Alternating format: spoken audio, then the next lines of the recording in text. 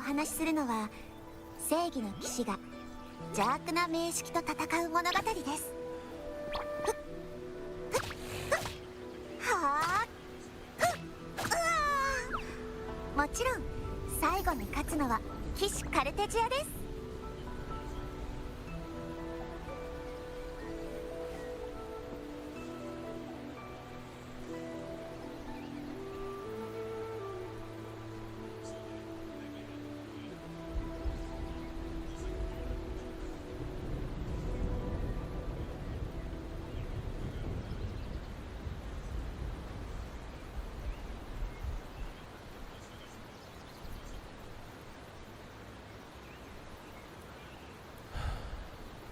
今日お話しするのは正義の騎士が邪悪な名式と戦う物語です。はあ、もちろん最後に勝つのは騎士カルテジアです。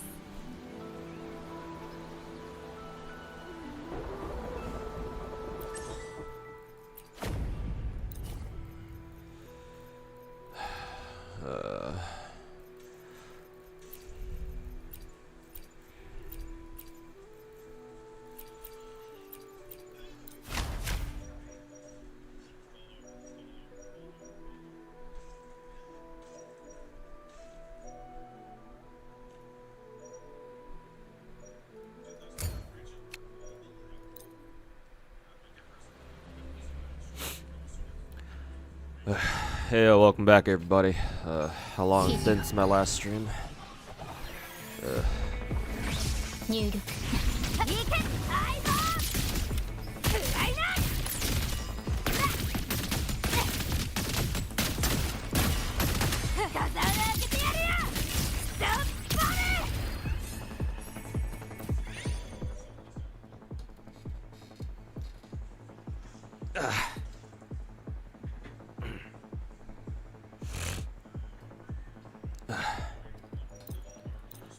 What I've been up to lately? Hustling my ass off and working on a pretty long video. Hopefully it'll be done. My editor says it'll be done by today, so I'll have it up tomorrow, hopefully.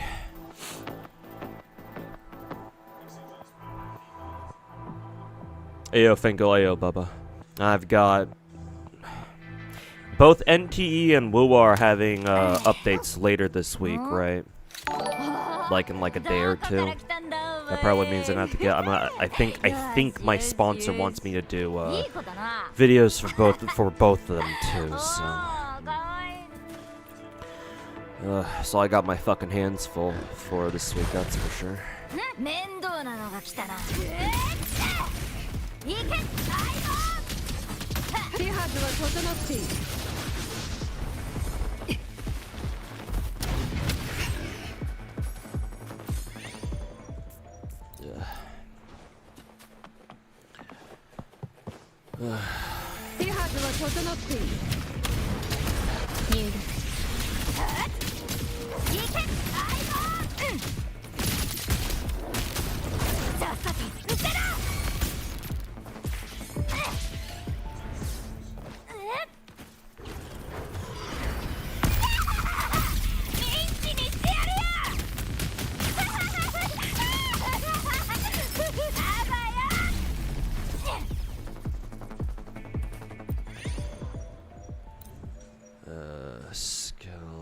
Skill.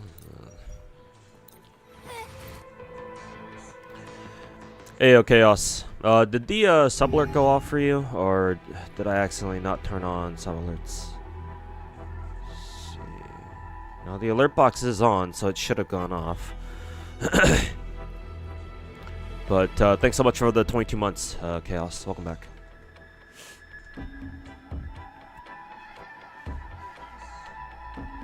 CZ and also a new update. Oh yeah, that's right. I gotta finish all the gotta try to catch up on CZN too, because I think there's like 2 events, not really events, but like just the cycles are resetting in like 2 days or something.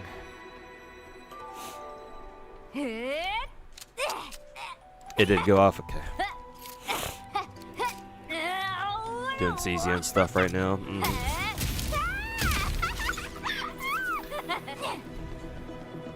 Zunko on Wednesday, yeah, and then Wuwa's what? I forgot the name of the new character. And Wuwa should be like roughly the same day too.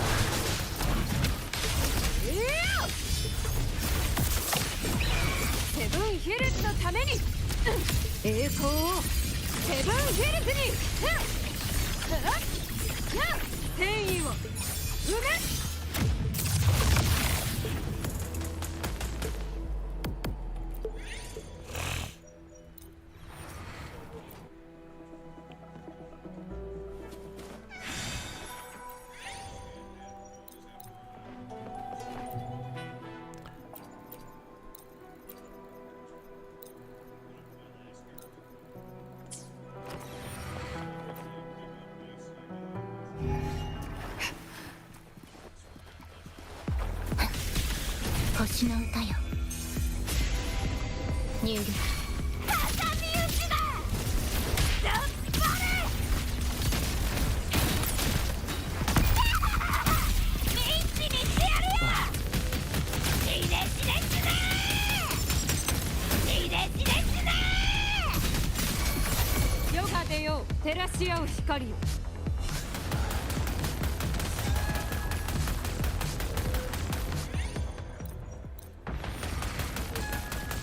Never knew Rebecca's outro skill literally puts down a turret. That's pretty cool.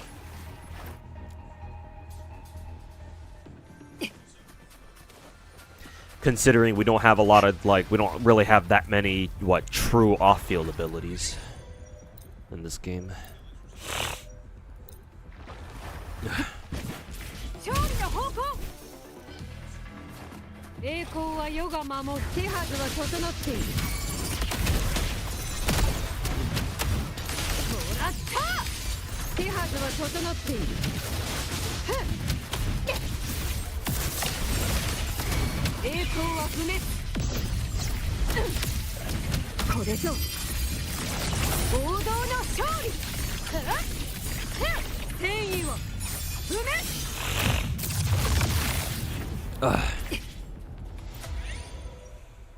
Work slow, haven't picked up a lot of sub jobs. Yeah, same here. Still looking.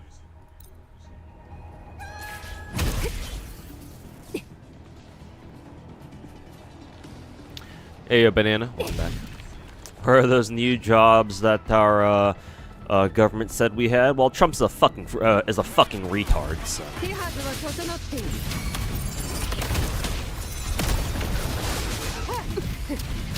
Fucking Xi Jinping wannabe.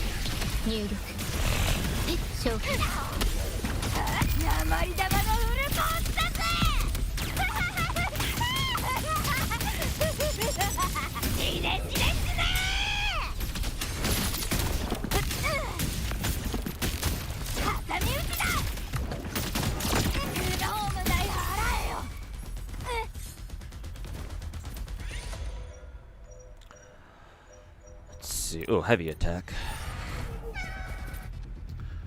New batch of mystery boxes for the thrills. The Fonz Gacha. Man, why'd they have to make the Fonz Gacha? Assuming this is true from the Chinese server, why'd they have to make the fucking Fonz Gacha the same cost as the fucking Porsche Gacha, man?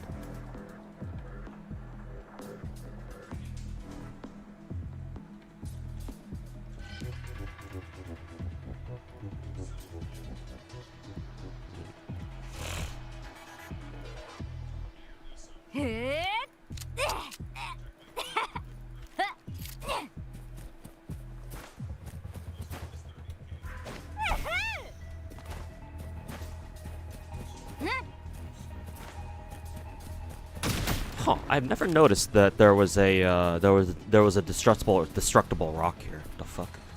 Oh, now I know.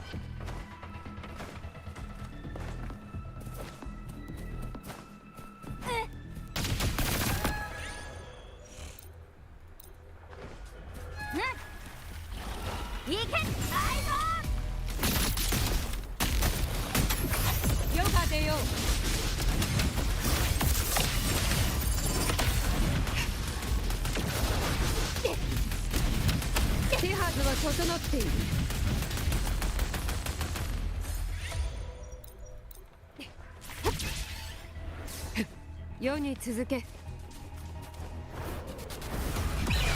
セブンヒルズのために、栄光をセブンヒルズに。一撃で葬る。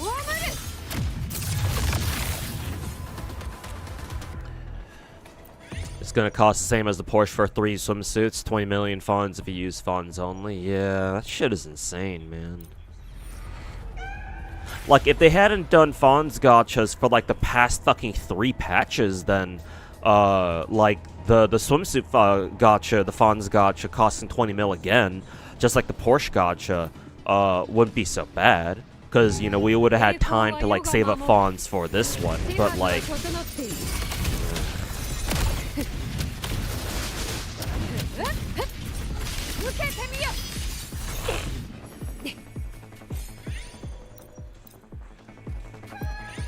The cost for no 50/50s? I guess so, man.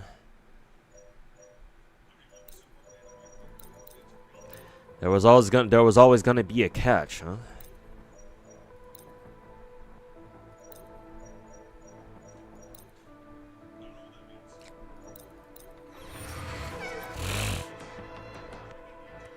Ayo night. Thought people only stream Bua to farm drama. Unfortunately, some of us actually play the game because we like it.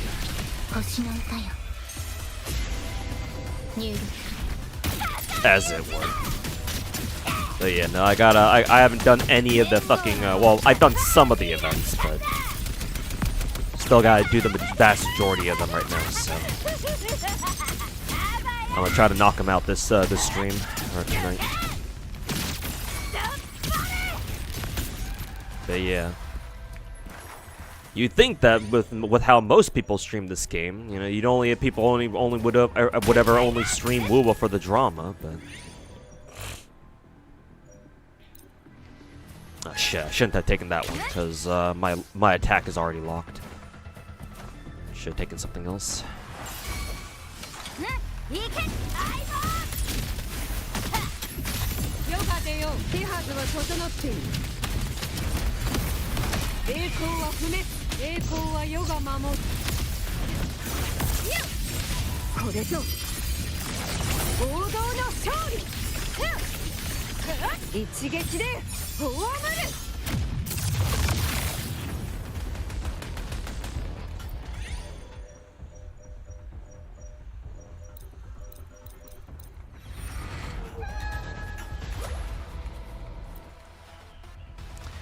Didn't know they kept that at the same price as the Porsche collab. Yeah, apparently so, which is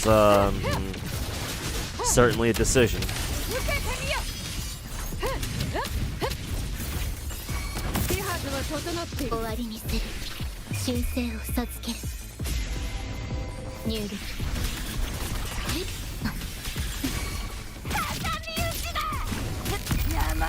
I think if you want to go for this next Fonz gacha, just kind of want the character skins. Yeah. Like, I guess I get it if they put, like, what, like, 1 or, like, maybe 2 like, swimsuit gacha skins. Like, for example, if they put, like, Zanko's and, like, I don't know. Who's another popular character?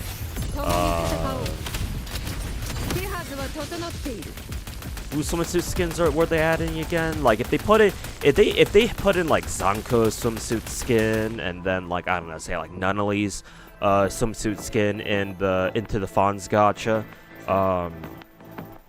and then they had the rest of the swimsuit skins just like you know you could just buy them directly, with like you know hard cash or something like that. Then that would make a lot more sense. But then like. They did the exact opposite, where they're like putting in 3 swimsuit skins, like I don't know, like Nunnely's, Mints, and MC's, into the Fonz gacha, and then they made Zanko's swimsuit skin like directly purchasable. Is like, what the hell? So that's the exact opposite of how most gachas would do it. But okay, sure, I guess. Yeah, Mint and Nunnely, right, along with MC. Or unless you can just get MCs just by playing the event, but I mean they put in MC's fucking 99 Knights skin into Fonz gacha last patch, or I guess technically this patch, so I don't know.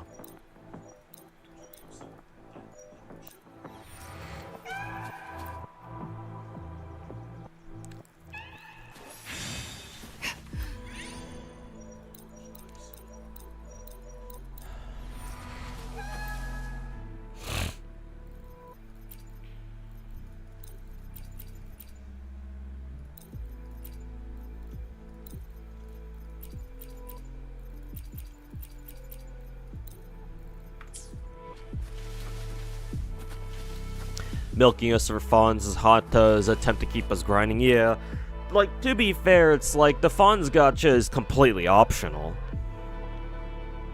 And it is technically free. Like, the funds gacha concept is still insane because most other gachas would never even think about setting up their funds gacha that way. But yeah, no, it's like, since they're doing it every patch, it's like, well, shit. And we don't know how the rerun's gonna work with like Fonz gacha stuff. Like, to be fair, like, you know, they're starting to rerun limited characters already with, you know, Mint and not Mint, Nanale and Hotori coming back already. But like how's the Fonz gacha gonna how's Fonz gacha reruns gonna work? Like, even if they do start rerunning them soon, it's like, well, more than likely they're gonna have Fonz gacha reruns run alongside, you know, new Fonz gachas, you know. So that means that, you know, now we're gonna have two Fonz gachas to worry about if you didn't pull for the first one. So it's like, okay, then what? Next patch is supposed to reward us with roughly 15 million. I fucking hope so, man. I fucking hope so.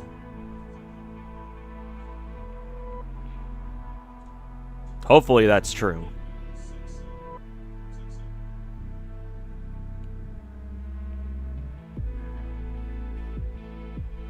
Ayo, UI, welcome back.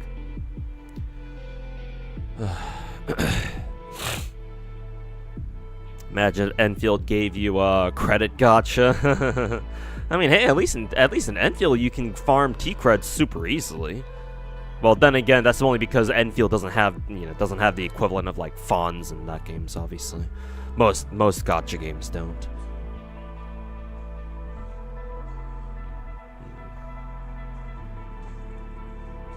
Not optional for the gacha for the gacha god.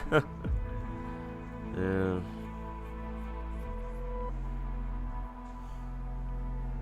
I mean, hey, we'll see how it turns out. It's just that, I mean, the price of the Fonz gacha itself isn't what bothers me. It's just the fact that we have to have a fucking Fonz gacha every single patch. It seems like starting with the Porsche gacha. It's like that does feel a little bit. It's starting to feel a little bit overbearing now. And it's like, all right, Hata, we get it, bro. Like, we fucking get it, dude. Oh,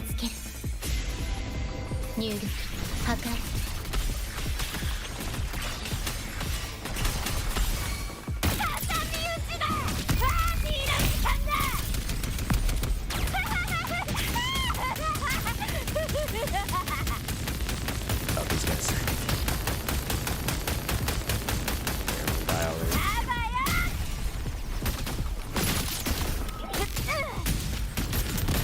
If that's the price we have to pay for no 50/50s, you'll pay it any day. True, that is true.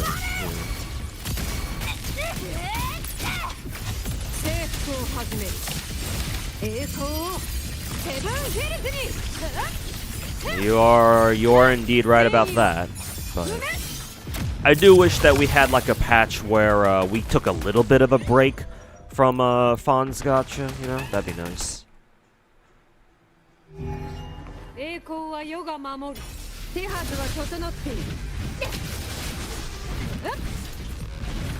this motherfucker's flying. Yeah, it's grounded.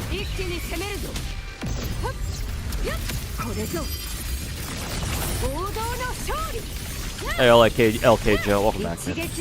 Good morning to you, too.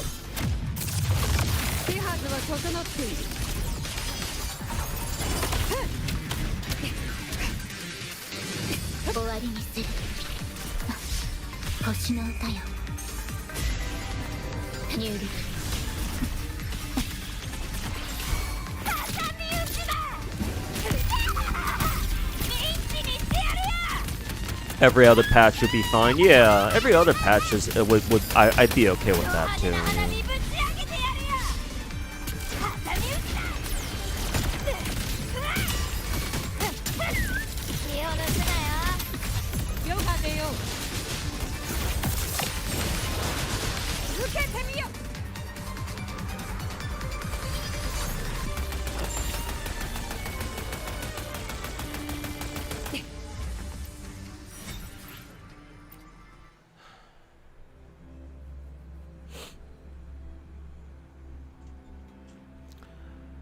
That would be nice.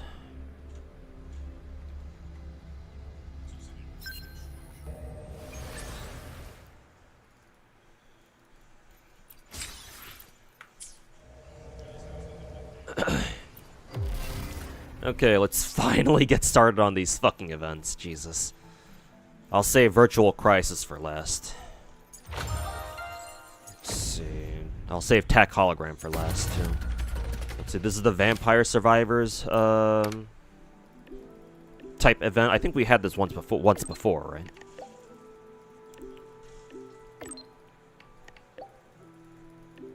Hey, Denzel, welcome back, man. I've been hanging in there.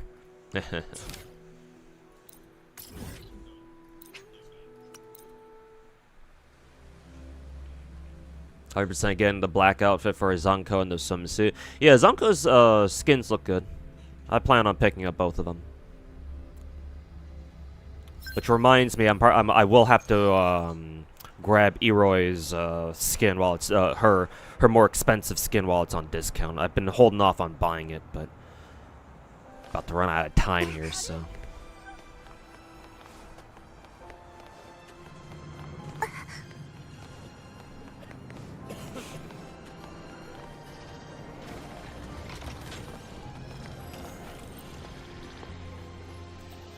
This one will probably take 2 or 3 hours on its own. Shit. Should have started stream earlier then. Whatever.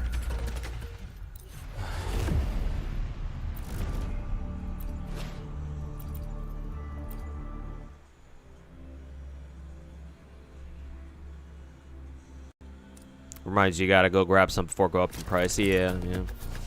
I mean, it's nice that none of the skins, unless, you know, they come from the funds gacha, but as long as they're in the shop, they're never gonna go away. At least that's good. But yeah. Only the discount is limited time.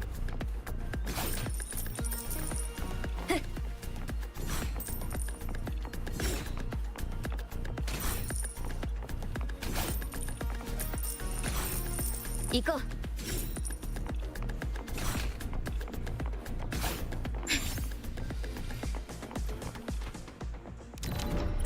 Watch a classic poll stream of mine, Summer Time Lancer. Wow, you somehow found that?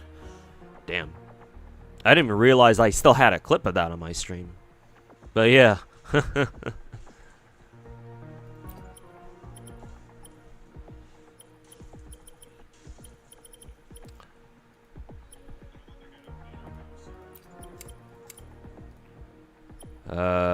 don't know, I'll just buy something.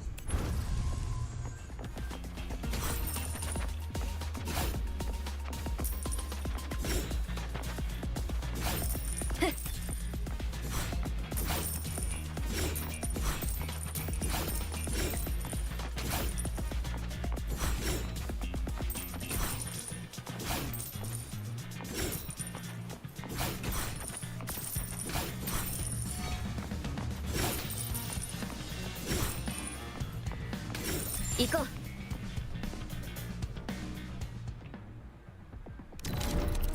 Events aren't too bad. They can you can get them done pretty quick as long as you just go for the gems. I see. Makes me feel a little better then.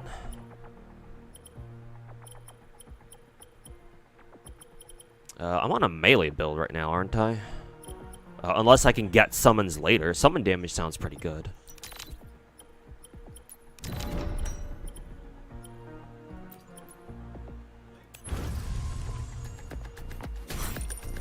Pretty busy week for gacha though. NTE, CZN, WUWA, and Zenless. Oh yeah, Zenless is they've been drip marketing Zigrid a lot what, the past like week or so, haven't they? I didn't realize Zenless was this week too.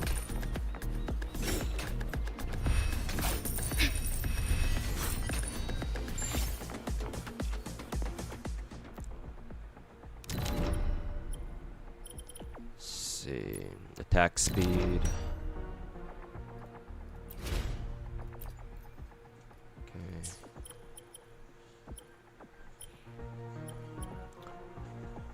See, these are all good technically.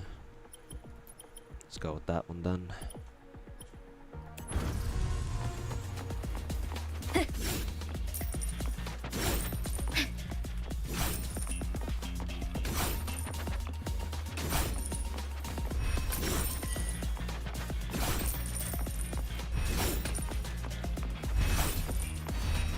Go.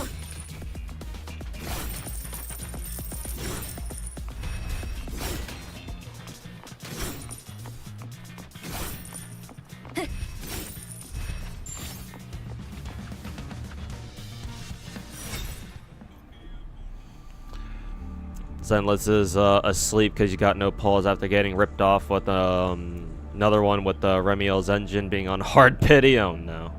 Sorry to hear that, man.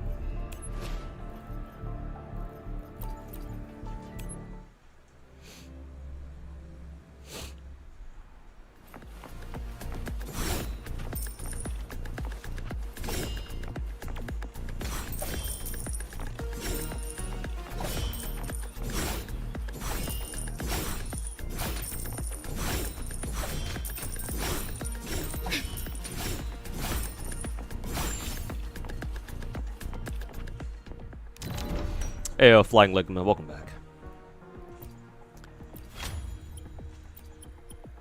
Oh, cool, you can merge weapons. Nice.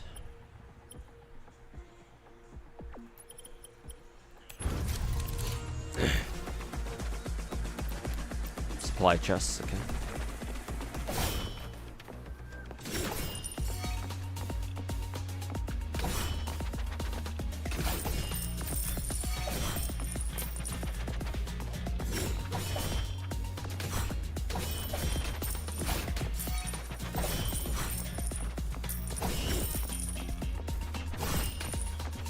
Go.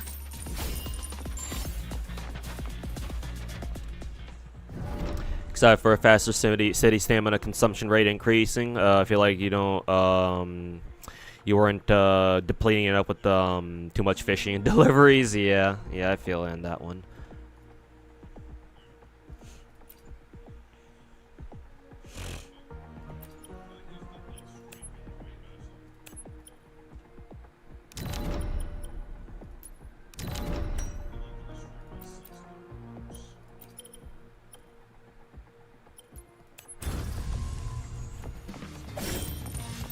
How'd you like 99 Nights, by the way? Technically I'm not done with it yet. I've only done the quote-unquote easy difficulty or the story difficulty. I still have to do the normal and the challenge difficulty or whatever. So I don't want to say anything definitive about it just yet. But just going off of the story stuff, I guess it was alright. Like just going around just fucking beating the shit out of everything. Did have its own like sort of fun, but like it was okay. It wasn't. I wouldn't say it was anything like super amazing to write home about or anything. But I don't know. Maybe the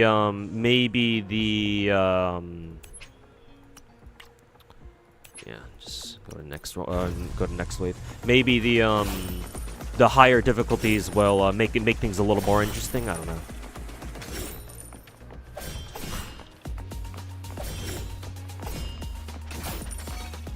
Then again, right now my top priority is just getting events done quickly as soon as possible. So, technically speaking, the easier the events are, the better for me. But in terms of like actual enjoyability, I'd say it was alright. It was like a cute little event where you just go through and just fucking murder everything, which is fine. But I think I do kind of wish it was a little more engaging. Again, maybe the higher difficulties will fix that.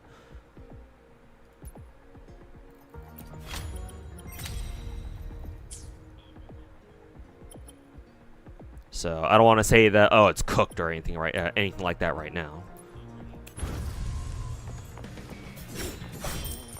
行こう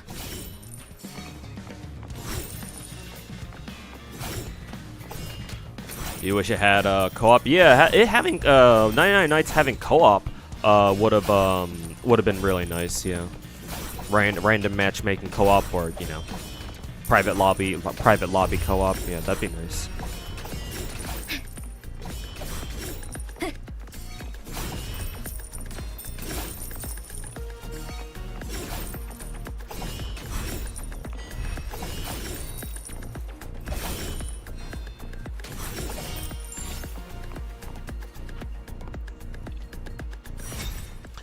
No 7-hour steamy segs with the Shinku and Crimson Castle on the Crimson Bed after you finish. Yeah, true. True.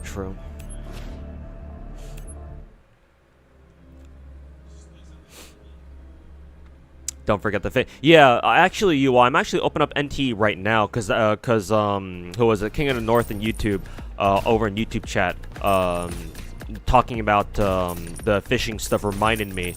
Like when the remind me to check, but I need to know when the fishing event ends, so we can Omega clear the our city stamina this week, super fast.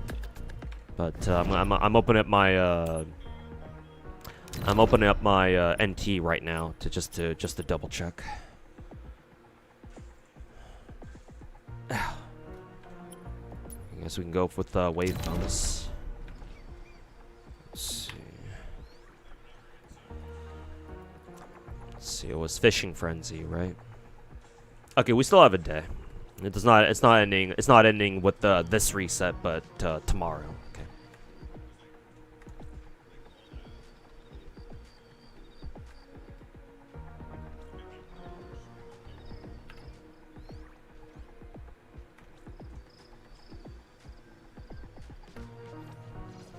Just making sure I already got my dailies done in NTE real quick. Yeah, I did. Miguchi. All the other events ending tomorrow too. Yeah, I think all the events are basically ending at the same time. So I got a little bit of time. Oops.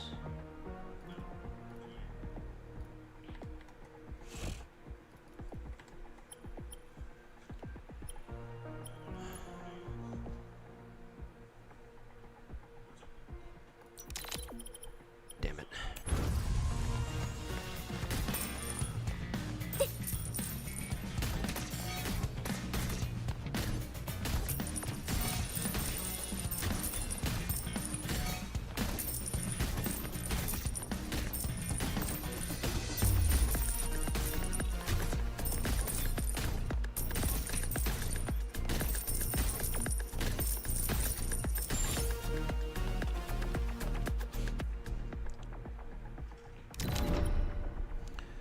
Would be safe to do it now. True, it's not gonna take too long. Yeah, but I want to concentrate on Wuwa right now. So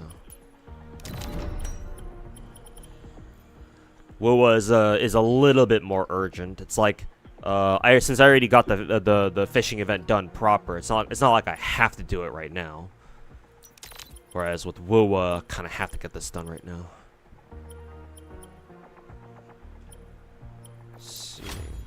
Actually, can't we merge these two? Yeah.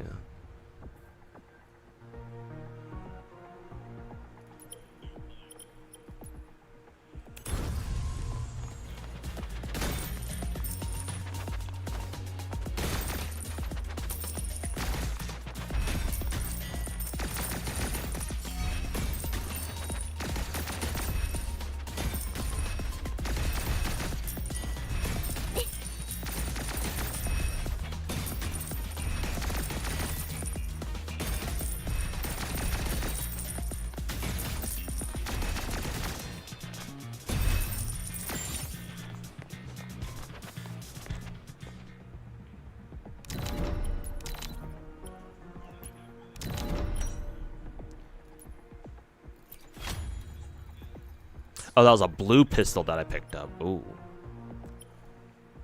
Maybe I should have gone with the SMG, the standard gun here. Almost call it an SMG.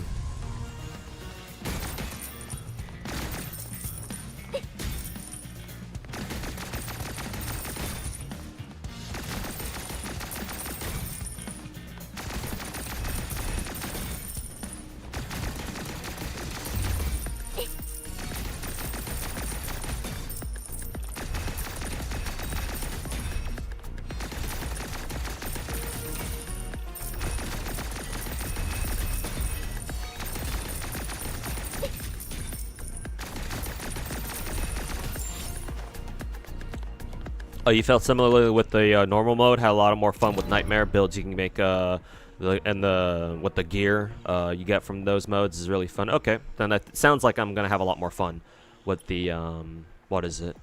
With the higher higher difficulties then. So I'm looking forward to that.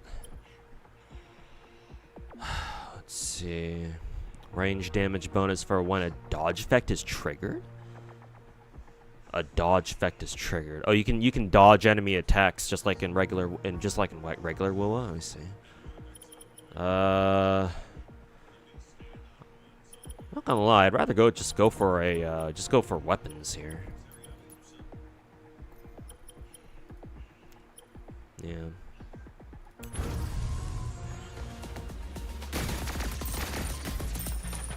This game mode's got a few weird ways to beat it. Ran final mode with Denya, Augusta, and they both have weird but effective playstyles. Oh, okay. I mean, hey, that's Vampire Survivors for you. Yeah.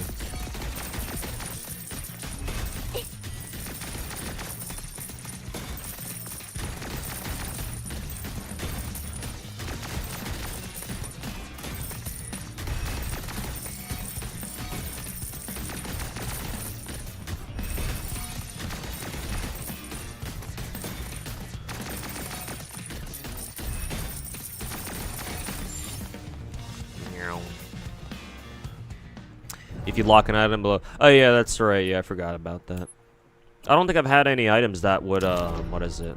That I would that like, you know, I felt like I needed to lock so far, but let's see. Got some purple guns now. This is good. Let's see. I should be able to sell some weapons, right? Yeah. Let's see.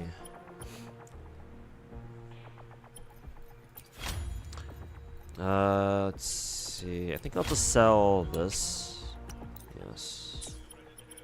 Let's see.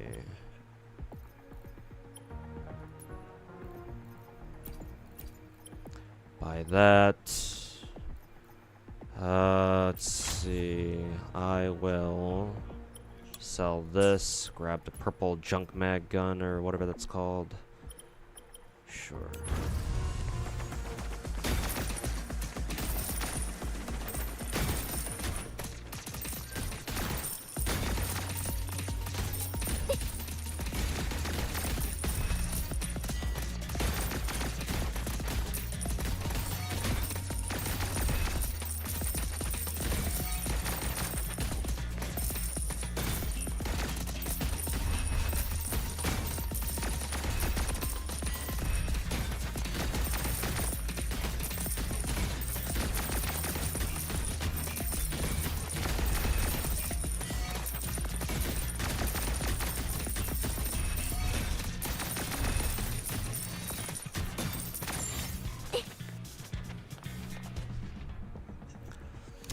A little bit disappointed in Shinku's cake, not gonna lie. Shinku seems like, especially with her what, full body competitive swimsuit or something. Shinku, to me, at least my headcanon is that Shinku's got a more athletic build, and so her ass, her cake, isn't as you know. That's why her cake isn't, you know, fat as fuck. I don't know. Maybe you can still have an athletic body and still have a fucking giant ass, a giant fucking ass. I don't know.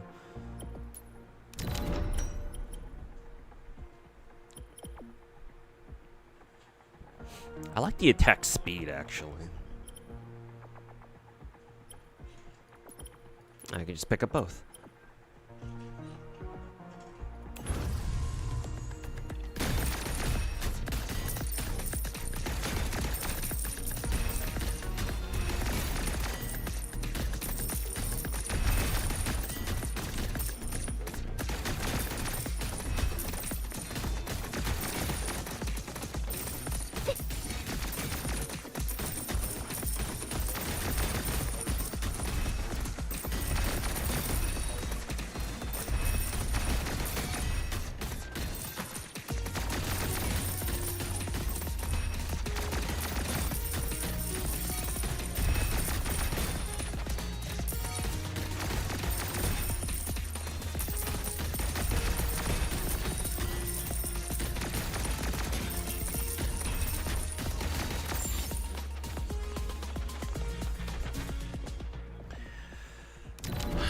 You can have a fat ass while still being fit. Trust you've seen it. Oh, I trust you, Finkel. But like, I like in my fucking brain, it's kind of hard for me to imagine that IRL. Like an anime is one thing because you can make anything you want in anime, but just straight up 50% crit damage. Okay, sure.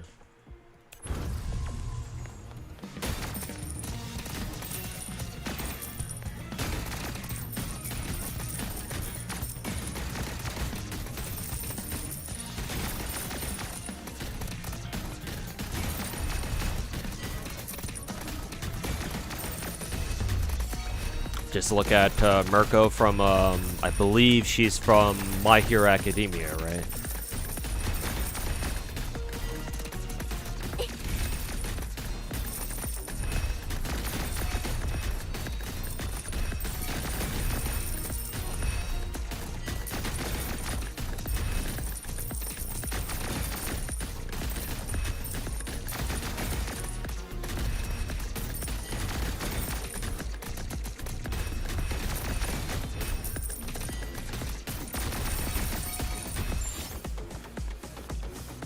Also, Yoruichi, I think it's her name, from Bleach is a good example too. Let me see.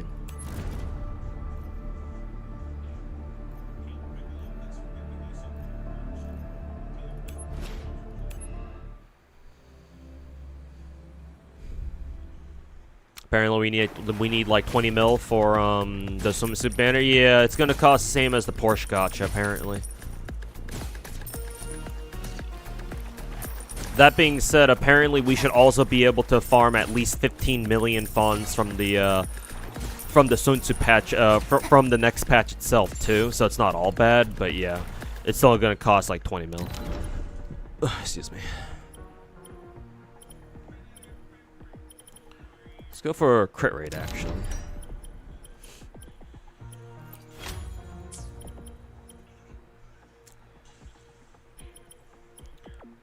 See. Take that. I wonder if the XP bonus is worth the range bonus. What does leveling up do again in this game mode? Just more base damage or something, or? Because like a range damage penalty seems pretty bad for a ranged build.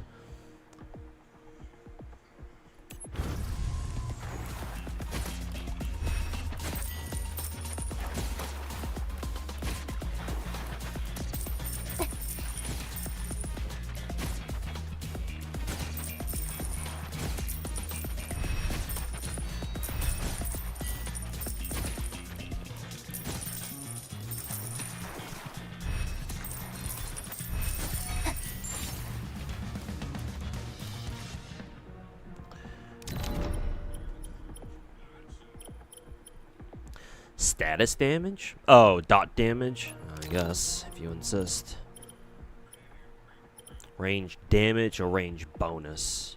Actually, bonus doesn't seem that important now that I think about it. I should have picked up that, yeah, I should have picked up the XP, increase, because, like, range doesn't really matter, because, like, enemies are always going to be up in your ass anyway, so.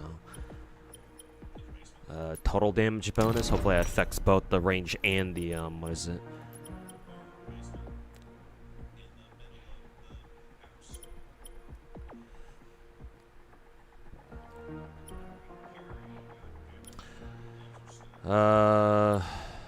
This is like a shotgun.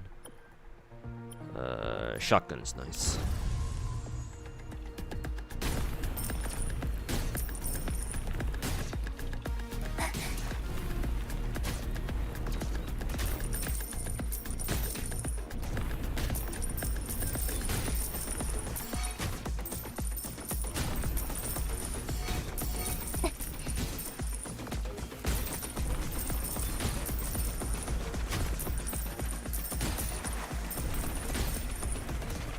I really don't like how the flamethrower is locked into a into an angle when it starts shooting. It's like ugh. Movement speed. Let's see, range damage. pistol, I guess.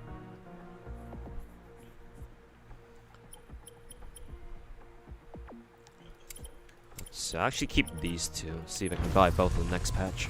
Or next week. Level up offers a free stats. Oh, those are what those are? Okay. Oh, so this stuff.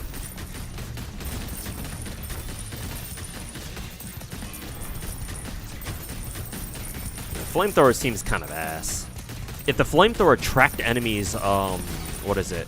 While I was moving or while I was kiting, then it'd be a lot better, but like, it just shoots in a particular. Once it starts shooting, it's locked into that angle, so it's like, fuck, man.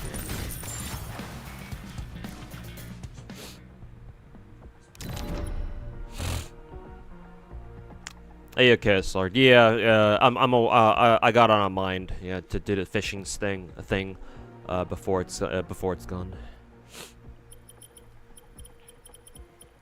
Go with crit rate. Sure, status damage. Let's see. Yeah, I can buy both. Oh, excuse me. Ugh. Fuck.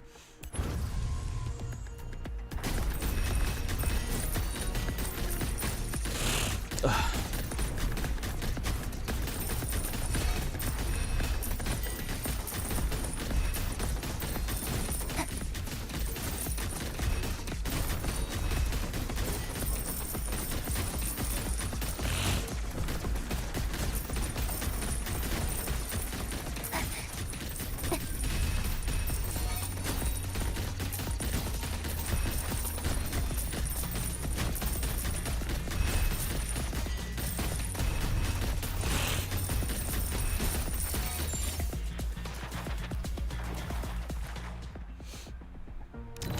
If you have monthly battle pass, you can get around 18 million. Oh, like so 18 million total. Okay, this is not so bad.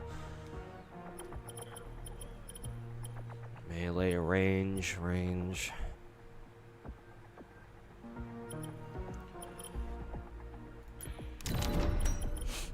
Let's see. Another thermal projector, flamethrower. I don't like the flamethrower, but I will buy another this one. Excuse me.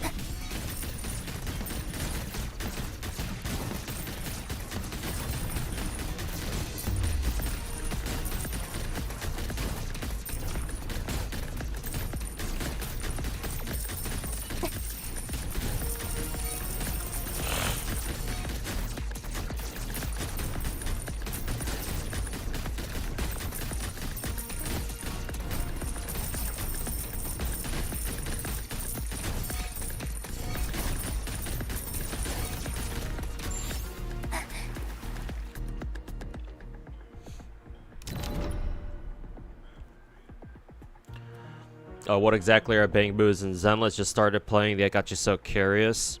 I'm not the lore guy, but from what I gather, they seem to be like little robot helper buddies that were invented to help, you know, humanity rebound or humanity rebound from the ethereal, you know, corrosion or corruption or whatever.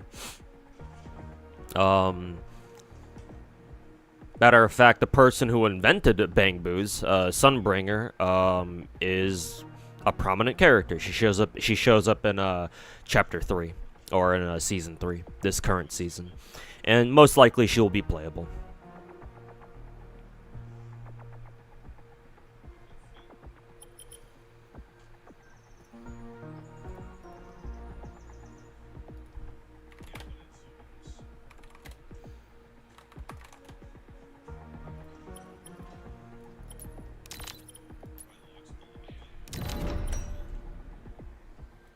Nexon did the impossible. Even the Japanese Blue Archive players are complaining hard about the change. Well, clearly not hard enough.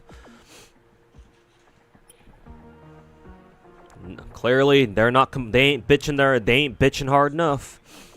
Cause if anybody, if Nexon's gonna listen to anybody, it's them. But hey, if Nexon doesn't feel like they gotta change shit about their latest, you know, fucking pity change, well, they aren't fucking bitching enough, hard enough, don't you think?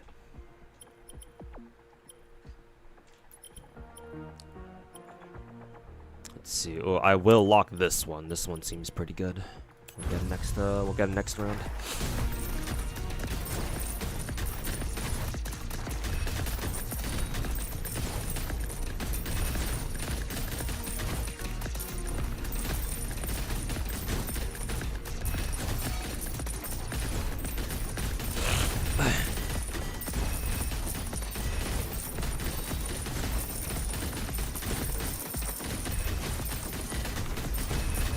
Vampire Survivors, and well, yeah, we've had an event like this before, so this is technically the second iteration of it. But yeah, basically it's Vampire Survivors.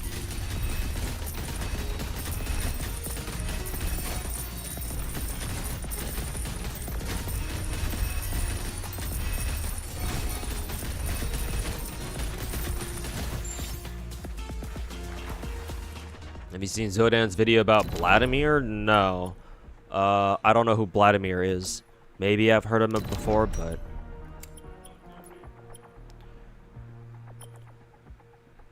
Let's see, Junk Arc Cannon. Okay, I'll get rid of the flamethrower finally. Get rid of that. Buy this. We'll lock this one. Actually, I can buy this right now. Nice. Literal shoot-the-whoop laser. I'ma fire my laser, boy.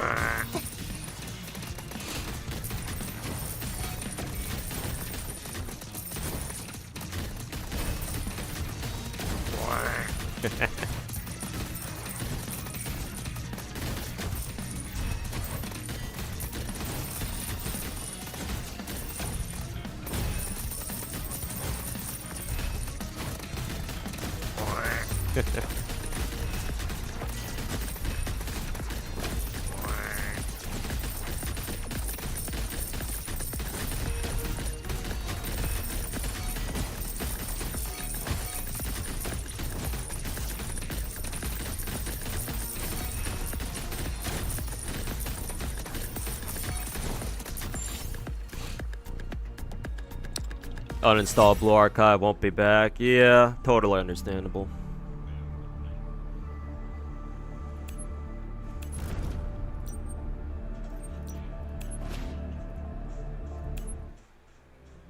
Nexon just don't give a shit. Even JPN global rates on App Store and Play Store are lowest they've ever been. They want to kill the IP no matter what.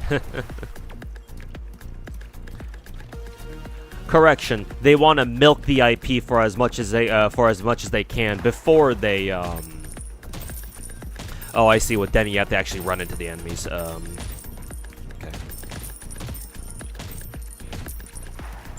I was like, what the hell's going on here? Why isn't she doing anything? But this is how she plays.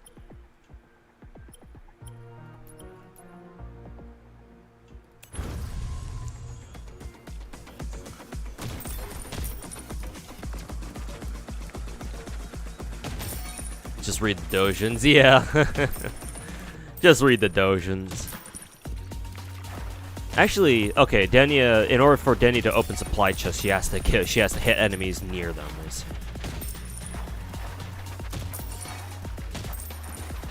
Saw a video of Arknight's PC client not lagging with like hundreds of enemies on screen. Yeah, the PC client for Arknights is very smooth. It's real nice.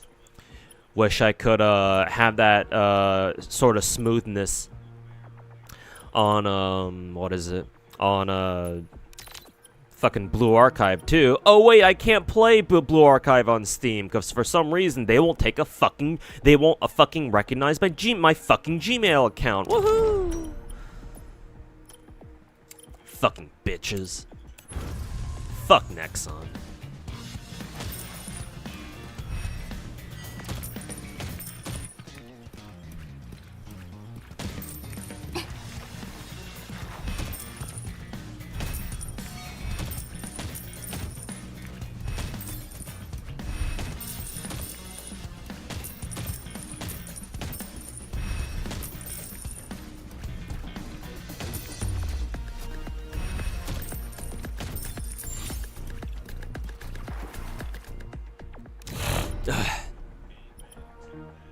Wave bonus, I guess. I don't know what else to take.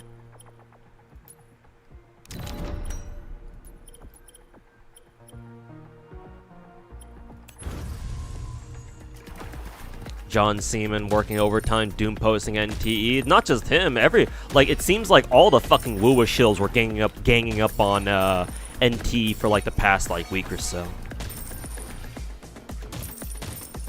It's like, sheesh, dude. They're not even Doom posting Genshin. That's how bad it is. Like, bro, Genshin just came out with 7.0. You'd think the fucking Woowa shills would talk shit on Genshin because of that, right? Nah, they're going after NTE for some reason.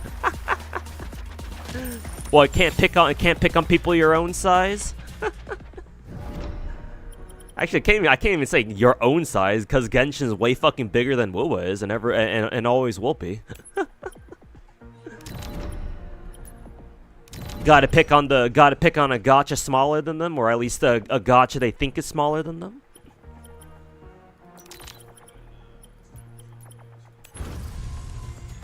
Yo, this guy, welcome back. Can't play Blue Archive on Steam because you have another Nexon game link, and they don't let you link two Nexon accounts. Yeah, that shit is so fucking stupid, man.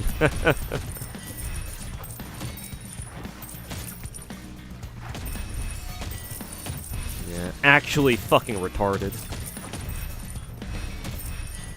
Like, apparently there's like a way for you to like unlink your email and link it like in a different way, or like unlink like change like what email it's linked to, but like I don't know how to do that, and I've tried looking up online. It's like, nah, I ain't found shit that tells you how to do that, so fuck that shit, I guess.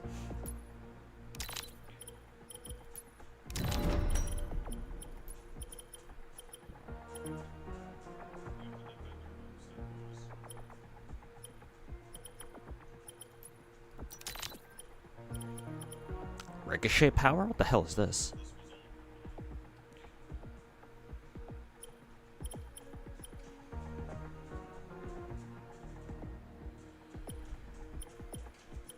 It's just like an item, not a weapon. I'll take it for the crit rate, I guess. Assuming crit rate even works here. Let's see. Dodge 20%.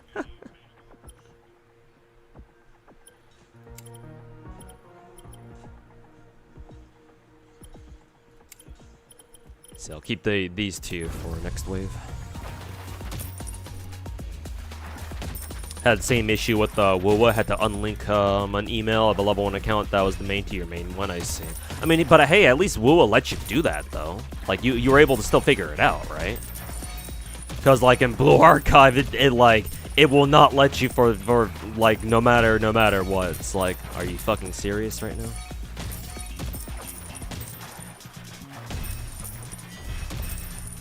There's an item that makes just 1 HP for some characters worth getting, because then he needs to blow up multiple groups. Yeah, true. Yeah.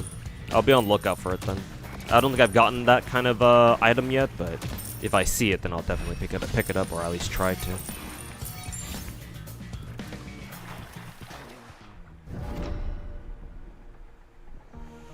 Retards defending Blue Archive gacha change are hilarious. It's always just the math is mathing. Yeah, the same people who fucking circle jerk over meta and shit. But the math says.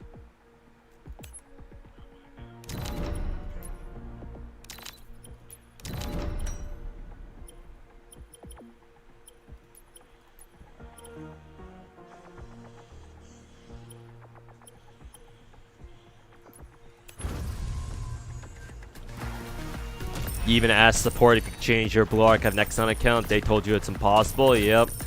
Good old-fashioned Nexon for you.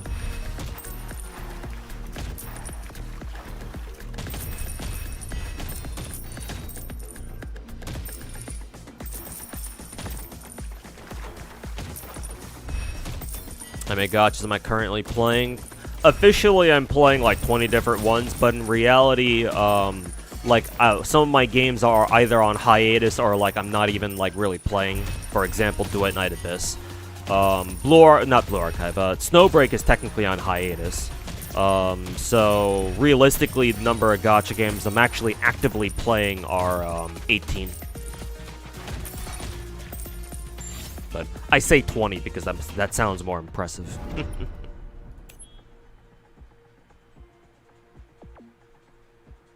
Explosion range bonus. I wonder if that actually counts for Denia.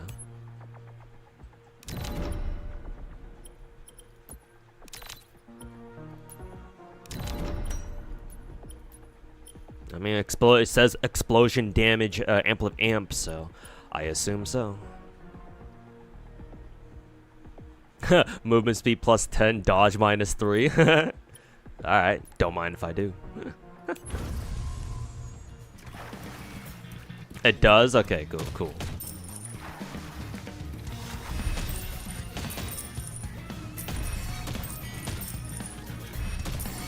I want to try to tell you that OG Arknights is quote-unquote dead and how the new Blue Archive gacha is better than OG Arknights is. What the fuck kind of retard did you run into? That shit sounds more retarded than your average Woowa Glazer on Twitter. What the fuck? How'd they come to that conclusion?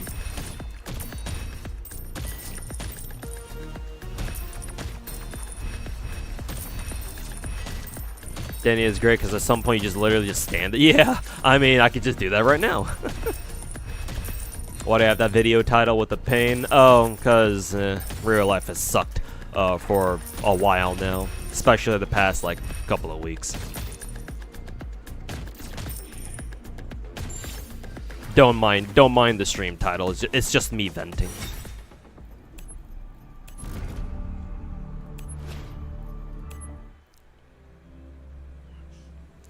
Ow. Okay, Shorekeeper's a summoner. Go, my children. Hold down to neutral. It's not even a fighting game we're playing.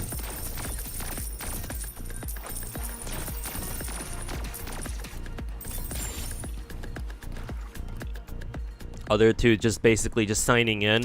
For Duet Night Abyss, I'm not even playing the game. Like, I did install it and I did try it out at like back when it first came out, but I actually wonder what counts here. I think crit rate counts. I'm assuming range damage also counts too. I'll go for crit rate. Summon damage definitely.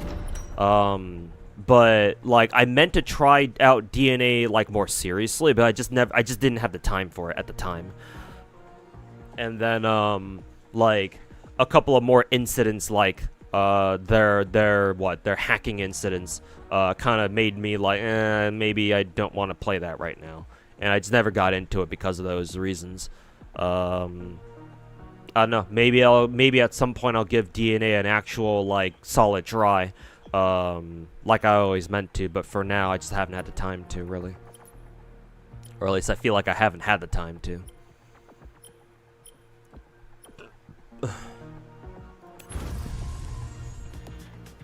And then Snowbreak, I used to play like I used to treat as like a main gacha. But then the devs unfortunately went through a lot of like shit IRL. And so yeah, like it's a complicated story.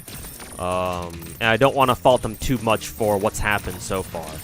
But unfortunately, like I feel like the Snowbreak devs haven't really been very transparent about what exactly they've been doing.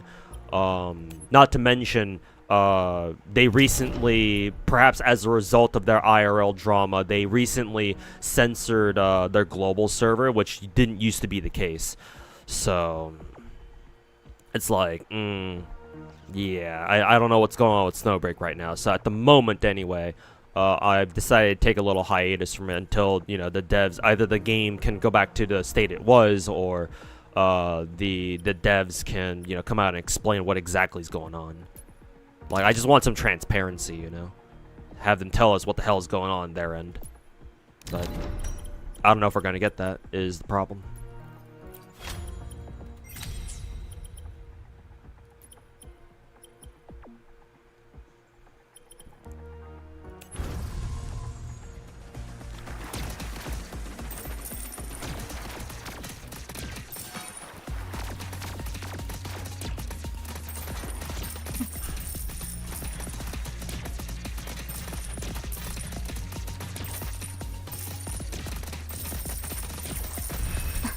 DNA feels real jank. Yeah, I get that. I get it. I still want to give it a shot, though. An honest try. Your issue was the radio silence? Yeah. Yeah.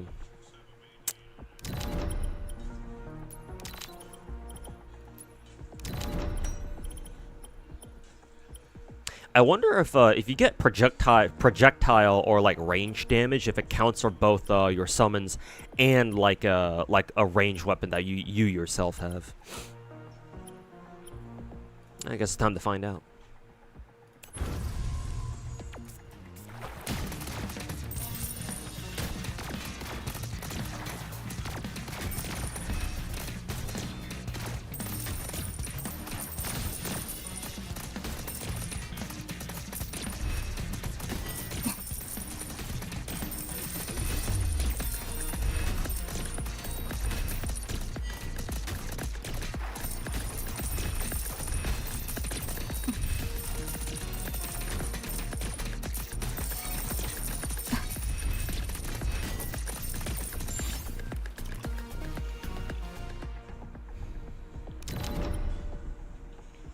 Vladimir's recent video was about his own criticism of Zenless's character designs. I think you talked about this before, so I vaguely remember that, I think. And then Zodan made a video about Genshin getting too sweaty? What the fuck? Oh god. Don't tell me Zodan's going down the Psyche route himself, too. Ugh. How do you feel about Ether Gazer? I think it's a fun game. I do have a bit of a problem with how its content is structured, because, like, at a certain point, like, you just, like, there's just nothing else to look forward to. And I guess technically you could say the same thing about, you know, other, gacha games, I guess, but I don't know. For me personally, Ether Gazer, like, it's a good game, it's a fun game too, at least for me, but, I personally, I think I was expecting a little bit more out of its content. If they had, I don't know, maybe a little bit more serious endgame, maybe, but I don't want to say for sure or not. But like, obviously, it's unfortunate. It's unfortunate that the devs aren't going to make new content for it anymore. So that sucks.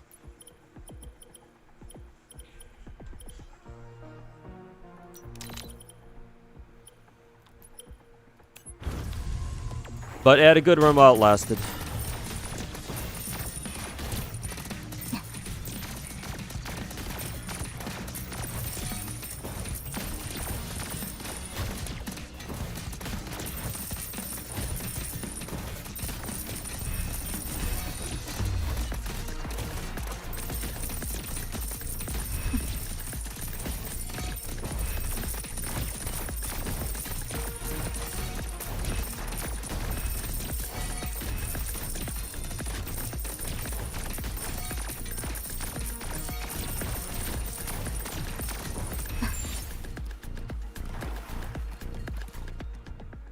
Aricado Foldan. Like, I don't want to shit talk Zodan. He's still probably one of the better ones, but what the hell is this? Changes the pre-programmed routines of, I'm assuming these are summons, and they now continuously spawn bomb mechs and advanced bomb mechs? What the hell?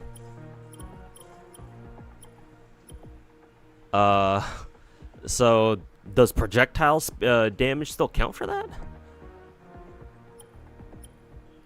I guess only one way to find out.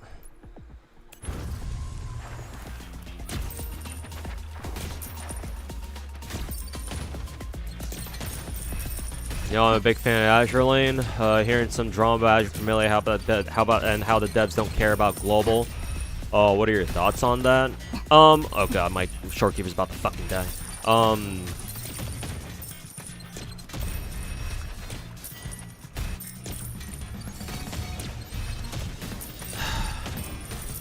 I will say this, it's extremely disappointing that we're not getting, that Azure Premier is, not planning to do a true global release.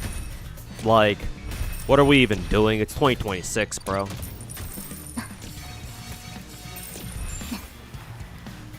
Also, Honey Apple Chris, thanks so much for the 4-month resub. Welcome back. Thank you. It's like, I don't know, bruh.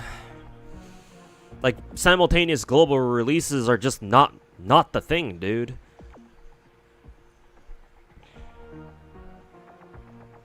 Like, nobody wants to fucking play a game that's like fucking 6 months behind another gacha game. I mean, there are exceptions, of course. Like, for example, Girls Frontline 2. Uma Musume is another obvious one, but hey, at least with Uma Musume, we're being slowly accelerated to the point where, you know, in maybe like a couple of years, we'll catch up to JP eventually. But like for a big gacha, like, I don't know, man. Not having a global simultaneous release is just unfathomable at this point. It's like I don't tend to agree with like the fucking, you know, the plebeian Twitter crowd whenever they say shit, but like I think this is one of the exceptions where it's like, yeah, maybe maybe Manju does fucking hate global or something. Cause like why on earth are they not doing a global simultaneous release? GFL 2 is already accelerating. Yeah, I've been hearing it's on like a slight acceleration. Yeah. Cause yeah, they've already started dripping OTS 14.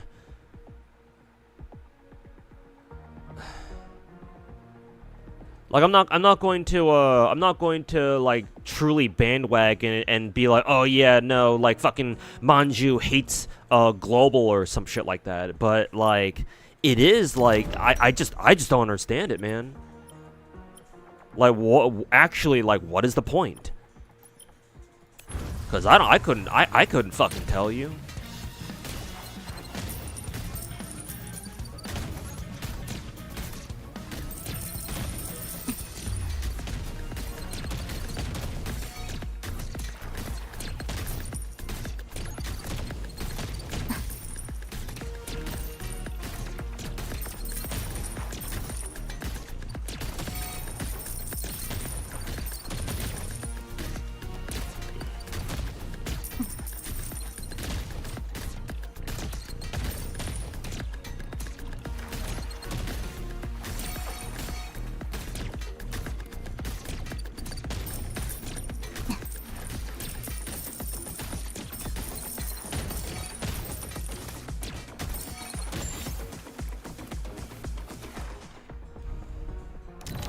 Still hyped for the game, but you feel similarly. I can never say that word properly. Yeah, same here. Yeah, I'm still looking forward to it. But yeah, no, it's like, did they really need to go about it this way? Like, come on, man. Kind of sucks having a year of content spoiled. Like, technically the silver lining is that whenever you're in a situation like this, because I play several gacha games where they're like behind the home server, you know, Girls Frontline 2, Uma Musume, FGO in particular. So like I've literally grown up with a gacha that's always been 2 years behind in terms of content. So like I'm fucking used to that personally. And the silver lining is that when you're in a situation like that, when you play a gacha game that's like behind in content, you do have clairvoyance, because you know they can't just change the content you get for the global server, right? They gotta make the same content for every server, right? At least most of the time. So that means that you do get a very good degree of clairvoyance, as in like you know exactly what's headed your way, and so you can prepare you can prepare accordingly, right? And for free-to-play players, that's extremely valuable, because the whole point of gacha games is like you don't know what you're gonna get next patch, right? That's why people care so much about leaks, you know, in the big gacha games. It's all about the fucking leaks, especially with Hoyo gachas. Because people want to know what's coming their way, so that way they can plan ahead, right? Even if people put a little bit too much emphasis on leaks in the Hoyo community, like there's a reason for that at the very least. You know, I don't fault them for it necessarily. Because when you know what's headed your way, you know, it's a lot easier to plan for that shit, and so that way you're not like, you know, you're not having heart attacks every single fucking patch, not knowing what the hell you're gonna do. But like, here's the thing: like, most people don't really give a shit about that. At least they'll say they're not gonna give a shit about that, because most people, they want to play the good shit. They want to play the good content right now. Like, FGO is the perfect example. Back when FGO came out, that's NA server, like a year in, we had this like mass exodus of NA players just jump ship over to JP once they realized, oh, I can just go play the JP server right now. Fuck this NA bullshit. Why do I want to play the server that's 2 years behind in content when I just go play the JP server that gets all the good shit now?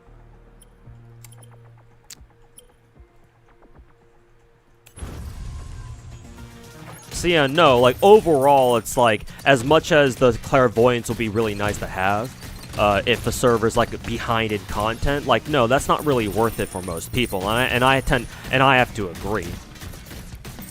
Like, you really don't want to start your server like fucking 6 months to a year behind other servers. That's no fucking fun. At least it's not fun for most people.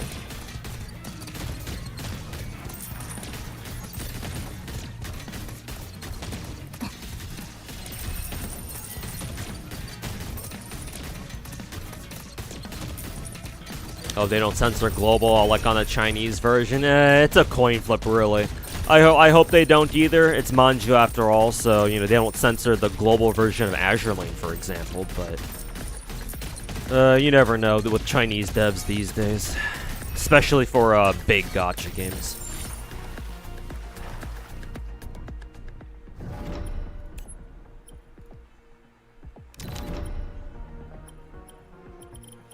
You never really know now, do you? Range bonus? Range bonus doesn't really mean shit. I guess we'll take the luck. What does luck even do? I don't know.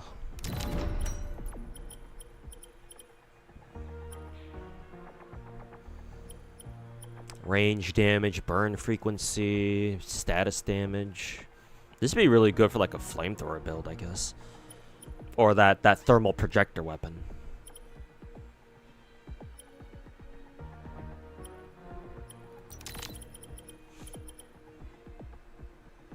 Every 1 point of luck increases total damage by 1%. Oh, I guess that's a nice item to have if you're going for like a luck build. Attack speed, but more total damage? I don't know how I feel about that. Unless the attack speed doesn't matter for the bomb mechs. It might not, but I don't know if I want to try it out.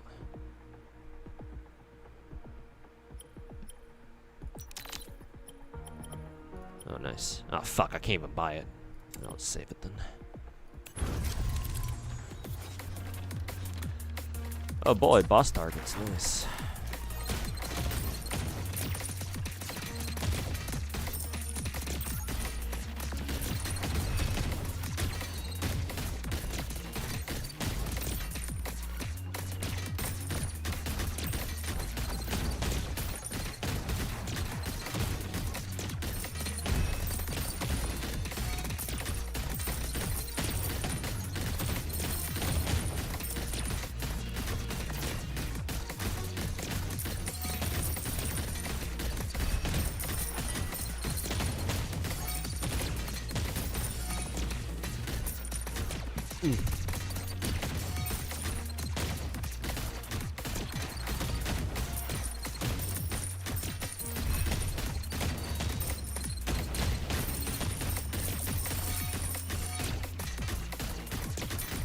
Hey, Oshisune, welcome back, man.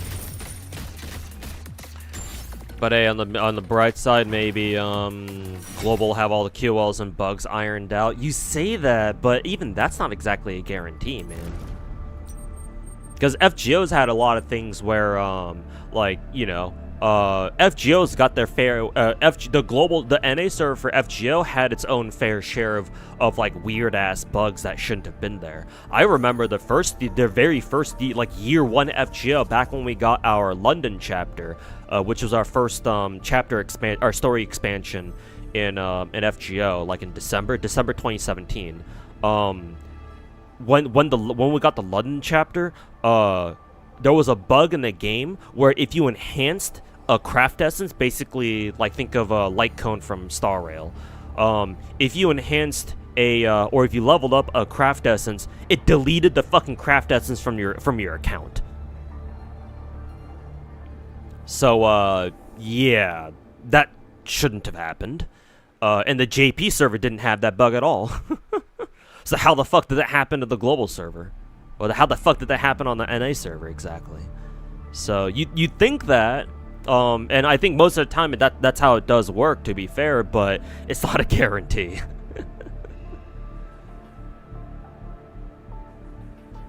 Definitely not a guarantee. Let me go grab a drink real quick.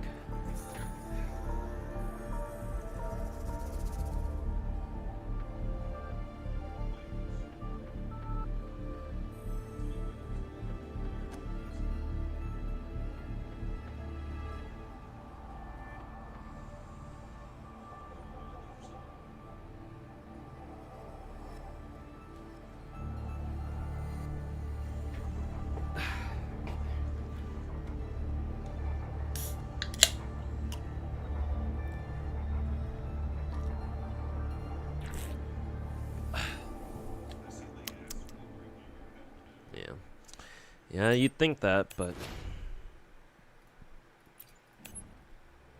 Okay, let's try out Hyuki.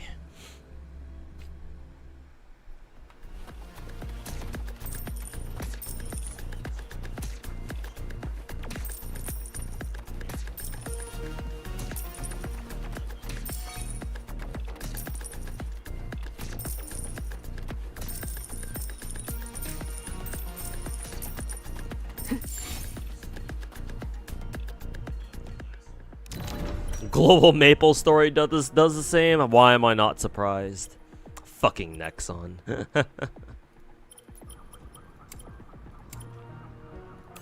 Why am I not fucking surprised?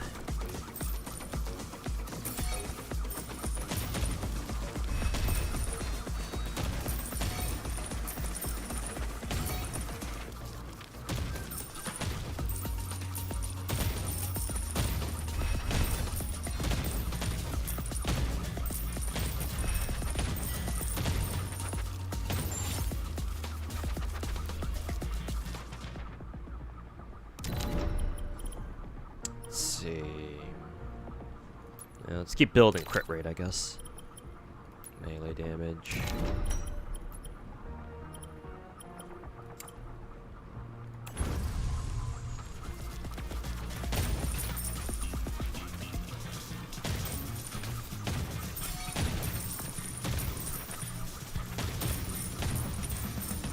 Sometimes y'all get some patch notes in Korean and they're not even translated yet. Kind of reminds me of how, like, all these gacha games, like, I'm sure you've seen it in some gacha games, not a big problem or anything, but, like, in a lot of gacha games, like, because, you know, all gacha games are made by Asian studios, right? Chinese, Japanese, or Korean. Like, sometimes if you, like, load up a page too fast, like, the game loads in, like, the original base language of the developers that they, you know, wherever the developers are from.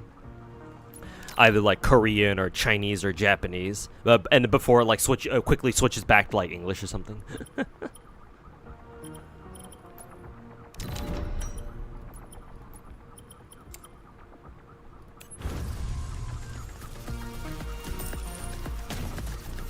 It's like that, but for patch notes.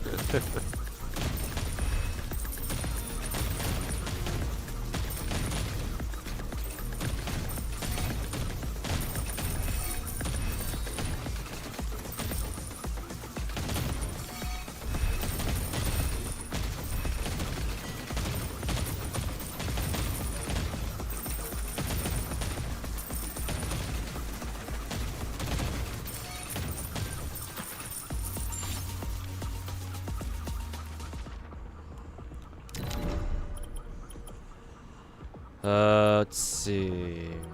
I actually want attack speed.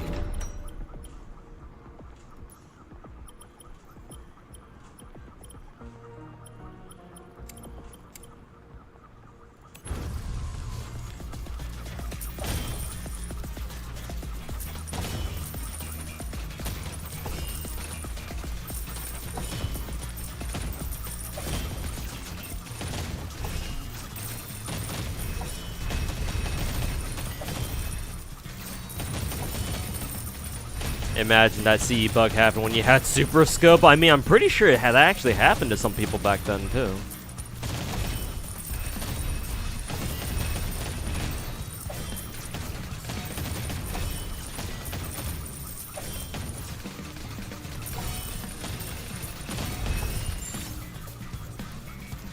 Which is the insane part. It's like that shit actually happened, man. HP regen, dodge. Technically, she doesn't have range damage, so. Summon damage, range bonus. Yeah, no. Grab that. I guess I'll grab this. So is there something else I can bring right now? These two.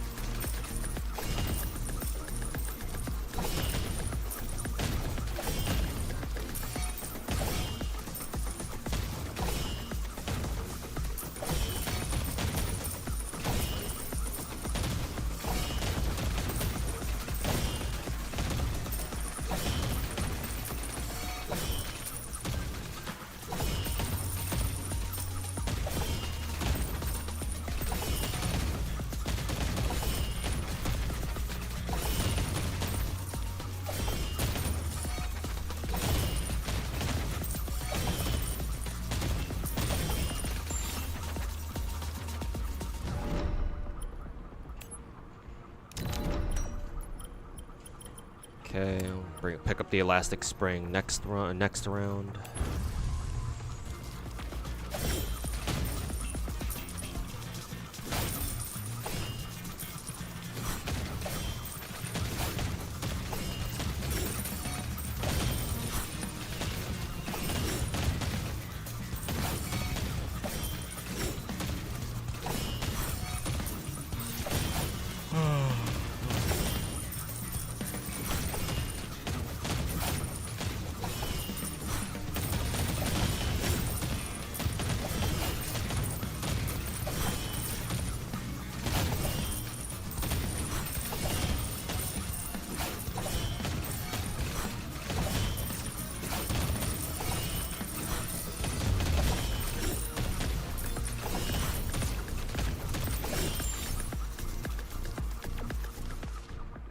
Zanko can go invis during heists or a hospital anomaly.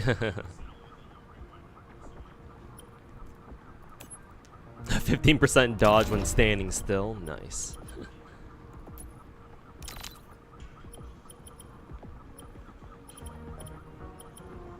Movement speed.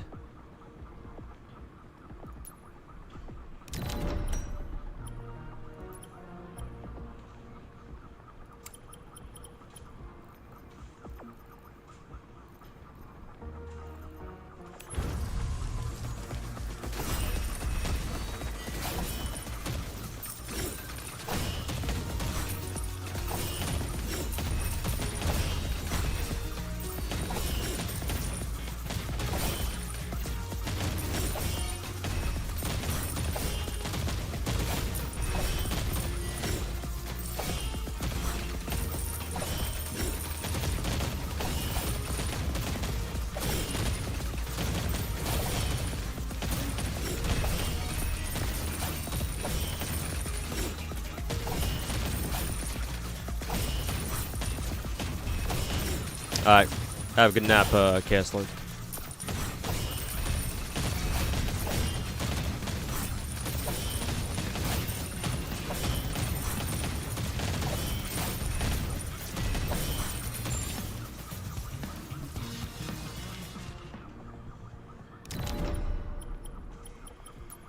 Max HP, I guess.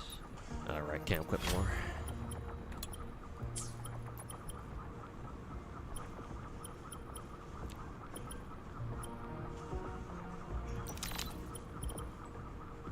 Ooh, pickup range bonus is really nice.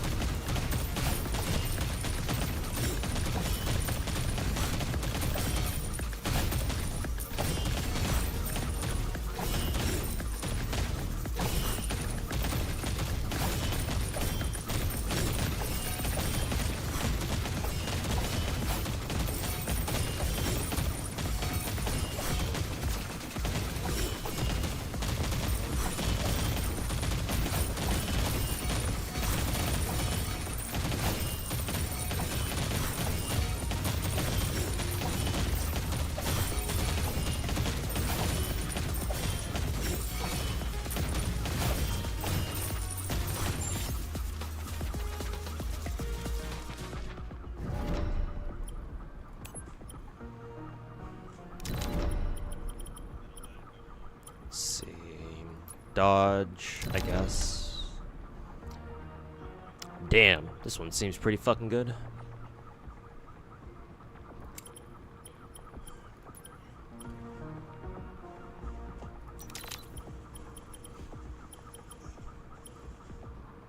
I already have like 2 of these, so I don't really think I need more than that. Ooh, excellent. Let's see. I think I can get a gold version of this. Let's see. What do I want to get rid of? I'll get rid of the flywheel, because at least if I get another rusty broad blade, I can upgrade the broad blade to like what, purple tier at the very least. Sell this. Oh fuck! Did I accidentally sell my fucking blue broad blade? Fuck! I accidentally clicked on sell again. God damn it! Whatever.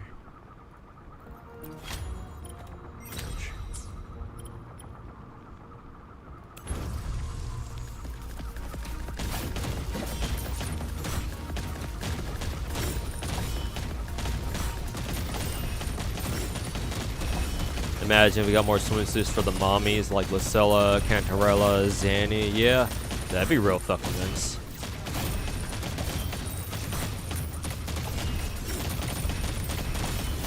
Oh god, Zonko's about to fucking die.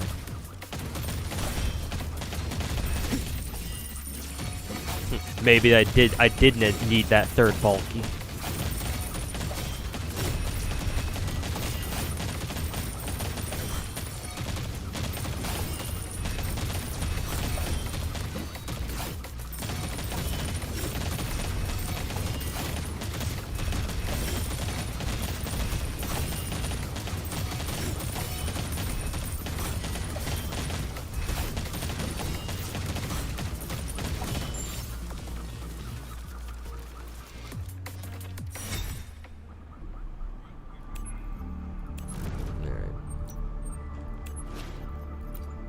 How does Amy play?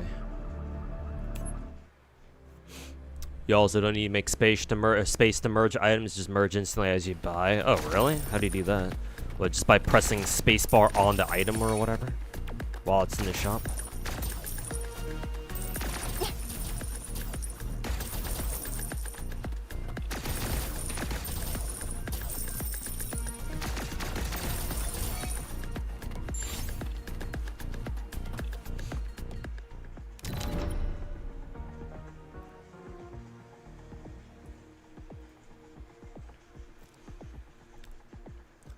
Planning to add Silver Palace to my list of gacha games? Yes. Yes, I do.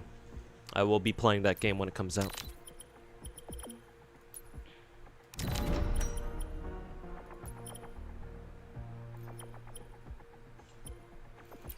Looks like she's a range damage character. So.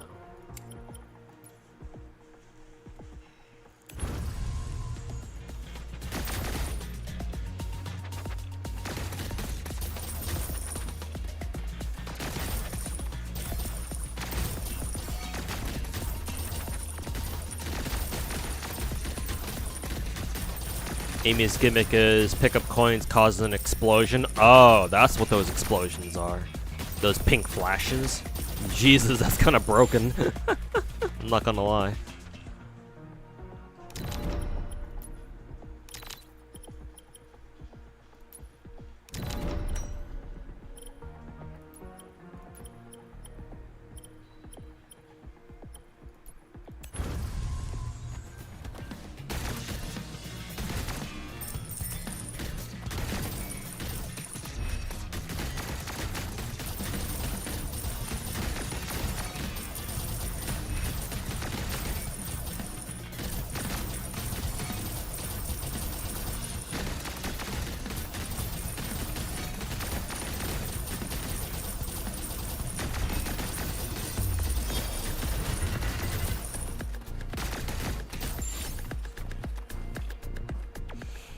Psyche made a video about this gacha called All Firing, also known as Ring of Fire Prometheus on the Chinese server, but the things missing from that is the devs forced their staff to work harder without pay.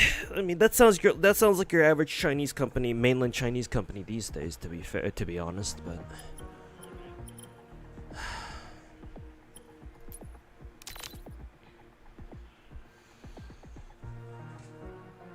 Also, Psyche has a grudge for the mileage system found in a no 50/50 gacha like NTE. A grudge for the mileage system. You mean the whole like, oh, like the gacha records how many pulls you've done towards like the gacha skin or whatever? He has a fucking problem with that? I mean, Psyche's got has a few weird not a few. He's got a lot of weird problems with how gacha games work. So I'm not exactly surprised, but I guess I am more disappointed, I suppose.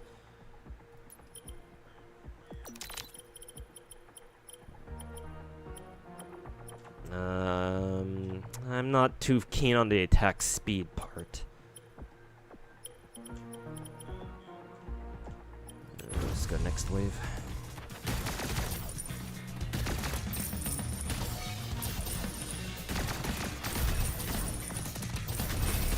Oh no. If Psyche's got a problem with that, like, don't tell me Psyche's one of those, but actually, coin flips are actually good for gacha games, people. Like, tell me he's not that retarded, right?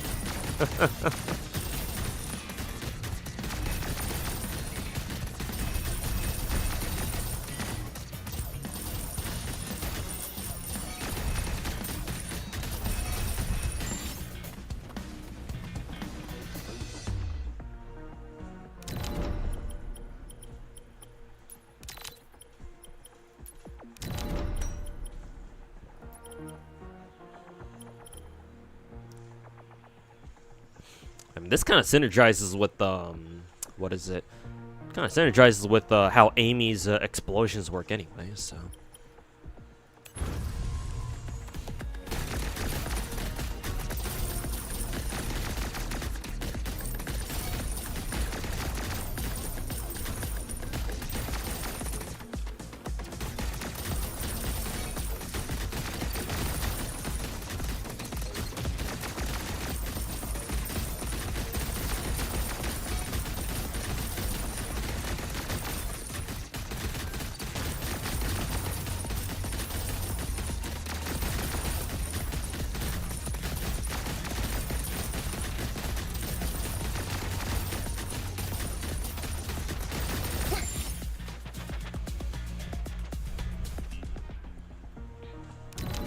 Psyche thinks that 50/50s and gacha are still better for him? What do you mean by that? What do you mean by better for him, though?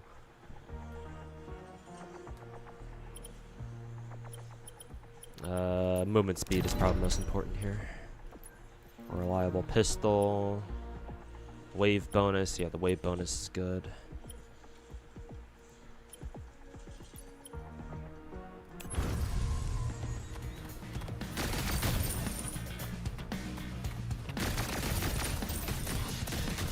Also, Black Beacon on a Chinese server is now officially dead. Damn. I guess that game never really did that well after all, huh?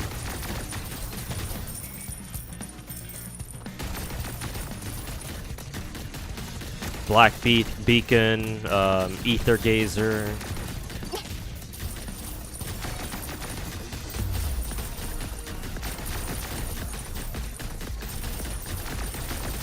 His video made you stay away. His Zenless video made you stay away from the game at first. Glad you finally decided to give it a go, having a great time with the game. Really? Like, I'm not surprised that Psyche made a Zenless video at some point, but his video was what made you stay away from that game? Ugh, God, what? How the fuck did Psyche fall off so fucking hard, man? And to think that I used to call that guy, like, you know, oh, like, he's one of the better gacha YouTubers. Damn, bro. Money and fame really change people, huh? Fuck, man. How fucking depressing.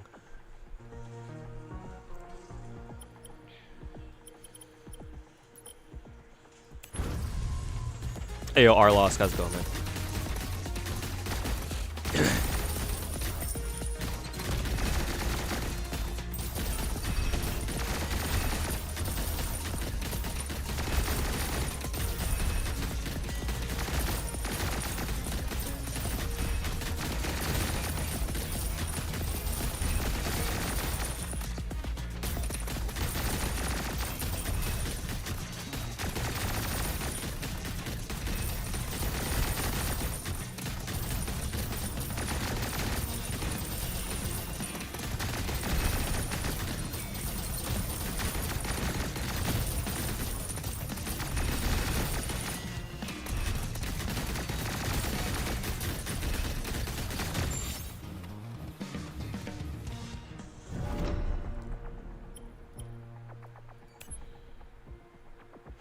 Hey, Robo. Welcome back, man. How's the grind going? Pretty good so far. Just trying to get this Vampire Survivors game done real quick.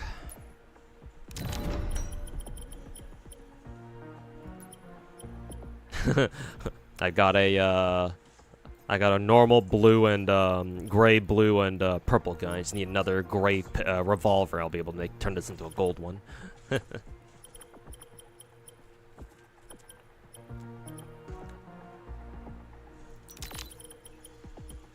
Oh, nice. This is the item. Yeah, supply chest max HP reduced to 1.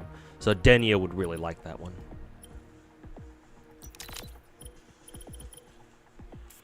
Let's see.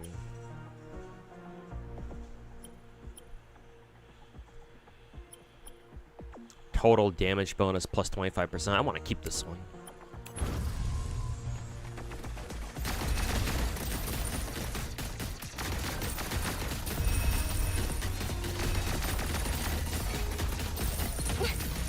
Let's see. You mean Psyche thinks that having a 50-50 and a gacha is more reasonable than not having it, but many would have a debate about that? Yeah, I would. What the fuck? Oh god, Psyche's not that fucking dumb now, is he? He's gotta be fucking playing the crowd with this one now, right? He can't be that fucking retarded, right? Dude with a fucking psych major? Yeah, no. I refuse to believe he actually unironically believes that. No, he's gotta be fucking, what is it? He's gotta be playing the crowd on that one. Nah, guy like him with the psych degree? At least that's what he told me. Nah, he can't be that fucking retarded on his own. This gotta be on purpose.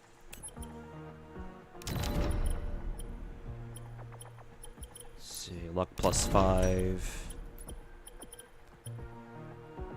Let's see. Yeah, how do I merge from the store? Okay, just like that. Why didn't it let me do that last time? Oh, right, because I didn't have... Back when I tried to merge my last weapon, my last run, it didn't let me because I didn't have a weapon it could immediately merge with. Ew, okay.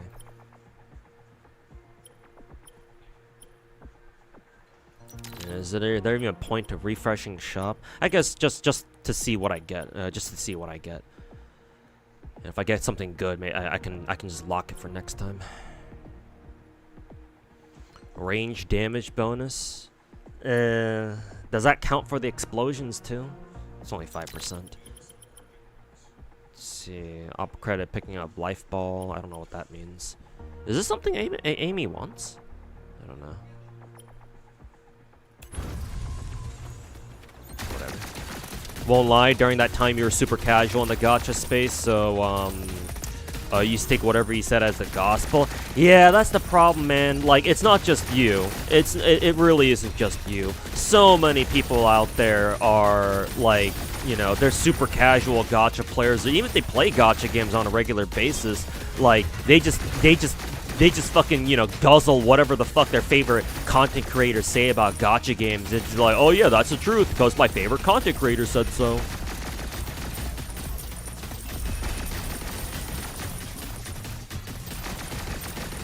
Like, it's so fucking frustrating, man.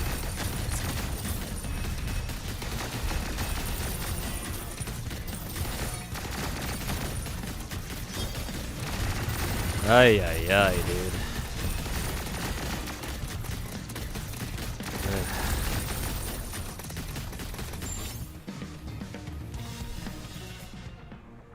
I remember when Psyche's take on Ethereum restart and his questionable review in the game, and he was, sponsored by it. I mean, props to him if he still gave like an honest review on Ethereum restart, even though he was sponsored to do it. But I mean, hey, what about that one Path to Nowhere video where apparently he was sponsored to make that video, but he only said that he was sponsored by it towards the end of the video? What the fuck was that all about then?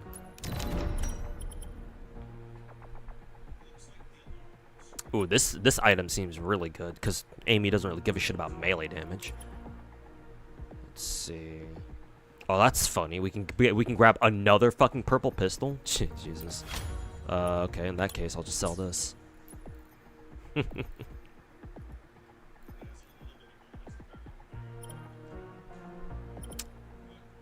We've got refreshes, so might as well. Oh, gold pistol. Nice. Keep that one then. Yeah, whatever.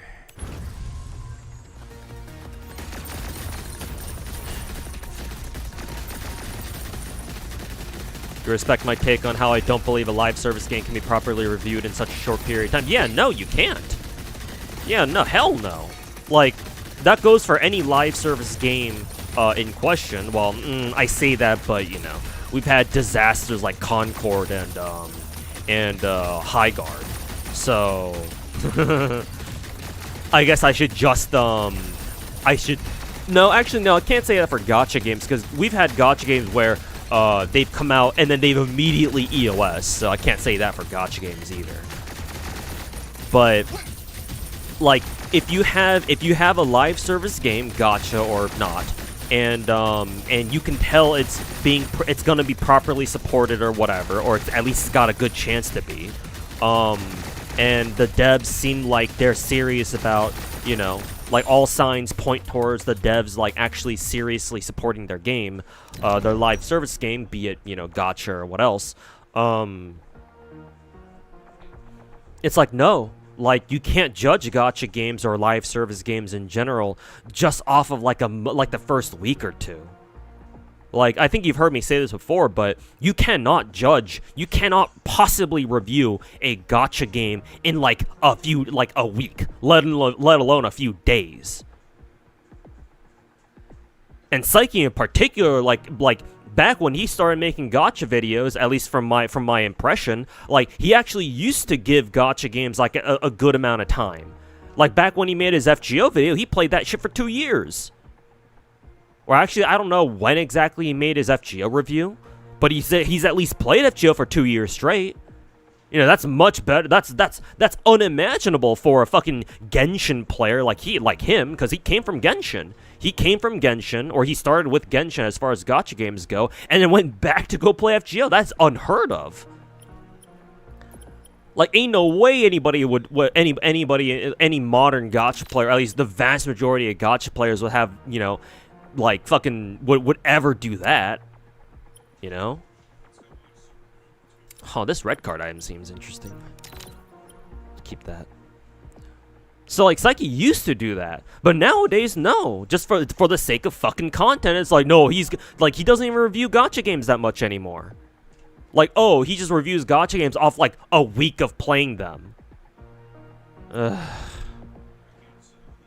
So you're telling me that Psyche's no better than your average dog shit gacha creator who tries to review a new gacha game when it comes out, huh? What a fucking disappointment.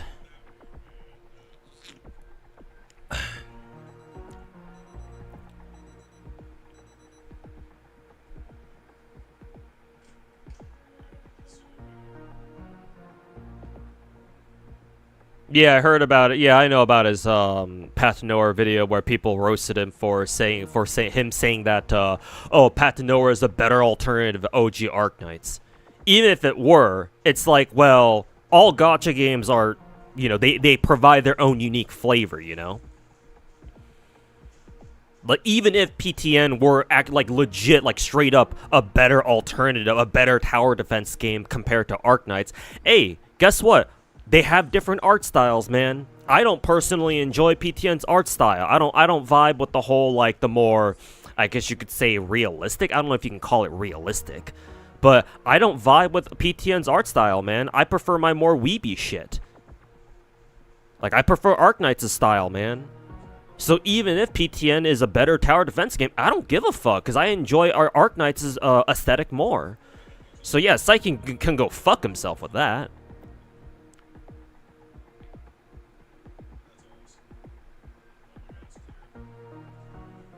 Yeah, not to mention both those games have different mechanics too, so it's like, well, you know. You've played both PTN and Arknights, OG Arknights. PTN is not better. Oh, well, there you go then.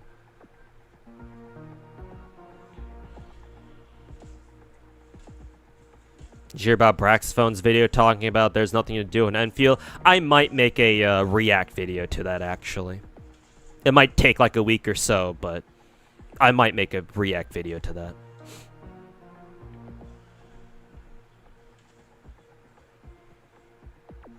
You had a conversation with somebody, you know, who said, you know, 50-50 gachas like Genshin is better because it makes you play more to work towards something, while other gachas that don't have 50-50s are boring. I like how he said other gachas that don't have 50-50s. Oh yeah, name them.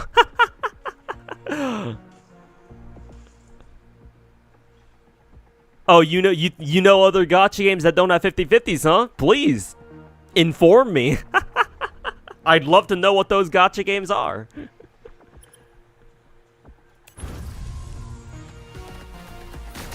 Fucking tourist.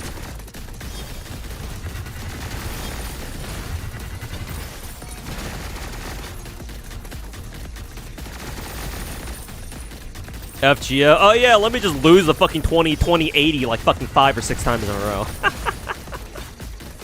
Yeah. No 50-50s there, am I right? Splendid.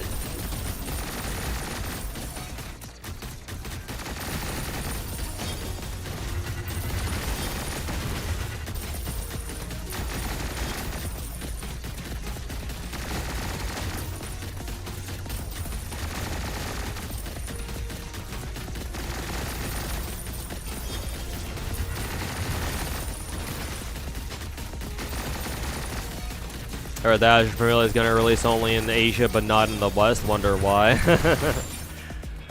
I was talking about the earlier Sonova Fat. Like, it's like, even, like, I know you're saying that as a joke, but it's still extremely, disappointing that, we're not getting a, what is it? We're not getting a global simultaneous release. Like, what the fuck is up with that, man?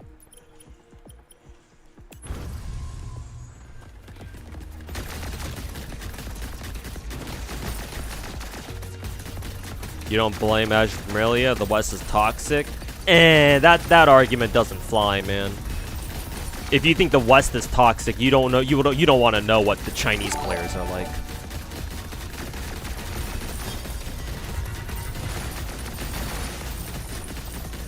Like, I don't know, I don't see how you can say the West is toxic when the Chinese players can literally threaten to call the government on you.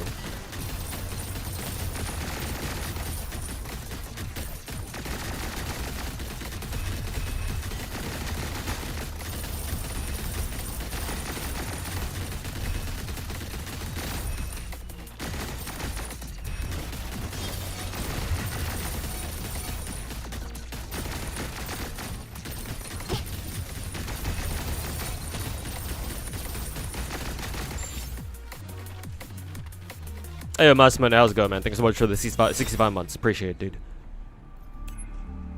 How's it going? I'm hanging in there.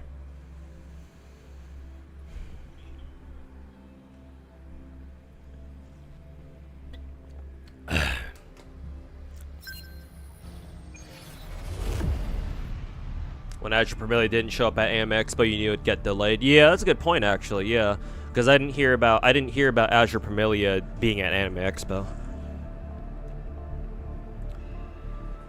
That is a good point. Because you'd think they would be, but... Because, like, most of the other gacha games were there, so...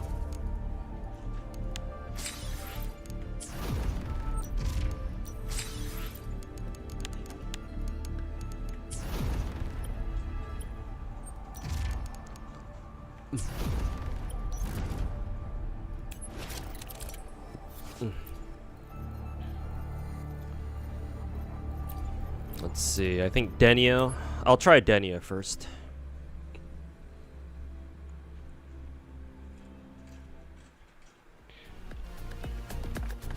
There's still TGS and VGA. Maybe, yeah, we'll see.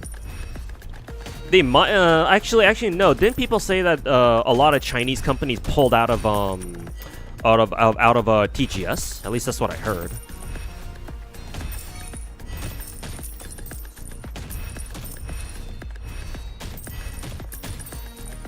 So if that's true, then there's not really much of a reason to believe that Azure Familia is going to be at TGS.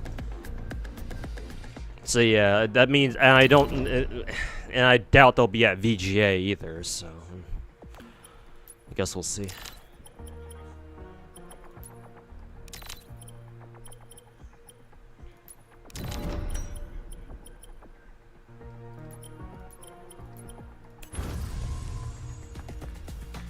Some rumors that Ananta will come to Gamescom. Hopefully those rumors are true. Yeah. We'll see.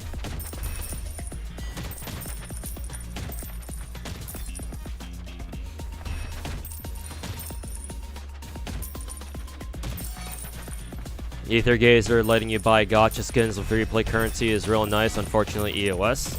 Really? Because I've done some of the skin gachas in Ether Gazer. The ones I did not let you buy it for free. Unless they specifically changed it for the one that we have right now. Which, to be fair, I haven't bothered checking because, you know.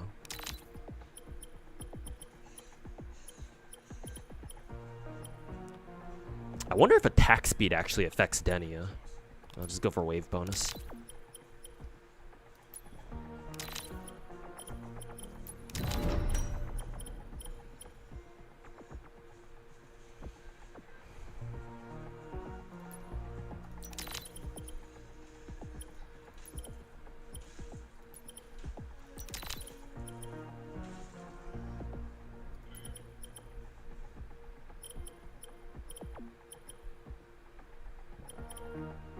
Explosion damage. I wonder if this is worth it. Don't really care about the summon damage, but sure, fuck it.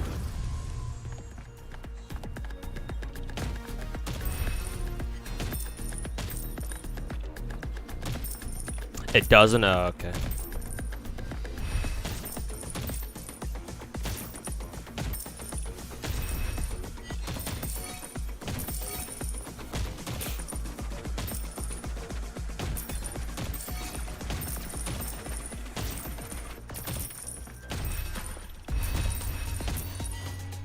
The new gacha is only for smart senses. I fucking hate the fact that people are using the whole new gacha system in Blue Archive as like a fucking status symbol.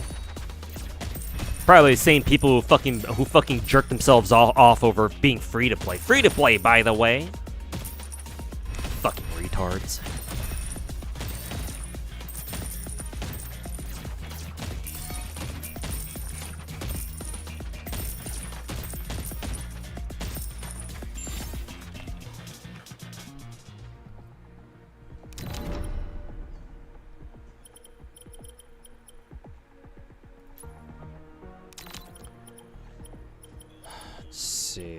None of these are good. Definitely don't want dodge though, so sure, attack speed, even though it doesn't really matter here.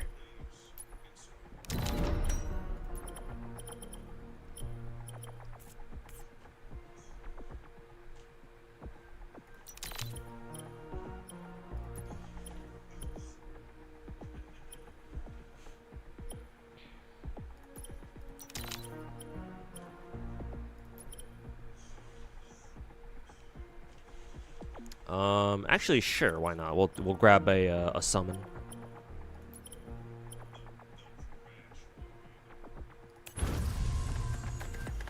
Why the hell not? We'll have a little buddy helping us. A lot of HP regen. Okay, gotcha. I assume towards the later stages, yeah, or the later waves, we're just gonna keep taking damage like a motherfucker.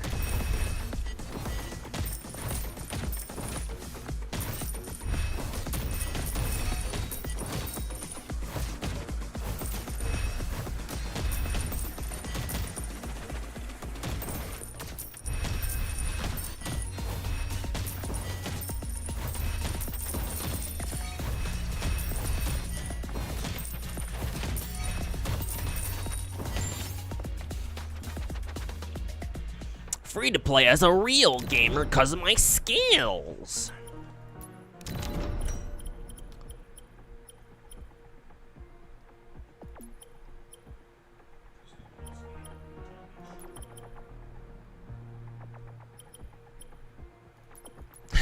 Bomb that time.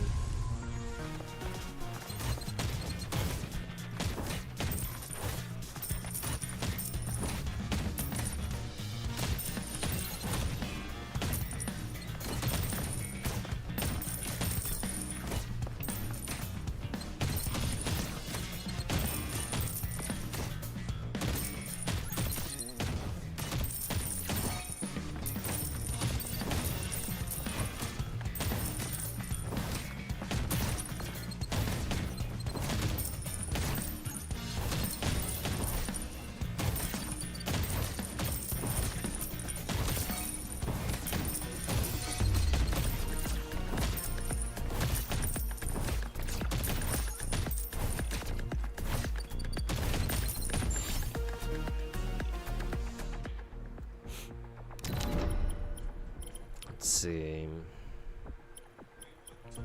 I'll go for summon damage, actually.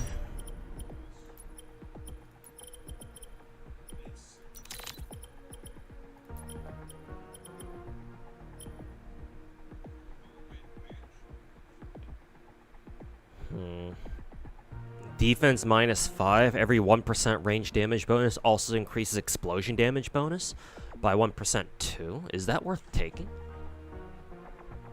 Or is the -5 defense gonna be way too much?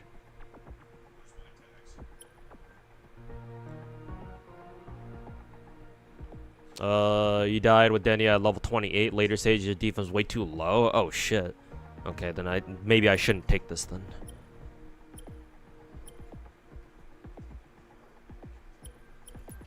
I guess I can take this one because it's only -1 HP, but still.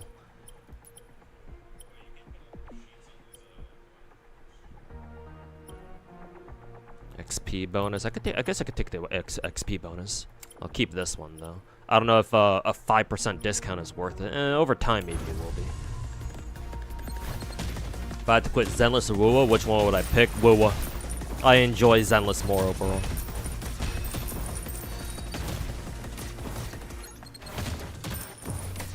I'm not saying that just because oh I hate the Twitter talk, I hate the Wuwa cucks. No, even if I were to take them out of the picture, I would quit Wuwa over Zenless. I'd stick with the Zenless.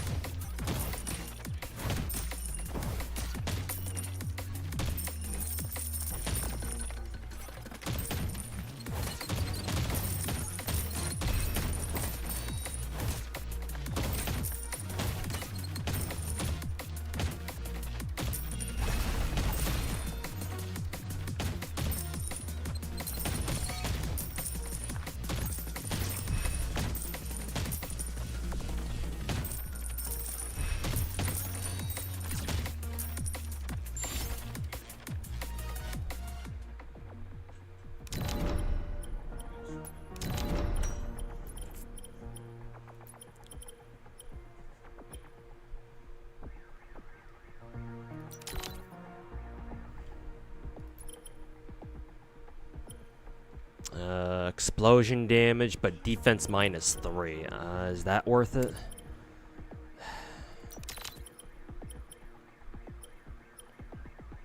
Let's see. Summon damage bonus. Sure.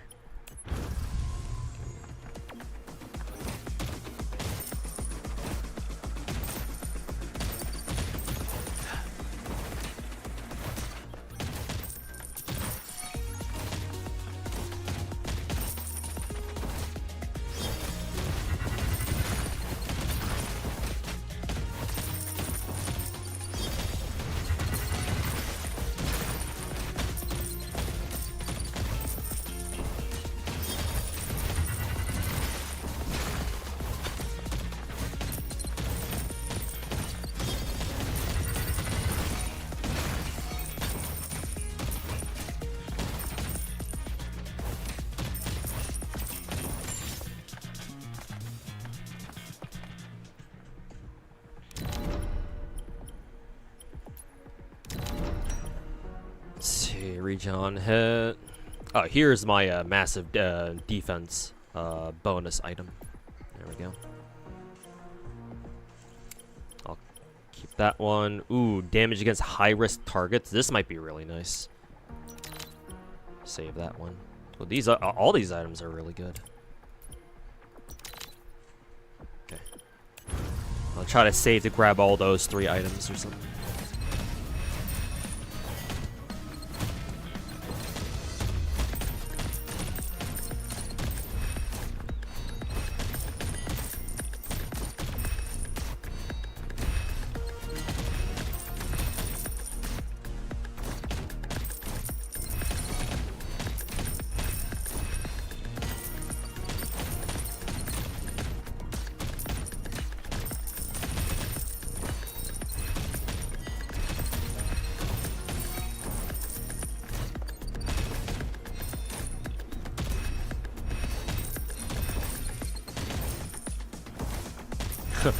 Why does the chest regen HP? What the fuck? How does that work? Hey, I lost Avalon. How's it going, man?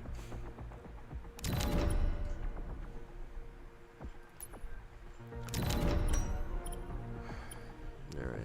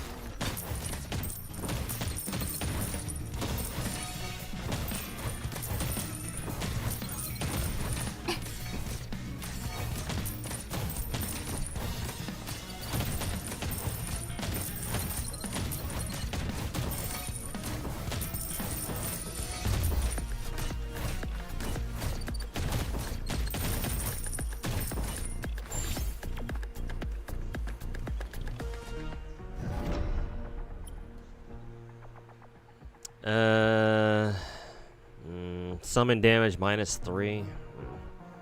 Fine, I'll take it.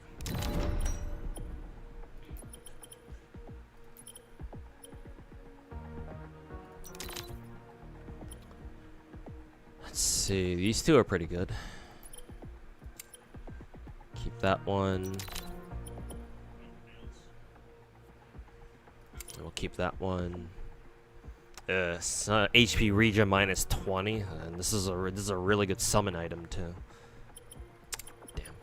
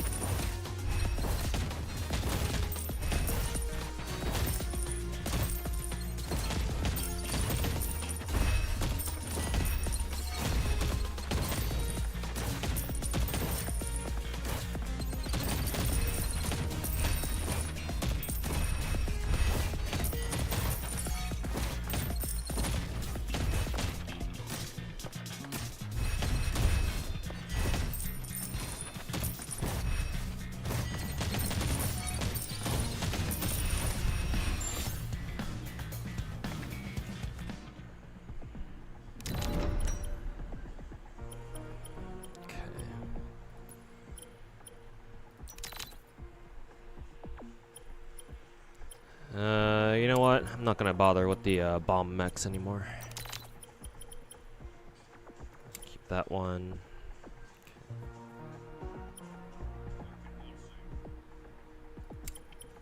Let's see. Change the pre-programmed routines of these three. Sure. Maybe this one. I don't mind taking this one at least.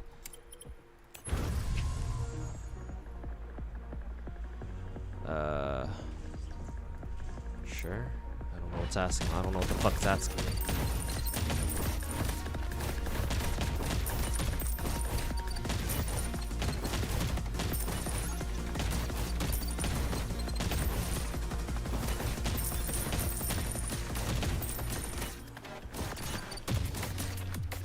Come here, you fucker.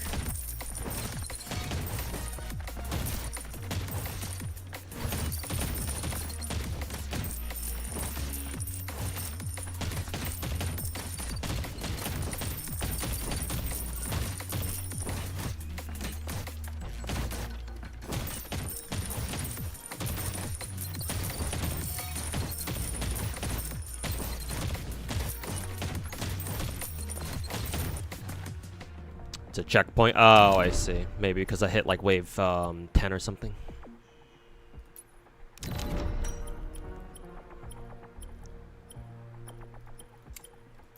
Okay, I'll buy this, and then I want to buy this item next, so I won't buy this one.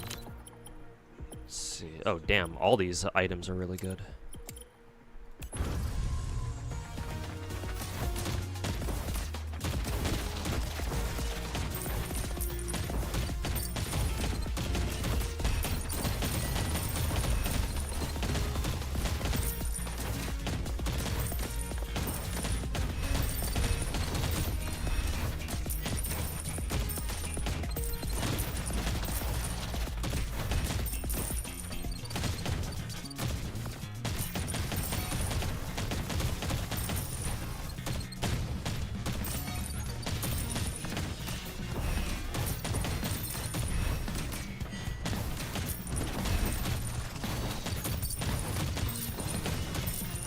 real nice if I had the 1 HP chest item right about now.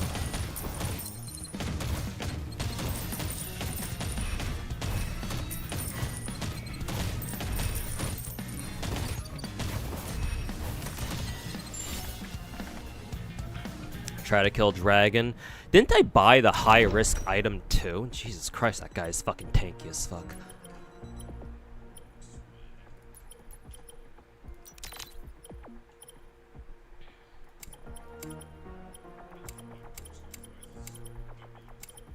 Huh, is it worth sacrificing max HP for defense? Maybe it is.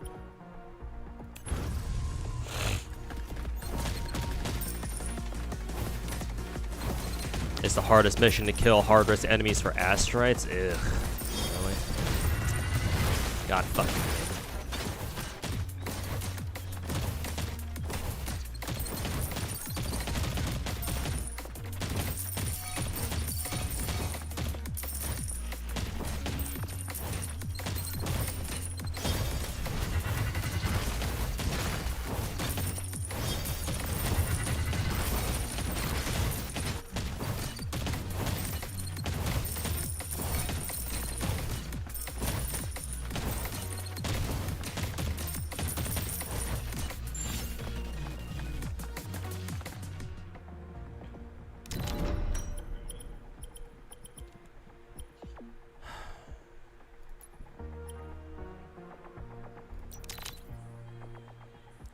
This item again?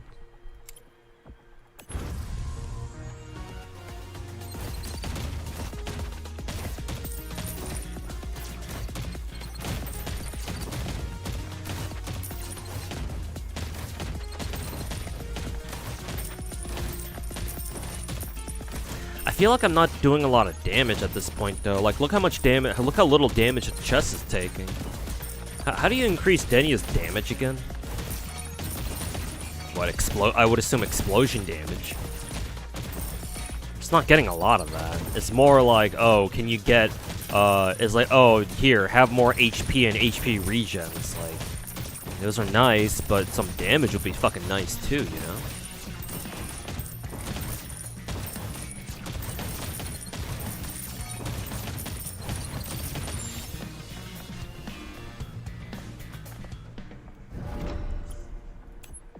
Oh, the range damage bonus was fucking dog shit. Yeah, explosion and total damage, right?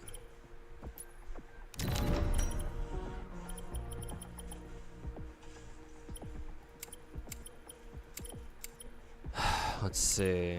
I'll have to buy these 2 items. I'll buy this one. I'll try to buy that one next time.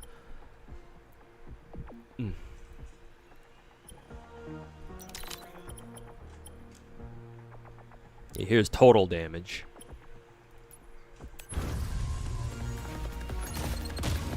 Oh, Clarent, welcome back, man. I'm assuming this guy's a high-risk enemy.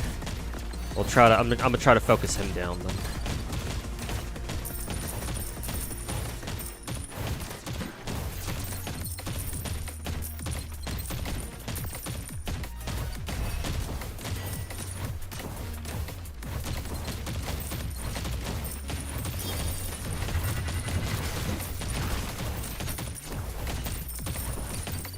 Stream title is more positive than you 90% of the time. You good? Yeah, I am. It's just been very busy. Lots of terrible sleep schedule days and shit. I don't think I'm gonna be able to kill this dude in like 10 seconds.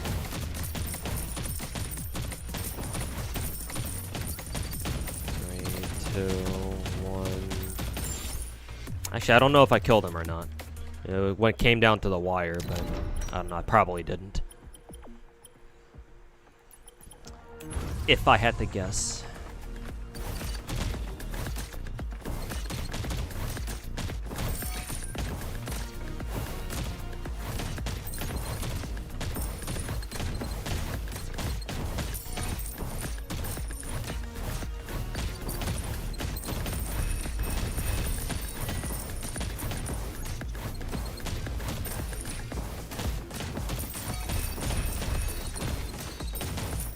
What's wrong, too? Everything gonna be alright? I mean, shit hasn't been alright for the past 3 years. 3.5 years to be precise.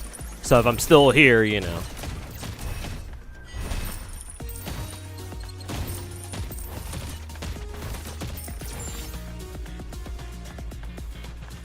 Not sure if they ever will be either, but you know, I'm still here.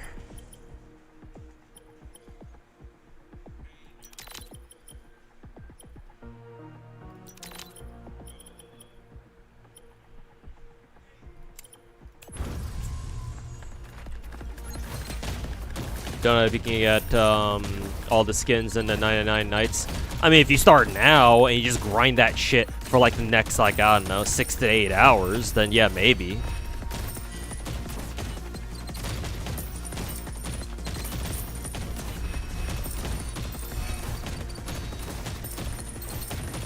How have I been today? Today was alright. Today's my day off from hustling, so.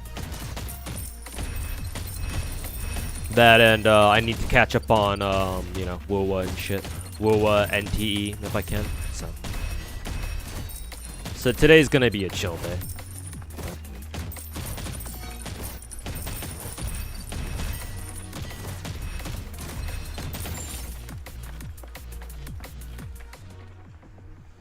You got Chinku, so you think you're good. Alright, fair enough then.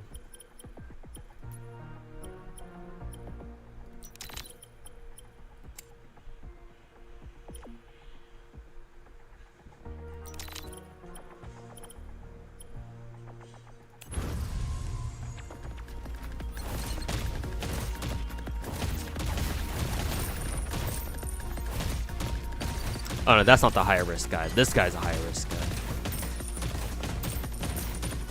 Man, this bitch don't even take any damage.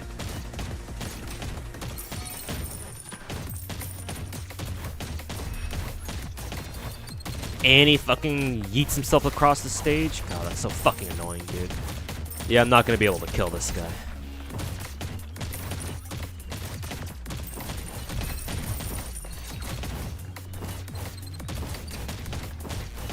Yeah, I'm not even gonna bother trying to kill that fucker. Just gonna go for the normal enemies instead, try to farm more coins off them.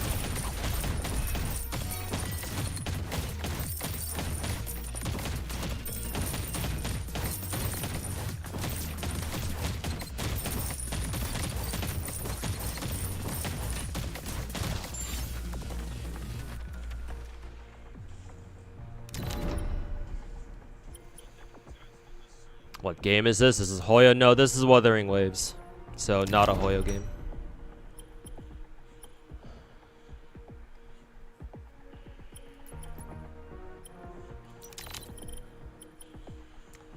Damn, these are all good. Well, except for this one. Well, this one's got HP regen, but...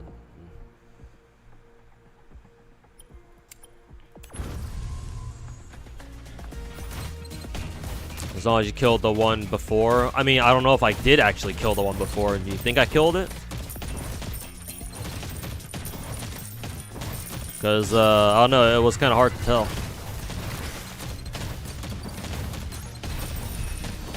You did? Alright. Take your word for it then.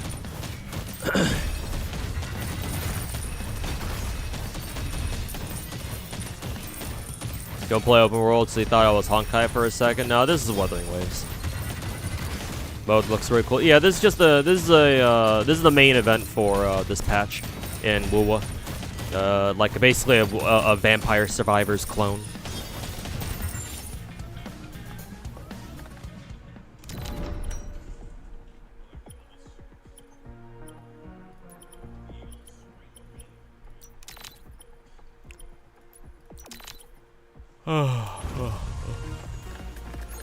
Yeah, this definitely isn't the main game, but you know how it is with you know, big gacha games where like their main events look nothing like their usual like gameplay.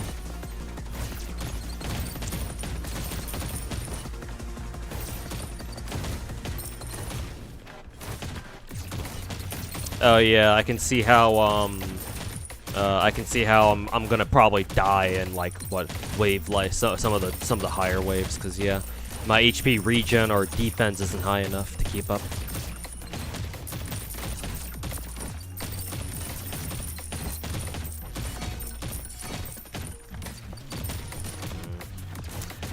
I guess I'm gonna have to try to pick up the, try to break open the chests, huh?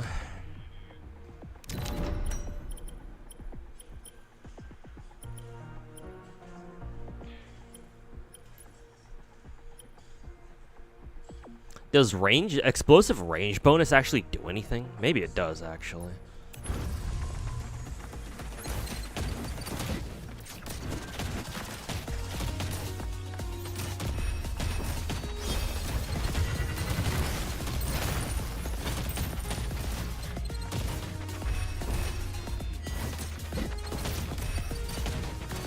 And they even throw 2 of these high risk enemies at you now too.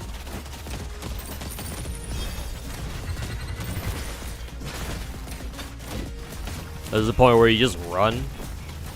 Is there a build that can actually out DPS these motherfuckers? Maybe Amy. I think you said you used Amy last time, right?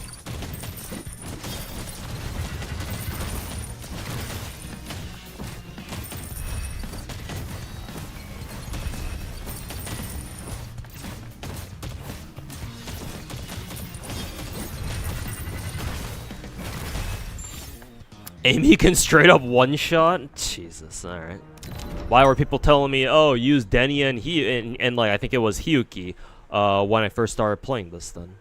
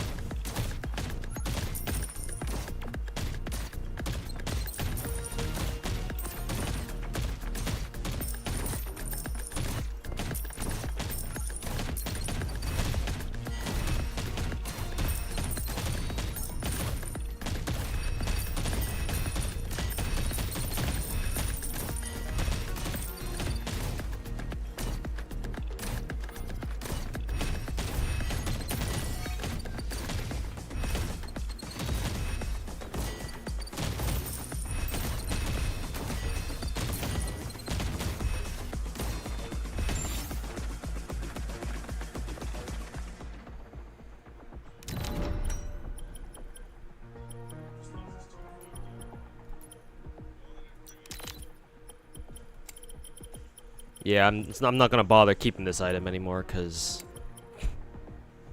when is that gonna become actually useful now? Maybe this one's good. HP regen on hit plus 10%. Maybe I'll save it for that. That shit costs like almost 600. How the fuck am I gonna build up 600 coins when nothing fucking dies? Because Denny's more about getting to level wave 30, whereas Amy just straight up kills everything. Might as well just go with Amy then. Fuck Denny, huh?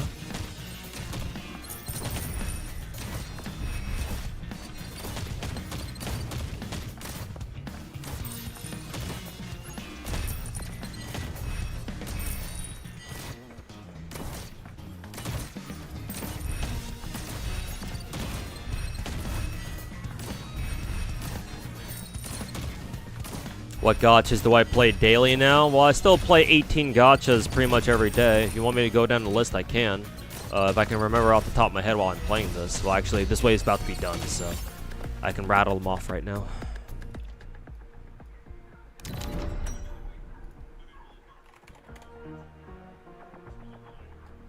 Actually, I'll do you one even better. I believe it's this one, yeah.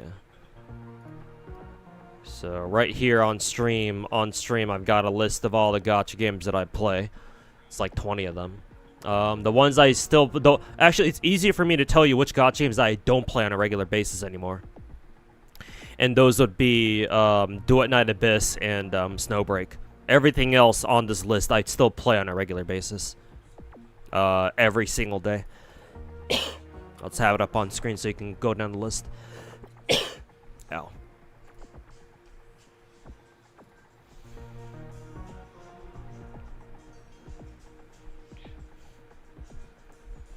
You got the 4 kills with your Denia run. You have to kill 4 high-risk enemies? Fuck that, man. Playing Gotch is kind of funny. You dropped Zenless for WoWa because like WoWa's combat more. TV mode dragged too much and you're pissed off by the censorship at 1.0. Then 2 years later, WoWa filtered you for being poor. And by watching me play Zenless, see how the game improved a lot, backed in Zenless. But tell you the truth, you came back mainly for Remiel's big fat fucking titties. I mean, yeah, you gotta, at least you had a reason to come back, or you know, a good reason to. Yeah, man, gacha games is kind of funny like that. People's tastes in gacha games can change. Nothing wrong with that.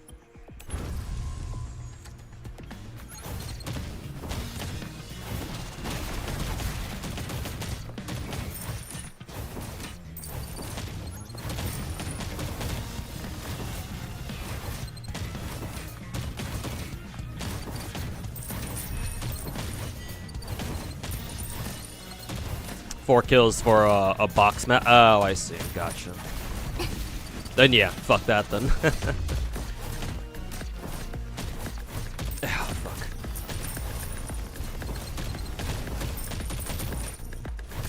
Is Dark Knight as good as people say? Which one are you talking about, OG or Enfield? Very important distinction.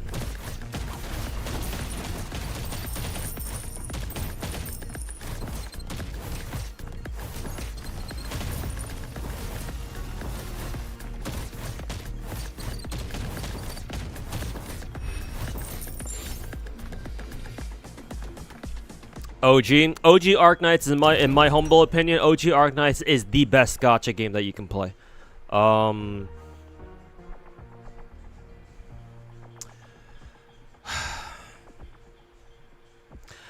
Like even for someone like me who plays 18 different gacha games, that's a pretty bold statement to make, because you know there's hundreds of gacha games out there. So chances are there can very easily be a gacha that's straight up better than OG Arknights that I have yet to play or I don't even know about. But like I play like 20 different gachas, man. 18 to be more precise.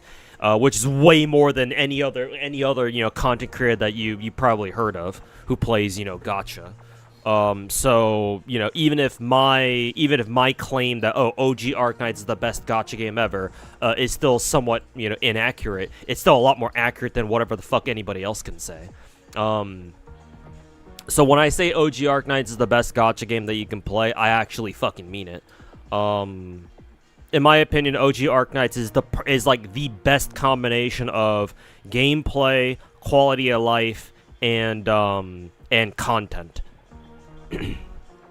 The only reason why you wouldn't want to play OG Arknights is if you don't like tower defense. That's it. That's the only reason why.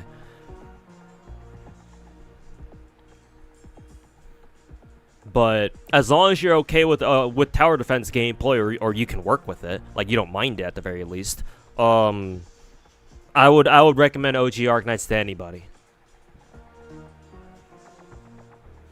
Open to trying to both. I would say try both. Just understand that with Enfield, a big part of Enfield's gameplay loop is engaging with the factory. You might have heard of that. You might have heard that Enfield has this whole like factory gameplay thing. And like, if you don't like factory sims, or like you don't know what they are, and you're not exactly keen on finding out, unfortunately, there's not really much getting around it. You have to deal with the base at some point. Or you have to deal with like factory gameplay at some point in some way, shape, or form. There are a lot of things that you can do to make it a lot easier. Mainly, you know, copying blueprints from other people that people already made. That like basically takes out like 90% of the work for you. But you still have to deal with the 10%. You still have to have a basic understanding of how, you know, the factory shit works. Because there will be some like. The game incorporates a lot of factory gameplay into the story itself, so you will have to deal with it on your own no matter what. And that's stuff that, like, you know, copying blueprints won't help you with. But other than that, I think you should try out Enfield, because, you know, if we're ignoring the factory bullshit, Enfield just in its own combat gameplay is very unique. It's the most unique big gacha out there. Like, it doesn't play like any other gachas. Mainly because of the fact that you might have seen Enfield gameplay already, but if you've noticed, you may have noticed that all the characters in Enfield, or all the characters on your team, are out at the same time. Which is unlike how all the other gacha games do it, where... Really, that killed me? Whatever. Do I want to bother retrying? Is there an achievement, or is there like a gem reward for getting to like wave 30 or something? Is there a reason for me to retry? Okay. I'll just run away from everything then, not even bother trying to run into people. Get the 30, okay. There is an achievement, okay. I'll try to get there then.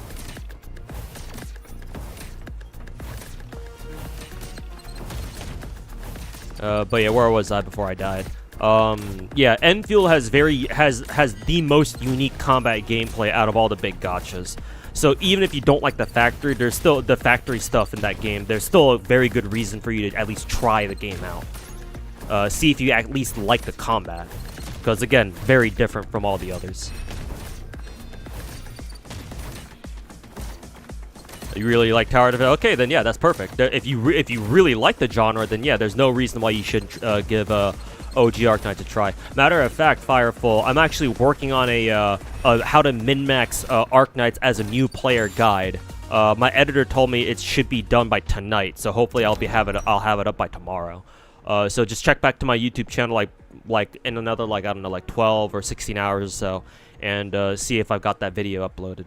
And you can watch that to help you get started in OG Arknights. By the way, OG Arknights' PC client just came out. You may have heard of it. Maybe that's why you're asking. But yeah, make sure to download the find and download the PC client too.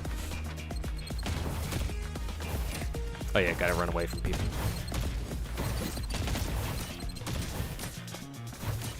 That's perfect then. Yep. That's why a lot of people are playing OG Arknights right now. Because PC client just dropped last week, so excellent time to jump in. Yeah, that's why. Yeah. You actually like the factory, the combat not so much. Interesting. I figured it'd be the opposite way for most people. I'm assuming you're just how do I say this? Like, you are already used to, or you actually already enjoyed, like, factory sim gameplay, I would assume.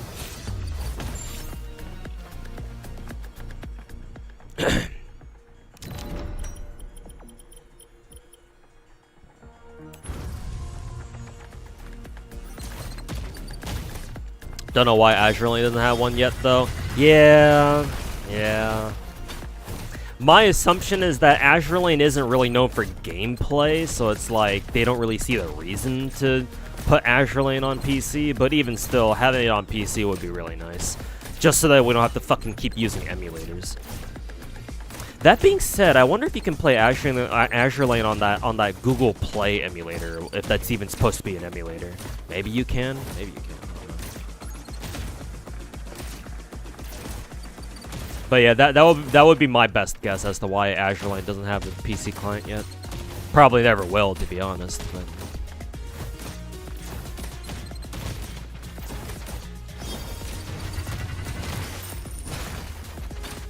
honestly, no. Oh, really? You've never actually played a factory sim game like Factorio or Satisfactory, but you ended up really liking it anyway. Oh, okay, shit. You're just built different then. Holy fuck. A true specimen. But yeah, that's definitely not you know, the usual case scenario. That's really interesting. There's an Azure Lane game on Steam. Yeah, Crosswave. It's technically a different game though, but yes, Crosswave does exist. Came out like years ago, I think, like 4 or 5 years ago. Jesus.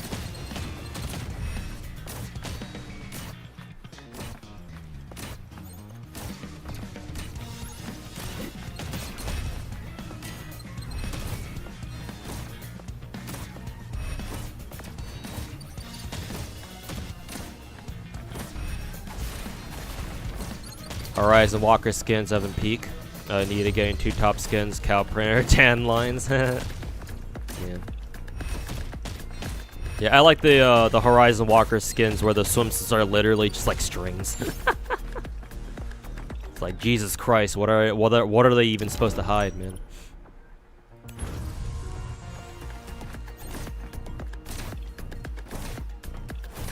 You want to pick up Arknights because Trick Cal is so damn boring. Yeah, some gacha games like Trick Cal, I've never played Trick Cal, so I'm just spitballing here. Actually, some of my Twitch chatters do. Some gacha games are just kind of like that, man. Like a lot of people have been complaining for a while that, for example, Arknight's Enfield doesn't have any content, blah blah blah. But like, personally, I don't find that like a legitimate complaint, because like if you don't like how a gacha game doesn't have enough content or it's like boring or something, all right, just branch out then. Go pick up another gacha game. Ain't nothing stopping you, you know. It's like people act like it's such a fucking problem, but like, you know, that's a problem that you can fix so easily just by playing another gacha game. But you know how the internet is. People always want to fucking bitch their little dicks off. Like, wah, this should be better. Wah, wah, wah. Everything gotta be about fucking activism nowadays.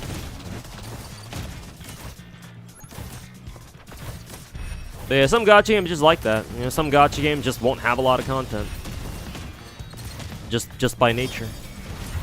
Like, they're more meant to be like side games or like gacha games that you know, pop into every now and then, see what's up, you know, if they got new content. And if they do, it's like, oh yeah, cool, new content. And once you're done with the new content, you fuck off and go play something else until it gets more content again. Do the same thing all over again. I mean, is that not what gacha games are? Like, is that not how gacha games are structured? Like, really? Like, technically all gacha games are like that now. That's why I picked up Azure Lane BD2. Gotcha, yeah.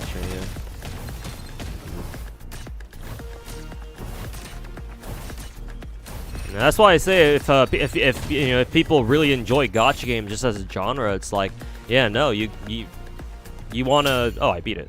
You wanna, you know, ideally have like a rotation of gachas. You know, have like maybe 1 or 2 main gachas, and then maybe have a couple of side gachas, like on the side, obviously. So that way it's like, oh, whenever you're done with the content of one gacha game, you got some other gacha games that you can go turn to, you know, play the content there, and by the time you're done with that, hopefully, you know, your main gachas have content again for you to enjoy. It's like, I don't get how that's such a difficult concept to grasp, but, you know, people out here still bitching about that anyway, so.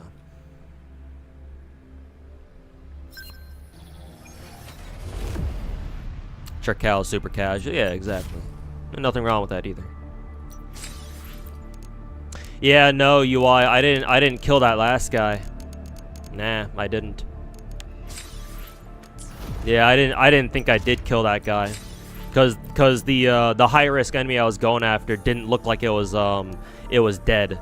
What is it? He didn't look like he was dead. Or he died with my attack. It looked like he died with what is it? Looked like he died when what is it? Fucking when the timer expired. You have to save. Nah, I'm not gonna bother. Because if I'm gonna have to go back to do a new, if I'm already out here, I might as well just start a new run. Hey, yo, Fireful, you come over to Twitch chat. Nice. Welcome to Twitch chat. Twitch chat's usually a little more active. Usually. Sometimes YouTube chat can be more active, but it really depends.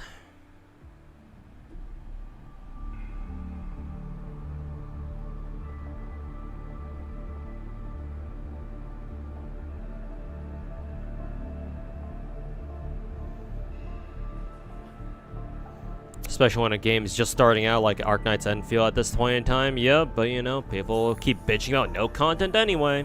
Even the OG Arknights creators, like fucking Cookie. Are you fucking serious, dude?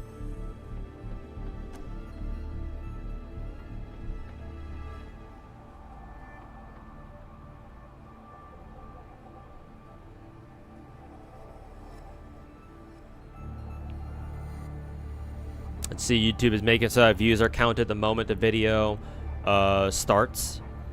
YouTube is making so that the views are counted the moment the video starts. What do you mean by that? Was that not how it always worked?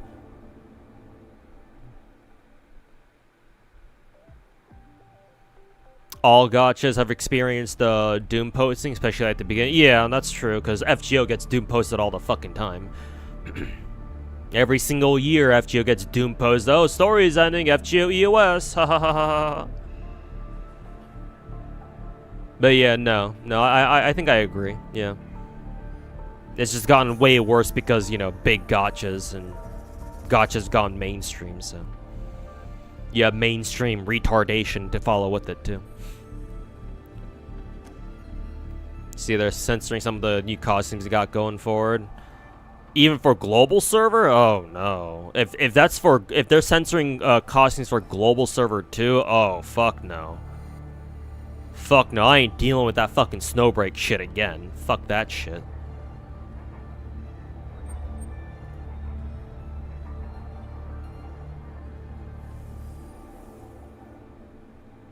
You saw their announcement on Twitter, really? What the fuck?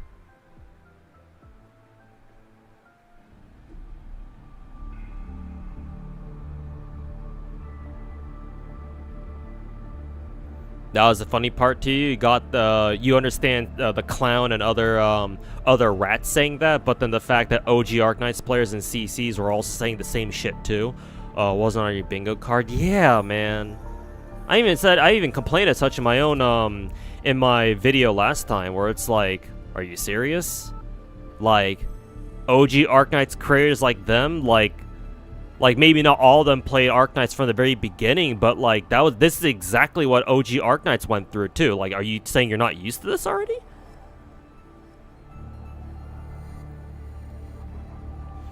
Nothing too big. We just don't get as much spicy stuff as we used to, like say Wilhelmina's interaction level. Nah.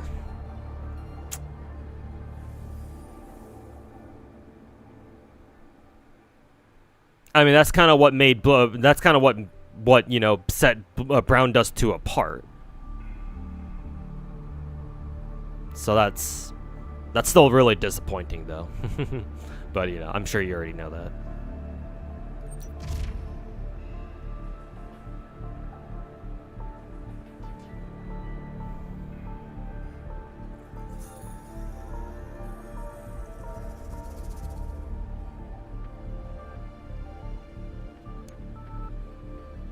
Survive 12 waves with 2 resonators.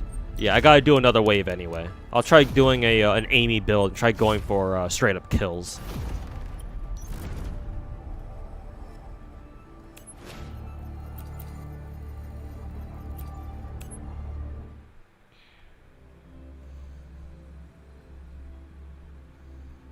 Yeah, yeah, exactly. I gotta go play another resonator anyway, so yeah. I'll try doing the Amy one-shot build, or however the shit this works.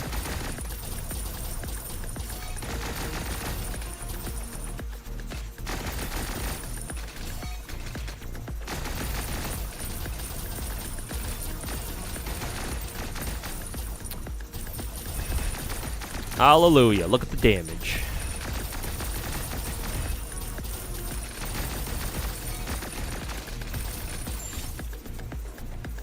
Look at that damage.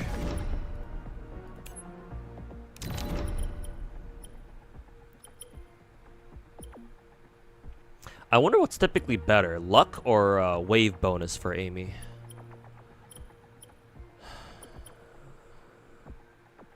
Luck, I guess.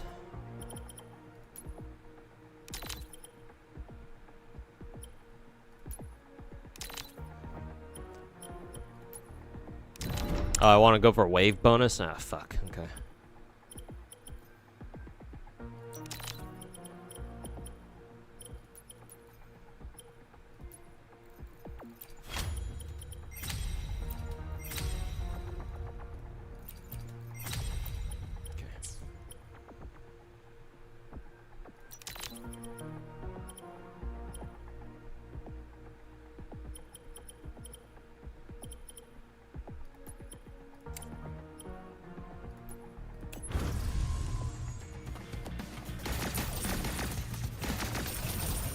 Crit rate and HP if you can. Okay, I'll try.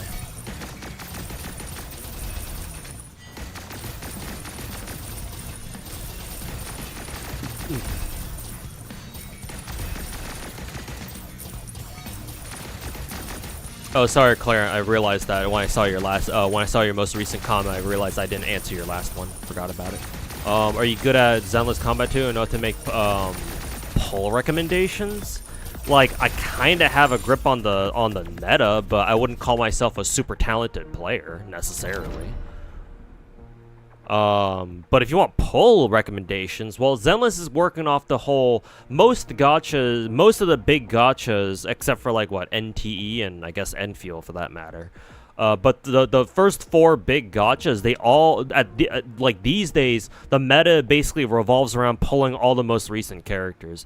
Well, to be fair, for Zenless, you don't have to pull for every single recent character, but their end game still, shield them, or at least try to. But for Zenless, it's like, well, obviously you should be pulling Remiel, in case you haven't already for some reason. Anomaly seems very strong in Zenless meta right now, because Remiel's Anomaly, and she works with Anomaly. Anomaly's got their premium support in Yuzawa. Not that you really need her for Remiel, but I guess you maybe could. I think for Remiel teams, like, she is the support, so technically. She supports the team by killing everybody, that's for sure.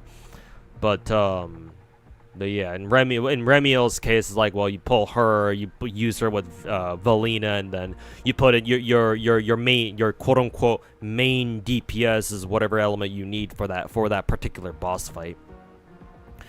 But Anomaly is very strong in Zenless right now, I can tell you that much. Like, they're super easy to build, and the game just keeps giving us more and more Anomaly characters. And hey, guess what? Remiel's our newest Void Hunter. She's fucking Anomaly too. So, like, if you're asked for pull recommendations, then shit, man, like, Anomaly. Anomaly, I guess.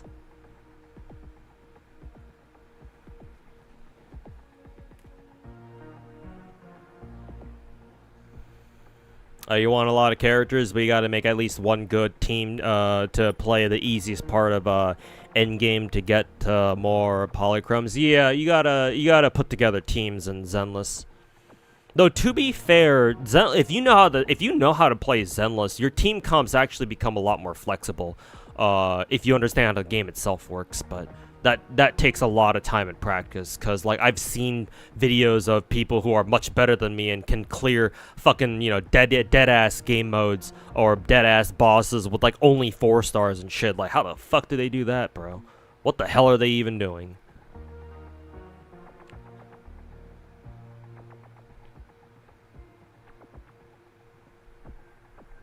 You want Valina too, but don't know when she's gonna yeah, that's one of the problems with Zenless. Like, you don't know when they're gonna rerun stuff. Yeah, and Valina was literally last patch too, so no idea when she's gonna come back.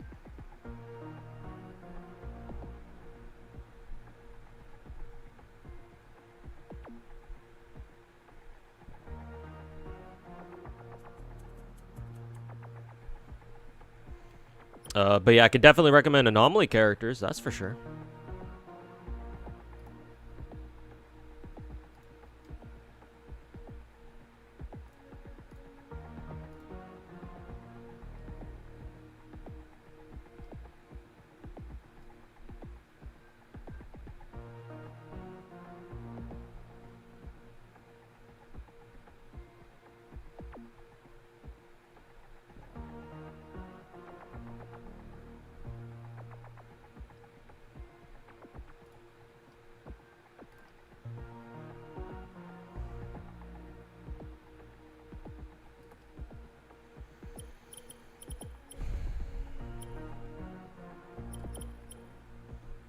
I guess attack speed.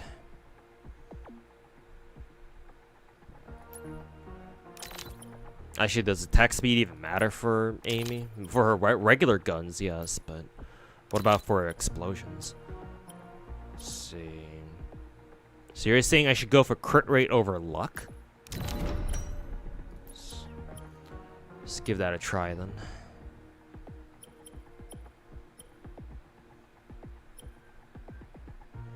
Enemies max HP and damage dealt. Is that worth? Nah, I don't think so. Another revolver.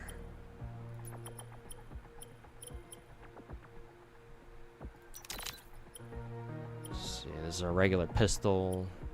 Sure, I guess.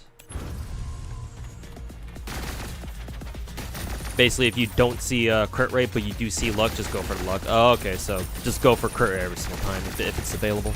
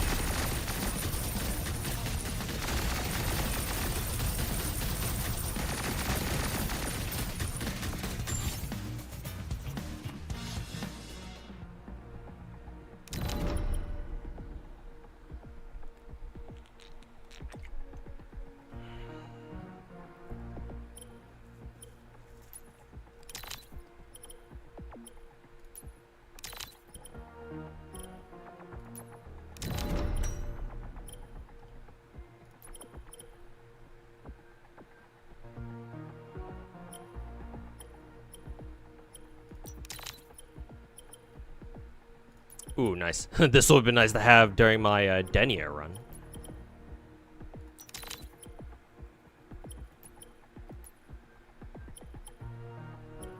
Ooh, pickup range bonus is excellent.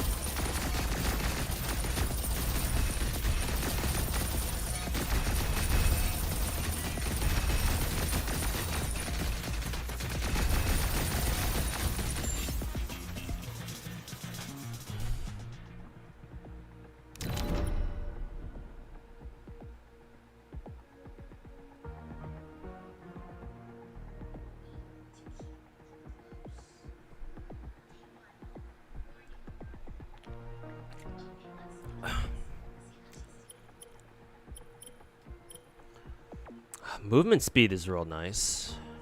I should go for the movement speed here.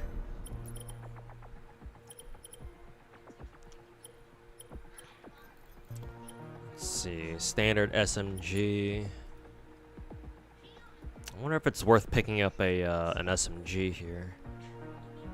But then again, what would that replace? I mean, I already have a gold revolver, so I guess I can sell this. Something like that.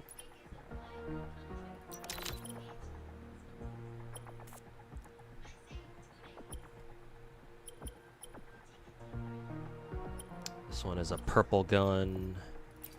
We'll sell this one to go for purple pistol or blue pistol. Let's see. Oh, Amy actually prefers having this. I see. Well, in that case, sell this shit.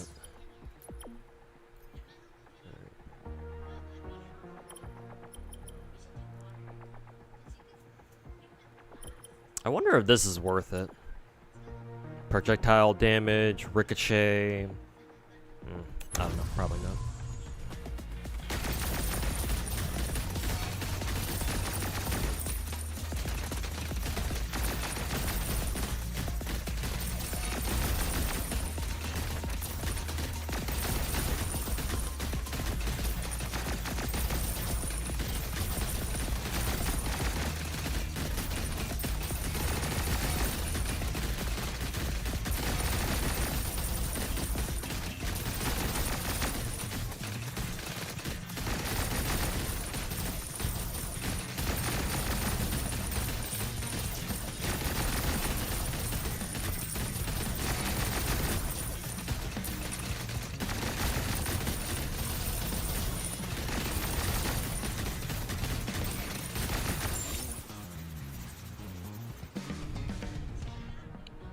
You guys know if Zenless gives the currency to buy characters in the store like Star Rail does, you really want Bernice, she almost made you get back into Zenless when she was released. Not for free. Not for free. At least I don't think so. No. I think, during like a spending event last year, I think they did give you a that currency to buy some of the older characters like Bernice directly from a shop, but you have to do a spending event for that. I don't know if the spending event this time has something like that, but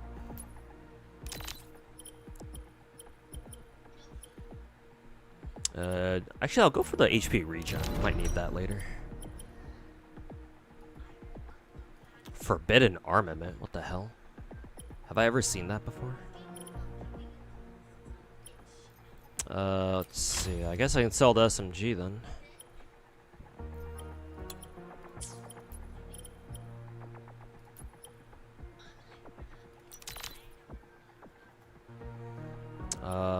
During a deal, critting somebody, increase total damage for. That sounds pretty good. Sure, let's take it.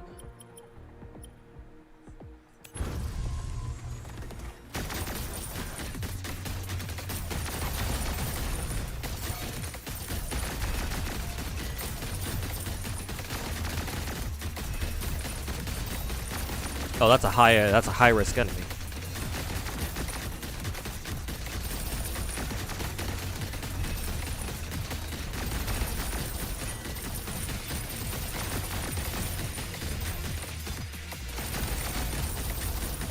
Yeah, die, bitch.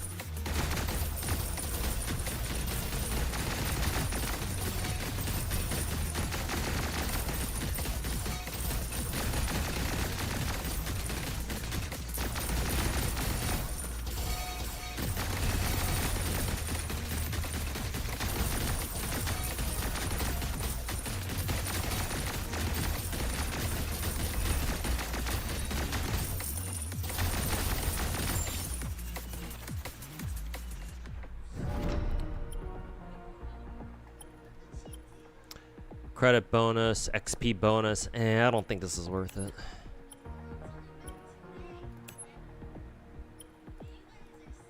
Let's see, dodge, max HP. Sure, why not? Purple candy reduces target HP. Sure. That sounds pretty fucking good, actually. Defense +1, nah. Let's see, crit rate, yes.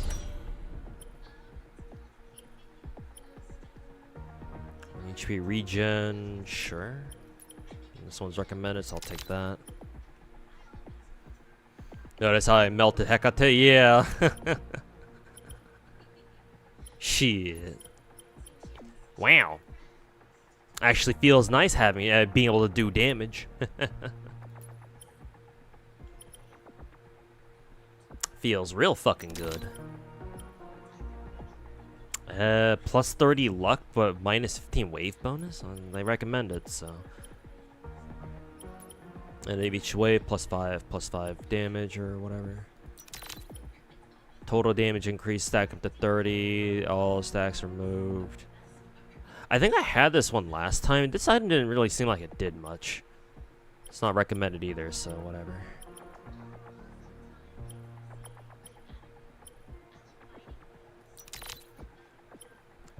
Range bonus, pierce. Okay, I'm just gonna go to the next one.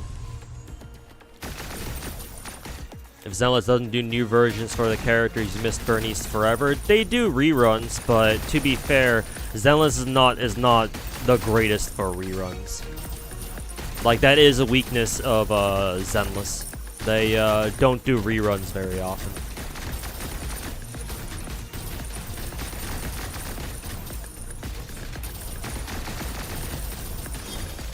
So the best you can do is just keep an eye out for reruns, I guess. But now that Jane and Bernice are in that shop, it's like, well, will they ever get reruns now? I don't know.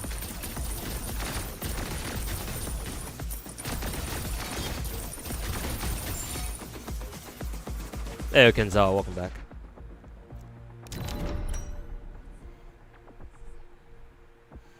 If you could burn that much money, you'd get Vivian. Yeah, because how much is the spending event total again? It's like, technically, I think it's like 250 bucks, but like technically the 250 if you go all the way to 250, it's like all it gives you is like a name card or something. Which, to be fair, the name card is fucking baller as fuck, but still, it's only cosmetic. I think if you want everything else except for the name card, it's like what, 150, so it's not as bad, but. Yeah, it's at least 200, that's for sure.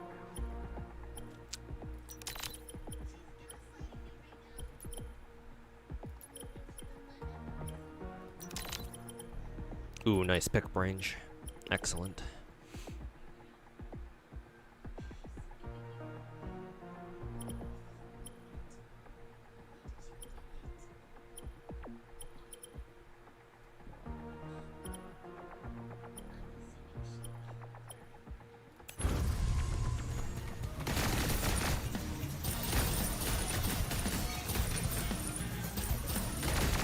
$7K for engine and 10K for character. Yeah.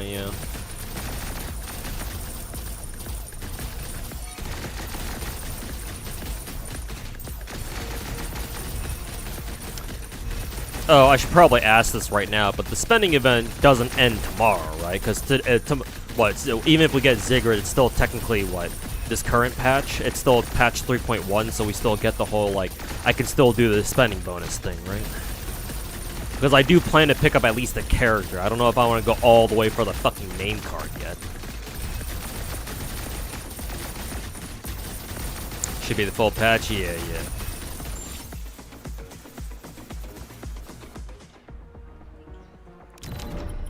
Okay. Wave bonus. Maybe I should have gone for the max HP. I don't know. Let's see, what is this? Attack speed, range bonus, crit rate, but minus 5 HP regen? That sounds worth it.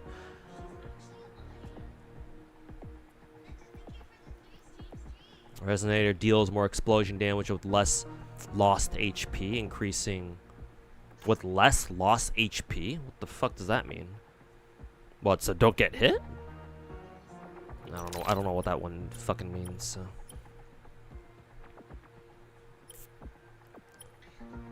Rocket launcher.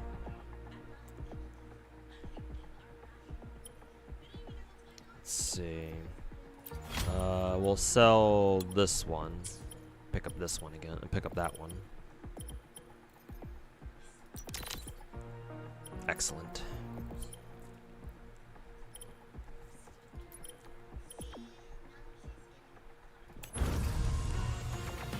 Just sell the blue guns, really? Just sell the blue shit? Well, I'll keep them for now, but just to make space later.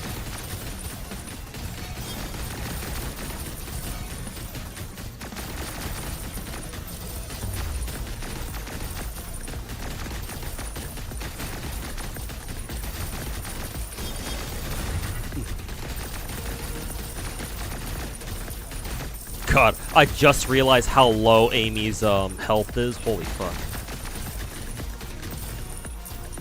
Literal fucking glass cannon up in this bitch.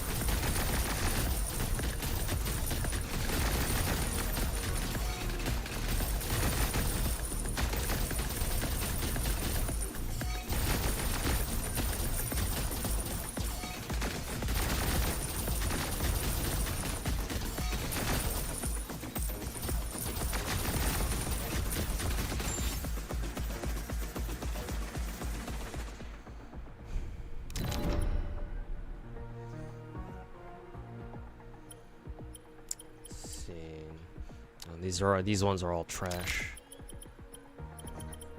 Range damage, I guess. Nah, wave bonus.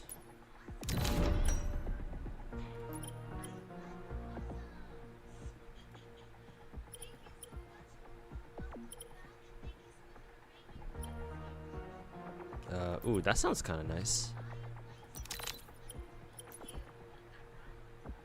Nice gold one. Excellent.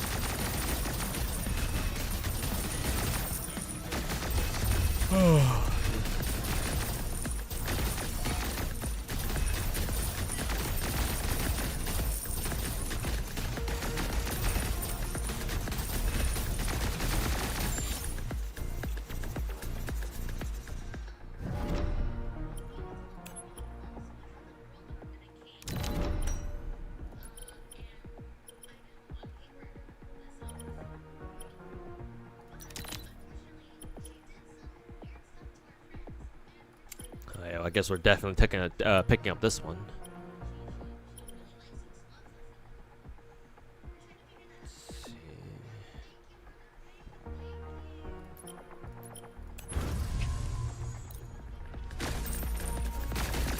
The hammer is goated. Yeah, insta-killing a nearby enemy sounds pretty good.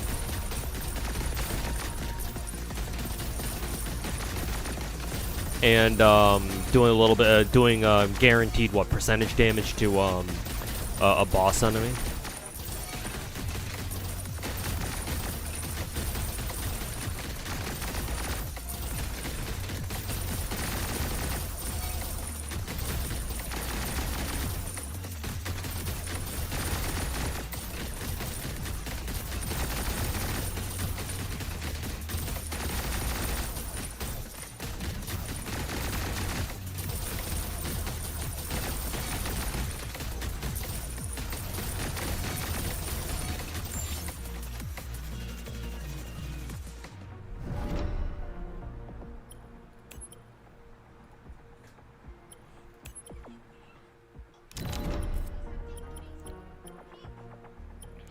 HP regen, movement speed.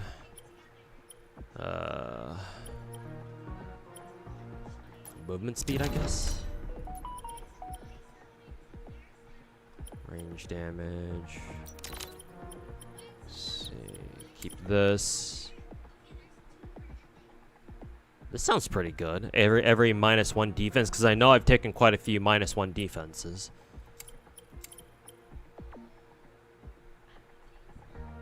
Increased damage dealt to distant enemies. I wonder how well this synergizes with Amy.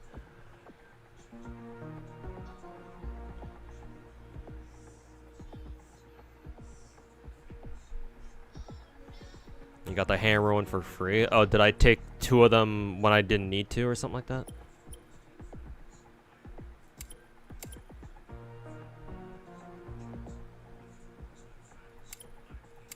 I'll just let that one go.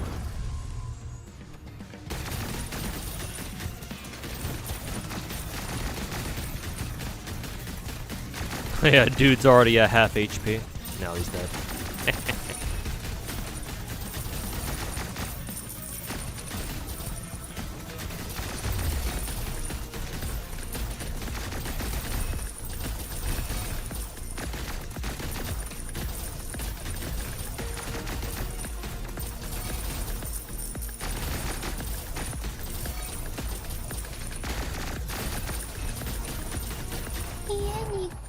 The fuck? What the hell hit me?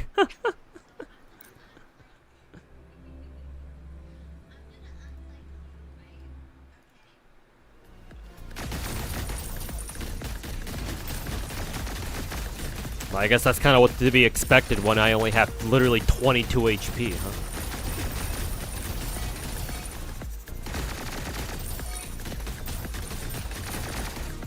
They touched you is all? They just do 22 damage now, huh?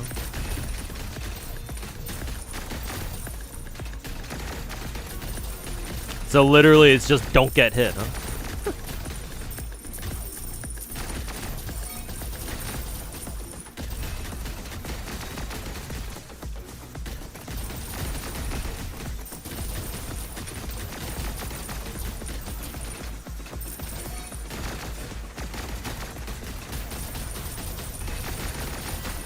I guess I'm gonna have to stack like Omega,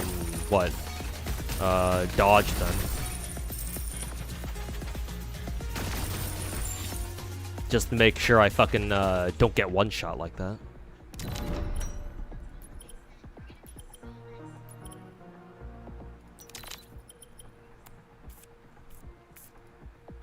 Retrofitted minigun? That sounds like a pretty good gun.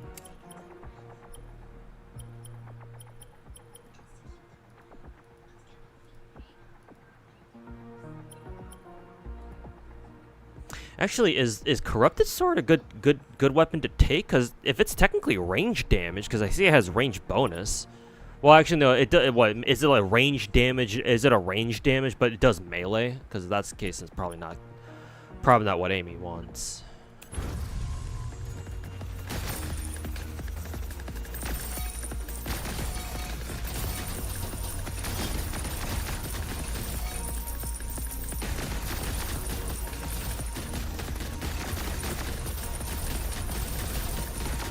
Oh, could have sold the blue gun and just grabbed the minigun with the refund. Oh, didn't realize.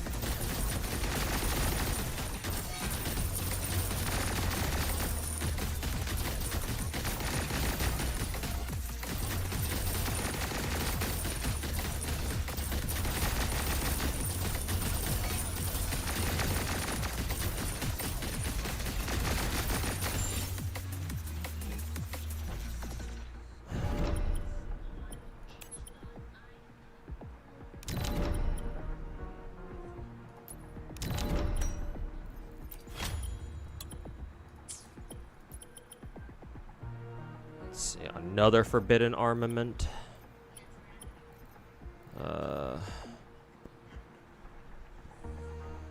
What can I replace with that? Maybe replace this blue one?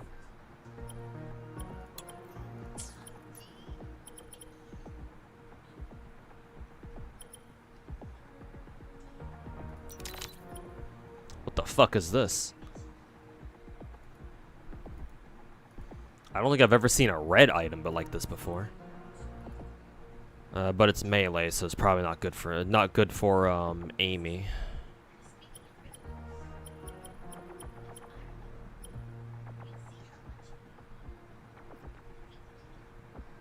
It's a mystic? Jesus.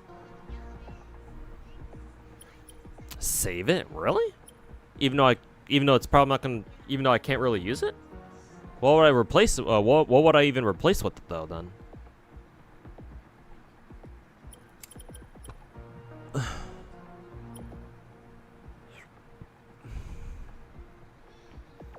Also, do I really want to be taking another max HP minus 10 one here? Because if I do this, then she's going to go all the way down to, what? Another minus 10, so she'd only have 13 HP. Replace it with purple pistol? Really? It's that good? Okay, well. Alright. That would be risky. Yeah, I don't know if I want to keep taking more minus 10 HPs, yeah. I already got one shot before. I don't know if that's worth, I don't know if it's worth reducing max HP again for. Are W engines really necessary in Zenless? Going pretty casual. If you can get a few polychromes end game, you're good. No, not really. If you're not really taking that if you're not taking end game super seriously, then no, not really. It's not worth it. You really don't need signature engines. I will say that for certain classes in endgame, for example, attackers and some support characters, it can get really annoying if you don't pull for their signature engines. But for the most parts, like if you don't care for endgame that much, then it's not really a big deal.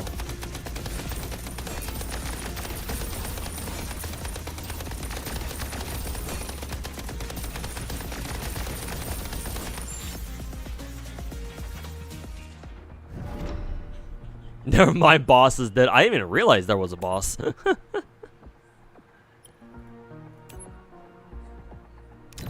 There was a boss?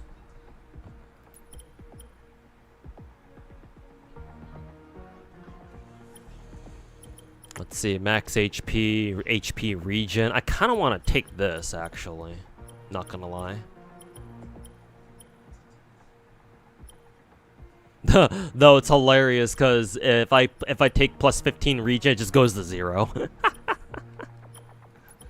Get that? All right.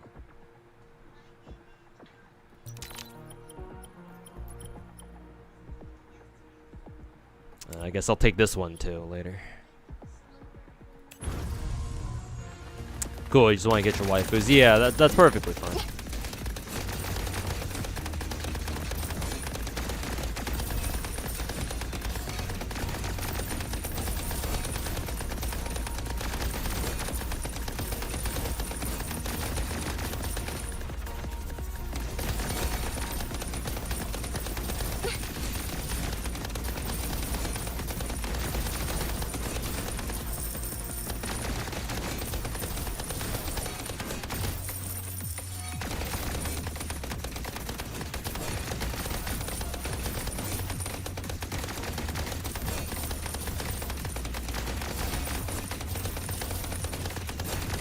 You bonked the boss, it was there, and then it wasn't.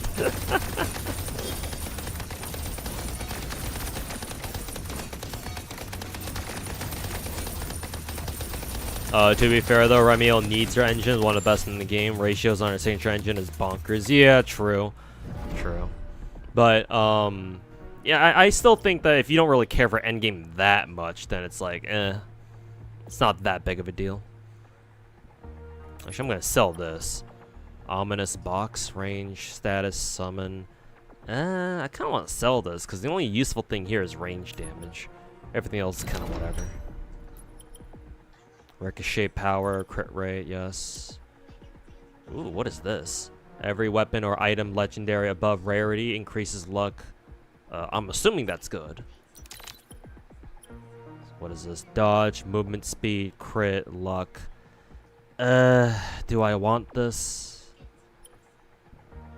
The main thing about this is that, like, I don't mind the movement speed penalty, but the dodge is kind of... How much dodge do I have? 24%? Yeah, it'd be -5. I don't know how I feel about that. Because why go for this when I just go for this? This is just a straight upgrade. Knife! Yeah, I'll go for this. Let's see. Total damage bonus. I guess I'll keep this. It's not too bad. Oh, this one's actually really good too. I just noticed. Resonator HP falls below 50%, which is basically all the time. HP regen increased by 25. Yeah, I'll save this for next time.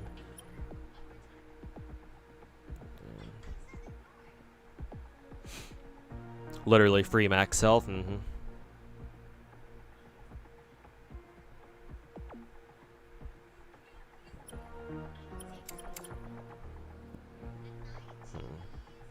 I'll leave. I guess I'll ditch lamp. I don't think it's worth going for the movement speed and dodge penalty.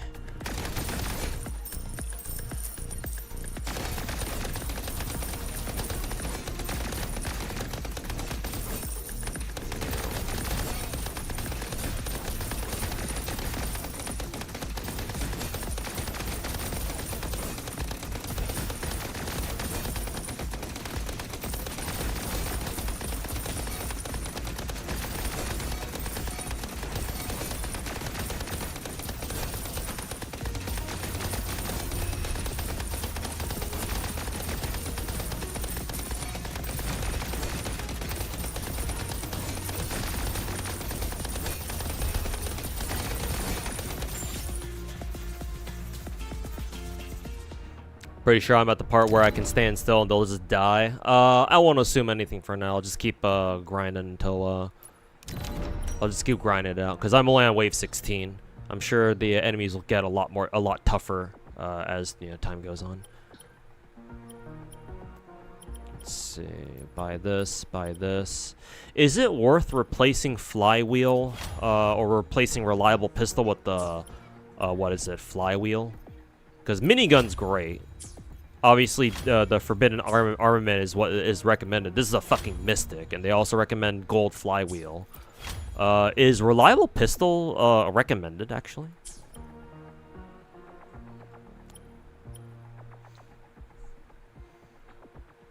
Get rid of purple sword? Really? Okay. Unfortunately, still not enough, so I probably shouldn't have replaced that. Or I probably shouldn't have sold that, but...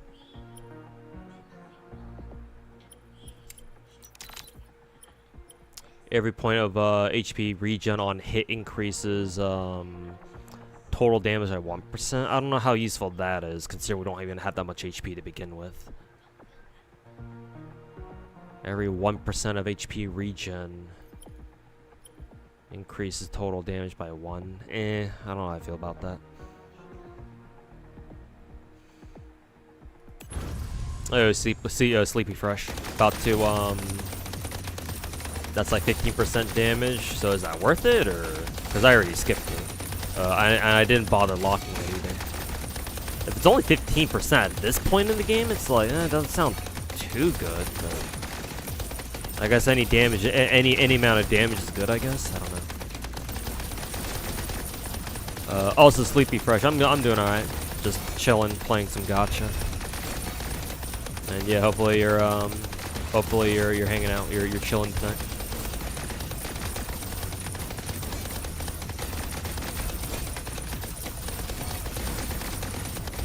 They'll get better stuff. Yeah, I'm sure. Or you know, it can always show up again, I guess.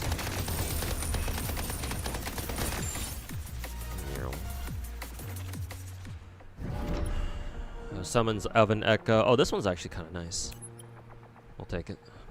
Let's see. So we take Flywheel, that. Sure, we'll take whatever that is. Multifunctional Knife, whatever. Another Algorithm Hammer. I'll just skip that, obviously. Hey, another Hazard Risk. Hey, come here, you. And you're dead.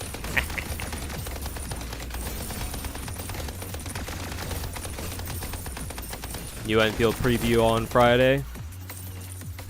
Cool. Yeah, about time too, because we have Lino's been out for like a week now already, so.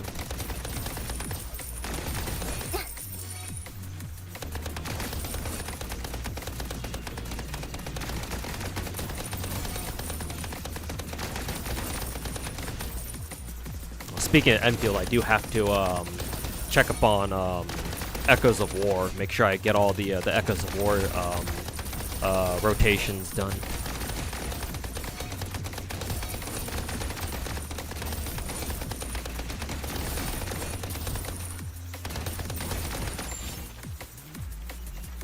You were running away from the enemies, now they run from you. Let's see. Take this, take this. Guess I could take that again. Max HP. I don't like the minus 20% movement speed. Is it worth taking a gold hammer? I don't know about that one.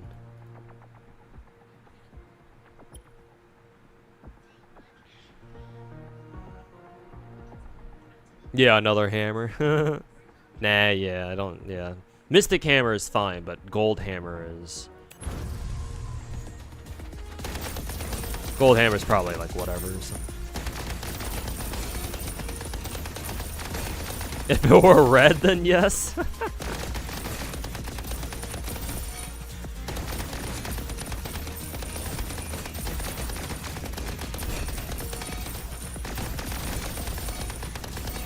Lino was a really good addition for Zhuang. For no Angie dudes. So I hear that Lino is kind of cracked.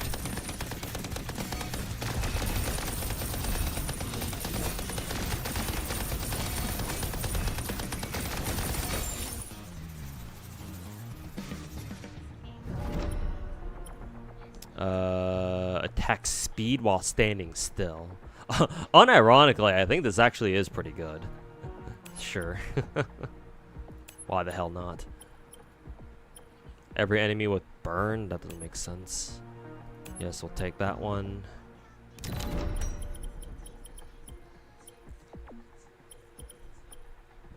Let's see. Nothing here. Going a hard pity, 2 banners back to backs, killing it. Had to skip arcane. Yeah. Range damage, dodge effect is triggered. Sure, why not? Total wave bonus, sure. Rusty Broadblade. Sure.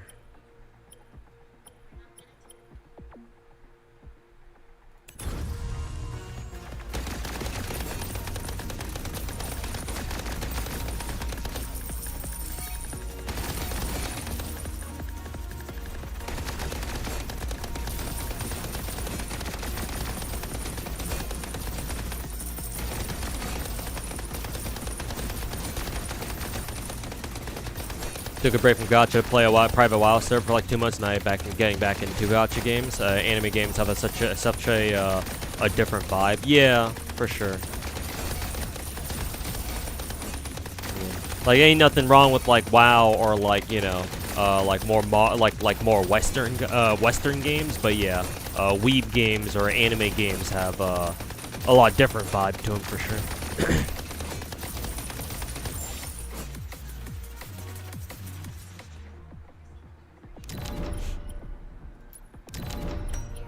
Holy fuck, another Mystic. What the hell?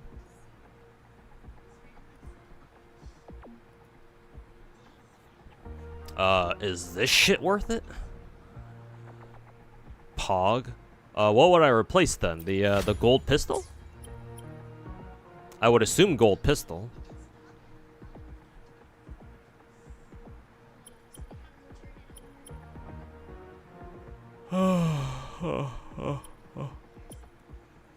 Yeah, alright.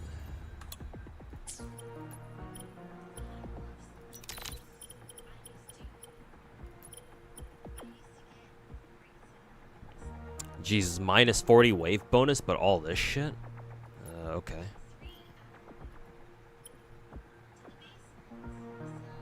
I don't know if that was worth it, but we'll find out.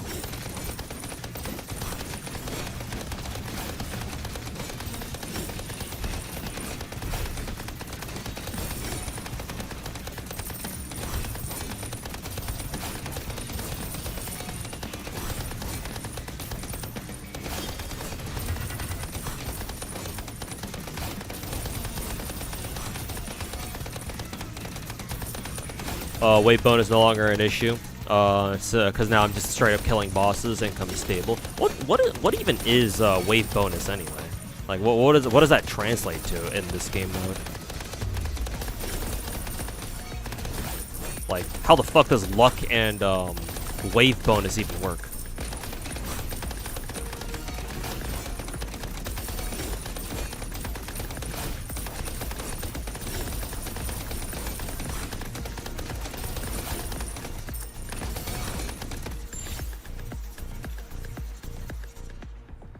Wave bonus is just when you start a wave, you get plus credit. Oh, like a flat credit bonus. Okay, that's all it is. Okay. Total damage amp increases with fewer weapons equipped. I don't think that's worth it. Let's see. Refitted minigun. Can't I? Yeah, it goes up to gold. Nice.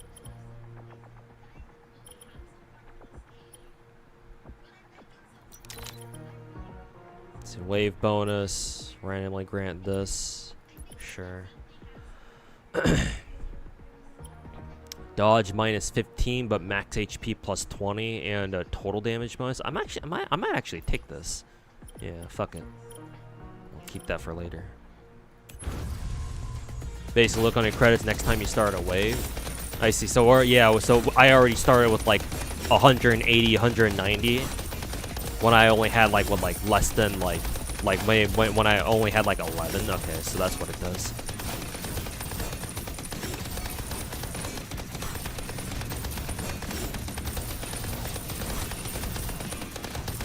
Is that unless you logged in to see a new outfit and you were like not nice? Yep.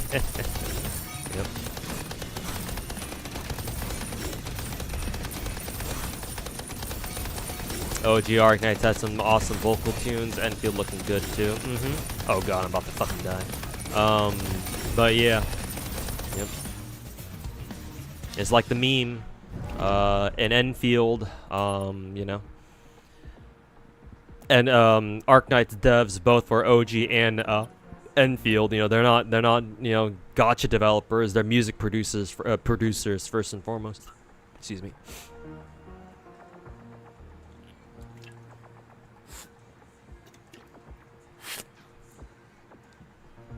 The Lucy outfit, and it's free.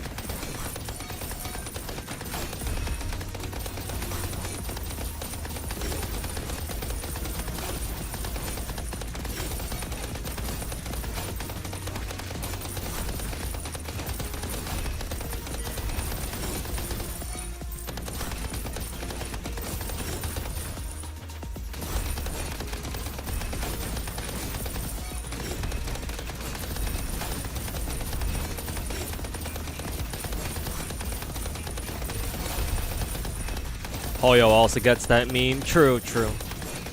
But I do think that the Arknights devs probably do the meme better than most other gacha devs, at least in my opinion. How much crit rate do I even have? Jesus, I'm at 98% crit rate. Okay, I don't think I need that much crit rate anymore. Just go for max HP, because obvious reasons. Let's see. Dodge plus 20%. That's actually kind of tempting, actually. Yeah, do this. Oh, actually, I shouldn't have taken that that item because I'm already capped on crit rate, so that probably nerfed my ass more than I needed it to. But whatever.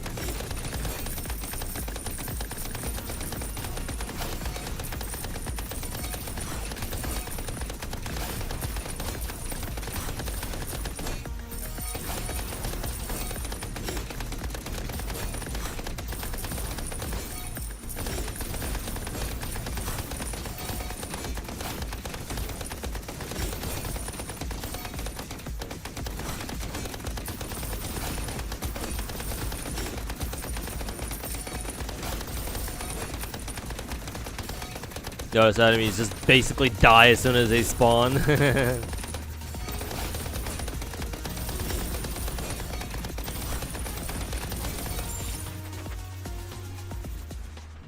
When you pick up coins now. Let's see. My crit rate should be 100%, right? Yeah. So I technically don't even need this anymore.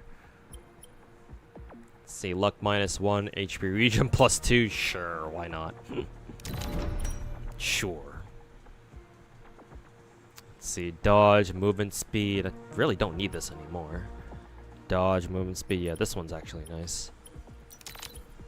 Wave bonus, total damage bonus, and decrease. Probably don't even need that anymore, right? HP regen, sure.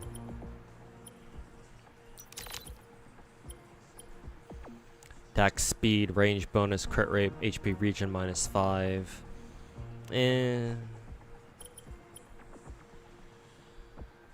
Don't really need that anymore now at this point. Yeah, this next wave.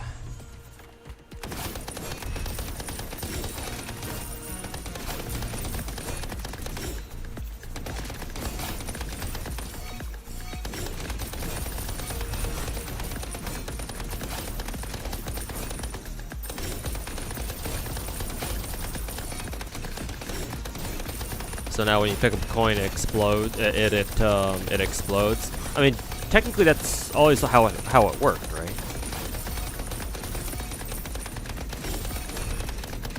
Lore Archive and Nikkei also have really good OSTs. Yeah. Pretty much a requirement for gachas to have good music. Well, unless you're Wuwa, that is.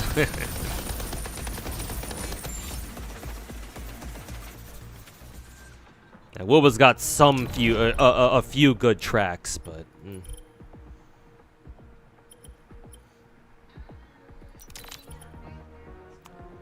max HP, total dodge -15. Actually, we will take this.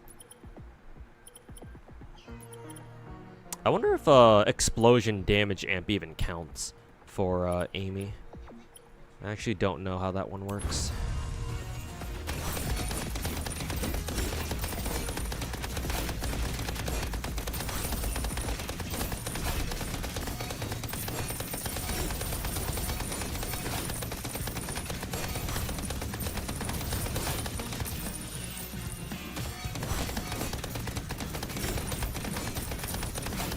It does? Okay.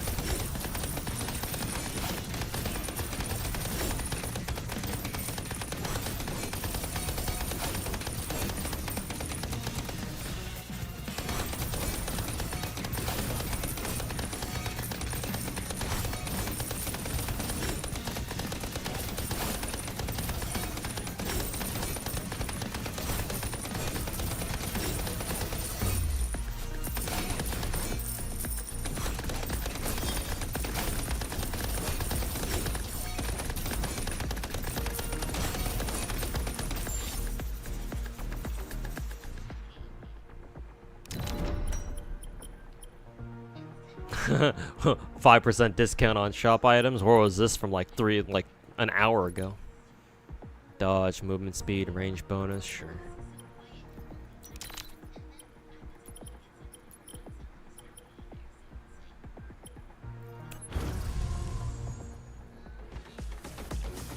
Don't really matter now, just go for like flat HP increases, alright.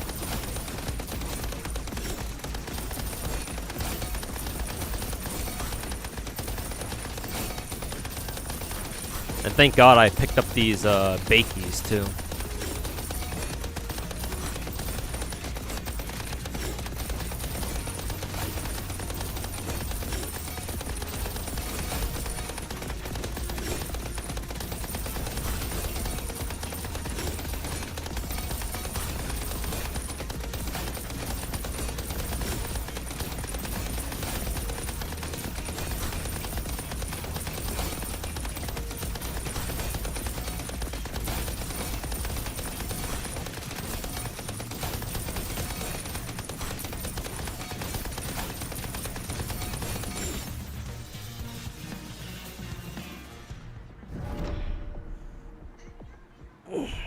Grows the alter next patch. Mm-hmm.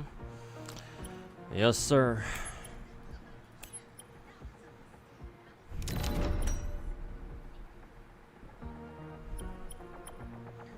see, another forbidden armament. I think I'm good on that. Max HP, movement speed. Sure, actually, because we already have a decent amount of movement speed, I think. Hopefully it's not a double or triple banner after Groza. We get Satmon and you need her. Mm-hmm. Let's see. I think red card's pretty good. Yeah.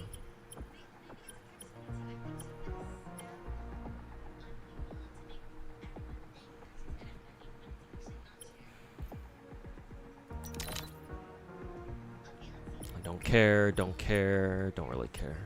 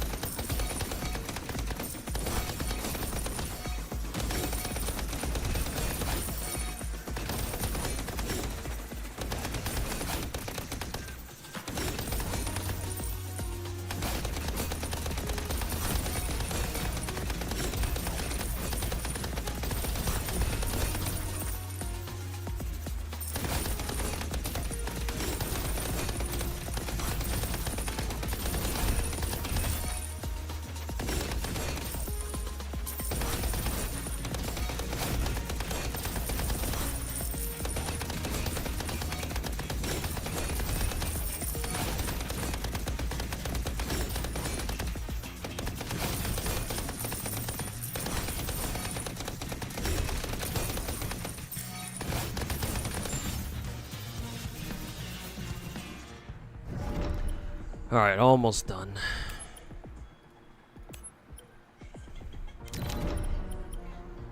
Let's see, plus 10 max HP.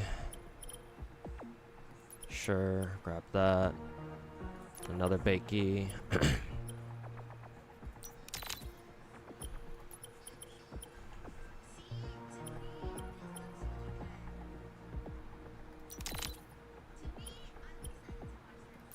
Nice. Can you merge these two together? Nah. It'd be cool if you could merge two gold weapons together and make a mystic, but I'm pretty sure that's not how it works. Every 40 op credit increases max HP by 1. That sounds pretty broken. Well, that sounds really good for me personally. It's attack speed, range bonus. Sure. It's cheap.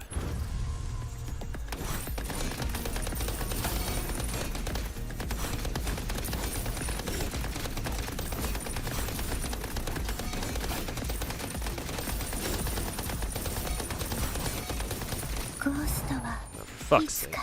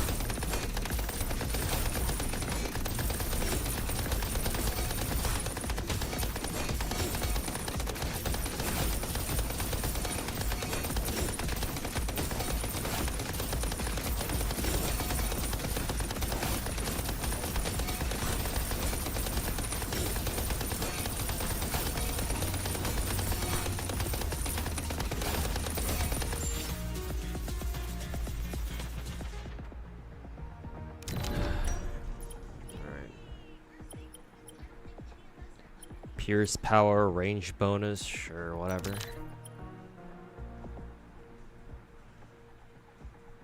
XP bonus. I don't know how useful that is anymore. Keep this one though. That's the final mission, or the final wave.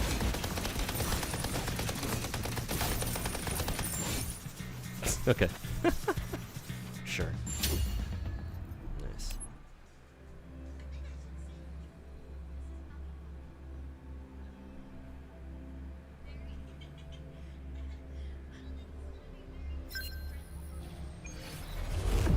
Okay.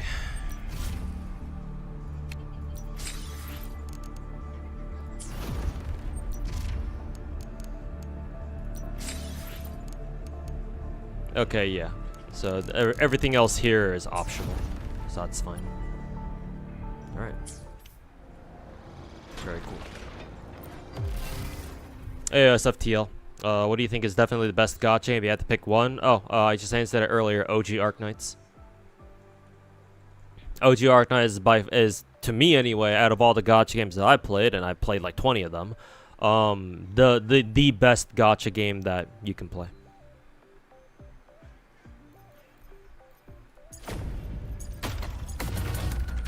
Alright, got this done.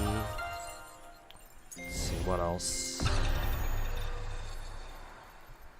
Yard exchange. Technically, this is permanent. I wonder how long this is gonna take, though. This kind of reminds me of the Lahai Roy. What is it? Like building like the race courses or something. So I wonder how long that's gonna take, or how long this is gonna take. Let's see. This seems to be. This is probably the exploration. So I think I can get this done real quick.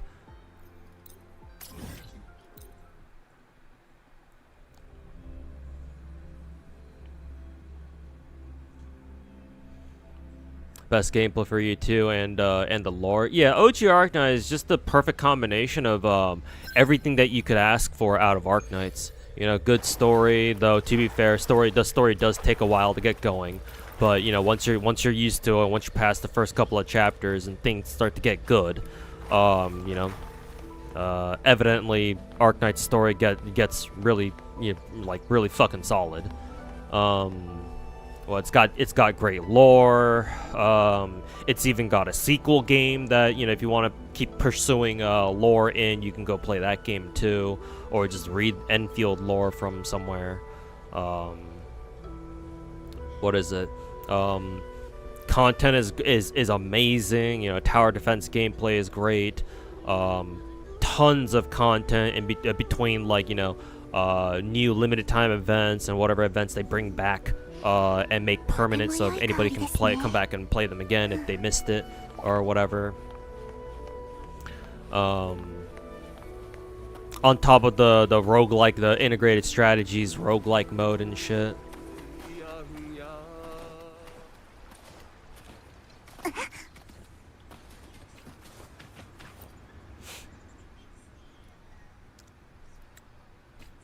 Oh.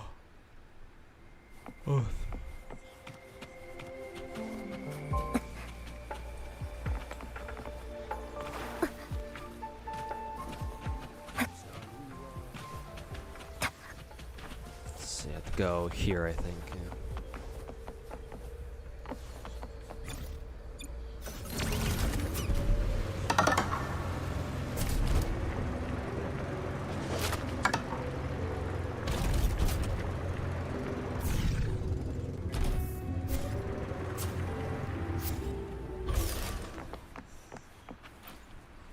Just got GN early on a 40 pull. You pulled on the Reaver banner? I mean, glad you got GN though. It even got a Fortnite skin. I suppose so.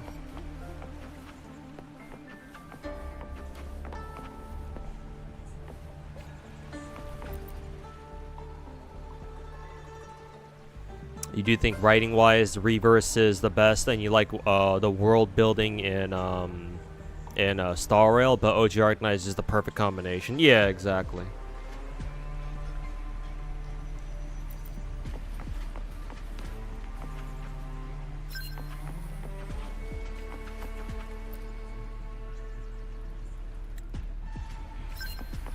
Is the endless event pretty fun? You still have a good chunk of time to do it still. How long does it gonna take? Does it require like me to fucking do it for like a week straight or something like that fuck ass Roscolifer event with the bang boos and shit? The auto chest bang boo dog shit?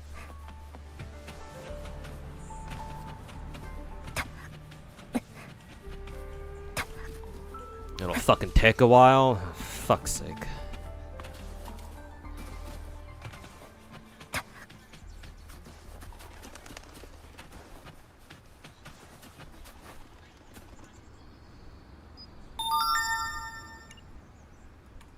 Oh, that must be my FGO.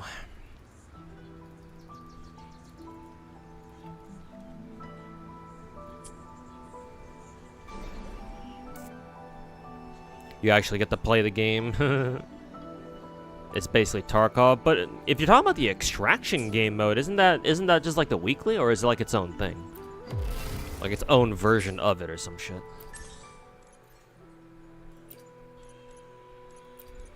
I have to go do fucking End State Matrix 2 for fuck's sake. I have to do looks like TOA reset too.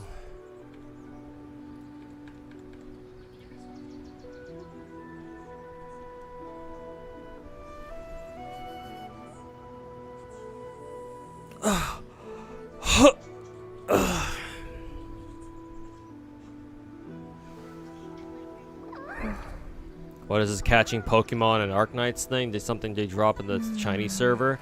I don't know either. I'm guessing that it must be something to do with the Monster Hunter collab. But I don't know for sure.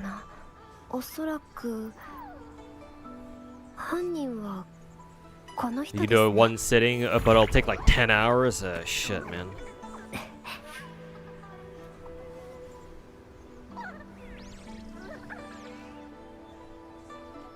Has anyone managed to claim mod status from channel points? No, not yet. I don't think anybody will either, just because I just made it so goddamn high.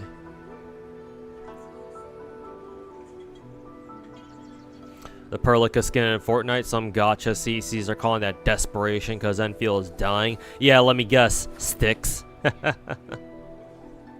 That fucking bootlicker. You won't believe what Enfield did because their devs are so desperate. Or however the fuck that short went. Fucking rat little bitch.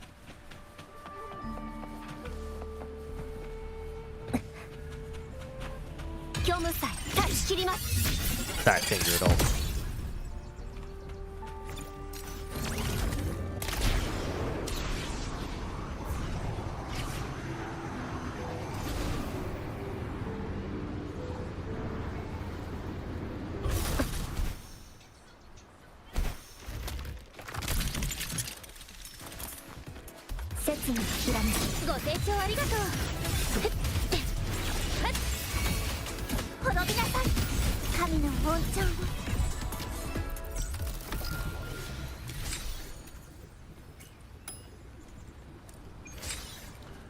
Okay, where do I need to go? Why was Saint Tontus? Well, why was Chisa petting Saint Tontus? Really? She was doing that?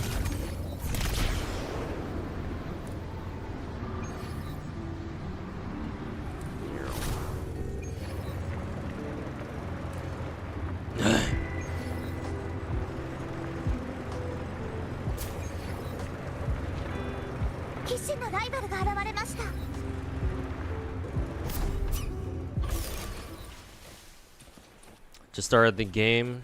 See a lot of people go for Frolova or Augusta. What's your take on that one? Do you have Rebecca? When did you start playing WoWa? Did you at least get the free Rebecca that we got from the Cyberpunk collab? Because if so, go for Augusta, because Rebecca supports Augusta. With Frolova, if you want to use Frolova optimally, you're gonna have to put together a team that looks like this. Where's my Frolova? Here. 2 days ago, so no, that's a shame. Okay, well if you don't have Rebecca, then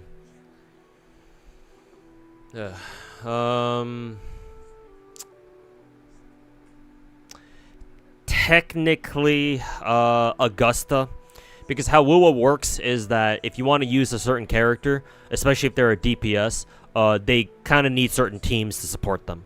So in Augusta's case, her team would probably be what? Where's a Shorekeeper? Shorekeeper, Mortefi, and who is it? Augusta.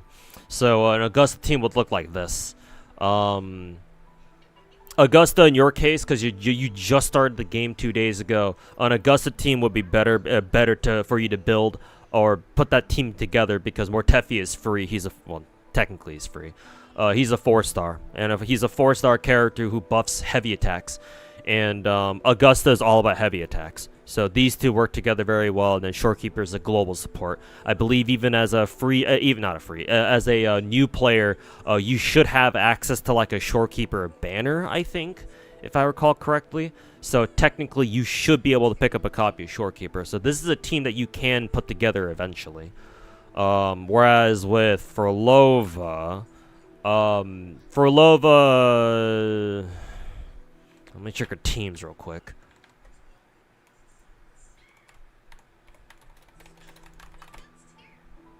Because if I'm not mistaken, Frolova's teams are harder to put together. Frolova's teams are way more, how should I say, demanding. So let's see. Her best team, Frolova's best team is technically Frolova, Lucilla, and Choyuan. That's interesting. It used to be, I thought it used to be Cantarella, but I guess, who is it? Lucilla must have replaced Cantarella now. Maybe I'll try Choyuan, who is it? Lucilla and Frolova for like another, like, what is it? On our next Wiwa reset maybe. But so yeah. If you want to put together a Frolova team, you're gonna have to pull for other characters on top of that. Is kind of the issue. And like, again, since you just started the game 2 days ago, it might take you a while to get those two. So, definitely go for Shorekeeper first, though, as your beginner banner type thing. Because Shorekeeper is one of the best, if not the best, single straight up support in the game, just global support in the game. So, in terms of team building, how easy it is to put a team together early on. I would say Augusta simply because her free-to-play support is this guy. So that's my answer. Ultimately, though, just go for whoever makes your deck hard. That's what's most important. Just pull for waifu first and foremost. But if you can't decide, then that's when you can use meta, or that's when you can use like how easy it is to build characters.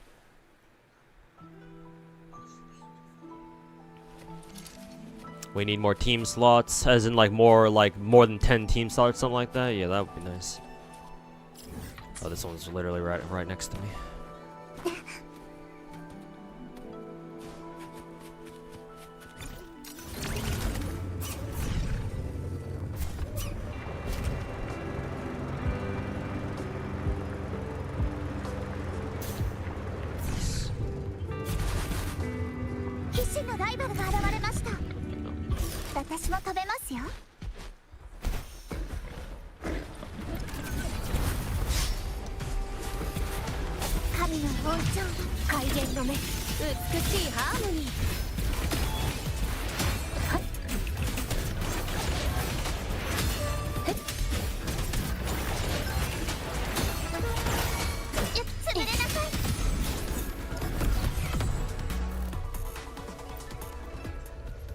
This is probably just a side quest. Hopefully it won't take too long.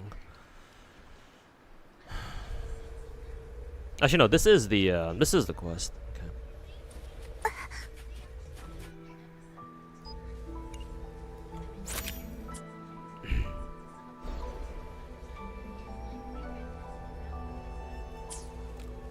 Was I ever a PGR player? No, I've never played PGR. That being said, eventually I want to try it out. I have this little short list of gacha games. I say little. I have the short list of gacha games where if I'm ever able to make gacha content creation a full-time thing, I would immediately pick up those gacha games and start maining those too. PGR is on that list. So, I would love to try it out, but at the moment, I don't feel like I can.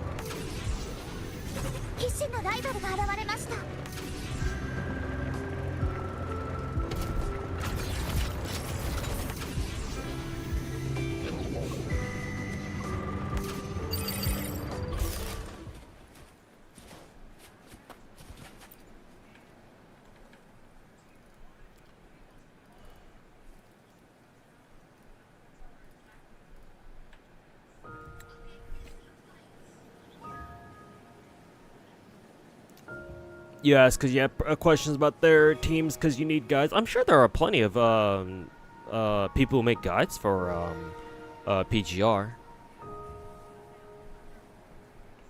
Like, I'm sure Rexcellent has a couple guides on PGR. I'd be surprised if he didn't.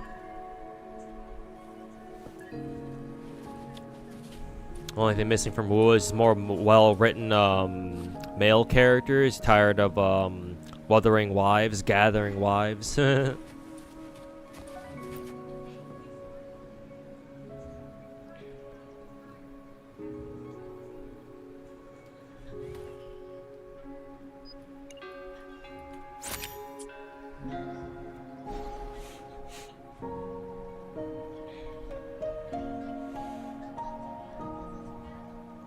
Yeah, Sleepy Fresh. Hit up UI on in our Discord. He'll help you out. UI is a dedicated PGR player. Rex no longer covers PGR. Really? He stopped? That's a shame.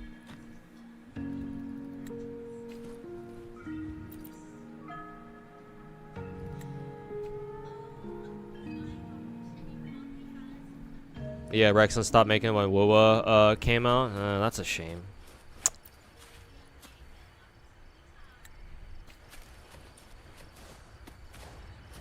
But he still technically plays though, right?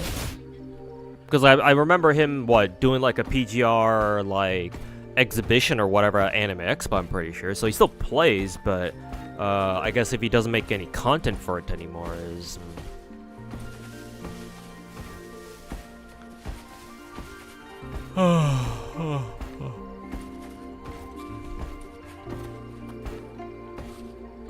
He only quit making guides. Still plays the game though. Okay. I guess sort of like me with FGO, I suppose.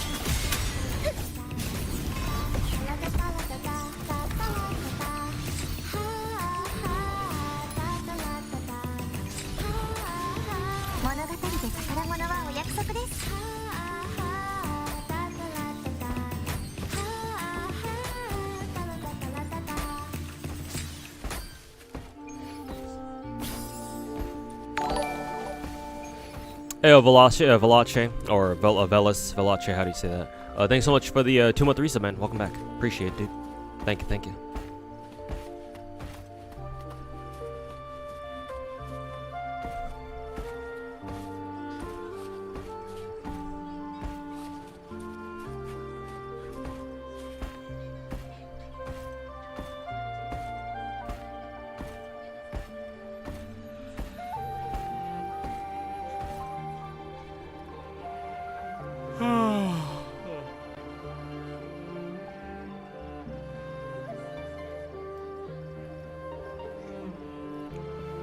話しするのは正義の騎士が邪悪な名式と戦う物語です。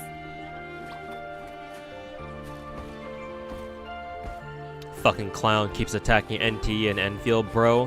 He's such cancer, dude. And he poses as a guide maker from time to time. Bro is a fucking disgrace.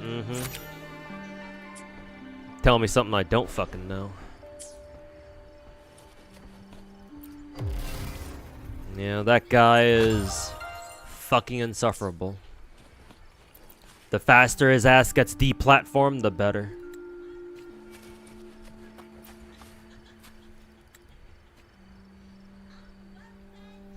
It's like, well ace? Oh, okay.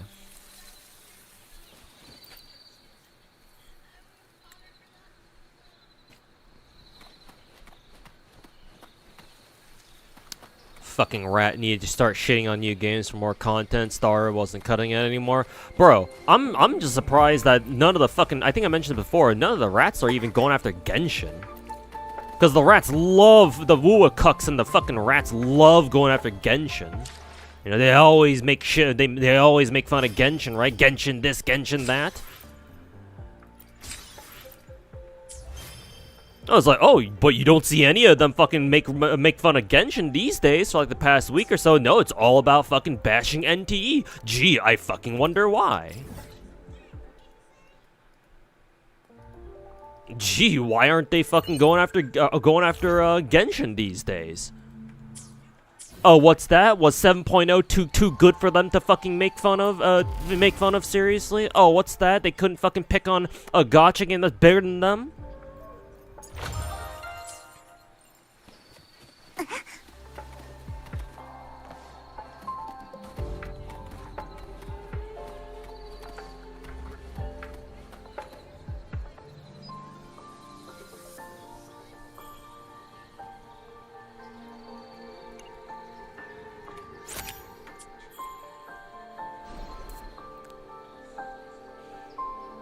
Genshin's good right now? Yeah, 7.0 was great. Or is great. The Snatchnaya update? Yeah, so far so good. Just wish I had the time to sit down and actually fucking run around and explore.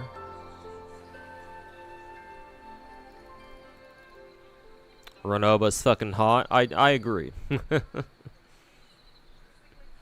Evil bitch with fat tits. Hey, man. With long hair, sign me the fuck up. Alright, we're finally done with that. Nice little quick event there.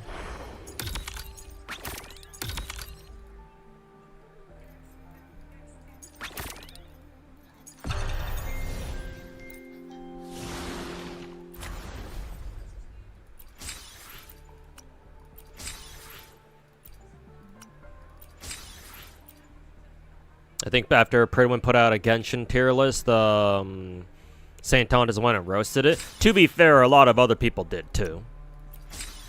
So that was basically free content for that fuck-ass retarded clown. Alright, done with that. So like, St. Tontas going after the Pridwin tier list doesn't really mean much, because everyone did it. Or a lot, I would imagine a lot of people did it. Like Zaja, for example, did one. At least I'm pretty sure. Okay, this is permanent. This is permanent. Let's see. That's just the update. Done with this one technically. Okay, so technically all I gotta do is these two. Hologram, attack hologram. I'm probably just gonna do like the first like 4 or 5 difficulties. I'm probably not gonna bother with the 6th one because fuck tech holograms. Fucking one-shot merchants. I still need to do the virtual crisis though. And I gotta do End State Matrix. And I gotta do TOA. Ah, fuck me, dude.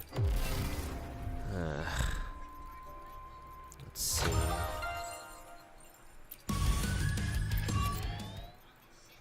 Okay, let me go do TOA first. Get me warmed up for all the endgame shit that I gotta do right now.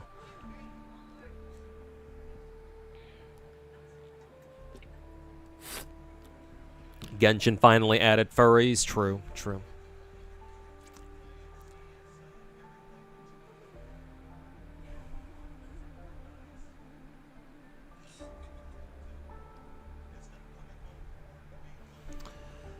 Alright, what do we got? Arrow fusion res reduced by 10%, electro res and glacier. Okay, so just use arrow fusion. Crit damage increased by 25. Take more total fusion burst damage. Oh, they want you to use hella. Who is it? Denia then. Denia, Amy. What about the second half? Let's see. All attribute res remove negative statuses or tune strain. Enemies total damage taken. Blah blah blah. Tune strain. Blah blah blah. Okay, the usual shit.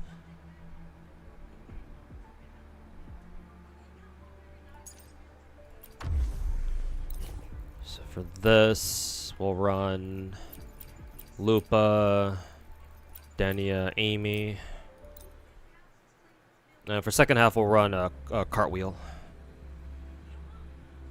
See what your roster can do. Yeah, let's see if I'm up to it.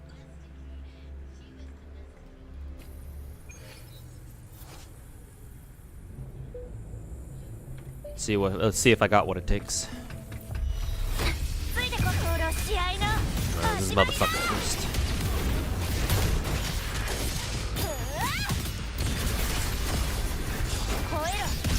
There we go. Timed it right.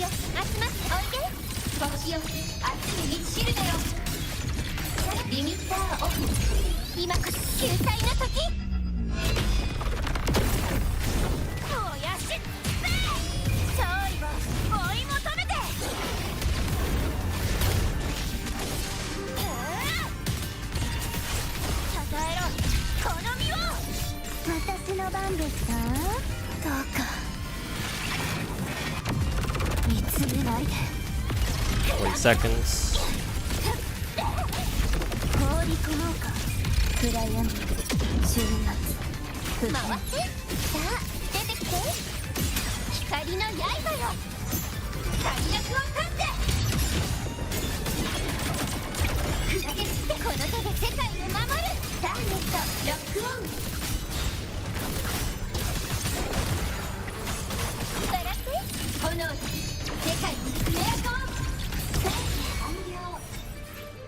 Didn't even need to use Amy's Omega nuke.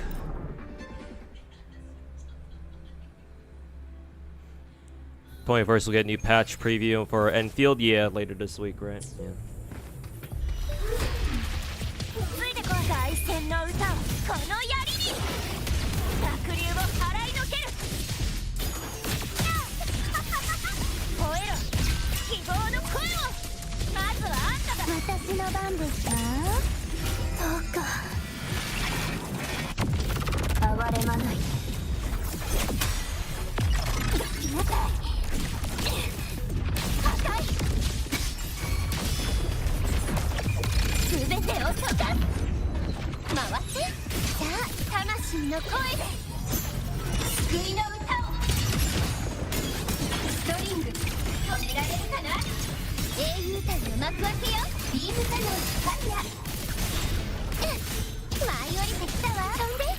教わりよ宇宙に風をコンバージェンスガヤージロックオン今こそ救済の時燃やし殺し合いの始まりだ悪党は噛み殺す試合は後半戦だ屈辱だぜ私の番ですかどうか許さないで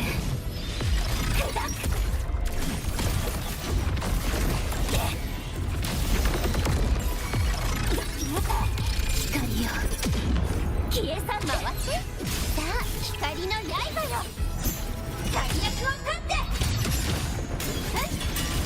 パンディット響きだこの手で世界を守るターゲットロックオン羽よ集まってアンバラって炎よ世界にクエアコン星の雨リミッターオフ今こそ救済の時ああついてこい勝利を追い求めて Less than 40 seconds. 集まれ光の炎私の番ですかどうか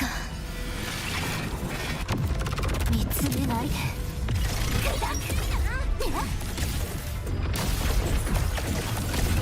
暗闇週末回ってさあ星の海よ I might have to restart this.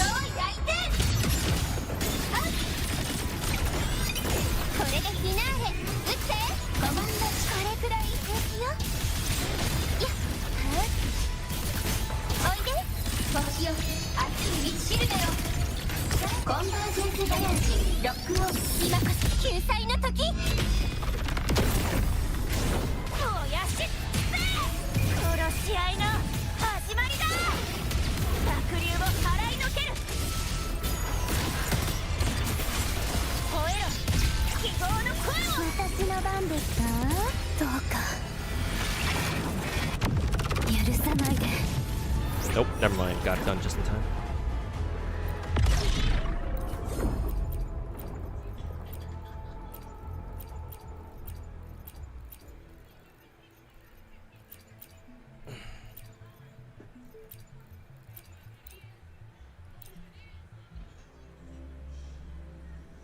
Hey, yo, Memmy, welcome back.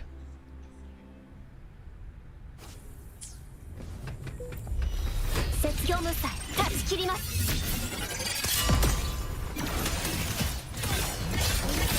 想定内まだいけますこれでどうですかどんな意図でもご清聴ありがとう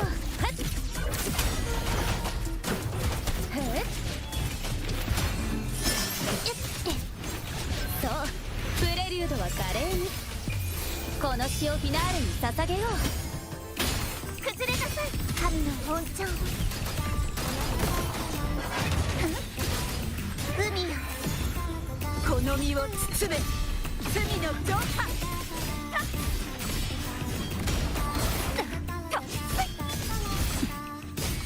打点する荒波謝罪この一振りで悪魔滅ぼそう天幕よ落ちよ死の Don't know what happened there. これで終わりです全部切ってみせますやっ崩壊させましょうありがとうさあソロの時間だこれが運命のアンサンブル滅びなさいやっ汚れを払いましょう真の姿ここに権限する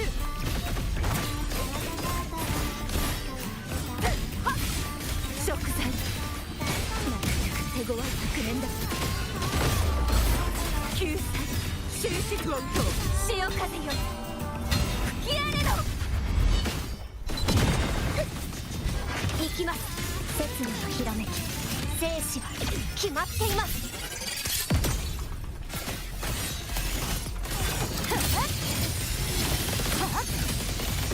の命立ちます。ありがとう。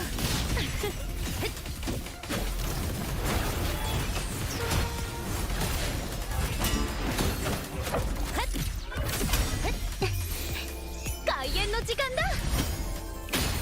潰れなさい。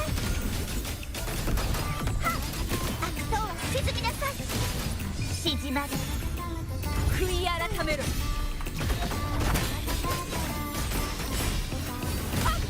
なかなか手強い学年だ。滅びを告げ剣が折れてしまう。 Really? That killed? What the fuck?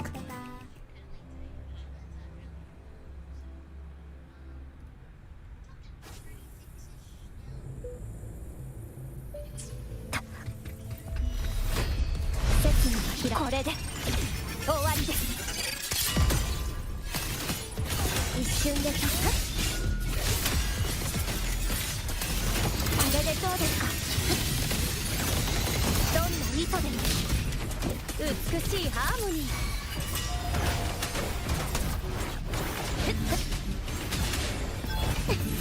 これが運命のアンサンブル。滅びなさい。はっ、天幕よ、落ちよと海よ。この身を包め。罪の浄化。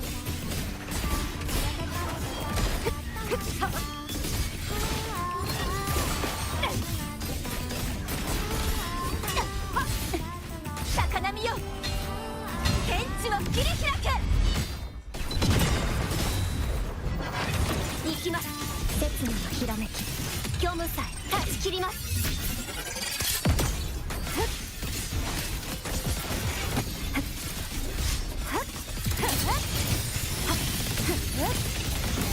ご清聴ありがとう。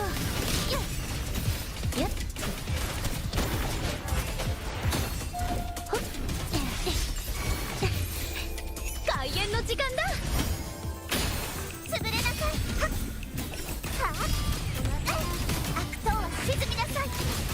静まる。悔い改めろ。汚れを払え。はっ。チルガイ水素うがけフランクリア救済。なかなか手強い潮風よ、吹き荒れろ。死の弦が鳴いています。生死は決まっています。その身を切り裂きます。全部引きてみせます。その命立つ想定内。 Really? Fucking cancel the last hit? Fuck you.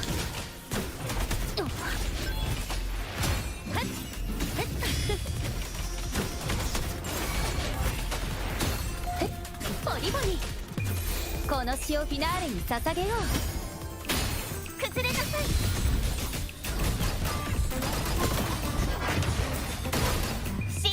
Install GFL2 from Sunborn or how I'll play? Whatever their own launcher is. I don't play from Steam. 脱線する荒波。この一振りで悪を滅ぼそう。やった。刹那のひらめき、虚無さえ断ち切ります。断ち切ります。これで統治想定内です。まだ行きます。崩壊させます。ご清聴ありがとう。さあ、ソロの時間だ。 Is Arknights a gacha where you pick up and choose,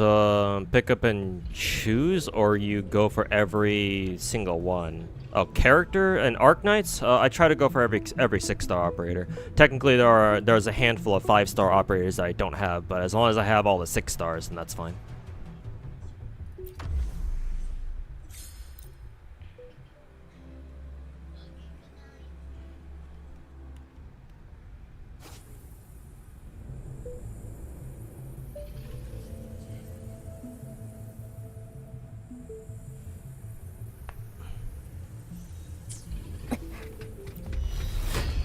刹那のひらめき、生死は決まっています。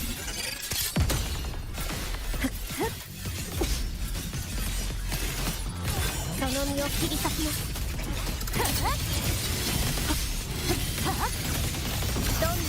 清聴ありがとう。さあソロの時間だ。よっはて、これが運命のアンサンブル。崩れなさい。I think I still got the basic attack off, which is important. 静まで悔い改めろ。汚れを払え。なかなか手強い悪念だ。破滅の一撃最多。滅びを告げる振り子。潮風よ吹き荒れろ。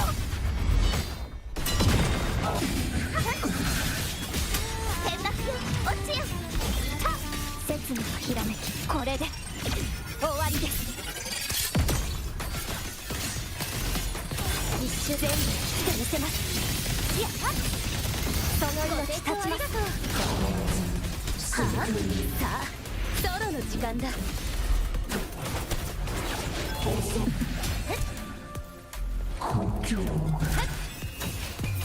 この潮 This guy should be a pushover.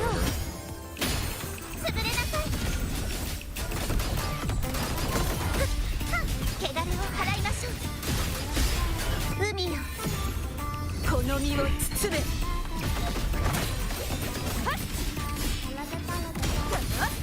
食材終止符を打とう。高波よ天地を切り開け。死の弦が鳴いています。生死は決まっています。断ち切ります。どんなご清聴ありがとう。さあソロの時間だ。本気を出さないと。ピッチが低くなってる。どんな死もいつの日か疑える。 Of course.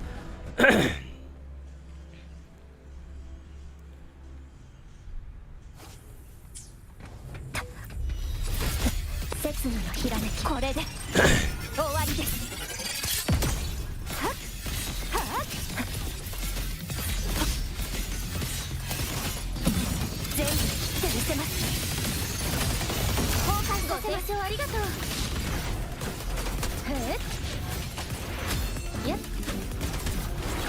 はっ外縁の時間だ。滅びなさい。やっはっふっはっ真の姿ここに権限する。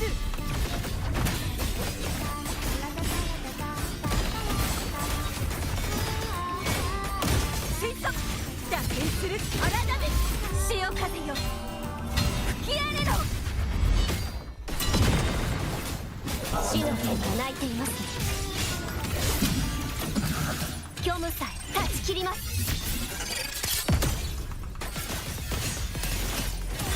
これでどうですか。その命立ちます。さあソロの時間だ。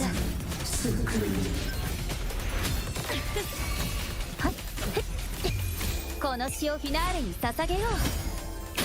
崩れなさい。はあ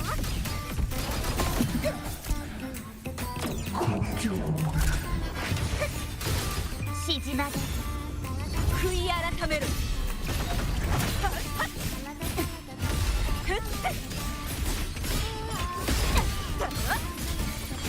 うがけクレンクリエ。この一振りで悪魔滅ぼそう。行きます。刹那の日生死は決まっています。断ち切ります。どんなミソでも美しいハーモニー。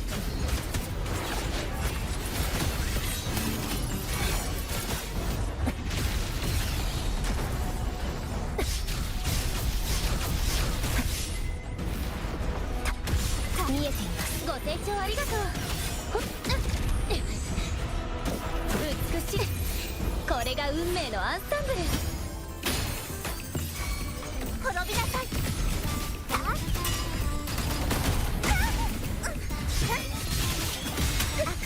fuck down, bitch. 海よこの身を包め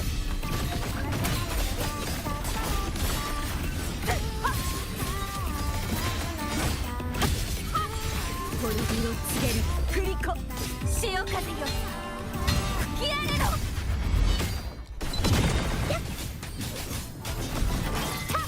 刹那の日これで終わりです全部切ってみせますその命たちましいハーモニー Drop the hammer rod in your head? Yeah, and I fucking dunked his ass to hell. Little bitch.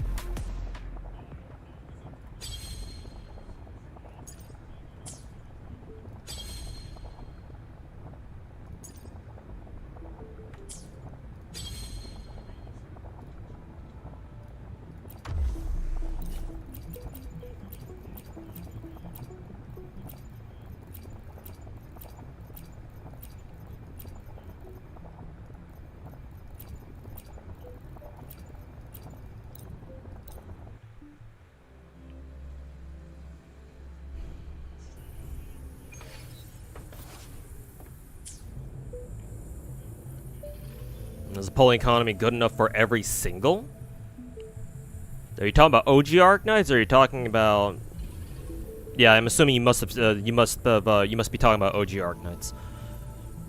No, the poll economy. Oh, I also remember you. You're the guy from last stream who also asked something similar about whether or not it's possible to get every single character in other gacha games. No, the poll economy in OG Arknights is not good enough where you can get every single character as a free to play. It's not like that. It doesn't work like that in OG Arknights. 今日もちゃんと成長してますね Like it's possible in Enfield if you get lucky enough, but in OG Arknights, no. OG Arknights has like over 420 characters, playable characters. So getting every single one of them is you're not gonna get all of them without paying some money. That's for sure. Alright, Clarence, take care, man. And, yeah. If you need to finish the fishing event in Zenless, yeah. There's a fishing event in Zenless? Yeah, take care, dude. 芽吹きの音です Save up for big events? Pretty much, yeah. Yeah. Pretty much. Yeah. Pulling for, Enfield, not Enfield, OG Arknights is, very similar to how you, structure your pulls for Nikkei, yeah. Like, there's a few nuances, obviously, but for the most part, you treat it like it's Nikkei. Just wait for the festival banners, then pull on those. 日向ぼっこの時間ですよ進化をお見せしますよしチャンス挟み撃ちだ気を抜くなよ鉛玉がフルコースだぜド派手な花火ぶち上げてやるよ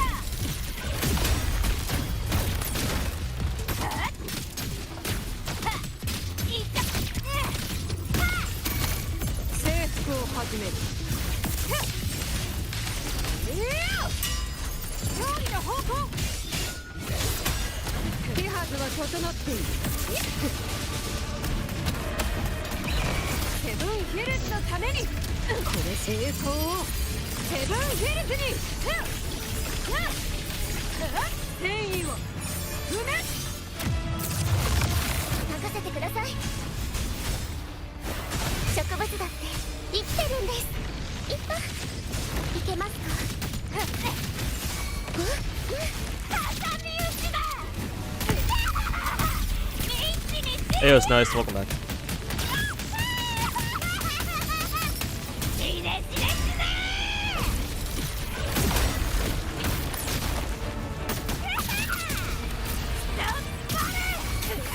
ヨガでよもらった手はずは整っている無駄なあがきだ手はずは整っている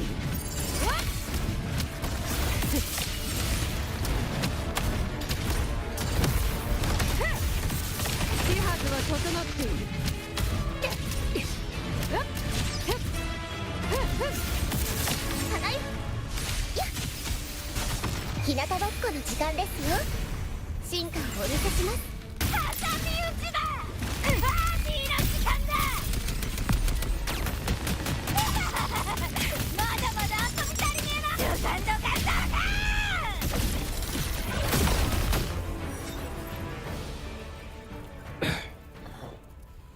ン。Waiting for Qingxiao tomorrow. Also broke. Yeah, I feel that one, man. You know they could work together. They can. Rebecca is the new. If you picked up Rebecca from the Cyberpunk collab, Rebecca's Augusta's new quote-unquote free-to-play support, and she's really good too. Rebecca's the single best thing to come out of the Cyberpunk collab, because she's our other heavy attack buffer in the game. Because if you don't have Rebecca, then you have to use Mortefi, or if you don't have Yuno, I suppose. But yes, surprisingly, these two can work together. Even better because Rebecca's also electric and Augusta's also electric for some reason. So yes, unironically, they're a team. You only got like 20 pulls? Yeah, I feel you.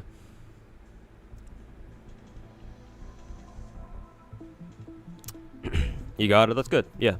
She works very good with Augusta.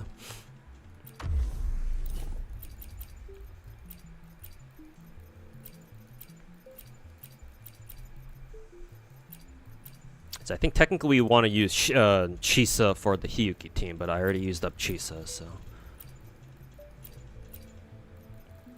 let's run good old shorekeeper, I guess.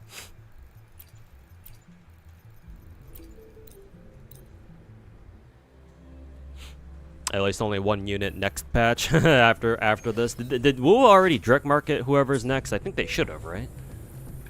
Actually, no need to ask. I can just check.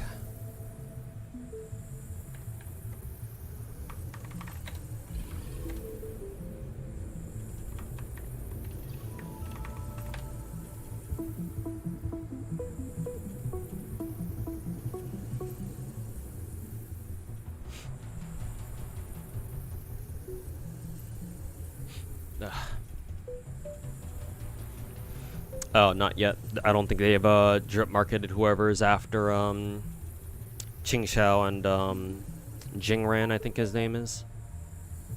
So not yet. Maybe later. Maybe next week or something.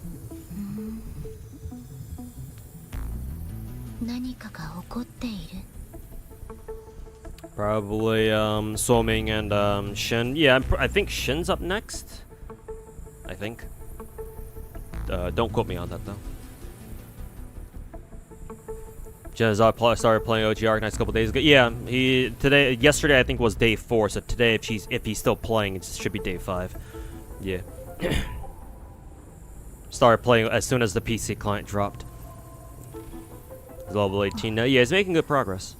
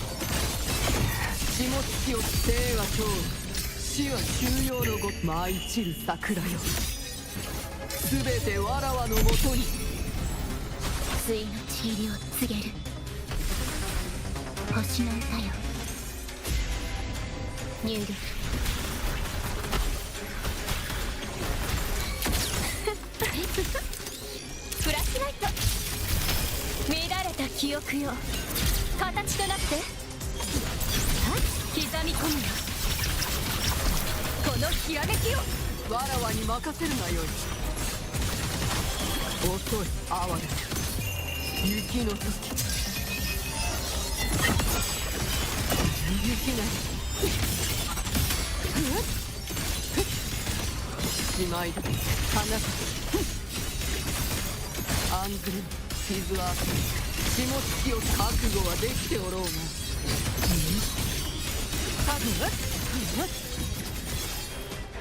It's funny. I didn't. Who was it? Hiyuki didn't charge up her ult as soon as she was done with her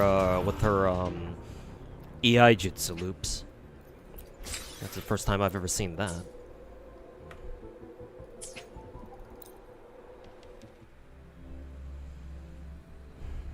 The stream title is warning the backseaters. It's hilarious because his title says that, but he constantly asks questions. Oh, what should I do here? Or should I level this character? So it's like, oh, so he allows backseating anyway. Like, I'm not trying to roast Genazod here. I just find it funny that his stream title is warning the backseaters, but then, you know, he always asks questions anyway and lets people backseat his ass anyway. So it's like, oh, so what was the point of that exactly?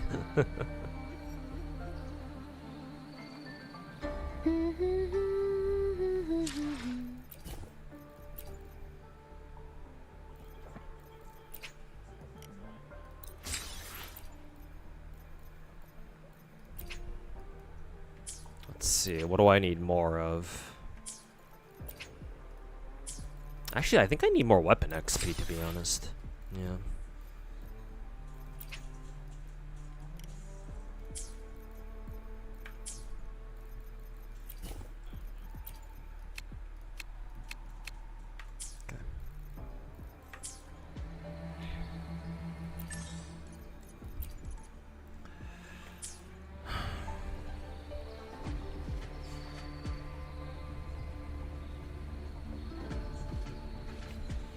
I think it's a shame that Hoyo is making new class in Zenless. Yeah, the armor class, basically defense 2.0. That means Hoyo might completely abandon defense altogether. Just get rid of defense and rework units that fall under it. Yeah, maybe. Yeah, that was exactly my concern too. Because if the armorer class also works off defense and so that implies that they're also going to be like defenders too. It's like, okay, at that point, what the fuck is the actual point of the defenders then? Yeah. Like, even if there is a distinction, it's like, well, it's obvious that defenders are kind of falling behind anyway. Cause like this happens in any gacha, just not just Zenless, but like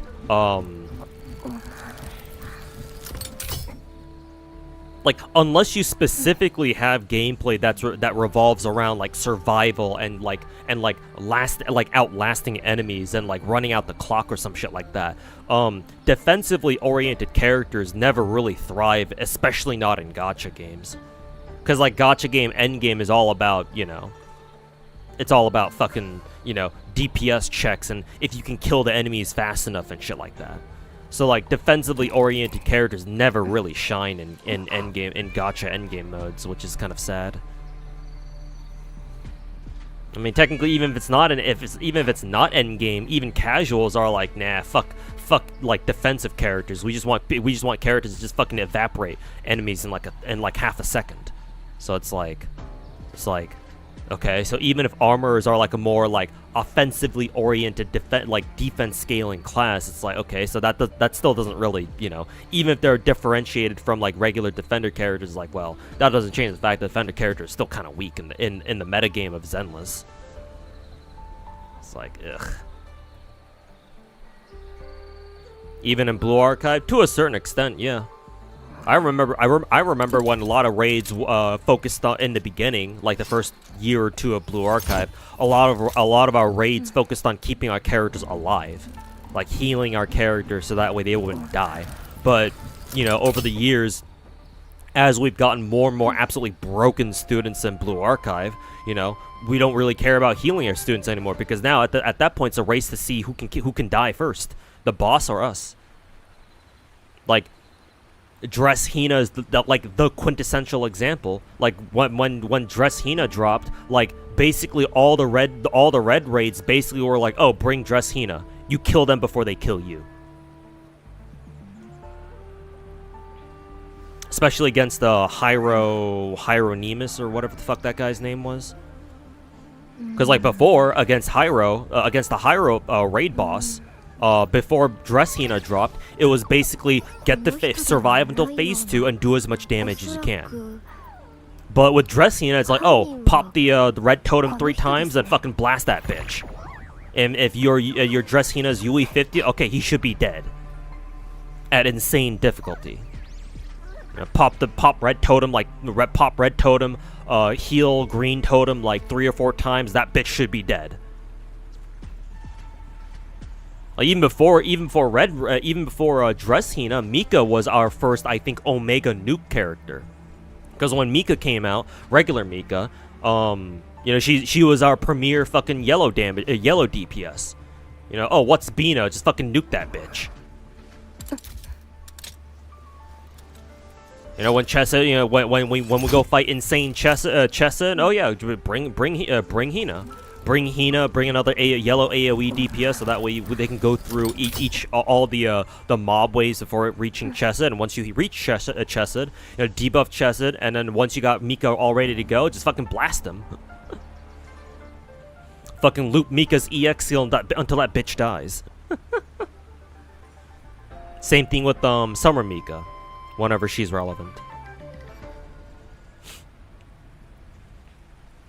Funnily enough, in Blue Archive, tank meta is still meta. PvP is kind of weird like that. I don't really count PvP personally. But sure, if you want to talk about PvP, then yeah, PvP is where it gets weird.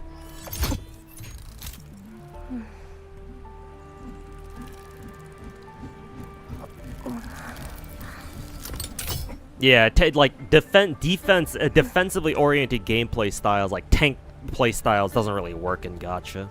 Yeah, because all gacha devs are like, oh, we want you. You know, they're just gonna shove DPS checks down our throat.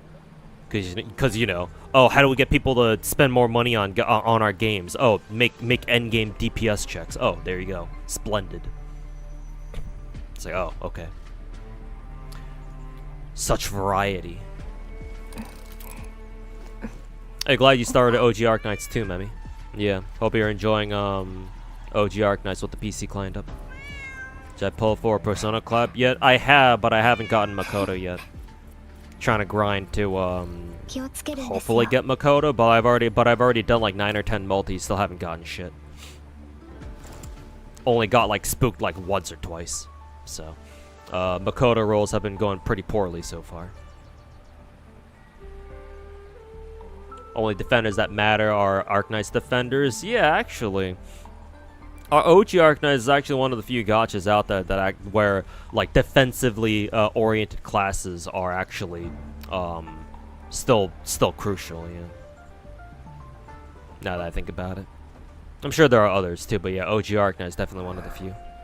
If I had to deep dive into a hero shooter, would it be Overwatch or Marvel Rivals? Probably Overwatch, because I prefer first person over third person. But my favorite hero shooter, it was Dirty Bomb. I don't know if you know about that game, but Dirty Bomb was a lot like Overwatch, but it was a lot more modern military, so a lot more grounded in, like, you know, modern military settings. So instead of Overwatch, where it's like far future, maybe near future even, where it's like, oh, you got robots and humans and like furries fighting against each other, like, you know, futuristic tech type shit. Dirty Bomb was more like, oh, you're a merc, right? You're basically two rival PMCs, private military companies, are deploying teams of mercs against each other, and they play team-based objective game modes and all that. So a lot more actual gunplay than like, well, whatever the fuck goes on in Overwatch. So I much prefer Dirty Bomb. I played Overwatch a couple times. It's nice, but it's not exactly for me. But if you're telling me that I had to pick between Rivals or Overwatch, probably Overwatch. Again, just because I'm more comfortable with first person. But I wouldn't mind giving Marvel Rivals a try. But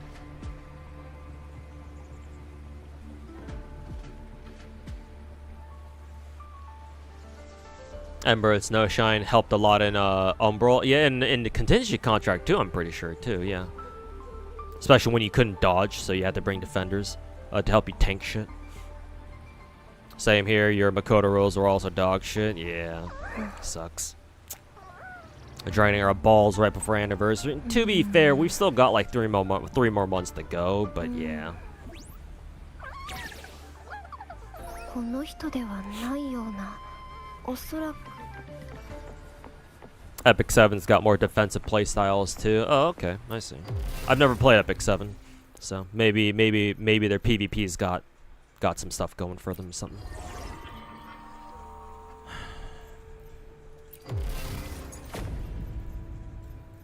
Okay, let me go get some of the attack holograms done. Counter playstyle is pretty fun in Epic 7, yeah. I think the most popular playstyle is still what, like the fucking cleave teams or whatever, where you just fucking try to insta-kill the other team as soon as you can or something like that. What the fuck? Where am I supposed to go here?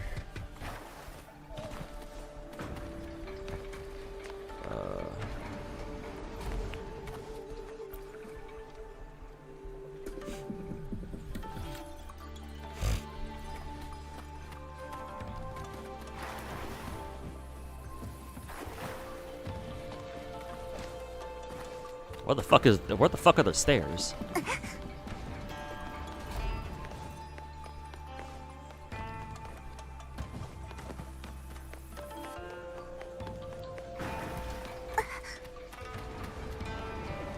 Oh, you approached them? What the fuck?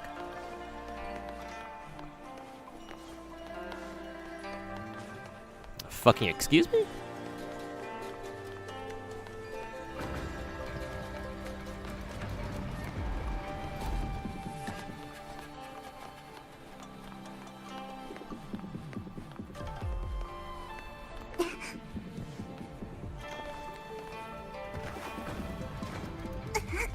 Enjoying it so far, enjoying OG Arc Knight so far, that's good.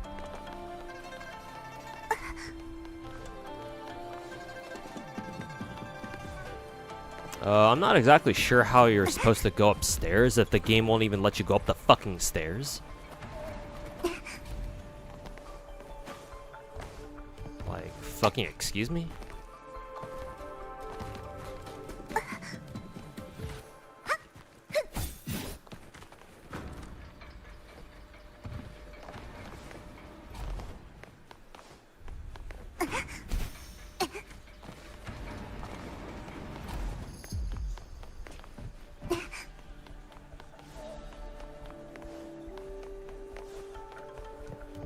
Oh. What? You have to go to a different place in the open world? Okay, so why the fuck did it let me go up now? Unless this still doesn't lead me up there anyway. Yeah, it doesn't look like it because I don't see more stairs leading up anywhere.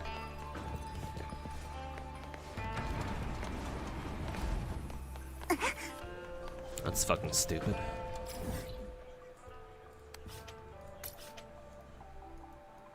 Why am I even here in the first place then? What the fuck?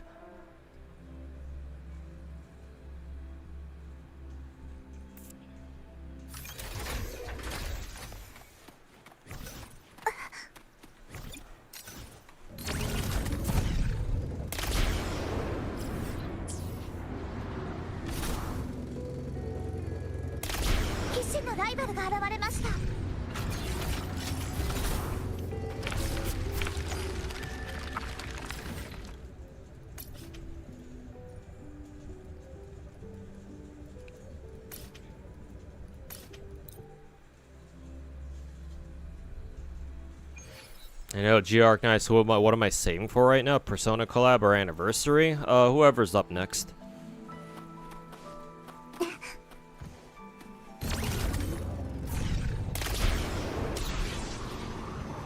Like, after Bellone is, I don't know, I don't fucking know, somebody else.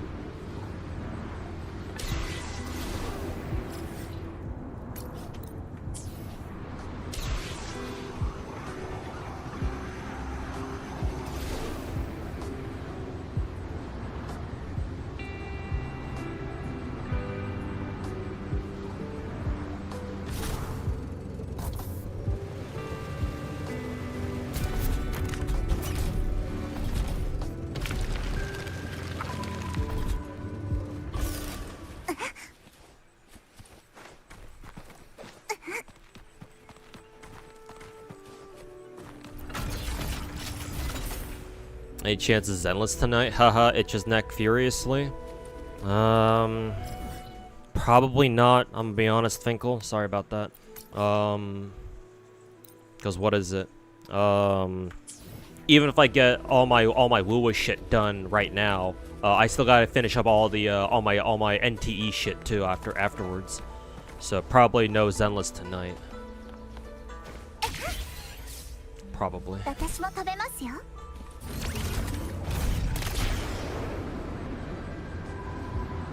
Also a fuck ton of shit to do in Genshin. Yeah, they have fucking side quests everywhere, I think I saw. Snechnaya is huge. Yeah, there's like a ton of shit in Snechnaya, dude. Like, what the hell? Oh, it almost kind of gives me like old school like Mondstadt Liyue vibes, where it feels like every corner you turn, there's like, oh, there's another side quest. There's another side quest. Oh, there's another side quest. Oh, there's another side quest. Like, holy fucking shit! How much shit is there?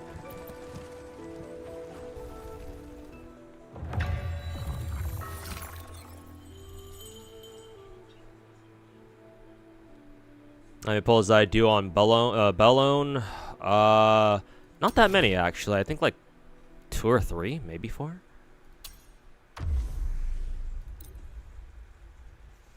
Yeah, and just general exploration stuff too. Yeah, exactly. And like Snechnaya, just in terms of like total surface area coverage, doesn't even seem that big compared to a lot of our other regions too.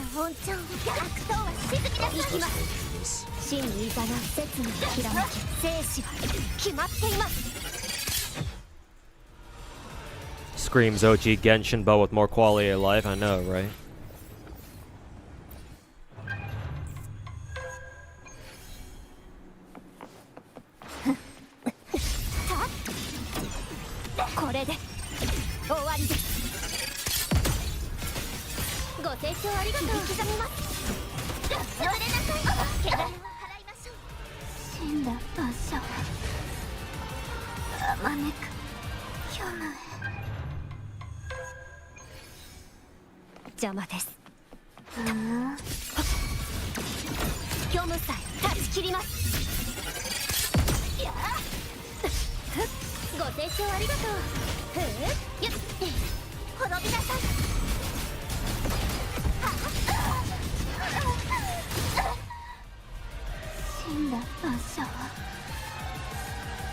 Pity doesn't carry over, right? So you should commit to a banner like an Enfield. Haven't pulled you on any banner OG Arcanine. Yeah, I think so. So your heart pity does not carry over.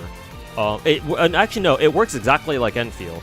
I'm pretty sure your hard pity does not carry over, but your individual, the game still remembers how many pulls you've done towards your next, your absolute, your like direct next 6-star.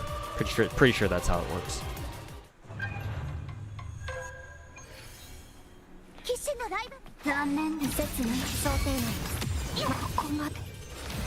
Jesus, this is only what, difficulty 4, and she still starts one-shotting your ass.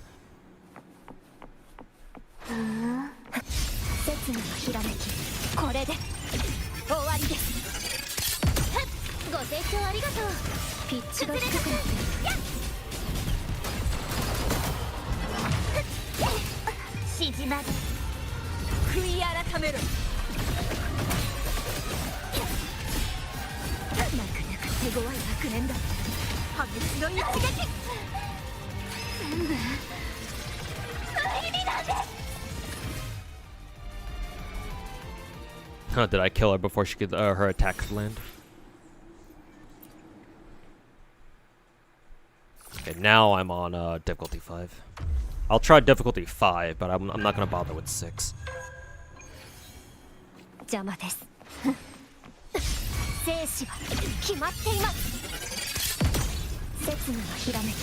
Persona collab's probably right around the corner, so just save for that. No, it's not right around the corner. Because not even it hasn't even happened for the Chinese server. They've only announced it.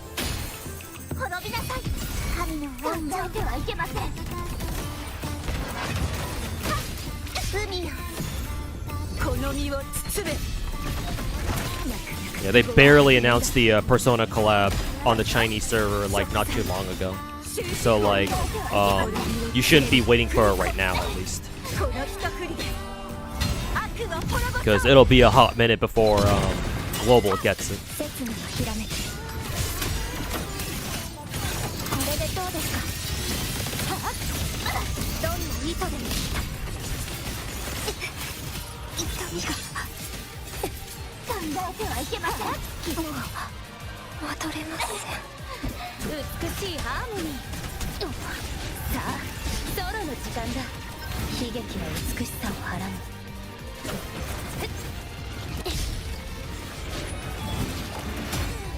どんな死もいつの日か歌われる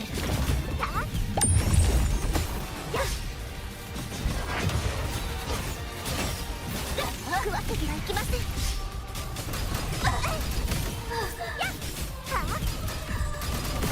真の姿ここで宣言する汚れを払え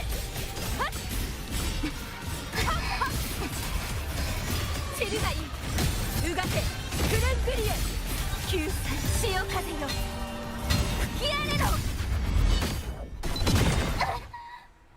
死んだ万象はあまねく去年 Okay, I'm not gonna even bother with the difficulty 6 because fuck that shit.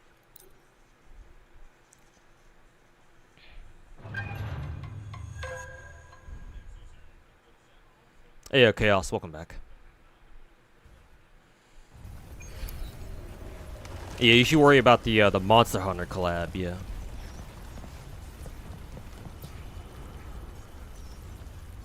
That's the collab you gotta be more concerned about for right now.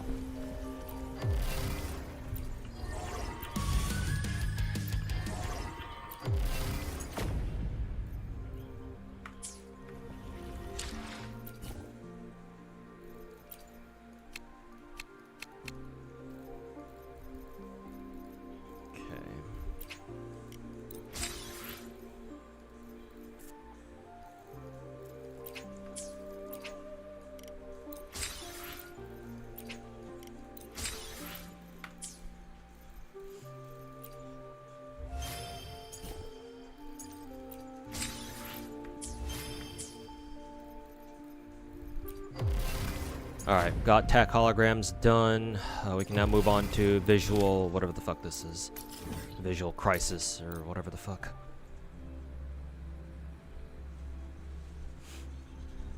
異常な周波数がどうしてブラックショアの近海に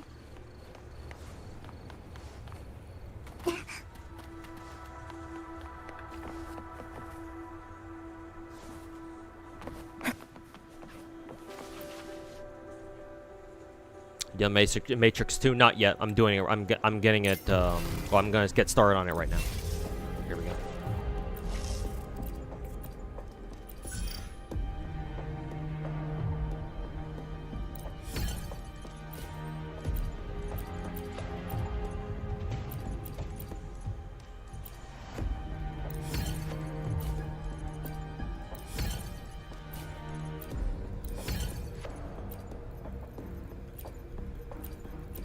They're the negative status team?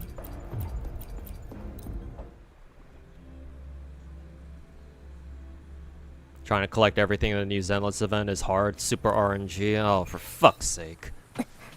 Just need 90 for all the asteroids. 160 is just a flex on social media. I'll try going for the name card, but yeah. If it's too much of a hassle, then yeah, fuck it.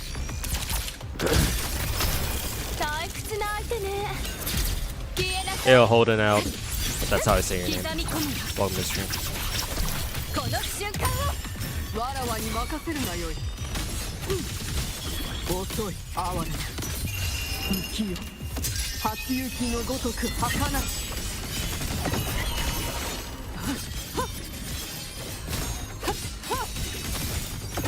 花と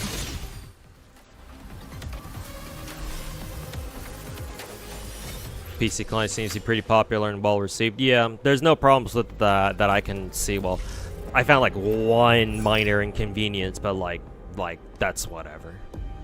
But yeah, so far the PC client seems to be a home run. Thank God, too. Chisa? Why not Lupa?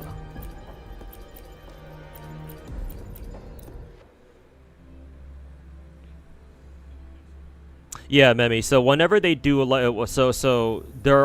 had 2 collab events so far where there have been 2 parts. The Rainbow Six Siege collab and then the Monster Hunter collab. So for those 2 collabs, when they did the part 2s, they bring back the part 1 banners. So you can pull for both the Monster Hunter collab banners when the second Monster Hunter collab shows up.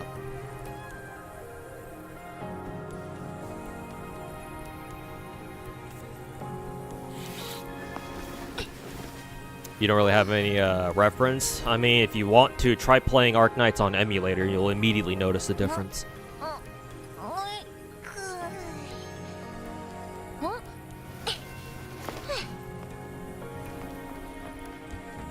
Isn't the Zenless event perma? That's what I thought too, but I guess there must be like limited time rewards or something like that. I don't know.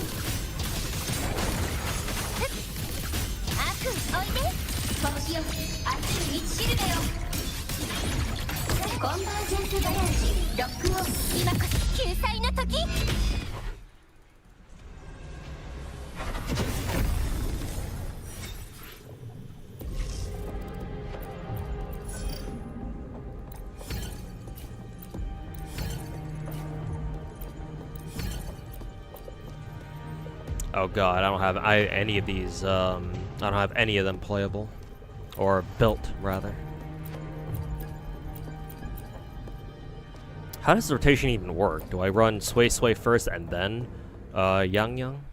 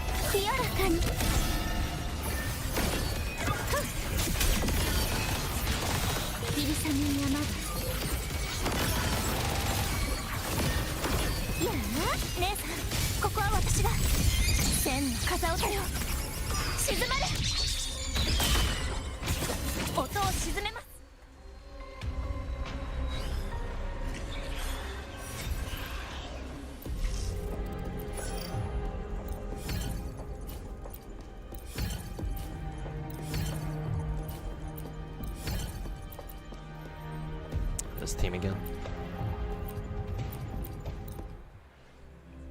Hey, VC, welcome back. Jump back into WoWo recently. Can't unsee Sway Sway as Arknight's shoe at home. They do have a very similar character design now, don't they? Hey, that's funny. Why aren't the Woowa cucks? Why aren't there Woowa shills pointing out how Sway Sway copied Arknight's shoe design, huh? Fucking bigots.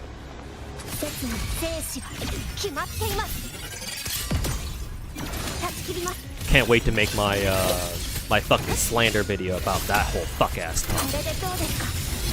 いや、どんな意図でも記憶よ蘇りなさい。過去の幻よ現れなさい。守り抜くわ。この全てをわらわに任せるがよい。逃げようとて遅い。 How the hell are you shooting that shit at, Yuki? 帰る術なし。雪なり。花が久方ぶりの痛み。霜突き落とし。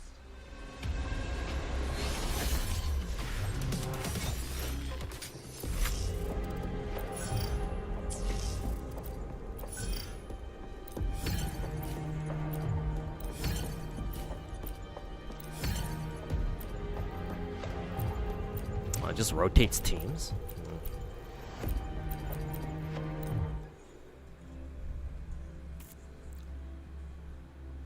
Like how people say the Wuwa Cuck say Zonko's a copy of Carmelia Cartathia. Hey Vanitas, welcome to the stream. It just sounds fucking entitled. I mean, tell me something that I don't know about the fucking Wuwa shills, man. 大戦の歌をこの槍に悪党は噛み殺す。集まれ私の番ですか。 Wait a minute, this isn't my Denia. What the fuck? My Denia doesn't have that echo. Excuse me?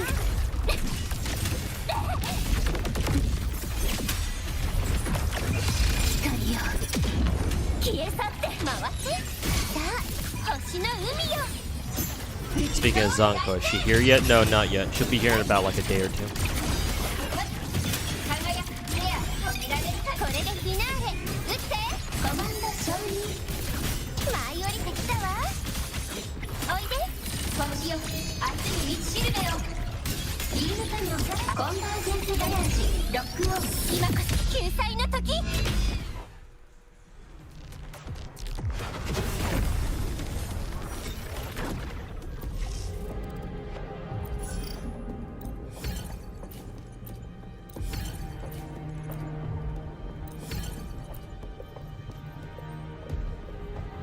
Huh. You can use Lucilla with Sigrika? Really?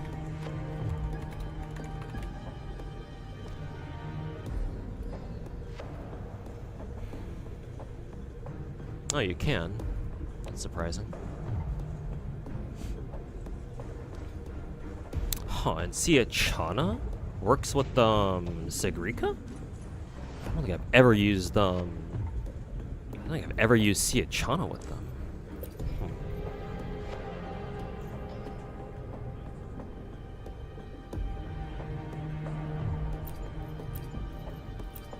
So how would the rotation go?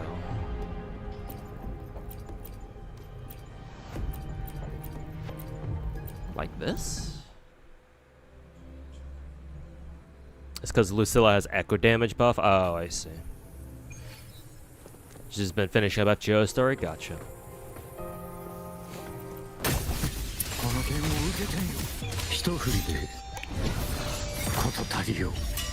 ご清聴ありがとう。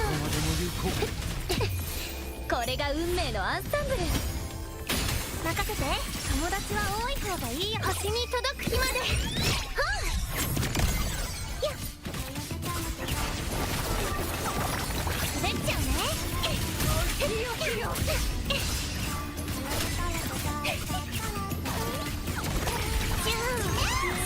頭を冷やして。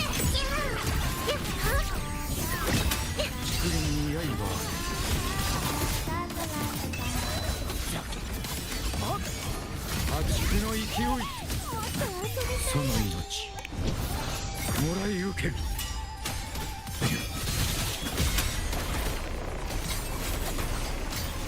ご清聴ありがとう。よっ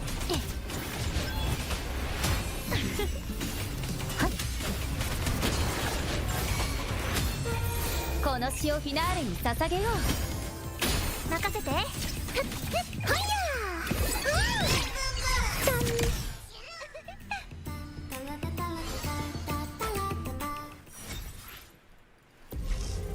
ー。 Hey, yo, Blazing, welcome back.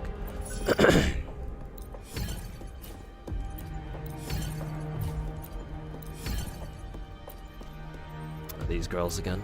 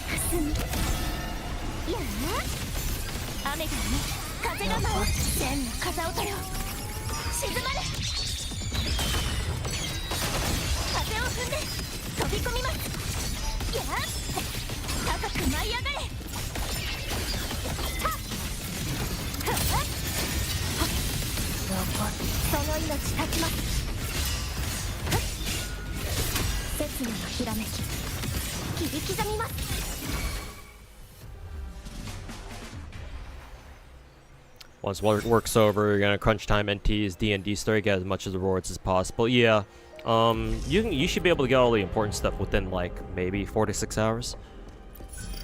I still have to finish up the D&D mode, the 99 Nights mode, myself too. I'm hoping I can get at least some of it done later tonight, but we'll see.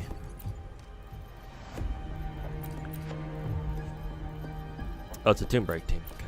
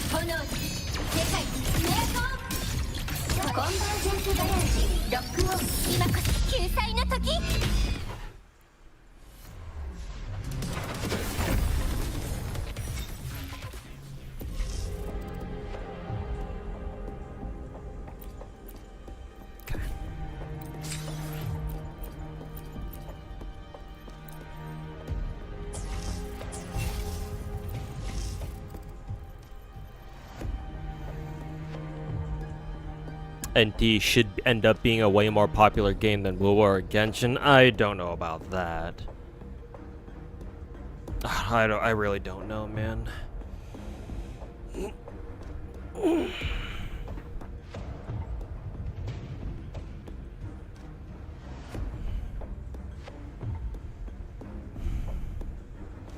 Like maybe WoW, and even then that's gonna be pretty tough to do, and ain't no way it's gonna be more popular than Genshin.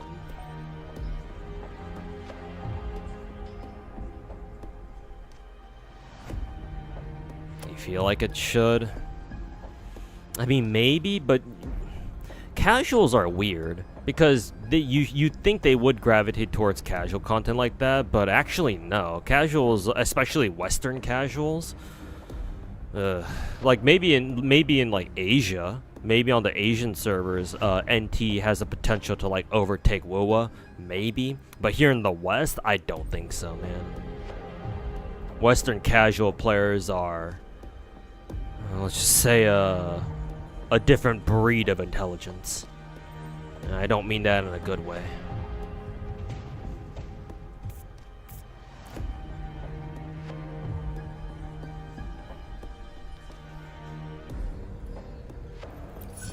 Okay, what do we got going on here?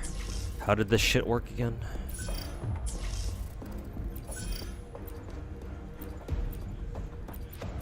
We basically just choose every single thing here, I think. Let's see which one's worse.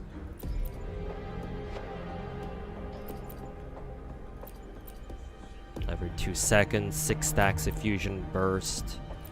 I think I'd rather take the 6 stacks of fusion burst here. I don't know what that does.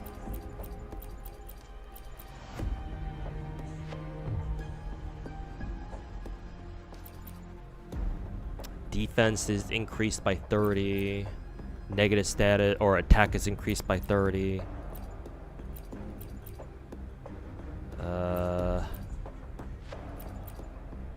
Strictly speaking, well, don't I want this? Because I'd rather want this than it being able to do more damage, so...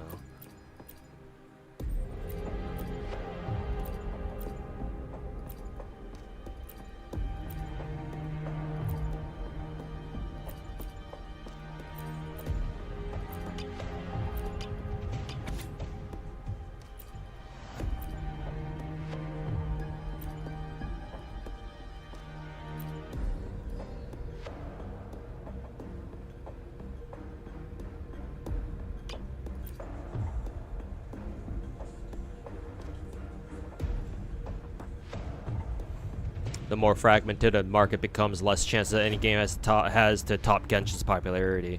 True, until such time comes that we get another like huge like market-defining gacha game.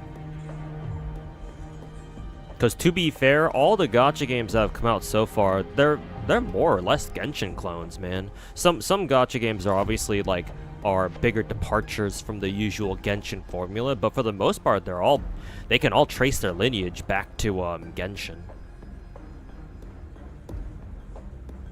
And you know, the more gacha games we get that are basically just more of Genshin but different, yeah, that statement will definitely hold true.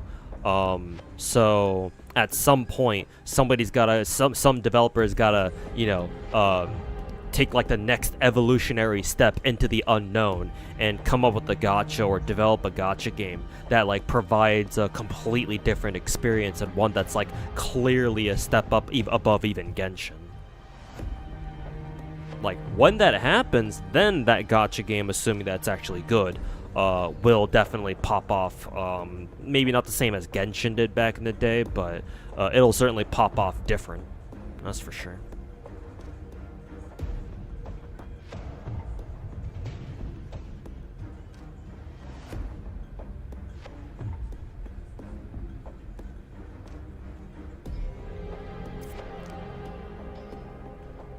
Genshin got a cultural mark that other gacha games simply don't. Yeah, very true.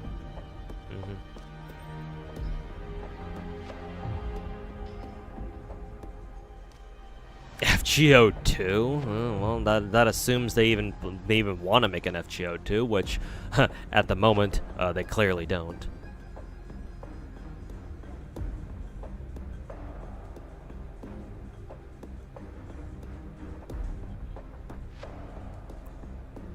What people are doing right now is slowly removing gacha and starting different types of monetization. I mean, that might seem like the trend, but hold your horses now. Just because NTE's doing that doesn't mean that everyone else is doing it.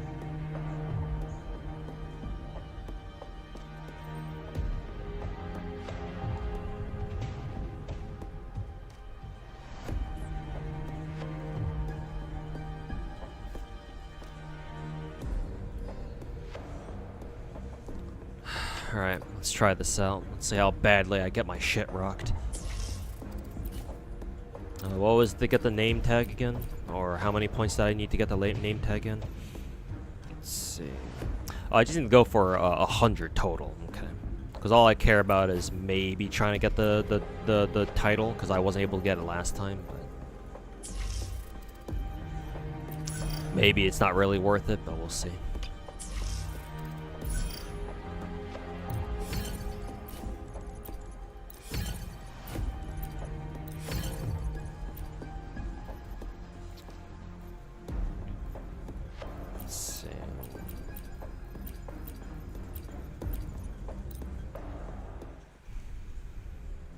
that 100? Okay, yeah. I can always. That means I can always drop the difficulty if I really want to, or if I need to. See how miserable this shit is. 記憶よ、よみがえりなさい。はい、チーズ。乱れた記憶よ、形となって。30 husk is actually pretty chill compared to 40. I'm glad to hear that. このすべてを。アントニー、傷は浅い。構わん。雪よ、初雪のごとく儚し。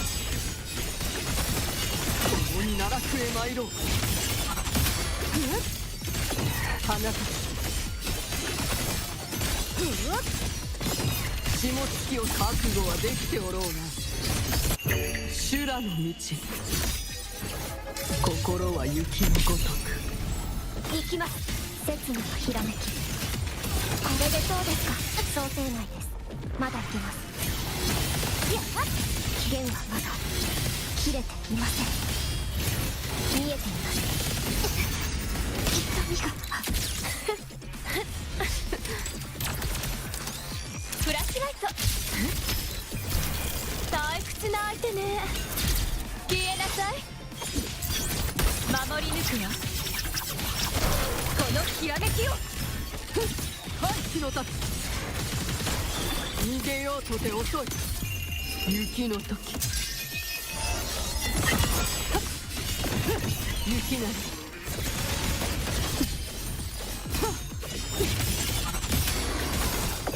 花たち。霜月を生は通る。死は収容のごと。行くがよい。下がるがよい。舞い散る桜よ、すべてわらわのもとに。刹那虚無さえ断ち切ります。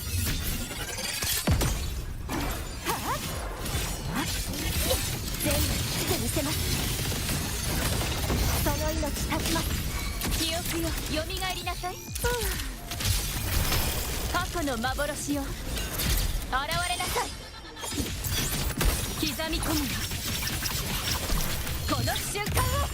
わらわに任せるがよい。遅い、哀れ。黄泉人は絶帰る術なし。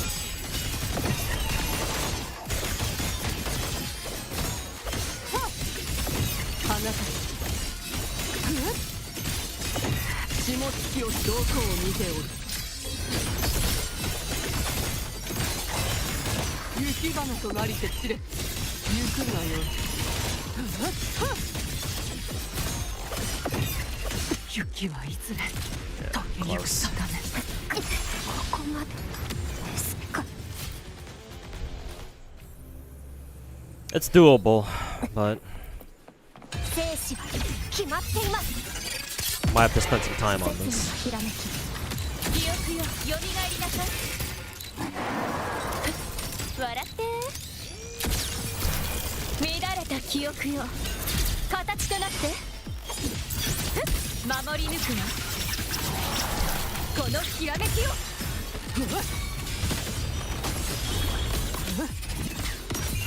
雪の時。アントニー、傷は浅い。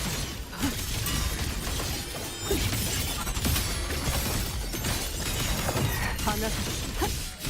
散りゆく定め。霜月を覚悟はできておろうな。衆生の願い。子供に宿さ。死の剣が泣いています。その身を切り裂きます。想定内です。まだいけます。これでどうですか。いや、交換。ここが終着点ですね。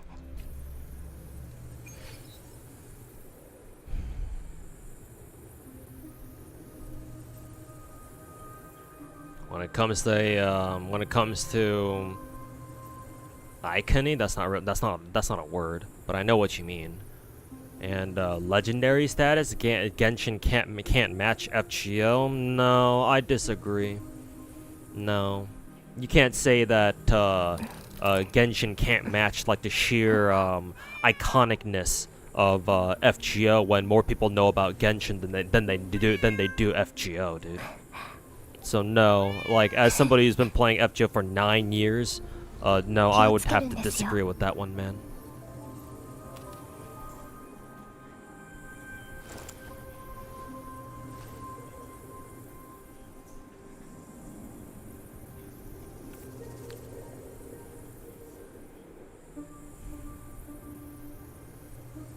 You don't want FGO 2, don't want to think about FGO style grind with RNG relics. Well, I mean, I don't think you'd have to worry about FGO 2 being as grindy FGO 1.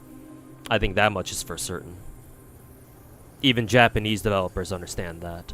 That they can't make their new gacha games as grindy as how they used to be in the past. So if that's what you're scared of, then I would say you don't gotta be scared of that. There's gonna be other things that you should be more scared of, to be honest.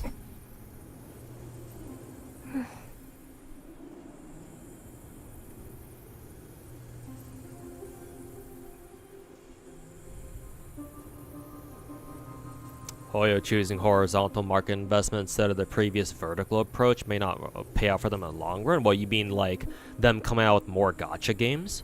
I think Star Rail and Zenless are fine, but yeah, anything past that, I'm not sure if I agree with.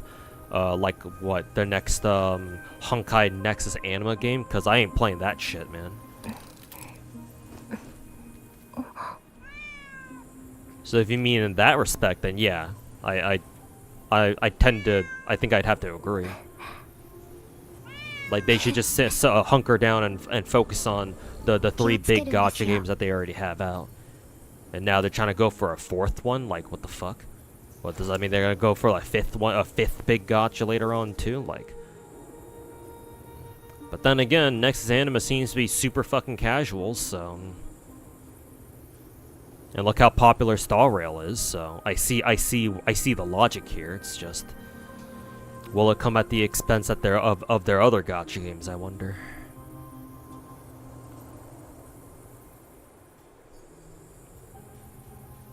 Next Anima seems like a huge clown show to you. I mean, as long as it appeals to the casuals and as long as it baits the casuals into spending even more money, then hey, technically speaking, from a business standpoint, that's mission accomplished.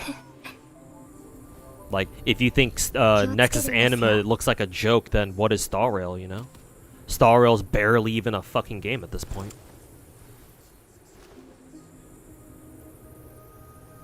Would it already be a 5th game, or is Honkai Impact not included? I don't consider Honkai Impact to be a big gacha game on the same scale as like say Genshin or Star Rail or even Zenless. Because if we're including Honkai Impact, then what about MiHoYo's other games like Tears of Themis, for example? Tears of Themis, Honkai Gakuen, Gun Girls. What about those games? Do they count too?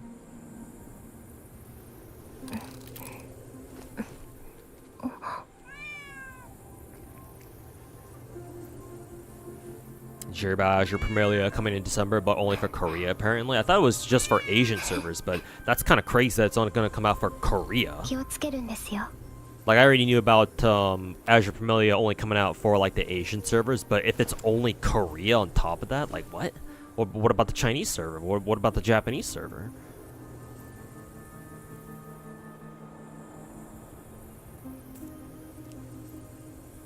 Next Anime looks like they took like a Star Rail minigame, basically made a gacha, a full-blown gacha game out of it. Yeah, maybe so. I don't know. Maybe I should have just saved Chisa's ult for next time. Actually, I think that's what I'm gonna do. I shouldn't be using Chisa's ult right now. Actually, should I be using her ult right now? Maybe I should be. I don't know.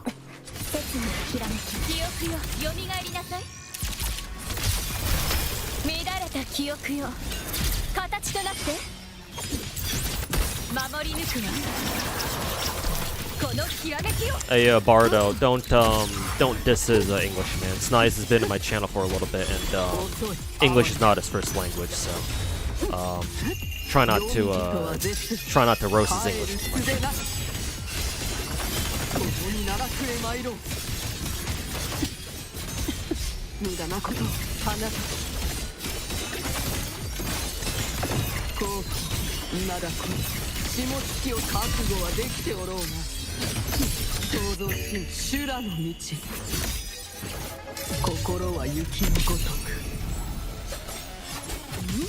行きます。セブンのひらめ生死は決まっています。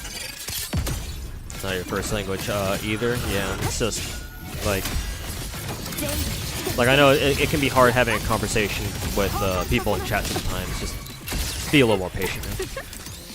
フラッシュライト退屈な相手ね消えなさい刻み込むよこの瞬間を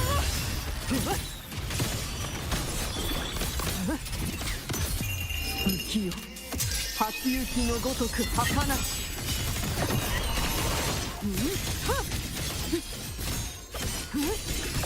あなた下月落としどこを見ておる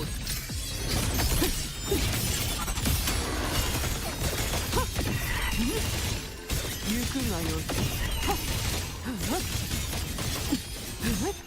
舞い散る桜よすべてわらわのもとに死の弦が鳴いていますねこれで終わりです相当年まだいけますその命絶ちます記憶よよみがえりなさい過去の幻よ現れなさい見届ける Really? That interrupt? She can get interrupted. 守り抜くわ見届けるわ I've never seen Lucilla get interrupted like that. わらわに任せるがよい逃げようとて遅い雪の時雪花となりてくれ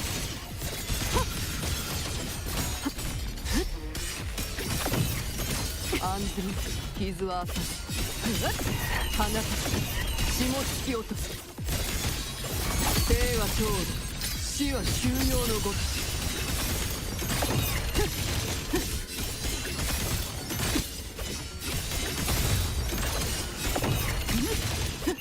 主情の願い子供に宿さ生死は決まっています刹那のひらめき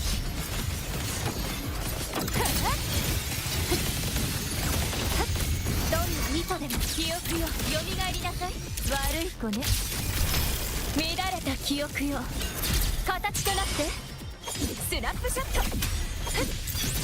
刻み込むよこの瞬間を回避の立つ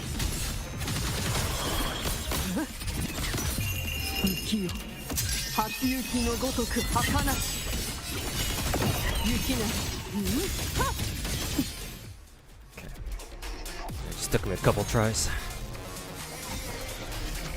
Saw modding OTS 14 gonna be announced. They already announced OTS 14, but are they gonna announce stop mod right after? God, I fucking hope not, but they might actually do that.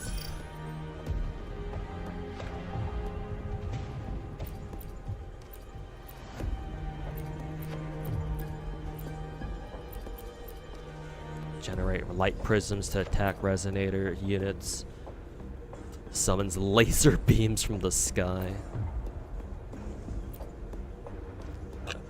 Ugh. Bombardment? I don't know what those are. Go for this one.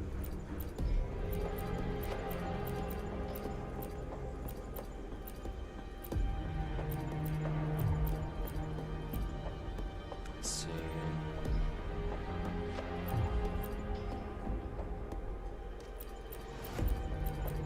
go for this one.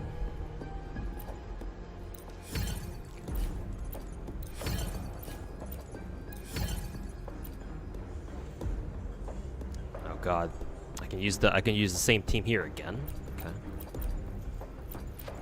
I don't mind if I do then.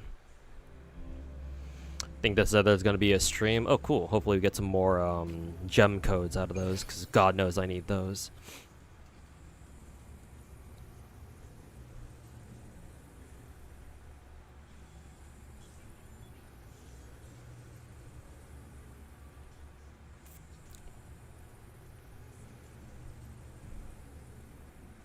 They're gonna dartboard SOP mod.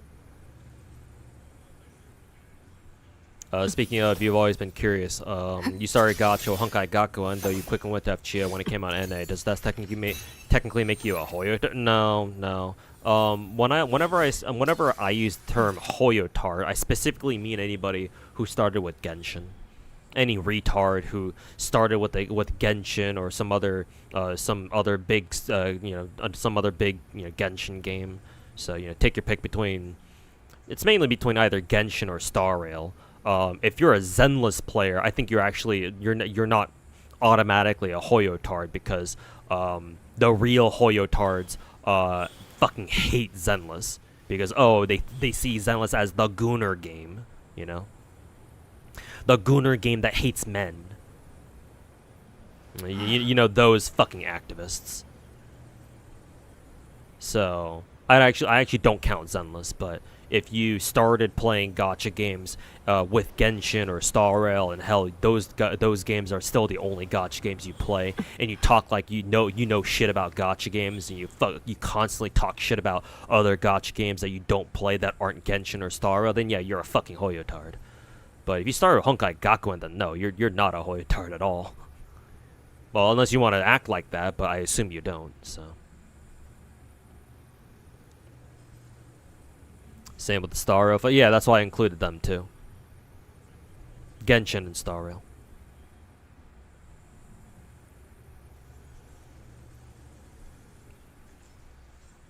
Is Genshin more iconic than FGO? Unfortunately, at this point, I would have to say so, yeah. It's more accurate to say, in my opinion, it's more accurate to say that FGO has more legacy. It's got a much deeper legacy than Genshin. I think it's safe to say that. But if we're talking about like the iconicness, again, that's not really a word either. But if we're discussing the iconicness of like a gacha game, then like isn't like how iconic something is based on like how popular it is or how many people know about it. So.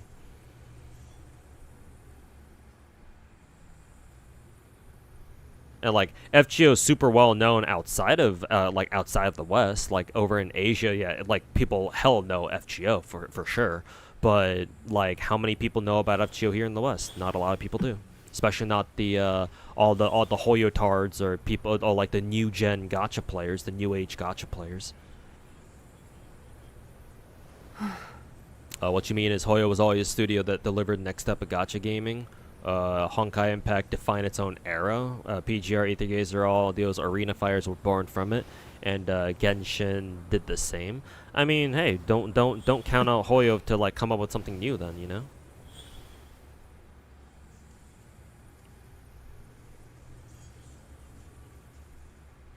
And hey, to be fair, Genshin was such a generational success that, you know, Hoyo doesn't need to. The burden is not on Hoyo anymore to like come out with another like era-defining gacha game.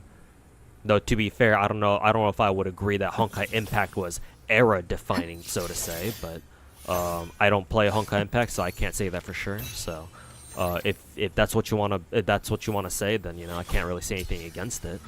But I think what we can agree on is that Genshin was so generationally successful, like I said, that like Hoyo doesn't need to worry about making another like generational game again.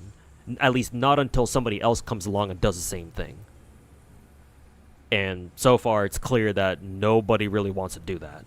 Everyone, all the gacha devs right now are perfectly satisfied with just copying the Genshin formula and just, you know, carving out their own little niche in the gacha market. Nobody out there, at least not that we know of, is too super interested in, like, you know, paving their own way or come up with a gacha game that will revolutionize the market again, or revolutionize the scene again, or the industry again. And it might not be that way for a long time. Hey, yo, Merv, welcome back.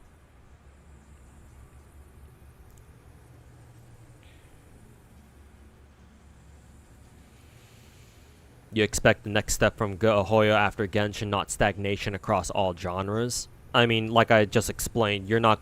like, Hoyo has no incentive, no reason to come out with another, like, generation-defining, era-defining gacha game. That's not their responsibility anymore, technically.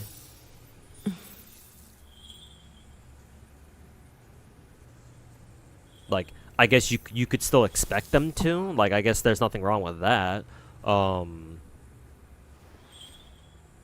But if you ask me, like, yeah, they already did it, you know? They already came out with a gacha game that defined an era. So, it's not like they gotta do that shit again.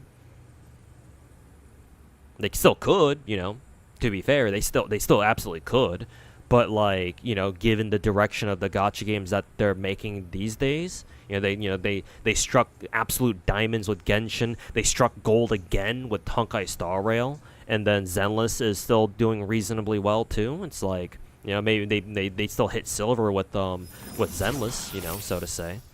So, like, you know, clearly, you know, seeing the trend here, they're not interested in come up with another generational game again. So, I don't think you should expect Hoyo to do that anymore.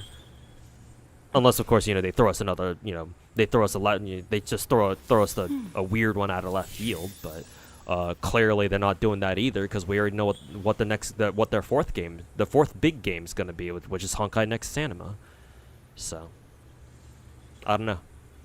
I think you're better off hoping that another, like, big Chinese developer will take up the mantle on that one at this point.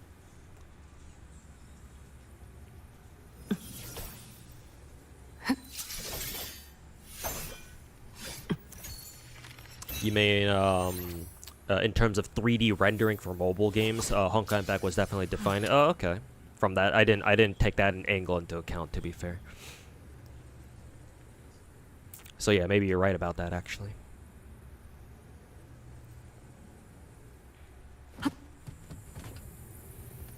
COVID also helped Genshin massively. Yeah, exactly. So, like, there's even more pressure for, like the next evolutionary gacha game, like the next era-defining gacha game to, like, outperform Genshin because of that.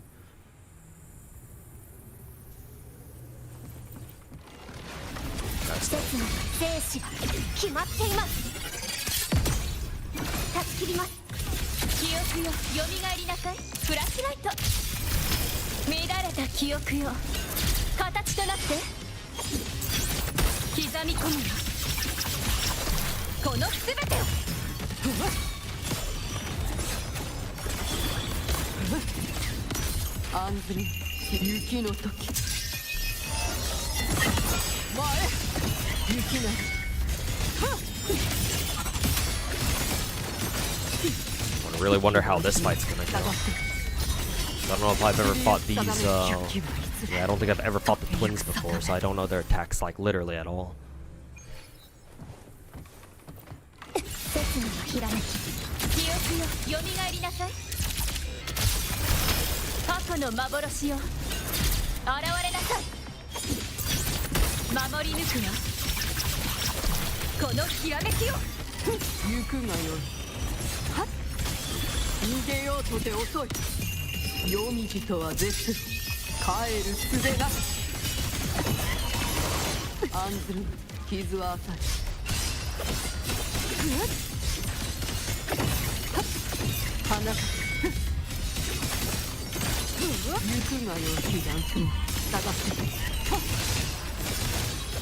こを見ておる。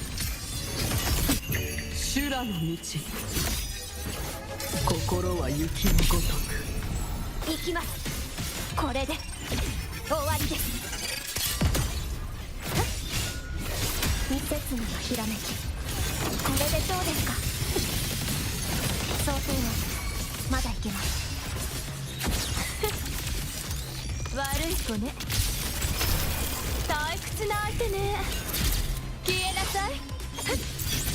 見届けるわよ、この瞬間を。わらわに任せる気なんする。従っても雪よ、初雪のごとく儚し。雪など、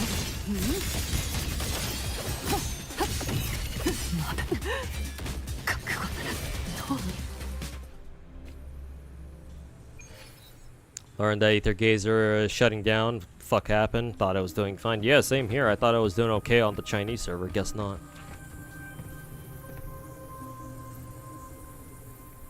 My best guess is that Yongsher, the devs behind Ether Gazer, are probably working on a bigger project, so they decided to shutter in Ether Gazer so they can focus all their company resources on whatever the next game is.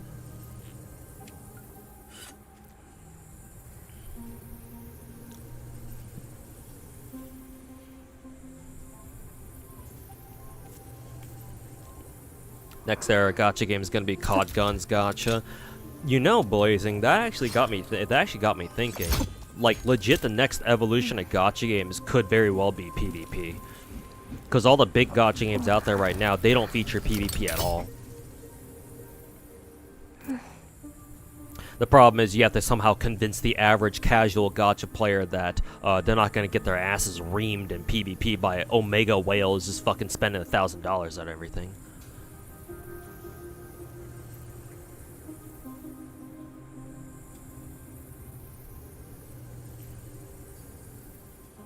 Just like what Akatsuki Games did with Tribe 9. Yeah, I suppose so, huh? Definitely gotta find a way to balance it. I mean, there's definitely a way. In my opinion, just spitballing here, I haven't really thought about this very much, but my initial suggestion to like make an actual serious PvP mode in a gacha game, it would be to make it so that in PvP specifically, like whaling doesn't really matter. Like maybe let's say if we take for example, if we were to assume a PvP heavy gacha game copies Genshin's dupe model, right? Let's say for example, in a game like that, the PvP mode restricts your dupe copies to like C0 or something, or at most like C2 maybe, right?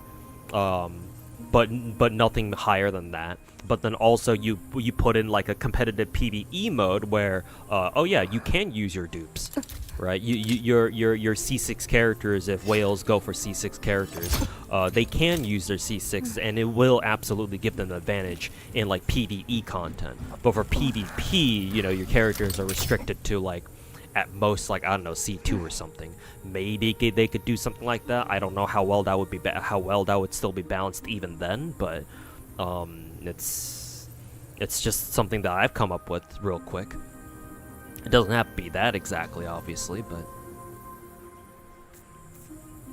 don't ever think that would work because lower incentive for people to spend. No, you still have people still have PvP, competitive PvE content to spend money on. People care more about leaderboards than you think. Not to mention, if you put more rewards behind the PvE stuff, then yeah, people will care.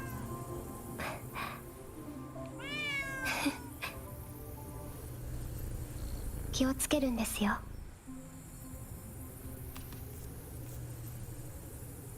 was about to say why would people spend it, but they came at it with the PvE content. Yeah, exactly. So you want to, in my opinion, like PvP is impossible to balance.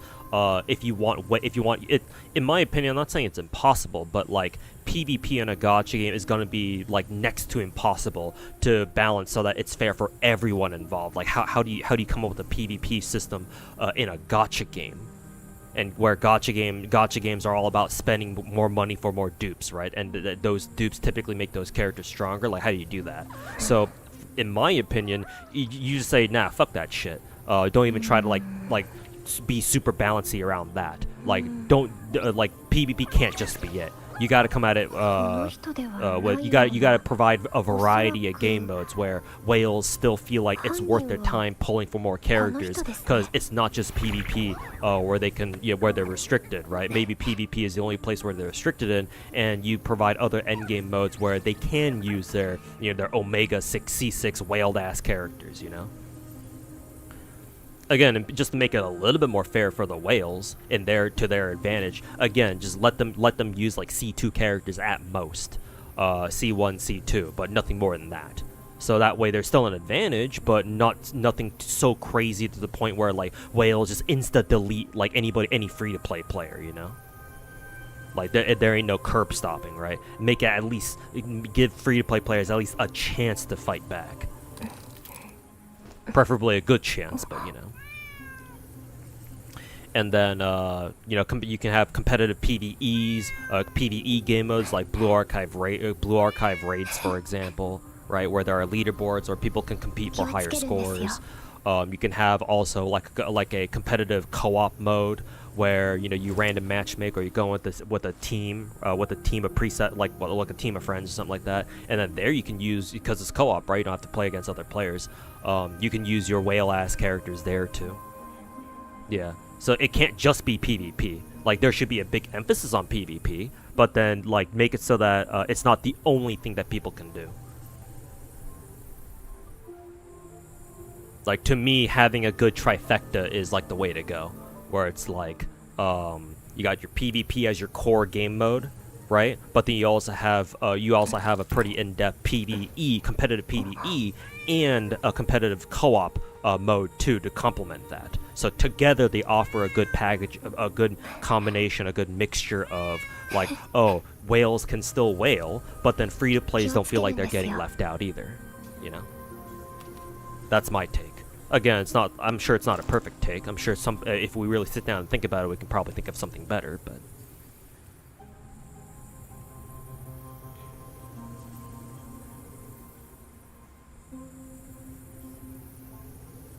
telling people we're getting banned because they were clearing raids with a level 20 Toki. I mean, that makes sense, right? Given the drama.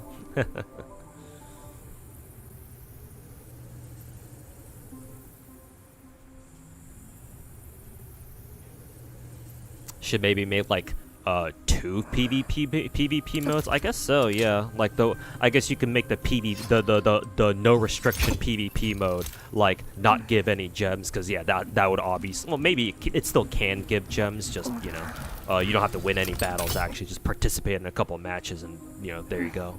But yeah, maybe like 2 different PvP modes where it's like one's restricted, where that's like the serious mode, and the other one is like the unrestricted. Yeah, just fucking do whatever you want, just go crazy. Just fucking C6 characters against each other all day. So, woohoo!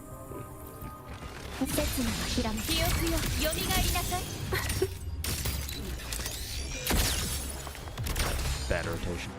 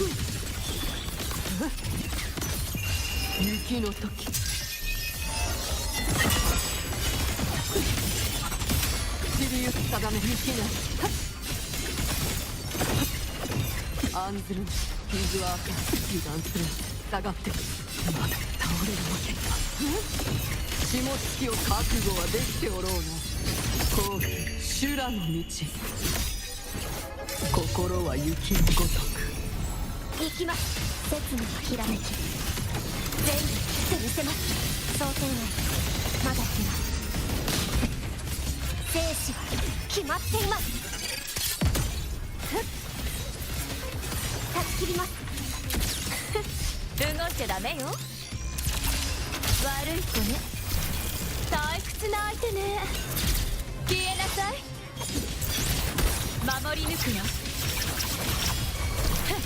このひらめきを。逃げようとて遅い。黄泉とは絶す。帰る術なし。下がるが雪なり。散りゆく定め花咲遅い。霜突き落とす。生は長寿。死は収容のごと。衆生の願い。この身に宿さ。切のひらめき想定内。まだいけます。もう戻れません。記念に記憶よ、よみがえりなさい。先生怒るわよ。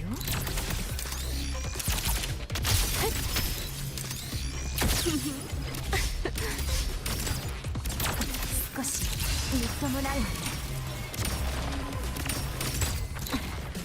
思い出が消えていく。Was going good until fucking Chisa died. 遅い哀れな雪よ。初雪のごとく儚し。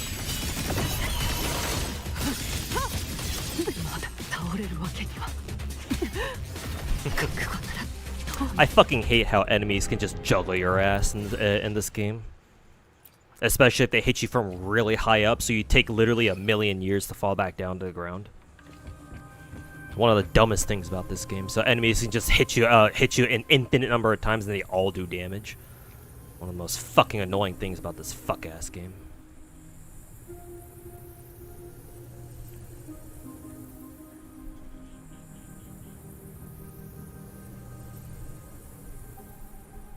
If PvE doesn't reward you with flexing on other people, it's simply not worth it to wail hard. Yeah, exactly, which is why leaderboards are important, because people care about hitting the leaderboards, yeah, to flex.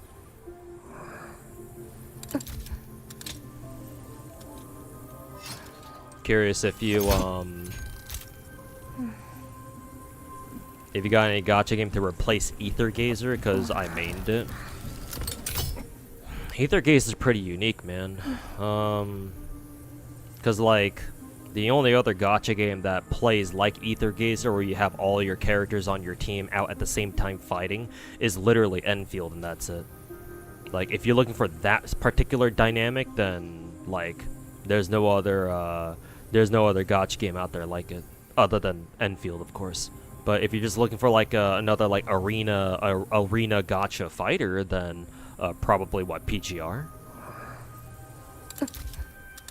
Assuming you don't even play that. Assuming you don't play that game already.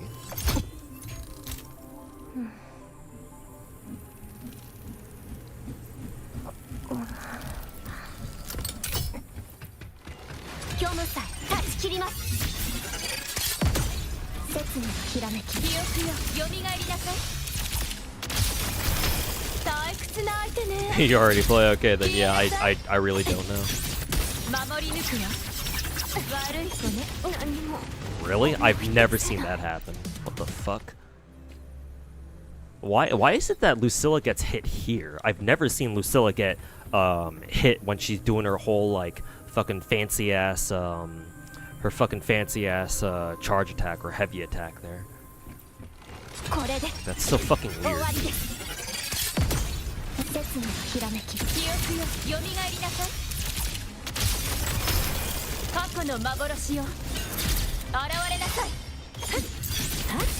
PGR still got you hooked, that's good.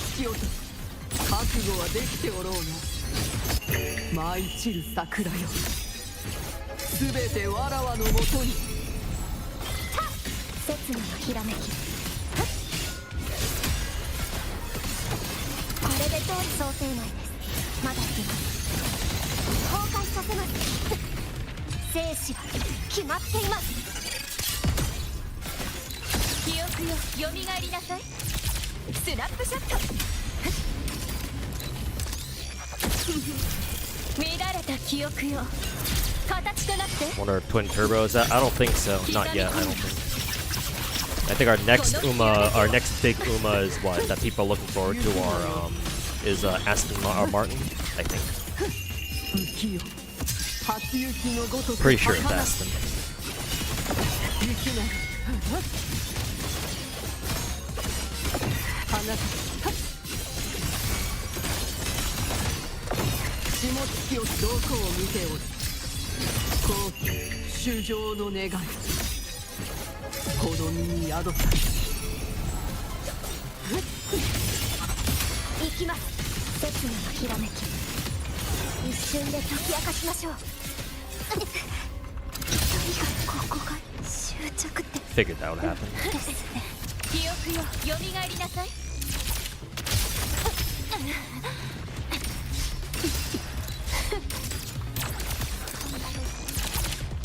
記憶よ蘇りなさい悪い最後の授業よ行くが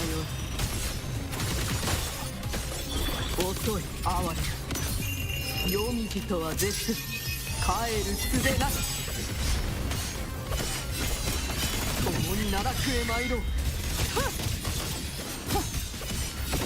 花咲行くがよ被弾す従って生は長死は収容のご修羅の道心は雪のごとく定めここに着きたい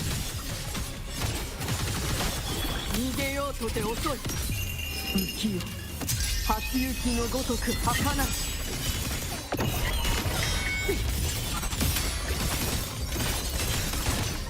まだ倒れるわけには Million years in the air. Yeah.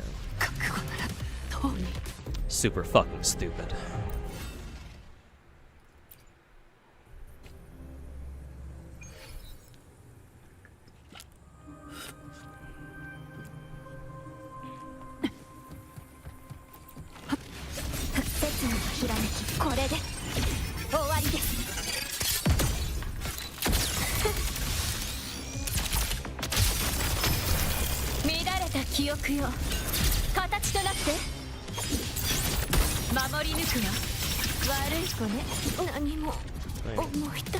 I guess if they do the laser, Lucilla is just instantly dead and it's an instant restart.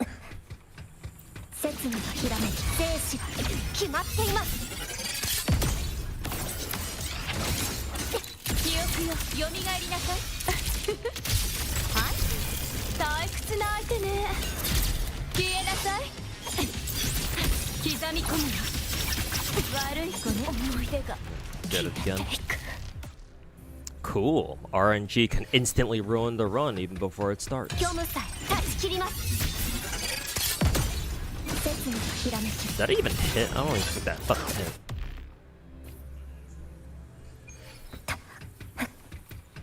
刹那のひらめきこれで終わりです記憶よ蘇りなさいこっち Time 向い is て right now 11 o'clock. 過去の幻よ現れなさい見届けるわ Looks like lasers. Surprisingly, it wasn't. Game didn't fucking one-shot my ass 夜 instantly. 道とは絶 What a す fucking 帰 surprise. る術なし雪なる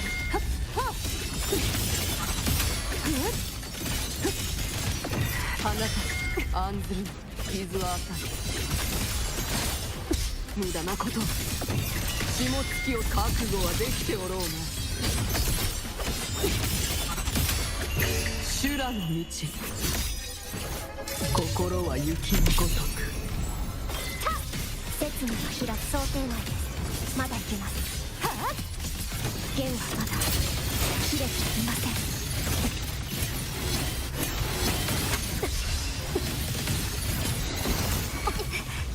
もう戻れませんWe will never escape the I can't see what the fuck the enemies are doing, huh? 虚無さ断ち Shit, is 切り it ます even worth using Chisa's ult at the start? I'm actually gonna try something different. I'm not gonna bother using Chisa's ult at the start. Just gonna swap straight into Lucilla. 刹那のひらめき記憶よ蘇りなさい過去の幻よ現れなさい見届けるわこのひらめきをわらわに任せるがよい遅い哀れだ雪の時雪な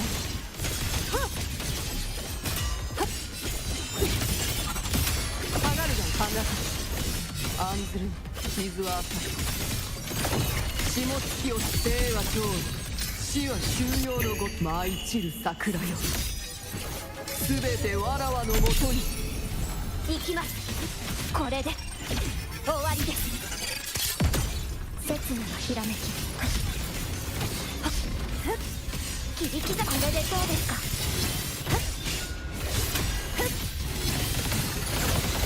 どんな意図で記憶よ蘇りなさいフラッシュライト乱れた記憶よ形となって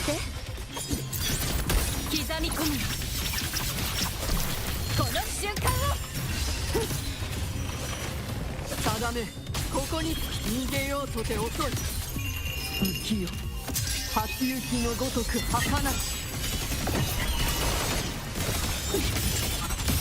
散りゆく定め花がまだ倒れるわけには遅い霜月落とどこを見ておる衆生の願いほどみに宿さ死の弦が泣いてに生死は決まっています刹那のひらめきはっ崩壊させ記憶よ蘇りなさい退屈な相手ね消えなさい守り抜くわこの全てをわらわに任せるがよいまだ倒れるわけには無駄なことを雪はいずれ溶けゆく定め I don't quite understand what's happening with those spectral hits where it doesn't even seem like I'm getting hit by anything, but I still take damage anyway. I have no idea what the fuck's happening with that. That seems kind of bullshit, to be honest.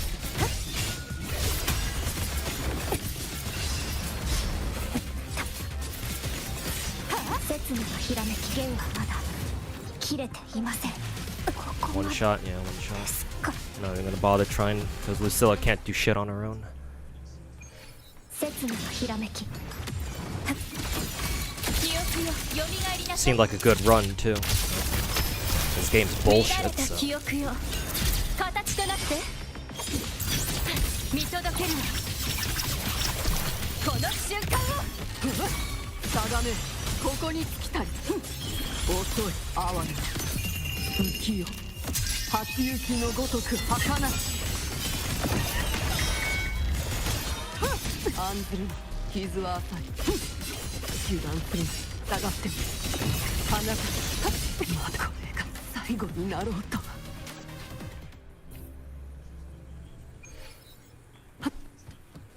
While you're finally playing the better game, quit NT for good. Oh, that's funny you mentioned that, because I do plan on playing NT after this.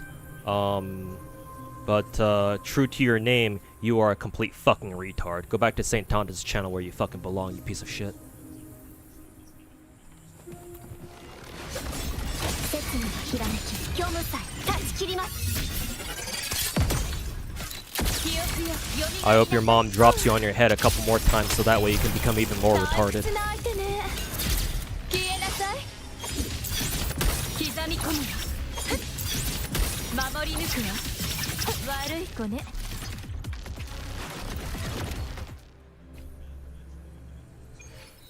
Superior game, my ass, full of fucking one-shot, bullshit one-shot bosses where you make one mistake, you fucking get one-shot.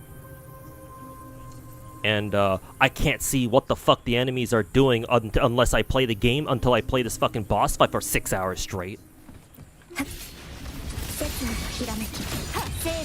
Yeah, superior game design my fucking dick, dude. While you're at it, how about you suck my dick too, bitch? れなさい。刻み込むよ。 I mean, you already suck St. Tontus's, so how about you suck mine too while you're at it? 案ずる傷は浅い。夜道とは絶す。帰る術なし。油断覚悟ならとうに。 Oh, you just joined? Oh no, don't worry about it. I just eviscerated a fucking retard. これで Just took out the trash, 終わ that's り all. です。記憶よ、蘇りなさい。乱れた記憶よ、形となって守り抜くよ。悪い人の思い出が消えていく。 Wow, that wasn't even a laser attack. She's got one shot anyway. 虚無さえ断ち切ります。真にいざなう弱点。記憶よ、蘇りなさい。退屈な相手ね。消えなさい。見届けるわ。先生怒るわよ。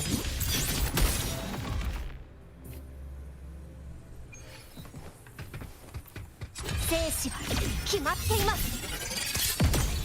刹那のひらめき。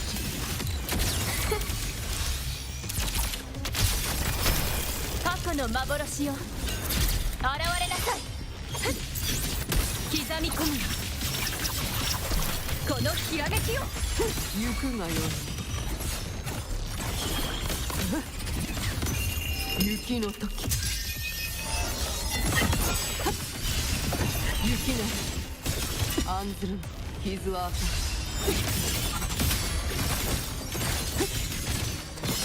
放つ。下がるがよい。霜月きを覚悟はできておろうな。修羅の道。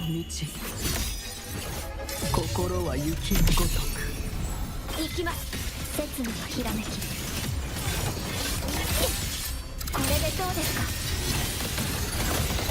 どん想定内です。虚無さえ断ち切ります。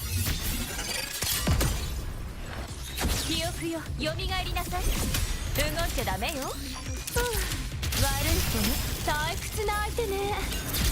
消えなさい。見届ける。先生怒るわよ。この全てを。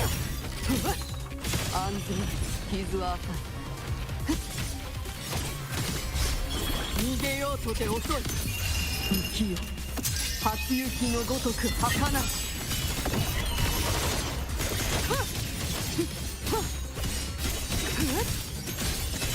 放た散りゆく定め。霜月をどこを見ておる。こう舞い散る桜よ、すべてわらわのもとに。死の剣が泣いていますね。その身を切り裂きのズレを修正し、全部生死は決まっています。その命絶ちますよ。蘇りなさい。何も思い出せない。 Love how when you get hit by one attack, you can't dodge at all because you're stun locked. 収束させます。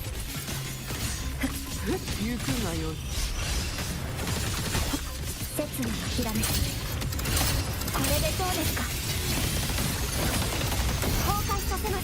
これで終わりです。わらわに任せるがよい。雪の時。 Are you touching BD2 drum? I keep seeing on Reddit trying to close her eyes. Not really, no. I don't really play that game enough to really make content about it, to be honest. 傷は浅い。下がるがよい。行くがよい。霜月落とす。生は今日、死は休養のごと。 You're better off watching Guitar Rock for BD2 news and stuff like that, to be honest. 刹那のひらめき。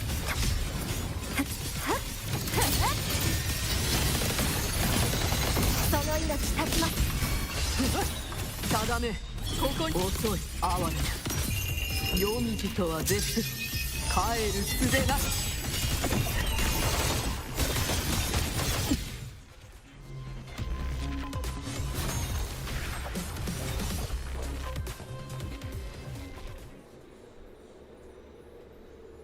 Twins that fell into the void. Can I send them to hell instead? Preferably, I like to watch them burn forever.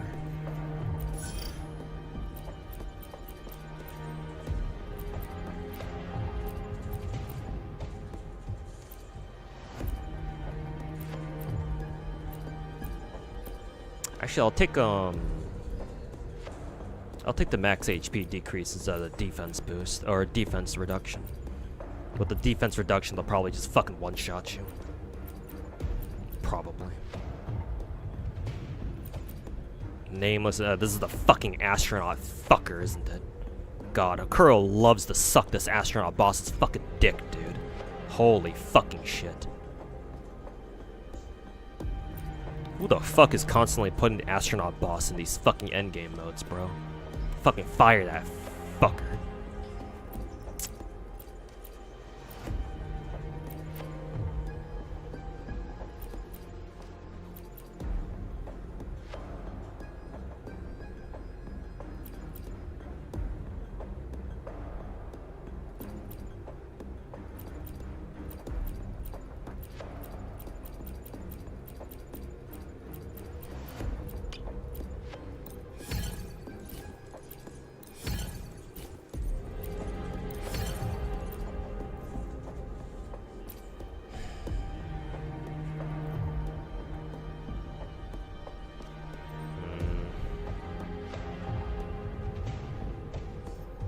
Strictly speaking, we don't really have a time limit here, so... Well, we do, but it doesn't matter.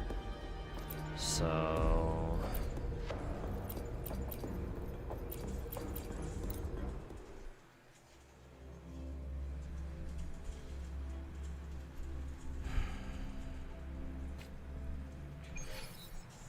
Yeah, insert Will with Twitter glaze, yeah.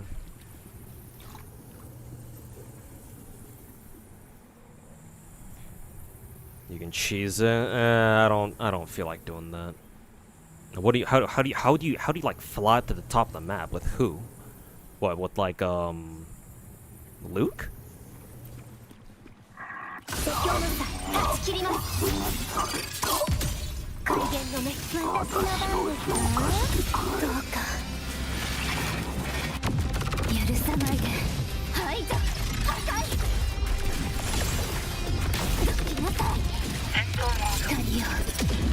消え去って回って魂の Just 声 use Amy and literally fly away. How do you fly? I assume you have to go to her next stage and then do something. I've never actually tried doing that myself.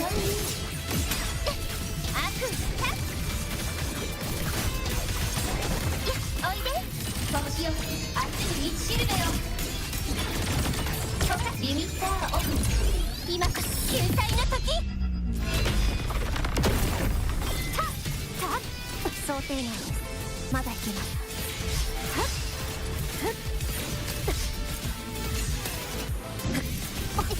もう戻れません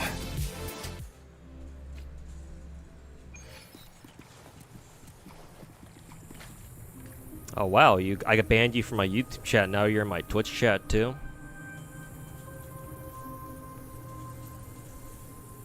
Hey, you didn't have enough of me shoving my dick down your throat, so here, have another one, this time up your ass. 邪魔です Figures woo-woo shills like you suck so loads of dick every day, know how to take dicks up the ass too. 私の番ですかそうか見つめないで飲み込んで破壊暗闇終末不変回って光の刃よ最悪を立ってこの手で世界を守るターゲットロックオン羽よ集まっておいで帽子よあっちに道しるべよコンバージェンスガヤージロックオン今こそ救済の時行きます説明のひらめき想定内まだ行きますやっ弦はまだ切れていません説明のひらめきズレを修正します私の番ですか面倒ですね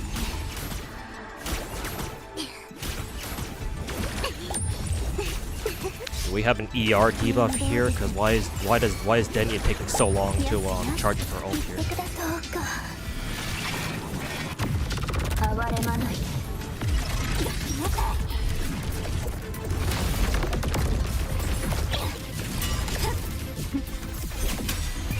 全てを溶かす。私が出るわ。砕け散って星の海よ。超大戦。英雄さんの幕開けよ。ビームサノンファイヤー。そんで断りを。宇宙に風を。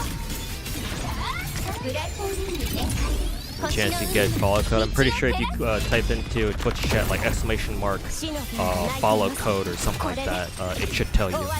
I forget what the code is though. If somebody in chat happens to remember.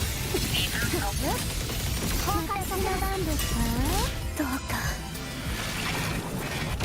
許さないで。愛が砕く。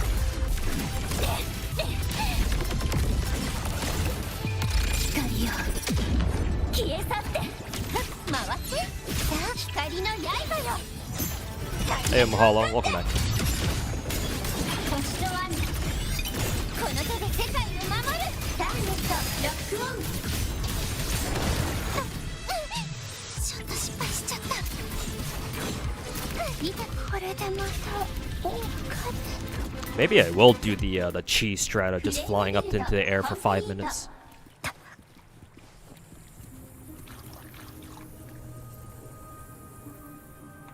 Maybe I will do that actually. Fuck this astronaut bitch. Shoving his ass into Giga Hell if I have the chance. Just straight up delete him from the fucking game.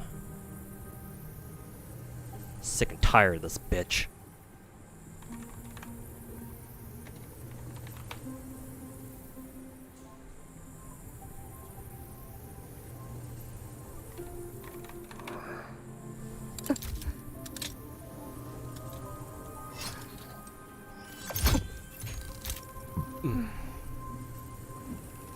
Oh, it's exclamation mark FC.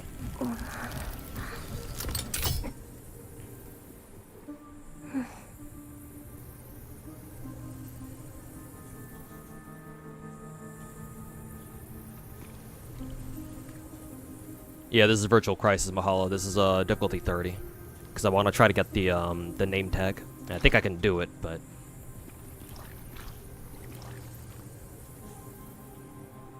WoWa bosses, as you will probably know, are fucking annoying at these Omega tryhard difficulties.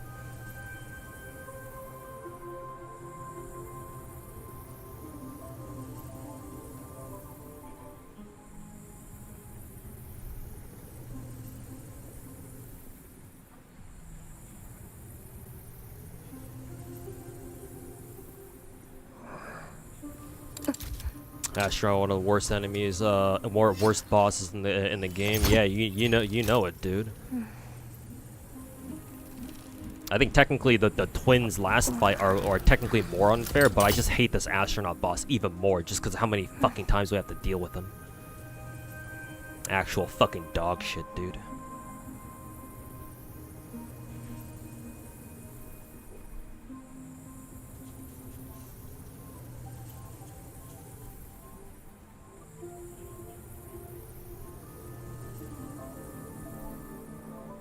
People forget about Hyvatia. Hyvatia may be worse, but here's the thing: we haven't fought Hyvatia as like nearly as much as Astronaut. Like we fight Astronaut basically every single fucking patch, either through like End State Matrix or like this Virtual Crisis bullshit, or like he shows up in like TOA or something. Though to be fair, in TOA he's not really that big of a threat. Only in End State Matrix and like whenever he shows up in like what Virtual Crisis or whatever.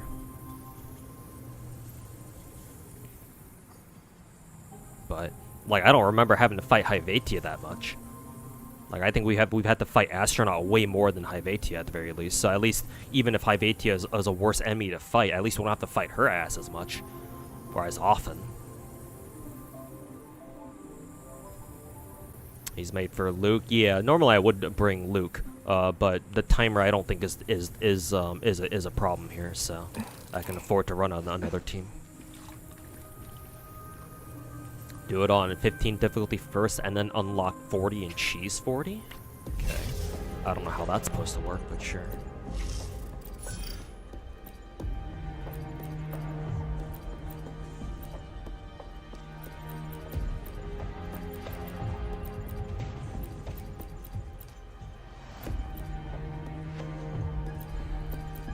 So what?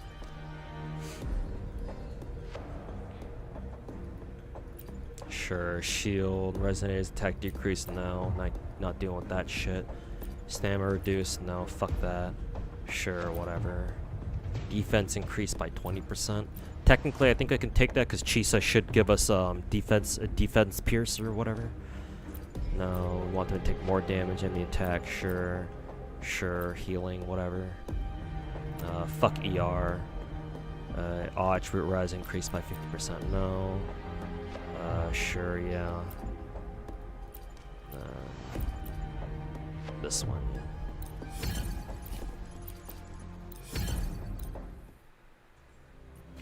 So you play all gacha games, end games. Do you feel the most fair? Which one do you think the most fair as free to play or low spender? Zenless, easily. Zenless is the most fair by far.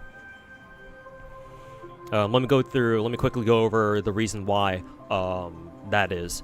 Firstly, let me focus on all the other, the three other big gacha games and their problems. So Genshin actually used to be pretty fair in terms of endgame, because for like the first 3-4 years or so, you could run like Raiden National and like basically get everything done. But starting with arguably, starting with Natlin, I guess. You could especially with Natlin characters with their fuck ass soul night soul mechanic. Yeah, that's what it was called. That was when I felt like I think we can agree that that's when Genshin's endgame started to lean a lot more towards like, oh, you gotta put together teams, right? You can't just throw it together like a random ass characters together and then, oh, that's your team. You can do endgame now, though you still can technically if they're good enough, and if you understand the game mechanics enough. But you know, I'm not smart enough to know that, so you know, easiest way for me to go through endgame and Genshin is just have all the characters, which is kind of what the gacha, which is kind of what the game wants you to do anyway, right? And they introduced I forget when exactly they started giving us the Stygian Onslaught. I think that was with Natlin too, right? With the 5.0 Genshin or whatever. I think we've had Stygian Onslaught for a while now, I think. So, anyways, like enough history. These days, Genshin's endgame relies on you having characters, right? I mean, that's not exactly a surprise because you know, gacha games kind of the point. But like compared to how Genshin's endgame used to be, it's like, oh no, it's like, especially like in Spiral Abyss and Stygian Onslaught especially, it's like it's basically a check on, do you have these characters? Like, do you at least have, you know, these certain, like, you know, these current meta characters that you've built specifically for Stygian Onslaught or Spiral Abyss 12, right? Theater is technically its own thing, but I guess we can also throw theater under the bus too, because theater is basically all about, do you have enough characters, right? Have you pulled for enough characters to be able to get through theater in its entirety, which most people, the vast majority of Genshin players, do not. So Genshin's not perfect. It's certainly more lenient than, like, say, Star Rail or WUA, but like it's like this, technically it would be the second most free-to-play friendly, the second most fair, but it's still a long shot from Zenless. Like, just because it's the second most fair towards free-to-play players does not mean it's actually fair. It really isn't. And it stopped being that way, like, arguably starting with Natlin. And like, technically, yes, like I mentioned before, if you know the game inside and out, like if you've studied the game's mechanics and you know exactly what to do, then, you know, it becomes more fair. But that doesn't take away from the fact that, you know, there are some bosses out there, like in Spiral Abyss, where it's like, oh, use Stellar Conduct, oh, use Night Soul characters. If you don't, you're fucked. So, there's that. Star Rail is just even is like straight up like, do you have these characters or not? Like, I don't know if there's any getting around that, because it's turn-based, right? So your characters, you can't control your characters directly like you can in Genshin, right? At least in Genshin, you have the argument of, oh, you know, it's still an action RPG, so your own skill can play a factor in how well you do endgame. That's completely valid. But in Star Rail, there's no skill. It's a fucking turn-based game that you click auto on and let your teams just fucking do everything for you. You know, once upon a time, there used to be a need to like play manually. Nowadays, like Hoya's just kind of completely abandoned that. It's like, yeah, no, just auto everything, man. Like Star Rail literally plays itself. The whole idea about Star Rail is you pull for every character, you put together all the meta teams together, because like all the endgame modes in Star Rail, especially the new 4th star expansions we've gotten, it's like, okay, well shit, like now that we have these, like, okay, you basically need to have those teams. You know, you gotta have an Elation team, you gotta have the fucking Casters team with Cyrene, not March 11, the Dark, I call her Dark. What's her name again? March 11th, the March 7th Altar or whatever. 9/11. Sorry, shouldn't joke about that. And then who is it? Hysene, right? It's like Star Rail is like the logical extreme of Genshin's endgame, just without any skill. Like, in Star Rail, really is just, did you pull the right characters? And if you didn't, go fuck yourself. So, like, that ain't free-to-play friendly. That ain't fair.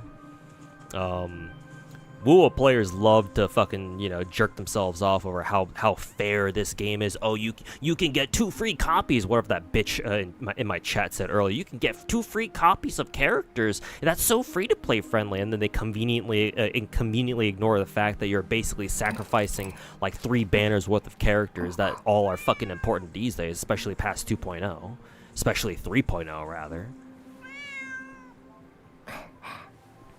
It's like people love to jerk themselves off over, oh, old characters are still viable, and they talk about being able to clear endgame with S6G, and oh, okay, just gotta pull a S6G in now, huh? Fucking retard.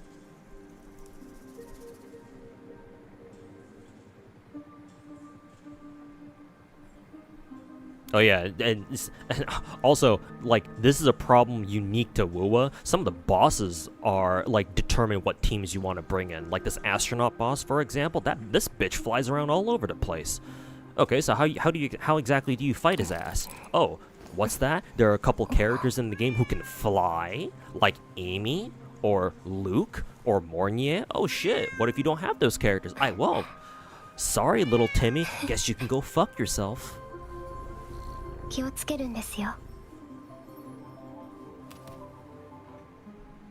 Like, I think WoA is kind of comparable to Genshin, actually, where the first year or so is actually like the WoA cucks saying that, oh, WoA's gameplay is so free to play friendly, that there was an actual argument to that, because people used to be able to solo dungeon and shit, you know, solo dungeon, use plenty of 4-star characters to clear TOA.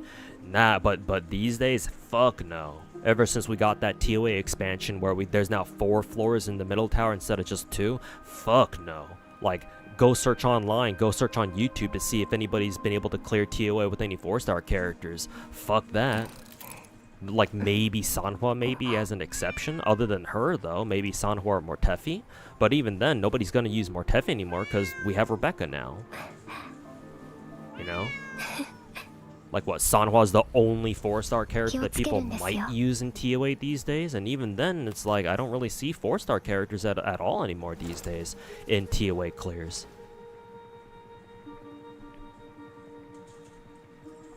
So, every single one of the big 4 gacha games have problems with their endgame, where it's like, in terms of like, how fair is it for free-to-plays? Now, let's talk about Zenless. The reason why Zenless is the most fair, now granted, I'm not saying Zenless's endgame is perfect either. Zenless has also been shifting more towards the, hey, do you have proper teams for this as well? So Zenless is not perfect either. They've got their problems too. And those problems look very similar, very familiar if you know how all the other gacha games end games work too. But what makes Zenless more fair is that, at least in terms of team composition, you can still use A ranks. Like if Zenless is like the even more skill-based version of Genshin, where if you know how the game works, if you know how your rotations work, and with specific characters and how like the different mechanics of Zenless's combat works with like chain attacks and when to rechain and shit like that, and like when to use character skills and stuff at what moment and whatnot, and like understanding how like mechanics are applied, like how anomaly mechanics work and all that shit, and how individual bosses work too. It's like, no, you can get away with using 4 stars still. Like, you can still find 4-star clears, A rank. You can still find endgame clears that people do with A rank characters for like Deadass and Shiu defense. Yeah, I'm assuming threshold simulation too while we're at it.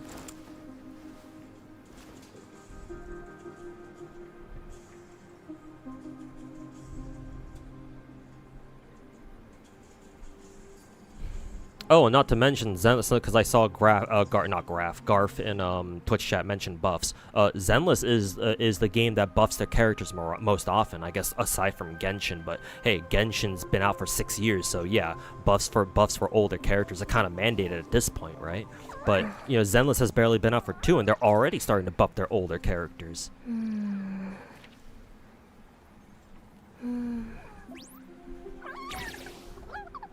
この人ではないような。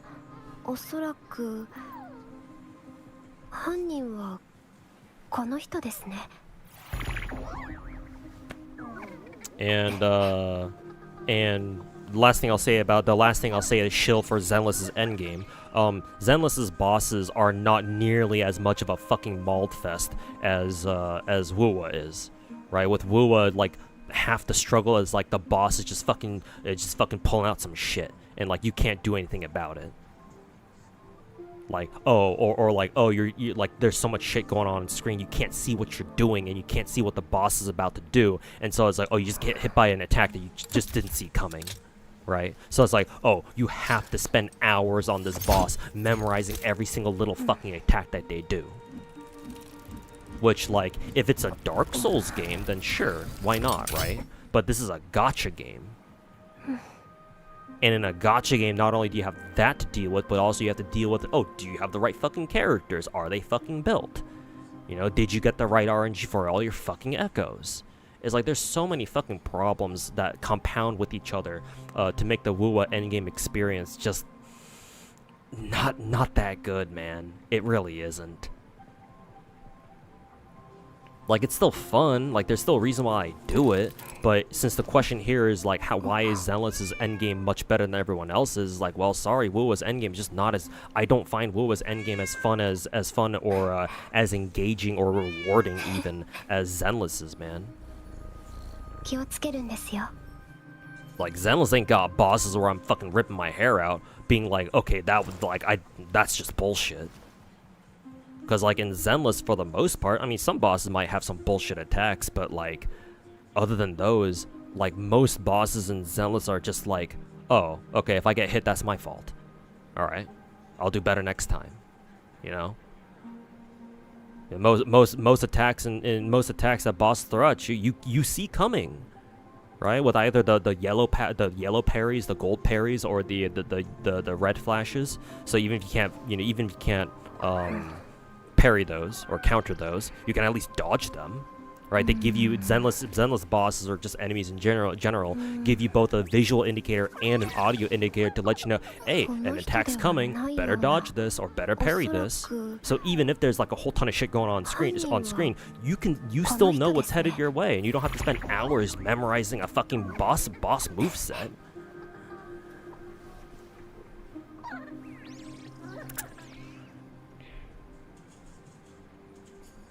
I don't know, man. Wuwa's endgame is fucking frustrating.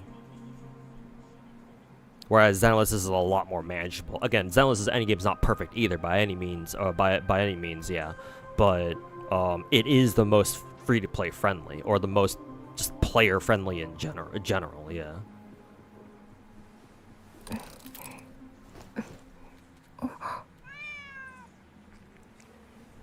Yeah, Boss Pearl, if that's how I say your name, welcome to the stream.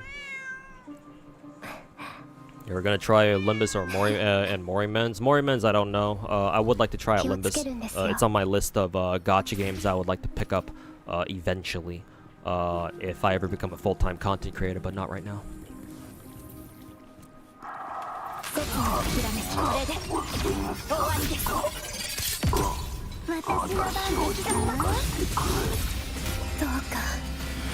Just spam dodge and get lucky. I mean, why even bother with that, man? Why not just get hit?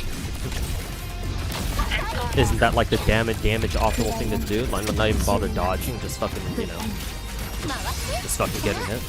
What do you need to dodge for?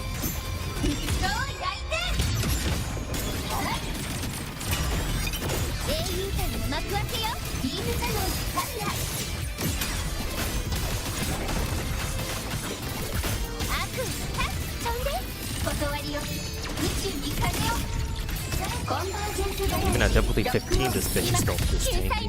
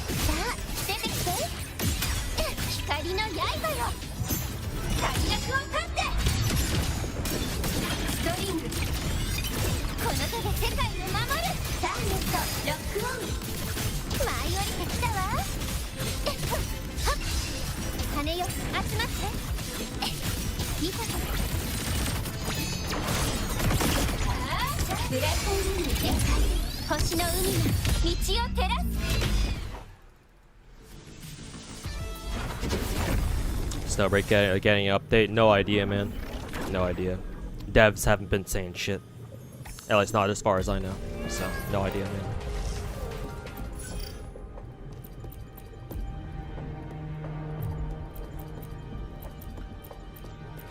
Wish they would fucking say something, but at the moment.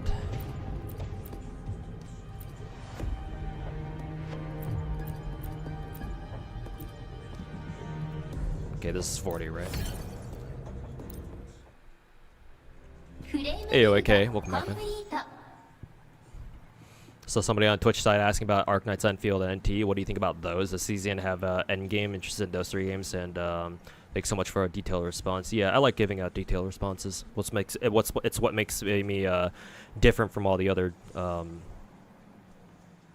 just say it. It makes me different from all the other dog shit gacha CCs, who don't know what the fuck they're talking about. Enfield's endgame is kind of weird because we don't know. We technically still don't really know what Enfield's endgame really is. We got a taste of it with the contingency contract, but for now, that was just a limited time event. So strictly speaking, Enfield's endgame is like literally factory gameplay. That's it, and then like whatever like combat events we get along the way. But clearly, that's not like, you know, the endgame that most people think about when it comes to gacha games, right?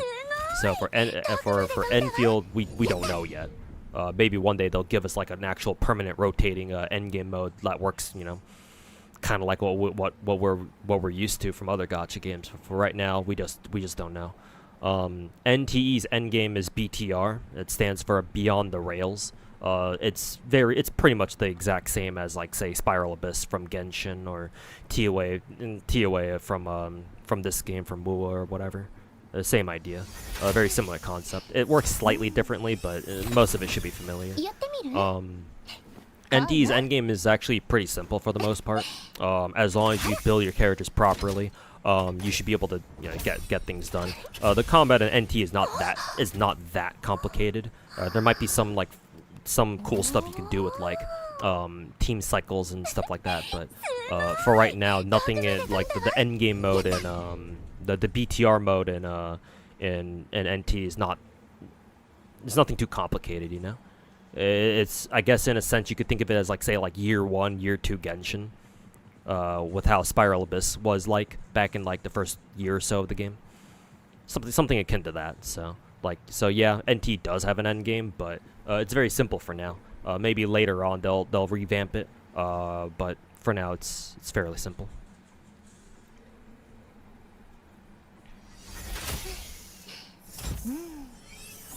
If you're doing forward, yeah. Apparently you can cheese this with Amy and just fly up into the fucking air or whatever.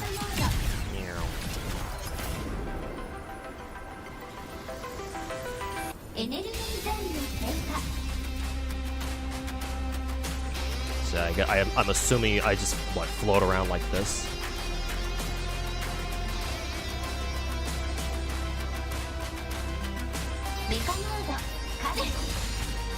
How do you refly up there?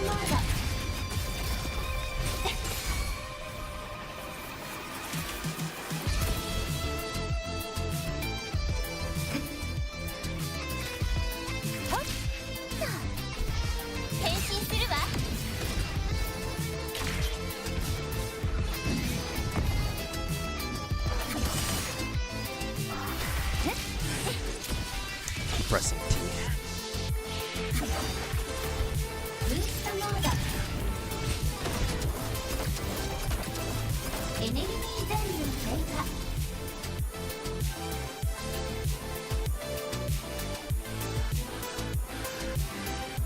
Up to where the big rock is. Oh, you mean up there?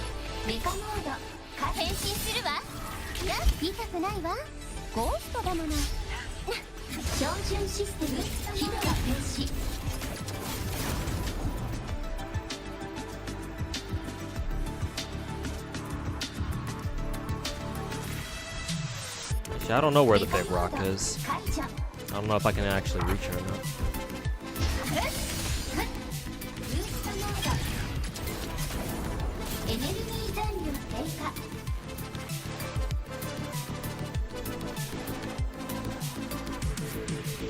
Big rock is in the middle. Oh, just straight up? Oh, I see.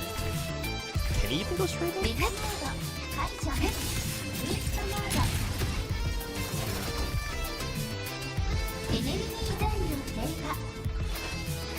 I don't know. I'm not sure how you're supposed to get up there, though.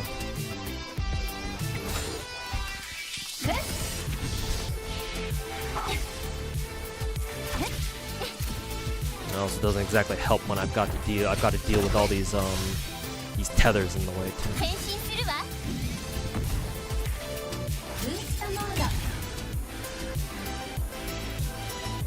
Just hold down T.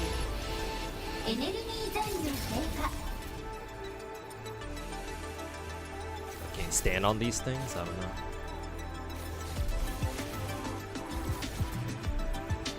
I guess kind of.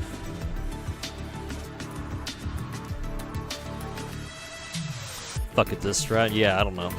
It just told me apparently you can cheese 40 like by doing this.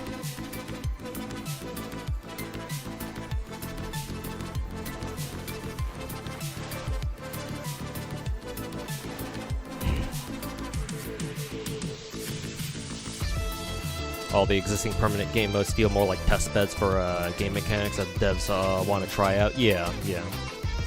Like I'm sure Hypergroup will cook up something, but yeah, no. Enfield doesn't really have end game that we're used to right now, so give them some time to figure something out. Who runs better on my PC than yours? Do I have a good GPU using 5070 to get random stutters and other issues? My PC parts are i9 12900K for a CPU, a 3090 graphics card, so I think mine technically is better. Yeah, 3090, not a TI, just a regular 3090, and 32 gigs RAM. Like, even my PC stutters on Wua when I'm like exploring in the overworld, but for condensed, for like compact maps like this, it's fine.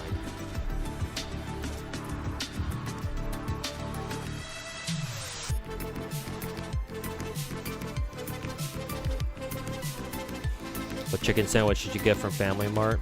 I'm assuming you're in Japan. Egg mayo or a chicken slice? I prefer chicken.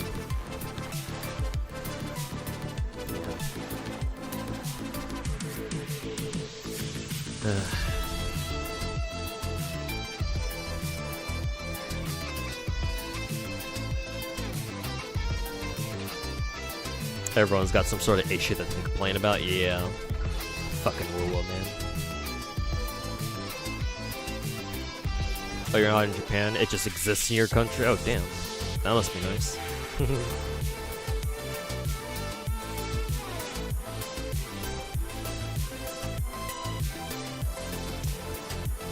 Okay, I'm assuming now we go ahead and fucking attack her now.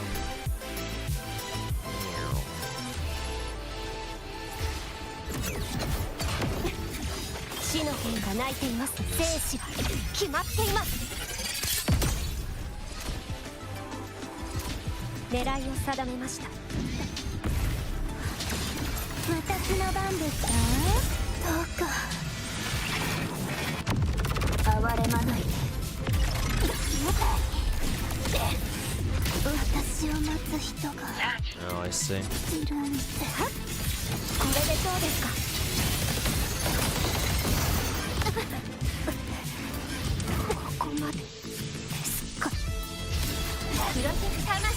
Waiting 4 minutes just to get both my characters one shot anyway.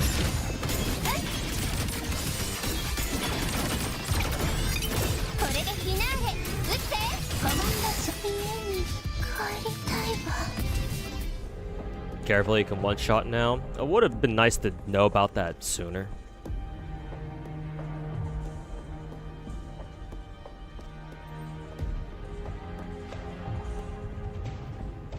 Yeah, no, I actually don't think this is worth it. I'd rather just drop down to 30.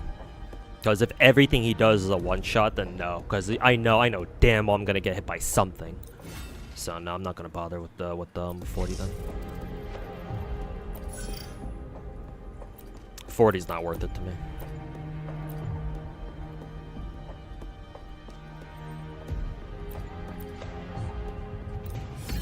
Just do 30 and just take some hits while I go through it. I think that'd be a lot better.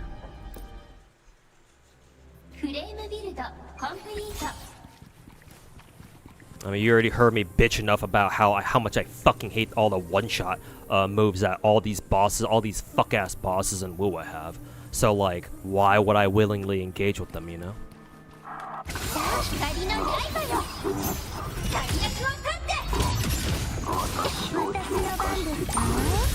Just revive? Can you revive infinitely? Because if not, then that doesn't really make a difference for me.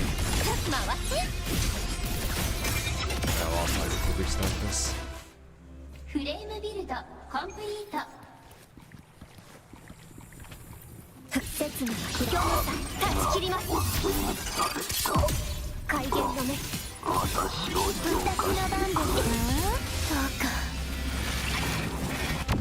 Revive but lose score. Oh well, I'm gonna probably can't have to keep reviving until my score is below 30.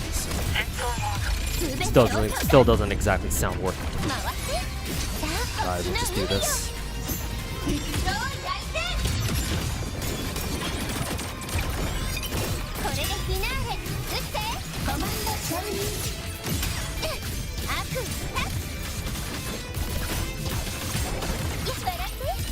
Hey, yo, Tammy, welcome.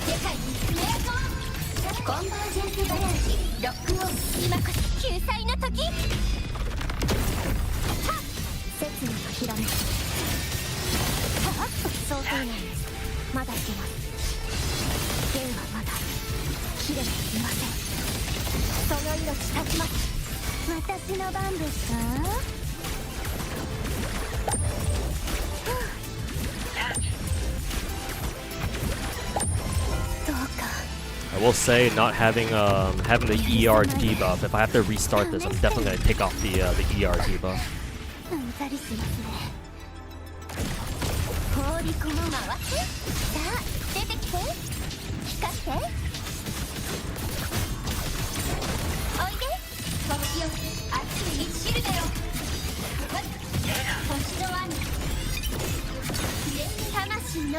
Asia loves Denny more than the West. I mean, it's understandable.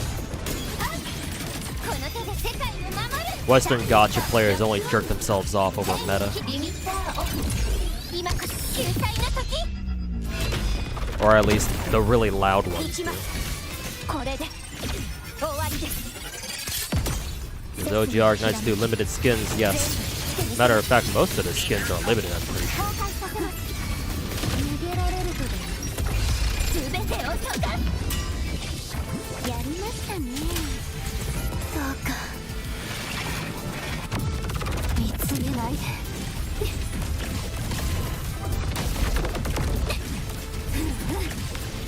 ちょっと公平ですよ Is it even possible to parry that guy when he goes in for the fucking command grab? まだなんとか回ってさあ星の海 Because よ I've tried parrying that shit twice and both times it didn't work. 呼び声に応えなさい痛くないわゴーストだもの羽よ飛んで断りよ宇宙に風を輝くフレア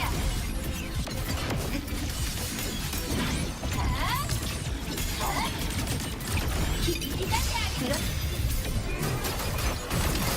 死の剣が泣いています空間ブライトウィングで星の海が道を照らす Parrying is risky, so why did they even bother telling you that you can parry his ass then? 説明をひらめく Actually, no, there is still a reason, so it's easier to dodge. どんな意図でも逃げられるとでも光よ消え去ってそうか No, Tammy, not yet. I plan to get it. I plan to do it, or do more of it tonight after I'm done with Wuwa, but 回って悪光の刃よ快楽を立ってこれでフィナーレ撃ってコマンド承認舞い降りてきたわ this team fucking sucks dick. 羽よ集まって舞いばらせ炎よ This team don't do shit for damage. 星のワンリミッターオフ今こそ救済の時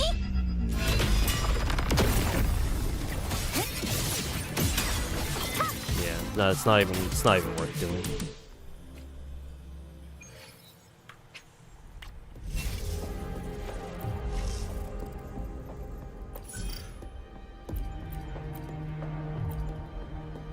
At least not with that team.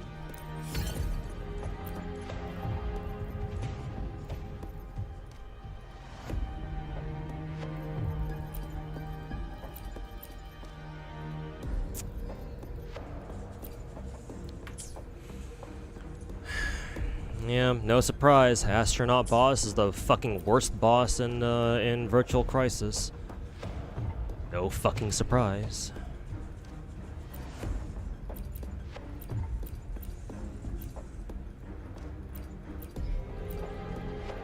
Absolutely no fucking surprise here.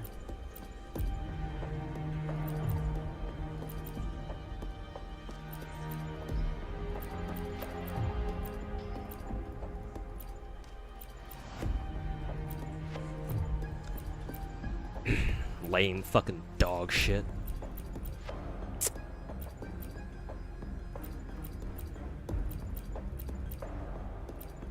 Get rid of that fuck ass ER debuff. Fuck you.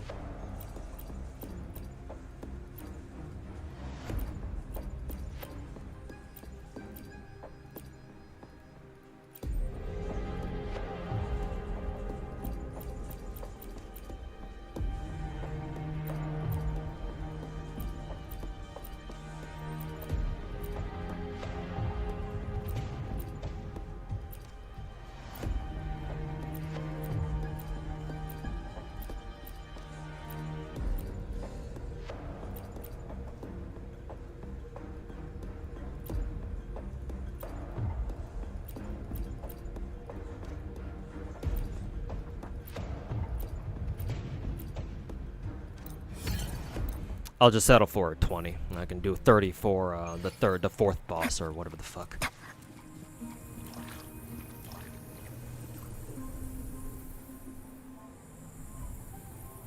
this doesn't look fun to you personally, I don't find it fun either.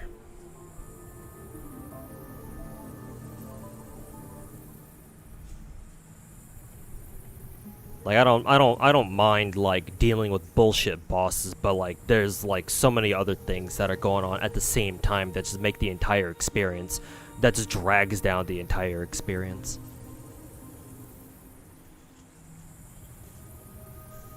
Parrying stops his combo, and too bad he keeps command grabbing me anyway, like he's a fucking fighting game character. When I saw Genazod playing Arknights, did I think, oh no, another LARPer, or was I happy? Genazod's fine. Like, if I check his stream right now, he should be streaming right now. Unless he's taking a break. But Genazod's been playing Arknights for like the past 5 days, I'm pretty sure. I don't see him live yet. Maybe he'll come. Maybe he'll go live later. But Genazod's better than most. He's still not perfect. Don't get me wrong. Like he'll play Arknights for a little bit until he gets bored of it. And he'll probably ditch it like everything, like most other gacha games he plays. But at the very least, he's giving it an honest shot, and he's actually playing it for like perhaps a week straight or something. So I give him more credit than most other gacha players, but I don't expect him to like stick with Arknights like a Wuthering Waves or a CZN or some shit like that.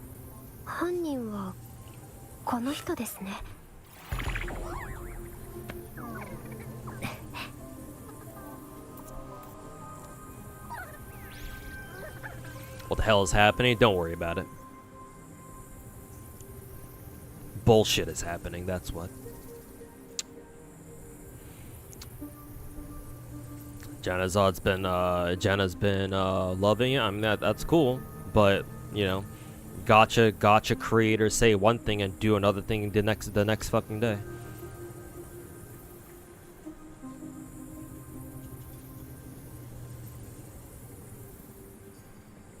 So, Genazod might say that he loves it right now, but, is he still going to be playing the game a week from now, 2 weeks from now, a month from now?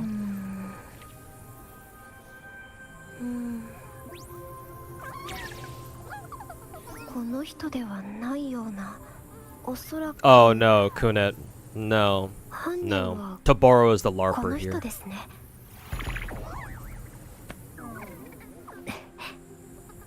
No, it's the exact opposite. It's the exact opposite, Kunet. No, Toboro is the LARPer. Kilston is one of the biggest Arknights creators in the English-speaking scene.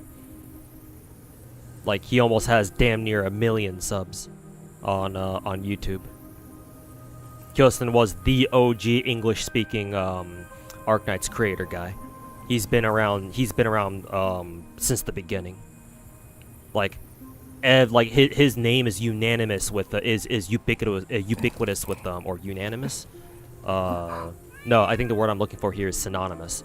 Kilston's name is synonymous with like Arknights guides. Like he's the guide guy. Like everybody watches Kilston guide videos. Like there are a lot of other people who make guides, right? But nobody's guides are as prolific as his, especially in the beginning.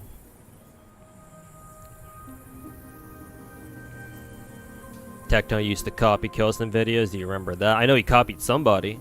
My impression is that he copied like some Chinese creators from back in the day, and he tried to make fun. I mean, yeah, that's Tectone for you. Fucking trailer trash.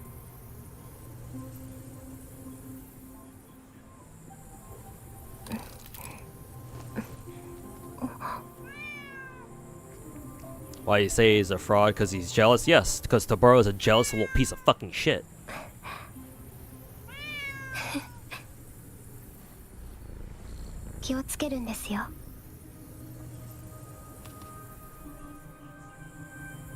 Kilston's a cow milker who's only there for the money?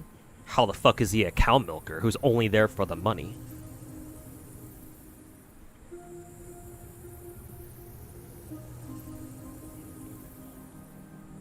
I'm assuming Toboro is the one who said that, not you. Or you heard that from somebody else. But no. Get those delusions out of your head. Stop. You should stop listening to whatever the fuck that Toboro asshole says about anything Arknights related. No, that guy is a fucking fraud. I've even made videos talking about why that Toboro guy specifically is a fucking fraud.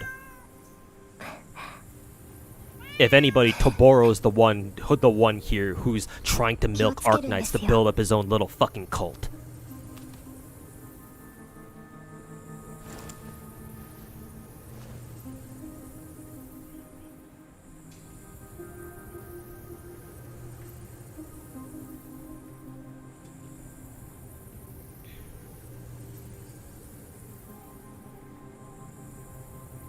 Nah, I couldn't. That Toboro guy is a fucking fraud, man. He only got popular because one of his videos of him dissing Enfield from like I think last year went viral in mainland China, so he let that get to his head. He started getting a massive fucking ego because of that, and so he started making more Enfield slander videos talking about why it sucks now and how it used to be so much better in the past.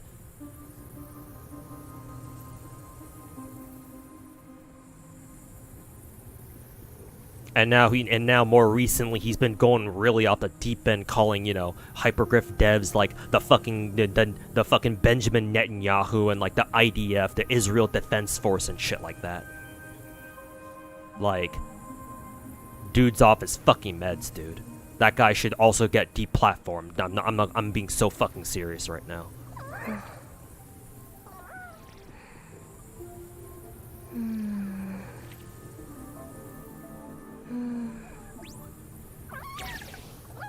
Saying shit like, kill hypergriff. おそらく犯人はこの人ですね。 Janazad's interested in finishing the Abyssal Hunter story due to the Limbus collab.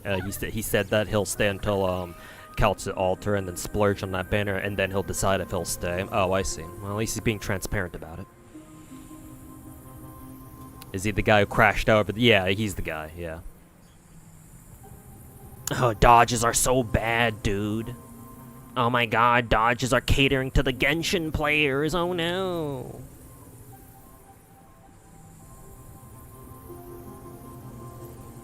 He said if you want a competent source of info, he's the guy regarding Arknights. No. No, he is not. No, he is not.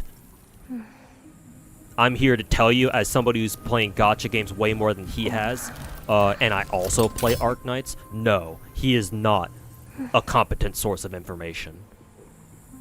Because if he were, he wouldn't say that Kyosen is a fucking cow milker, or whatever the fuck he said. That alone proves that he has nothing but shit coming out of his fucking ears.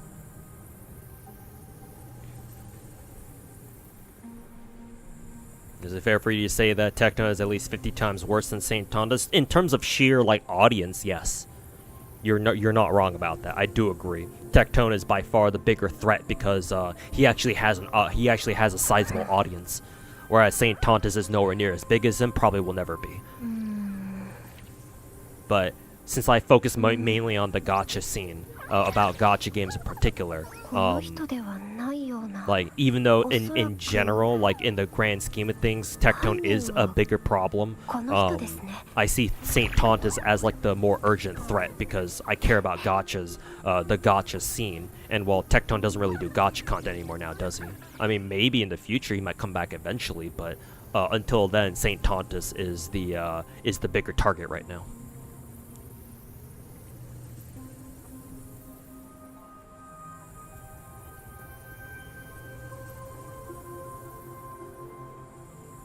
You saw that video? It was super fucking weird. Yeah, like his original video. Like I even reviewed that video myself. He has some good points, but then his overall messaging and his fucking attitude, his fuckboy attitude, are just not it, man. They're just so fucking it's just so fucking off-putting and weird.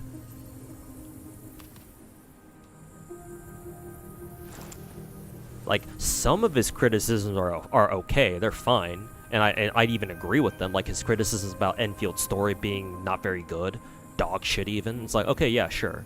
I can work with that. I'm not surprised by that either. You know, just given that Enfield is designed to be a big gacha game, and that's what, you know, Chinese players like. You know, having dumbed down stories that are all about, you know, harem simulators where everybody sucks your dick and shit. Right? I don't particularly enjoy that either. I wish, you know, big gacha games would have, you know, more stories that were more expansive than that. But aside from that, everything else Toboro talks about in that video is just fucking weird.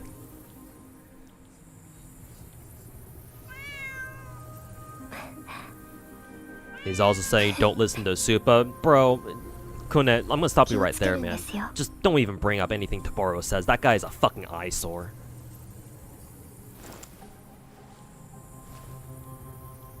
Like, why are you acting like Toboro is the be-all, end-all here for information about Arknights, man? What, just because he told you to? Hey, if you want somebody to listen to when it comes to gacha games, you should listen to me then, Kunet. How about you listen to me, man? Like, don't listen to this fuck-ass Toboro kid. Who plays one gacha game and fucking jerks off over how much he misses the old Enfield. And fucking talks mad shit about other people.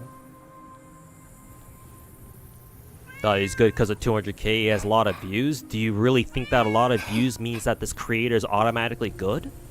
Because that's not how the world works, Kunet.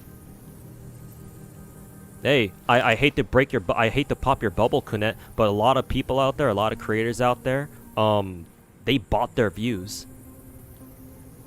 I'm not saying Toboro does in particular, but a lot of people out there fucking bought their views, streamers and YouTubers alike.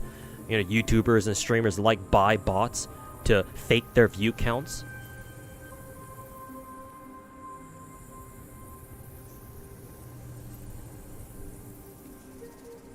Like, you gotta get out of that fucking mindset, dude. Like, I don't mean to be super harsh on you here, but you can't automatically think that, oh, this guy has a lot of views, this streamer or YouTuber has a lot of views, therefore he must be right about what he's talking about. Fuck no, man.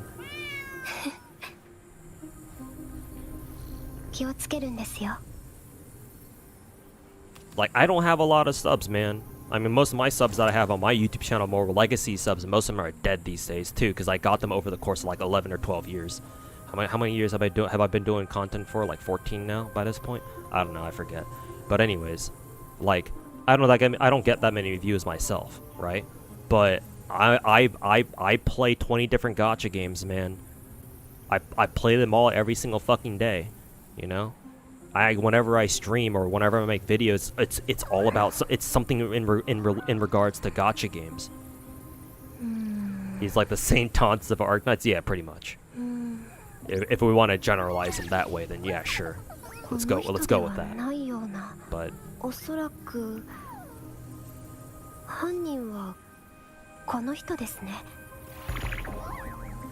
like, unlike all these other creators that you've been watching or your friends have told you to watch, like, no, man. Nobody, like, I'm not sure how, like, I'm gonna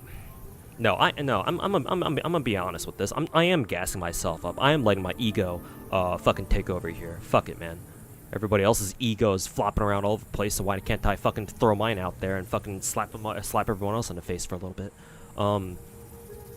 Like, I don't know how to convey this to you, Kunet, but I play 20 different gacha games. Actually, is my gacha thing still up? Yeah, it still is. I forgot to turn it off. Oh, that's funny. But anyways, this list right here on the right is all the gacha games that I play every single day. Well, actually, sorry, not every single one of them. There are 2 gacha games on this list that I don't really play anymore. Those being Snowbreak and Do It Night Abyss. But every single gacha game that you see on this list right here that I'm shaking on screen, I play every single one of them every single day. Most of them I even started on day 1 too when they first came out.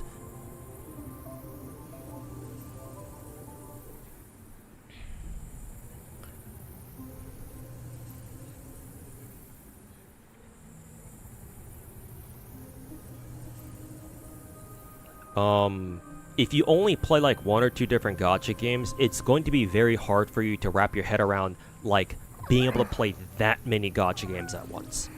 Most people don't. The vast majority of people don't. Matter of fact, I keep asking people, hey, show me another streamer out there who plays 20 different gacha games, even if just, like, you know, barely. Nobody. There's no one, man. Every other streamer, every other YouTuber who does gacha content only plays like 1 or 2. And the only times they play another gacha game is if they get fucking sponsored to.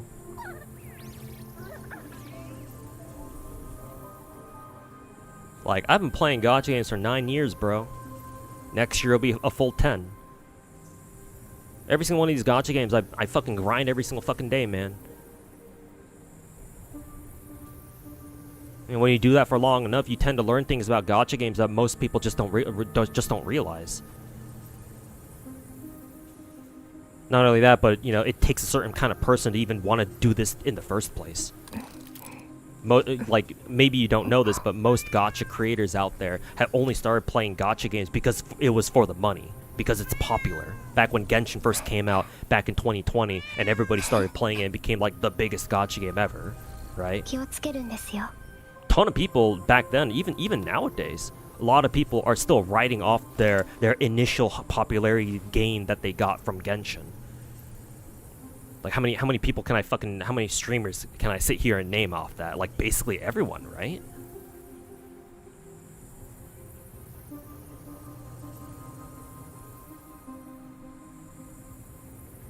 And to be fair, there are a lot of, like, decent creators who came out of that, but a lot of them are not decent. A lot of creators, if not most of them, are just here for the money.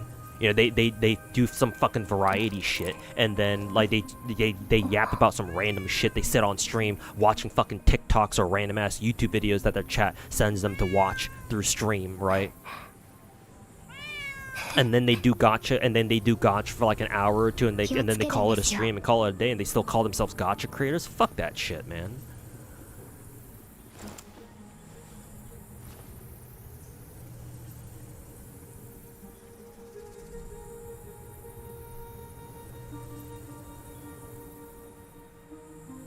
Who's watching him? I don't know who you mean. Who you're talking about? Tomorrow? You thought the organized community is chill? They are for the most part, until you come along and actually say some shit that we don't like. Or that they don't like.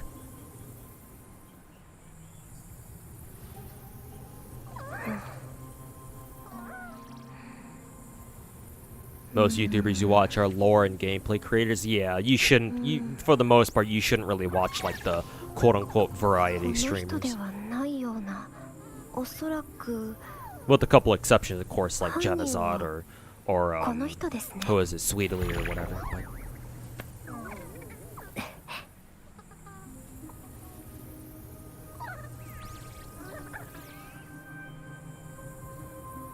But anyways, let me get back to actually fucking playing. It's already 1/2 midnight. But let me just end the conversation on this, Kunet. Actually, not just to borrow. Just stop listening to most people you talk to when it comes to gacha games, man. And that includes your friend too, because I think you mentioned before how your friend told you, like, oh, you know, and like Wuwa is the best gacha game ever or some shit like that. I'm gonna be so dead ass here. Like, and this isn't even me just, like, trying to stroke my own ego here. Like, when it comes to anything gacha related, you come to me. My stream, my channel. Because I'm gonna just tell you, as somebody who's been playing gacha games and been invested in this shit for, like, way longer than almost everyone else has been, most people don't know what the fuck they're talking about when it comes to gacha. And even if they do, a lot of them are fucking pricks about it. Like, my attitude isn't the best either, but hey, it's a lot fucking better than a lot of other people out there.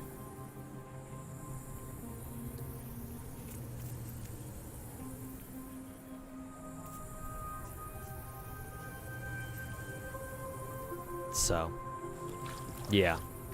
Don't watch anybody for gacha content. At least when it comes to like gacha opinions. Like, you can still go watch, like, lore masters, like people who mainly deal with, like, lore or, like, show off their gameplay or, like, make guides and stuff. Those are fine.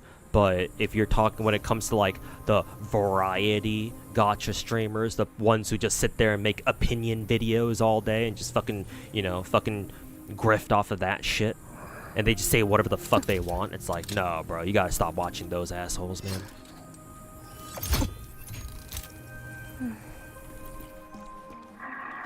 Nah, bro. I'll make it real easy for you. Just stick to this channel. Just stick to mine, bro. 許さないでどきなさい全てを溶かす回ってさあ光の刃よ火力を勝って砕け散ってこれでフィナーレ打ってコマンド承認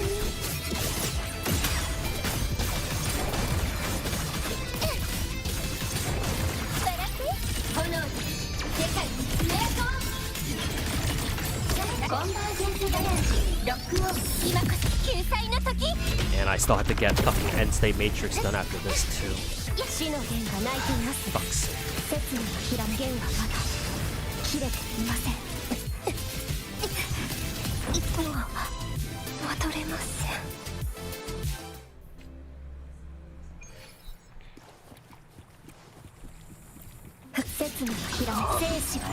Well, 3.6 preload is up, and somehow it says the game will be 83 gigs. That can't be right. No, it is. If it says 3.3, if it says 86 gigs, must be right. Did you forget what game we're playing? And say it's straight shit. Yeah, no, I don't particularly enjoy it myself, but fuck, man, it has gems. So. You know what we're doing. 回ってさあ星の海よ水を焼いて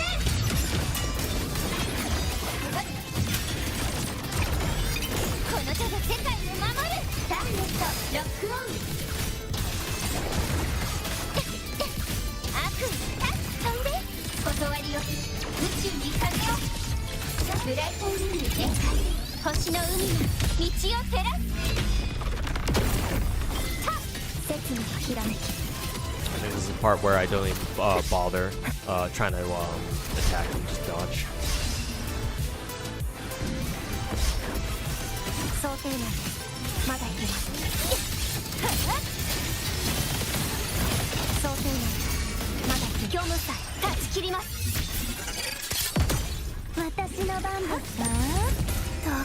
Can't stand all the flashiness. Yeah, it gets to be a lot.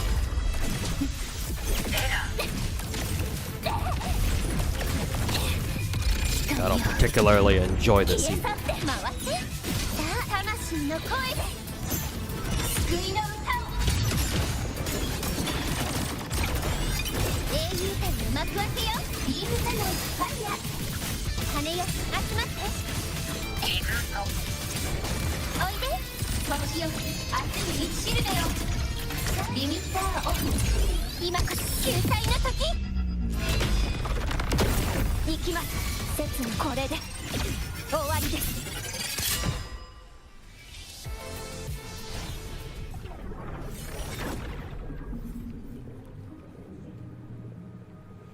You can turn off the special effects or just put it on medium. That's true, but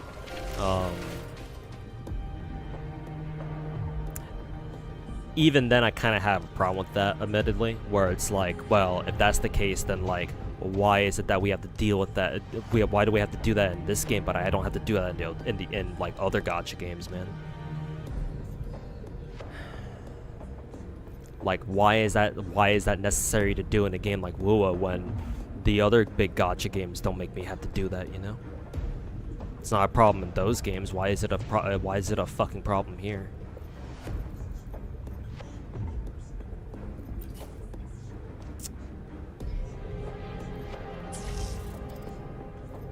Anyways, the title was the tag was just 20, right? So I just need to have 20 here. I'm just gonna do 20 here because I've already wasted enough fuck ass time on this shit.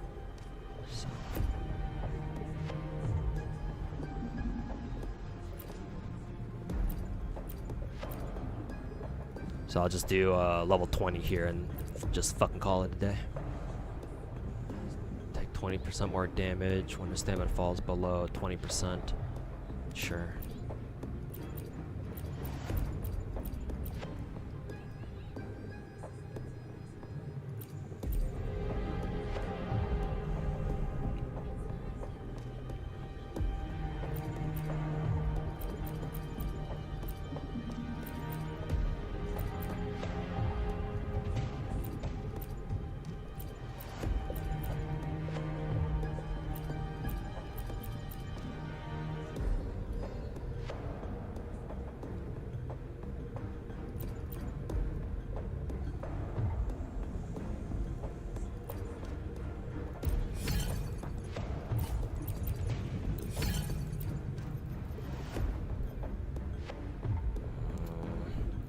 fuck are the teams I'm supposed to bring in for this? She says usual. Actually, no. Maybe we're supposed to go Mornier. This, I guess. Have I played PGR before? No, I have not. To grind it hard? Yeah. Need to catch up with all the gachas today, so. Don't have another time to do it.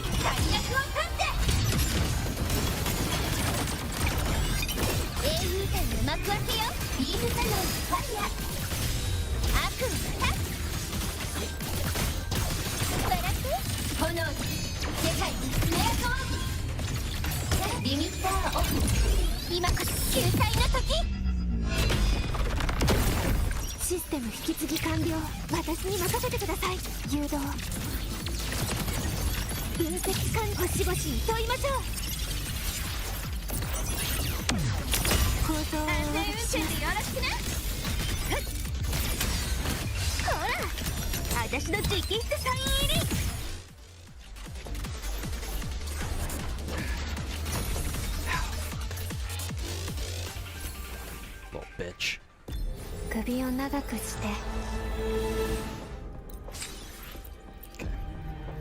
Alright. Got the name card. I'm getting the fuck out of here. Fuck you.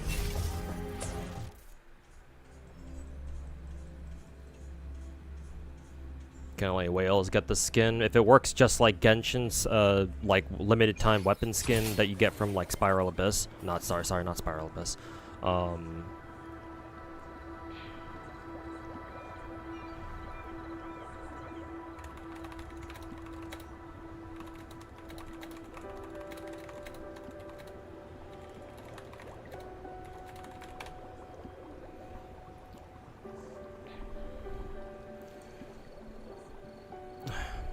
See how much stronger Toon Amy is? Yeah, but I was also only fighting that boss on level 20. On difficulty 20, so it's not exactly a fair comparison. But yeah, in Stygian Onslaught, yeah, that's what I meant to say. If it's pretty much like that, then yeah, no, that skin is basically only for whales. Unfortunately.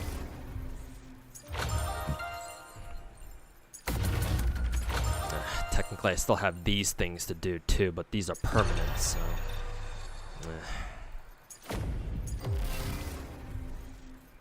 Okay, so this is done. I already did that. This one's done too. Okay.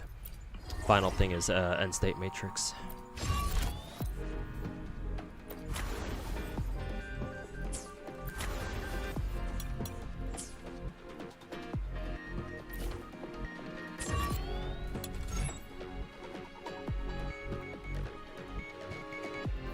This fucking dog shit.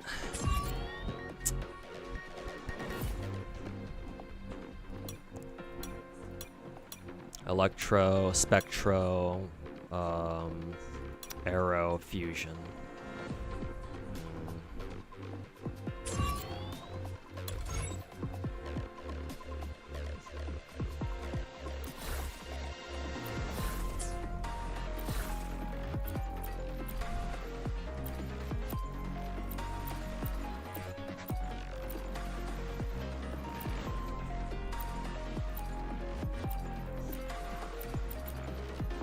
Start with Cartathia team first.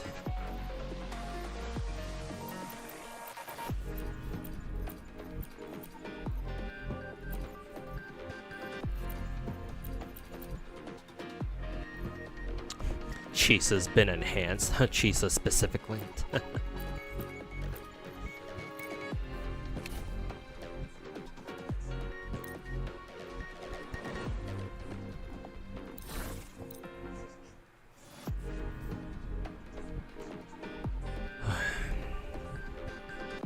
This is the worst endgame mode of all the big gacha games right here. You legit fucking hate it. Yeah.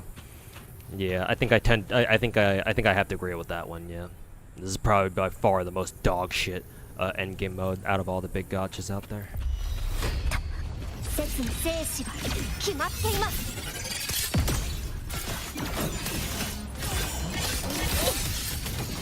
全部切ってみせます。崩壊させます。はっご清聴ありがとう。さあソロの時間だ。はあそうプレリュードは華麗にこの詩をフィナーレに捧げよう。潰れなさい。 This is actually your favorite?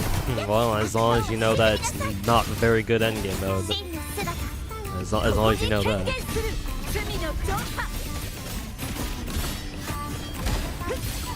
食材打点する荒波高波よ天地を切り開け汚れを払いましょう。行きます。刹那のひらめき虚無さえ断ち切ります。 Shit, I accidentally swapped to これでどうですか。 see it trying to roll through. その命立ちます。さあソロの時間だ。よっこれが運命のアンサンブル。滅びなさい。やっしじまで悔い改めろ。はっはっはっはっはっうがけフルンクリエ潮風よ吹き荒れろ。天幕よ死の火が泣いています。これで終わりです。断ち切ります。さあ切り刻みます。どんどん見てありがとう。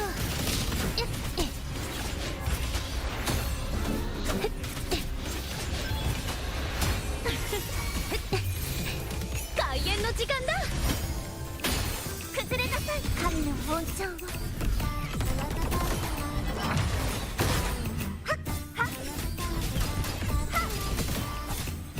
海よこの身を包め汚れを払え。救済滅びをつける振り子。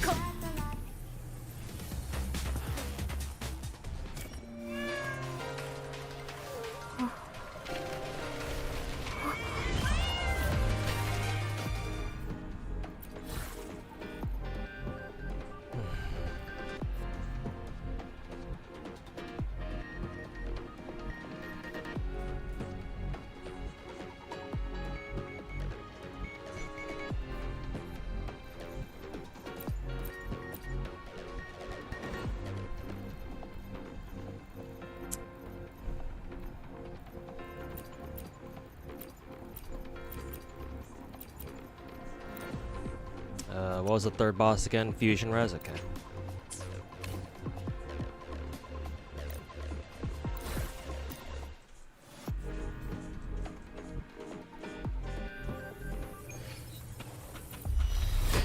刹那のひらめ生死は決まっています。一瞬で解き明かしましょう。風のこれでどうですか。はっその命断ちます。記憶よよみがえりなさい。乱れた記憶よ形となって守り抜くよこの全てを。わらわに任せるがよい。逃げようとて遅い。浮世初雪のごとく儚し。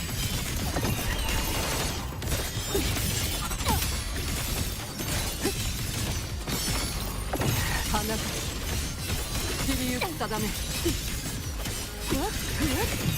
霜月を覚悟はできておろうが舞い散る桜よ全てわらわのもとに。刹那のひらめき虚無さえ断ち切ります。はっはっはっやっどんな意図でも記憶よよみがえりなさい。 didn't hold E like I was supposed to. 退屈な相手ね。消えなさい。見届けるこのひらめきを記念にどうかしら。遅い哀れな。黄泉とは絶す。帰る術なし。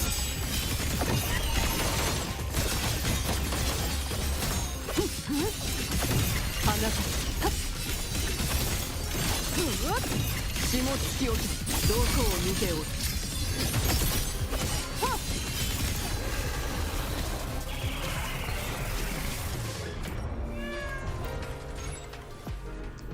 Okay. Now we can do this shit.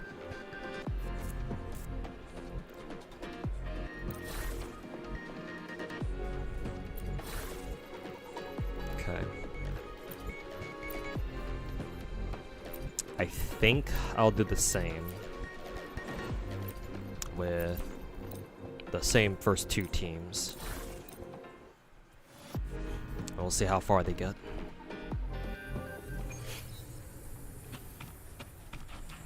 Is Hiyuki still a top S6? I don't know, probably.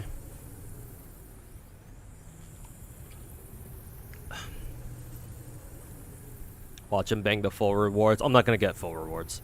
That I know I'm not going to. I only care about all the gems and that's it.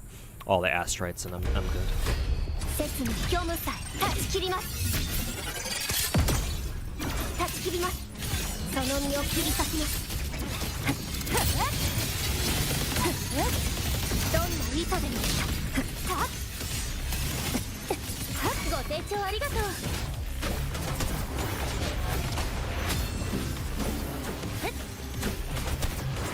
そうプレリュードは華麗にこれが運命のアンサンブル。潰れなさい。は海よこの身を包め罪の浄化。食材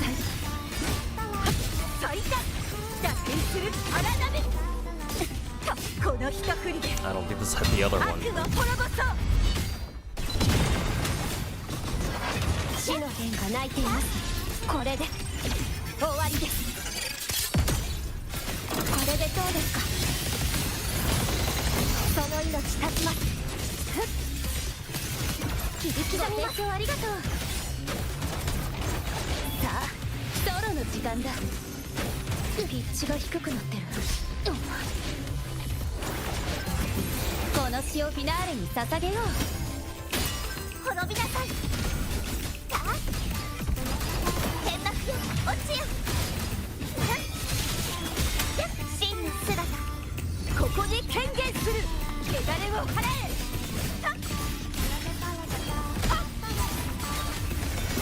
終止符を打とう。うがてフルングリオ潮風よ吹き荒れろ。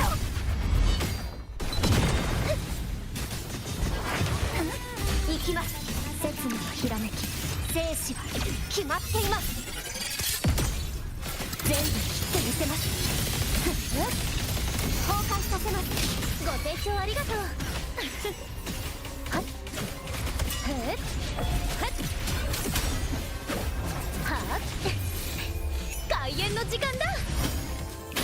崩れなさい。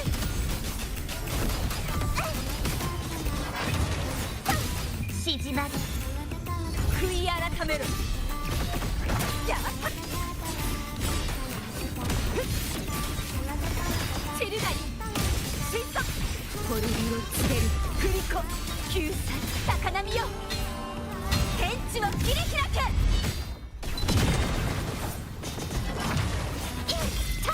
刹那のひらめき。 They did their job. 5k. 5k there. Was kind of hoping they'd do more damage than that, but whatever.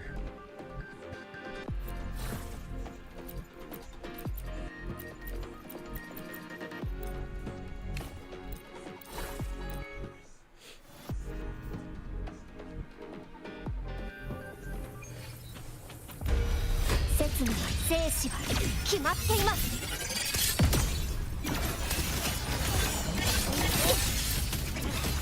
Scale 1 to 10, how fun is the mode for you? I give it about 5 or 6. 記憶よ、蘇りなさい。乱れた記憶よ、形となって刻み込むよ、このきらめきを。遅い哀れな雪の時、雪なり下がるがよい。あなたしまいだ。霜月を覚悟はできておろうが、衆生の願いこの身に宿さ。死の弦が鳴いています。これで終わりです。全部潰せます。いや、その命絶ちます。記憶よ、蘇りなさい。過去の幻よ、現れなさい。守り抜くわ、この全てを。スナップショット。わらわに任せるがよい。逃げようとて遅い。浮世初雪のごとく儚し雪なりあなた構わず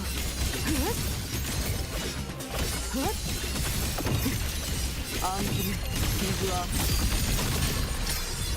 こう今刻んする従って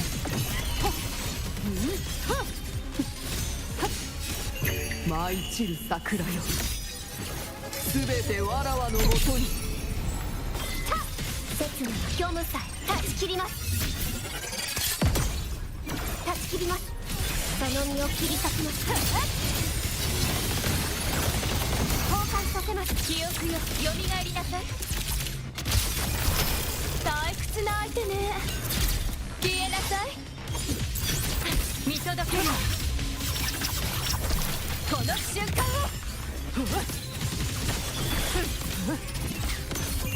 夜道とは絶す帰る術なし。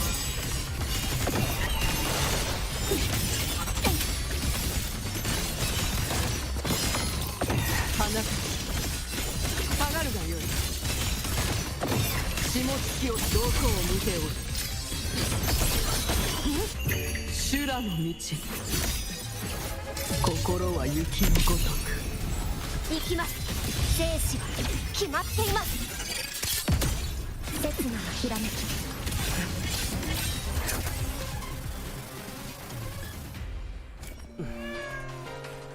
Okay.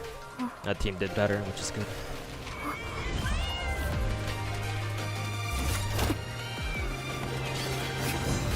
この閉ざされた世界は私が切り開きましょう。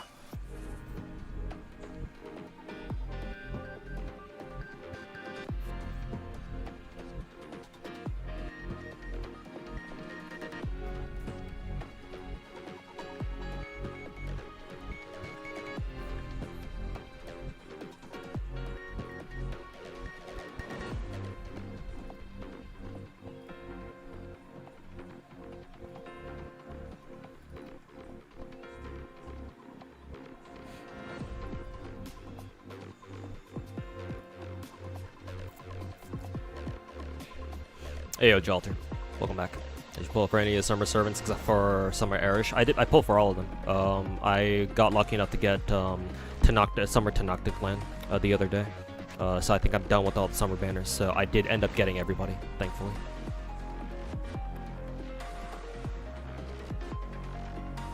Just missing BB Dubai. Yeah, she was kind of hard for me to get at first. But I did at least end up pulling her off stream, so that was nice. Seems like you just do rotations, just ignore everything the boss does in this. Actually, PayPal, what I've been told is that if you want to be damage optimal in this game, yes, you just straight up ignore everything the boss does. Like, don't even try to dodge type shit. Like, apparently that's damage optimal, because sometimes if you dodge, you can ruin your, there are some times when, if you dodge, you ruin your team's rotation that way. So, like, the optimal way of playing this game is apparently just to ignore everything the boss does. Just, like, literally tank everything. Just interrupt, resist, interrupt, res everything your way through everything, and just fucking mash buttons.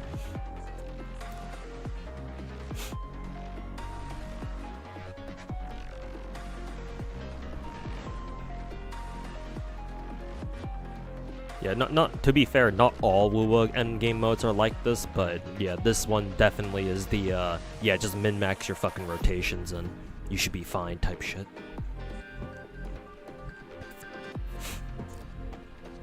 Is Matrix mode good, bad, or whatever? I haven't tried it before. It's kind of awful, honestly. Because basically what you're trying to do is you want to throw enough teams into here where you get 5k points per team that you run, and you have to get enough rewards here where you get all the gems here. So if you want all the gems, that means that you have to have at least 4 teams that hit 5k points, and that's like if you want to go for individual teams, like if you want to use your best team, they can probably get 5k points pretty easily, but you gotta do it with 4 different teams. That's the issue.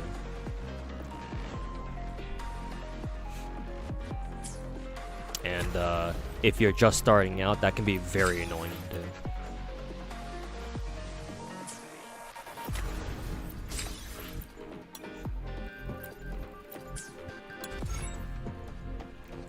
What's the third team I want to use for here?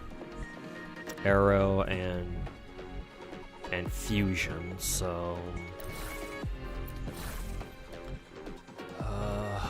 who the fuck do I use here then?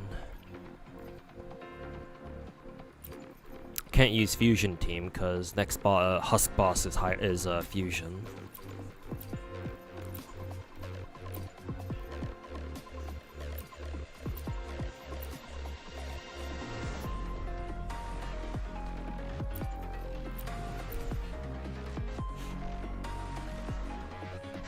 Amy, no, next boss is Fusion, so I can't use her. It wouldn't be optimal.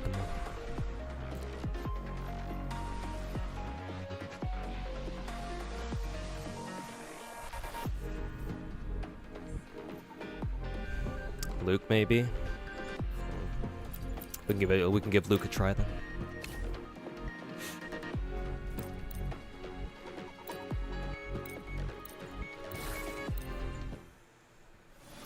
Try Lucy? Yeah, I could try Lucy. Hopefully.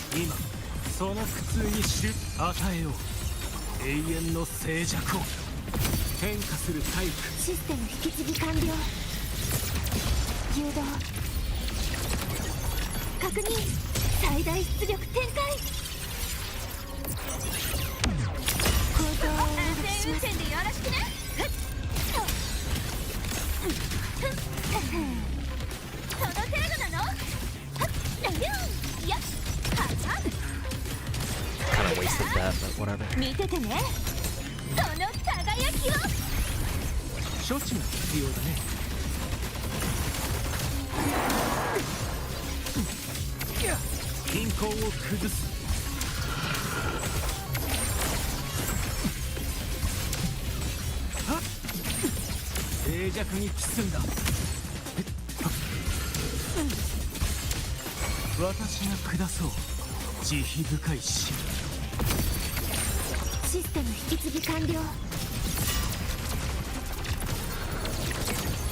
実行星々に問いましょう。構造をお渡しします。安全運転でよろしくね。目離さないでね。よっほーやっ仕上げだよ。新作追加やっサプライズだよ。バーン痛みは和らいでない。組み替える。ふっ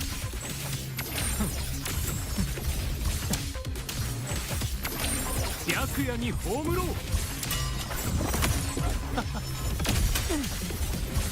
変化する体育。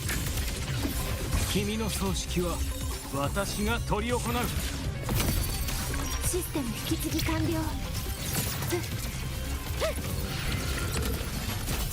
Our team didn't hit 5K.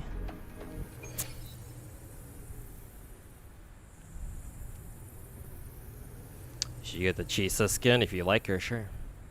Why people hating on Enfield don't understand you understand not liking in the gaming loop or the combat, but the Doom posters are so wrong. It's an easy narrative that retarded gacha players can hold on to. Content creators especially, because they can just fucking milk that shit for all the views for all the fucking views they want.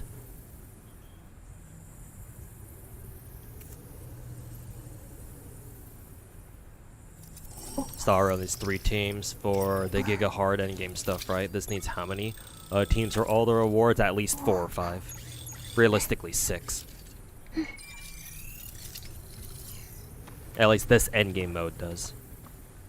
The other endgame modes in this game aren't this bad, but this one, yeah, you need at least like 5 or 6. 指揮モード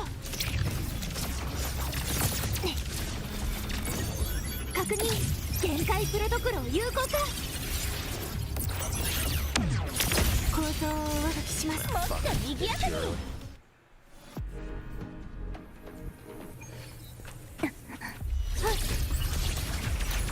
こちらの方が見やすいですね。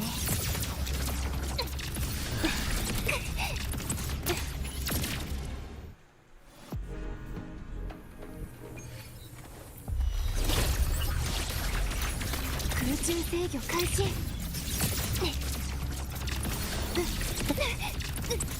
体勢を整えなく。危険を検出しました。こちらの方が見やすいですね。実行星々に問いましょう。構造をお渡しします。安全運転でよろしくね。見ててね。この輝きを何色にする？やっジャンプ仕上げだよ。焦らなくていいじゃん。痛みは和らいでない。器となろう。形をなせ。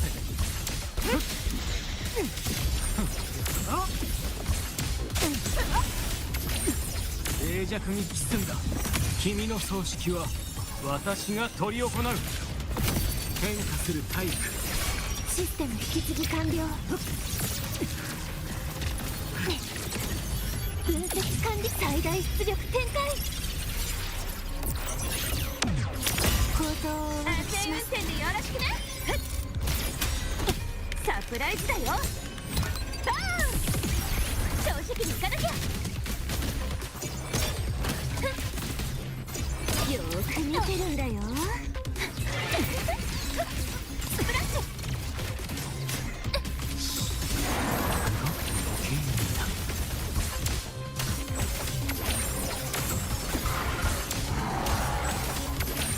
今その苦痛に終止符を。変化する体育。均衡を崩す。与えよう永遠の静寂を。システム引き継ぎ完了。誘導確認星々に問いましょう。構造をお渡しします。安全運転でよろしくね。ほら私の直筆サイン入り。目離さないでね。よっやっよっやっ焦んなくていいじゃん。処置が必要だね。遊びは終わりだよ。形をなせ。はっ、メスを入れる時間か。白夜に葬ろう。変化する体育。いや、私が下そう。慈悲深い死。システム引き継ぎ完了。 Hey, yeah, this team's not gonna cut it. Back to the drawing board. Here, Luke needs ER. Not happening. Not with all my fuck ass Echo capsules or my Echo XP going to need to go into Sway Sway and Yang Yang pretty soon. So that shit ain't happening. And you know whoever's up next to him.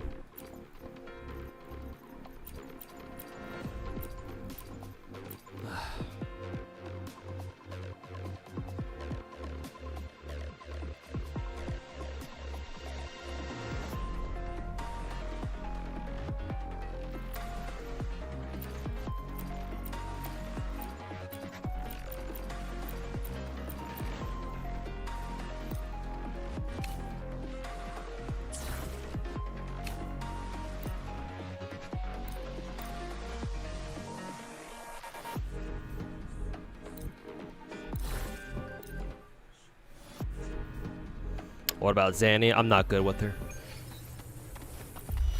星の歌よ。入力。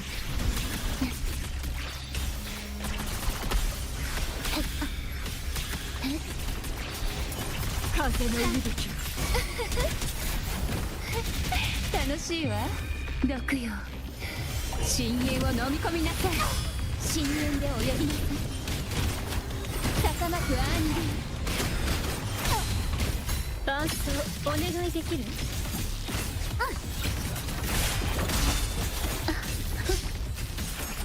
予備拍の合図よ。これが終身。心だけは墓場にあらず。この身をもって誓いをなす。忠誠を授ける。入力。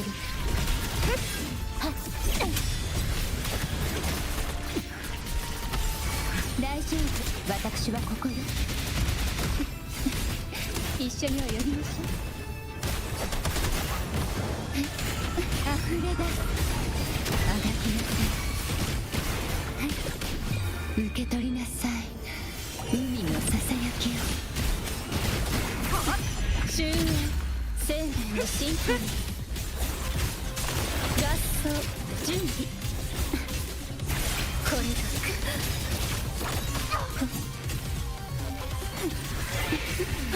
が合奏準備。枯れてもなお咲き乱れる。終わりにする。アドアスト入力。そばにいてあげる。楽しいわ。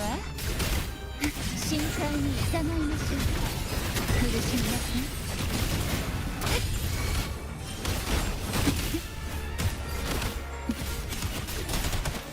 沈むのよ。水底へ破滅。生命のシンフォニー消し去りなさい。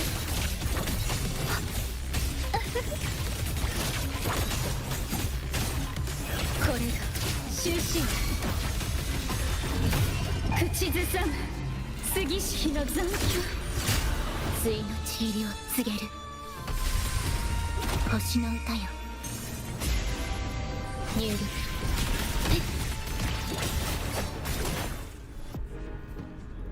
And that team's a bust too.「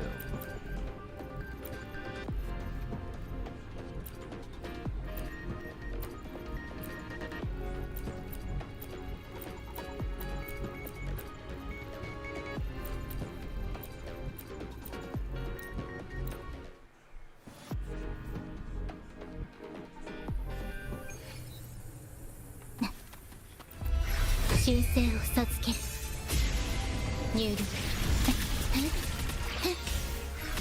焼却。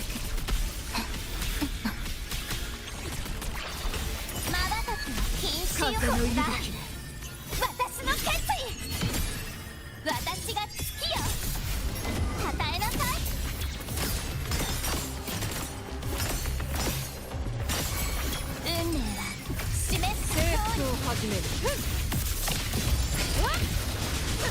もらった。手はずは整っている。栄光は不滅。この身をもって誓いをなす。アドアスト入力。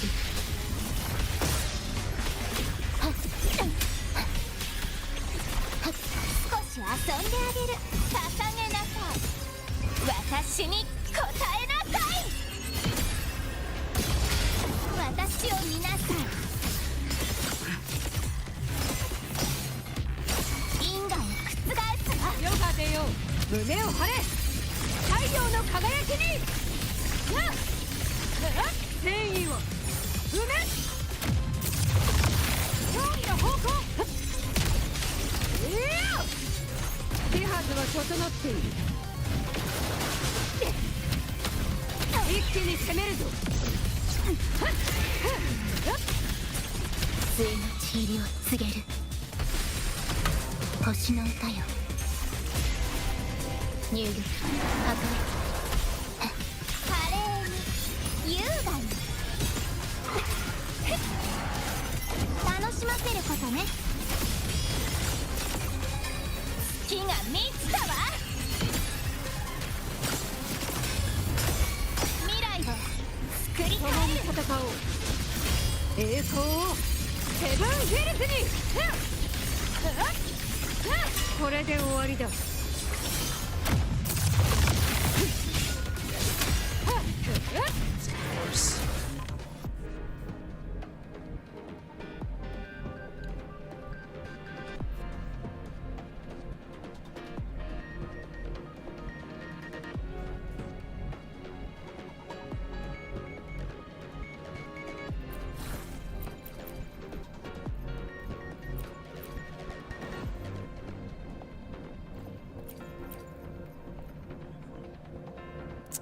Maybe I should have used my fire teams earlier instead of later.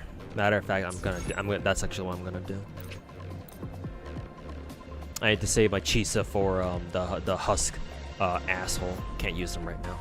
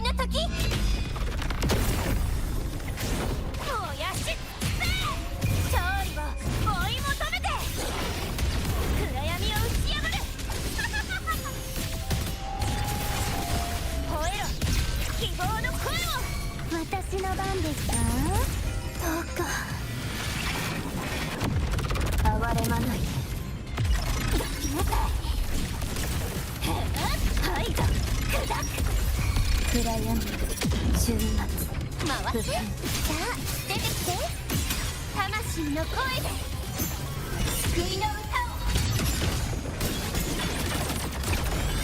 この手で世界を守るダーネットロックオン舞い降りてきたわ悪おいで星よ熱い道しるべよリミッターオフ今こそ救済の時燃やし尽くせ殺し合いの始まりだ濁流を払いのけるたたえろこの身を私の番ですかどうか見つめないで破壊や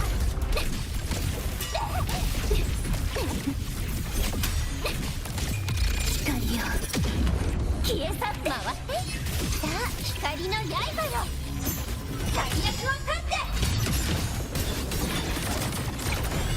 これでフィナーレ撃ってコマンド承認舞い降りてきたわ笑って炎の世界に爪痕ブラッドウィール全開星の海が道を照らす燃やし尽くせ勝利を追い求めて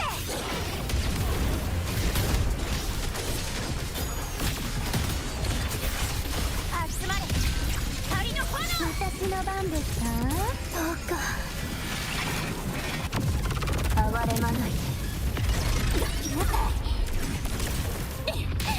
放り込もうか暗闇終末回ってさあ出てきて星の海よどう焼いて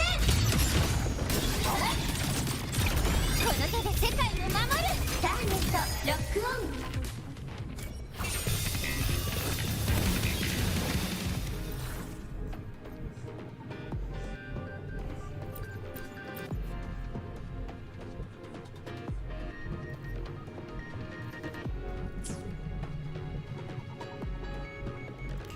This motherfucker.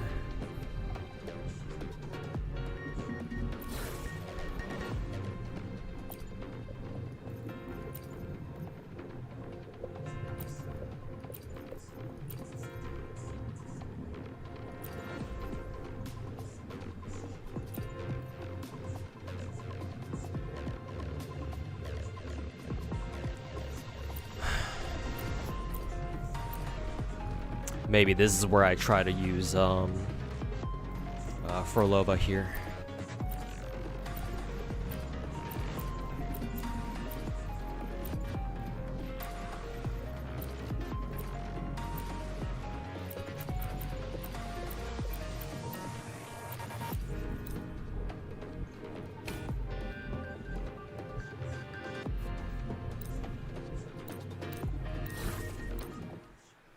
Hey yo, Demonic, how's it going, man? You know, I was streaming late to the party. Yeah, I've been streaming for a while because I need to grind a lot of gacha today, mainly Wuthering Waves. But I'm gonna try to play some NT later on after this too.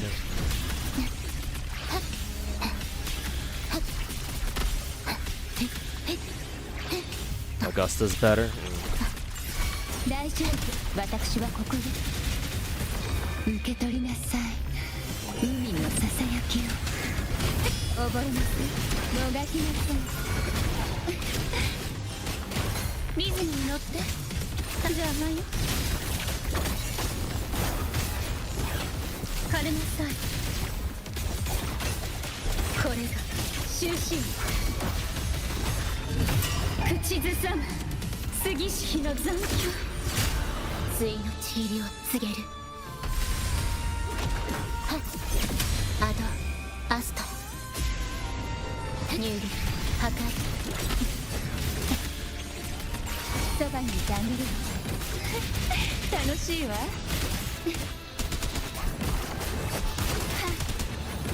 深淵で溢れ出す沈むのよ水底へ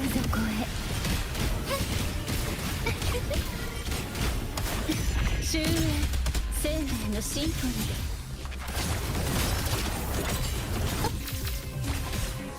ー。予備拍の合図よ。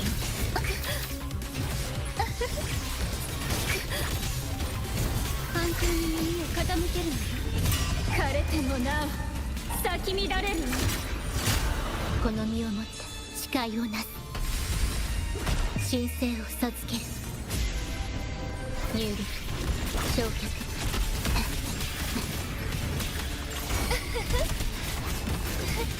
楽しいわ。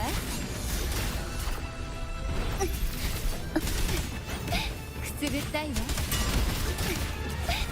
すぐったいわ。高まく暗流。あがきなさい。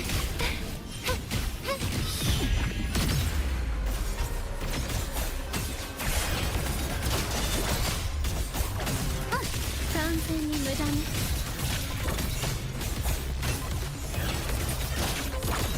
生と死の狭間にすがって心だけは墓場にあらず。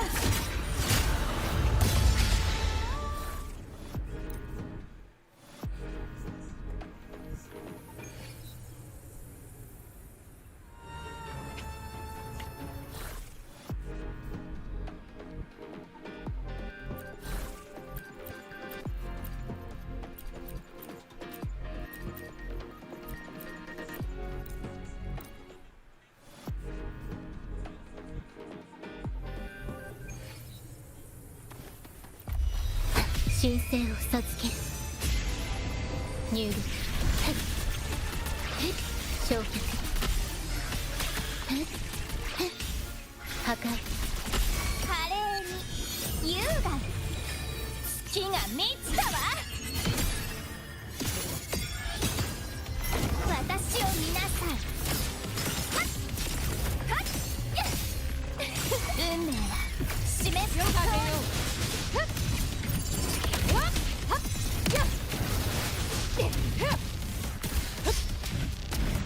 手はずは整っている。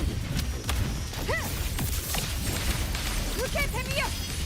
栄光は不滅。手はずは整っている。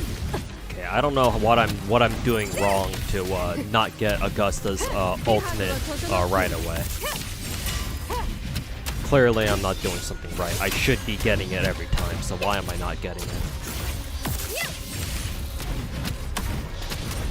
手はずは整っている。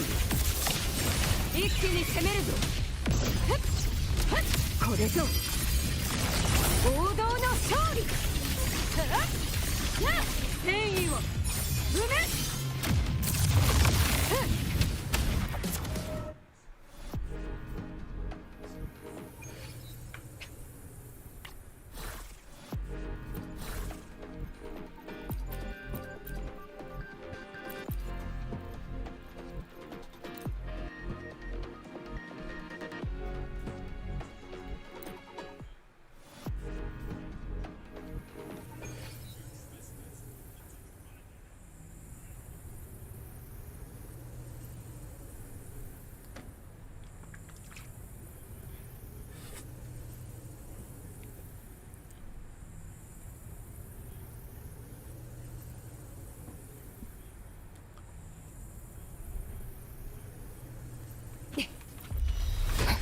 神聖を授ける。入力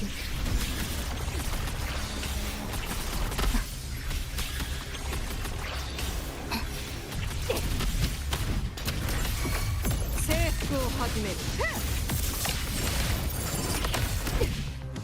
もらった。手はずは整っている。隙を見せたな。栄光をセブンヒルズに。一撃でフォアマル。少し遊んであげる。ひざまずきなさい。私に答えなさい。私を見なさい。矢の隙を真実に。よかでよ。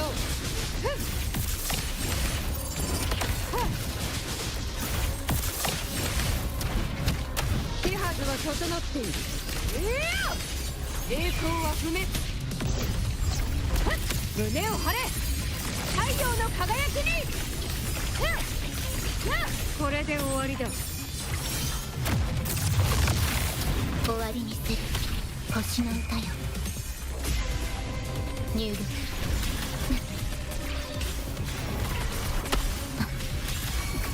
共に戦おう。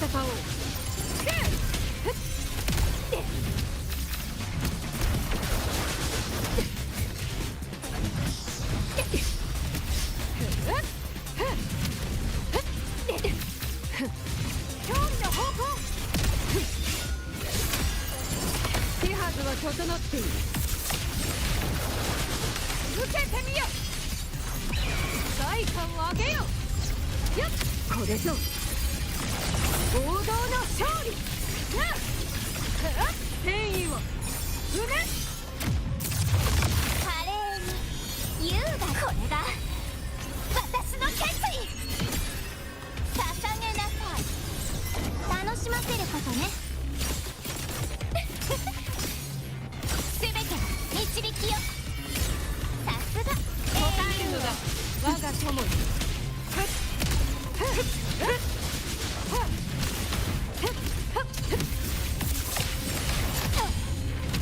Either way, it doesn't matter.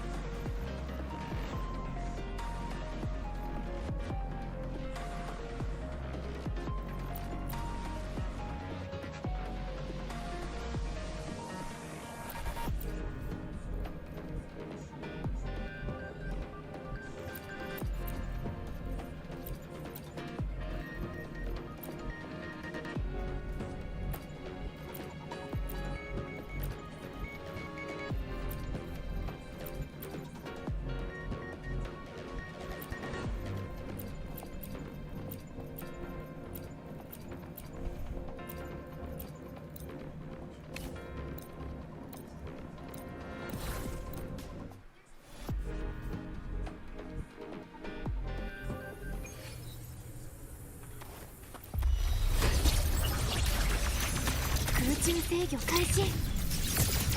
録音確認。星々に問いましょう。構造を上書きします。演技もお手の物さ。アジは俺に任せろ。輝きの瞬間。こ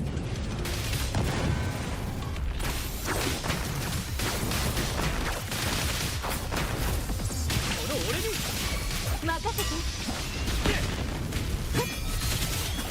カゴの中の鳥は誰？勝ち切る。降り注ぐ。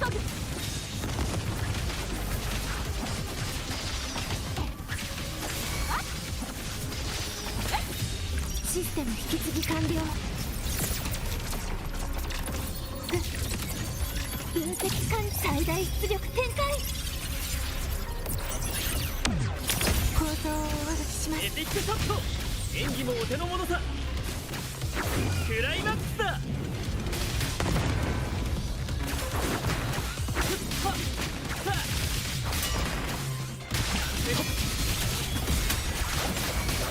任せて。動かない。烈火のきらめき。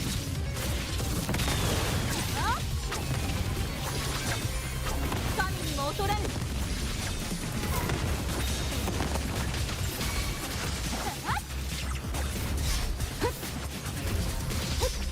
バレバレよ。システム引き継ぎ完了。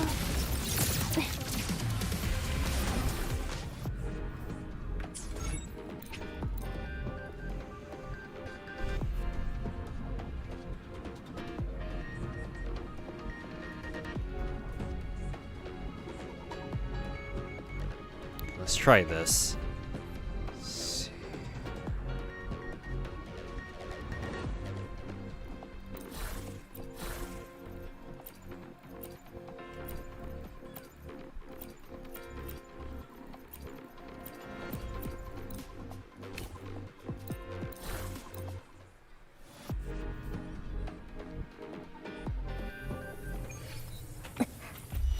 これで終わりです。切り刻みます。全部手に見せます。どんなご提供ありがとう。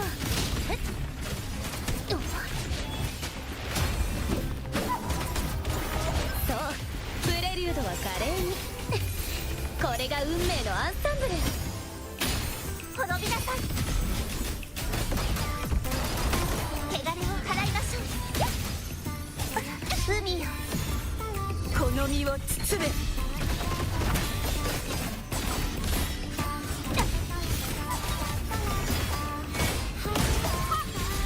うがけ、クルンク潮風よ、吹き荒れろ。天幕よ、落ちよ。行きます。虚無さえ断ち切ります。刹那のひらめき。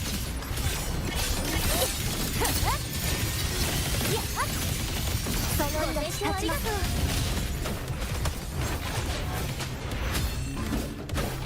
はあ、開演の時間だ。崩れなさい。はあ、静まる。悔い改めろ。汚れを払え。知るがいい。失速。滅びを告げる。振り子。この一振りで悪を滅ぼそう。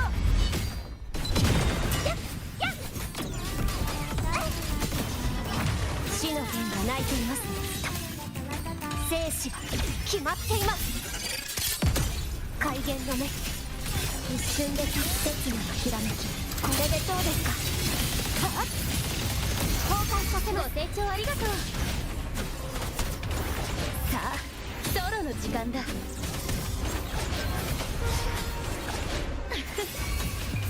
この詩をフィナーレに捧げよう。潰れなさい。はあ、真の姿、ここに権限する。罪の浄化。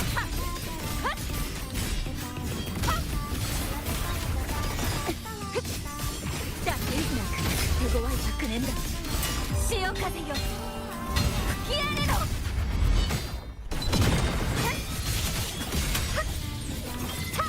虚無さえ断ち切ります。刹那のひらめき。美しいハーモニー。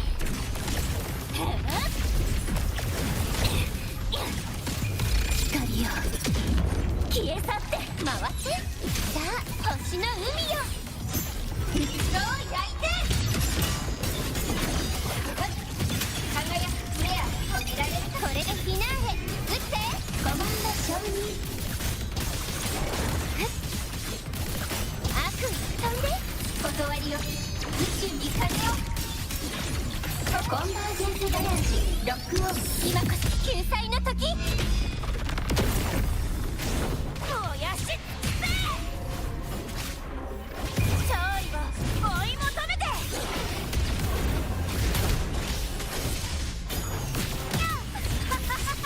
たたえろこの身を。私の番ですか。どうか許さないで。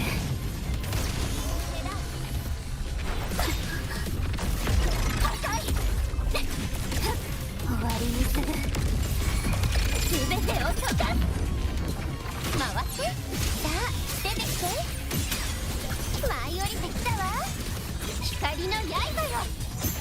最悪を立って。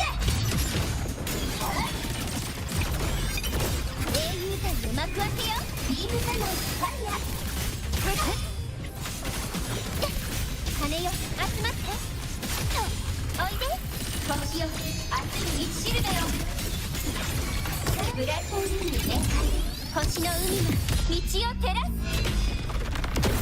はあ吹いてこい。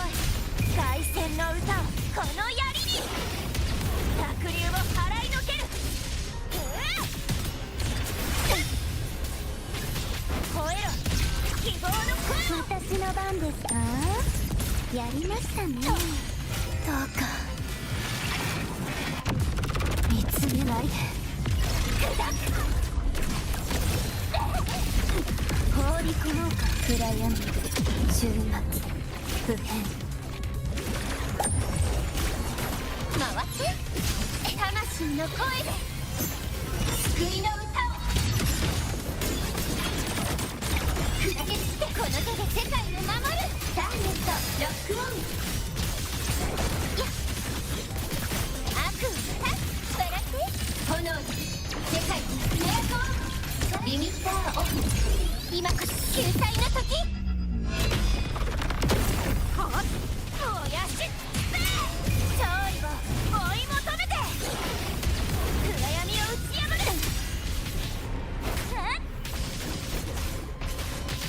血の戦いだ。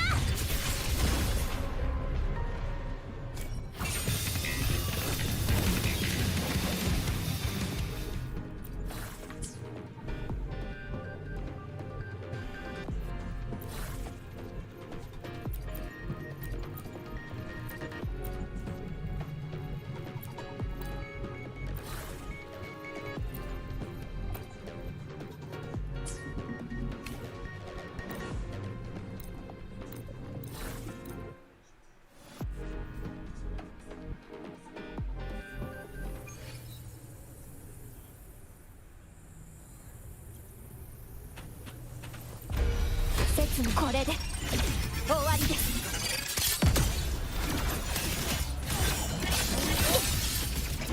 これでどうですか。想定内。まだいけます。その身を切り裂きます。記憶よよみがえりなさい。過去の幻よ現れなさい。守り抜くよこのひらめきを。行くがよ。夜道とは絶帰る術なし。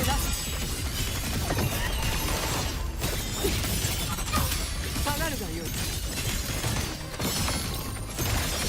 花咲散りゆく定め。霜月きを覚悟はできておろうが。衆生の願いこの身に宿さ。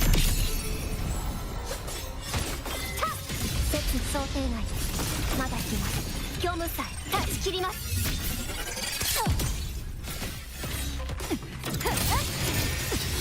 やっ崩壊させます。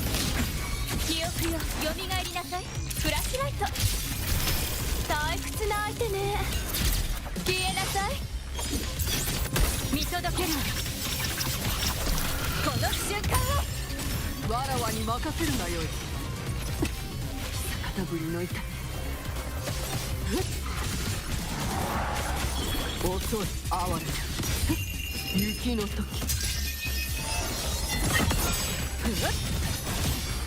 雪が放たれ。眠るがよ霜月を生は通る死は収容のごと行くがよ雪花となりて散れ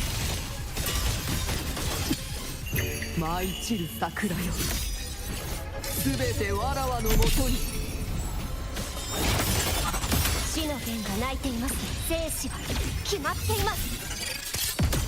見えています。全部切ってみせます。はっ、どんな意図でも記憶よ、よみがえりなさい。乱れた記憶よ、形となって刻み込むよ、この全てを。逃げようとて遅い雪よ初雪のごとく儚し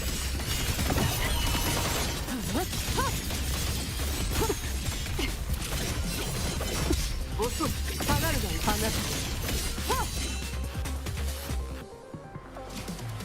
Alright, take care, Robo.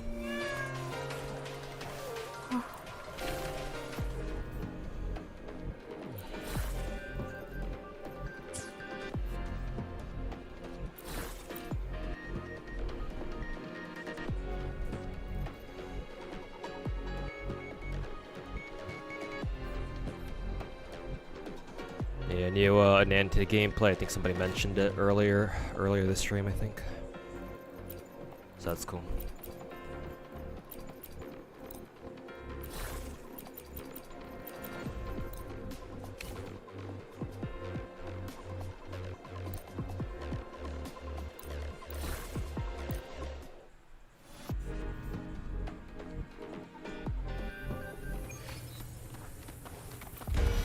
Hoshi no uta yo. 入力消化破壊竹林に刃ありその命もらい受ける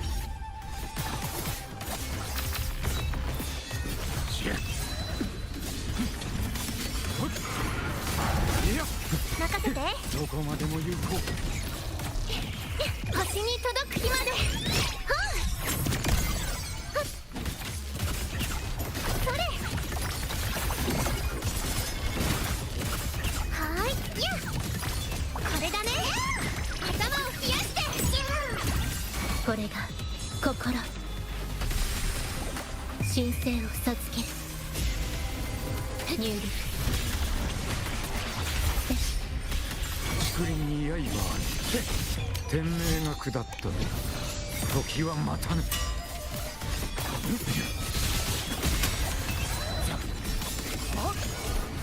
決した任せてどこまでも意味を照らす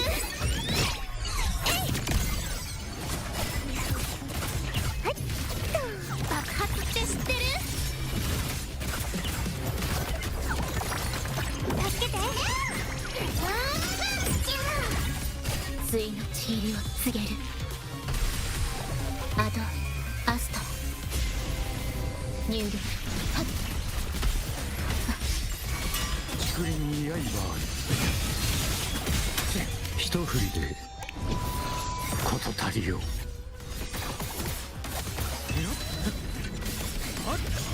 破竹の勢い任せてどこまでも行こ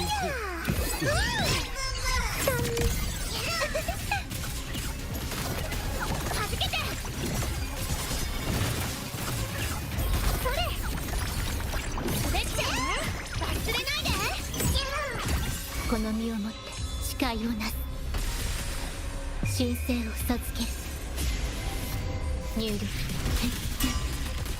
焼却はっ竹林に刃ありその命もらい受ける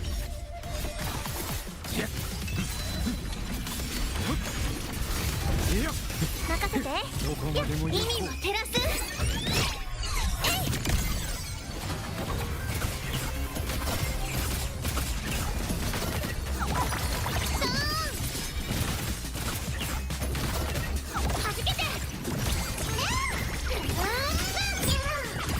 Didn't get the final hit. 初秋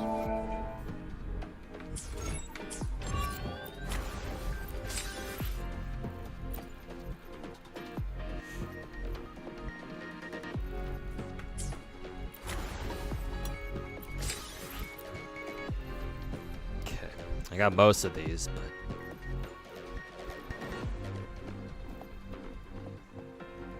but do I care to fucking keep going? I really don't.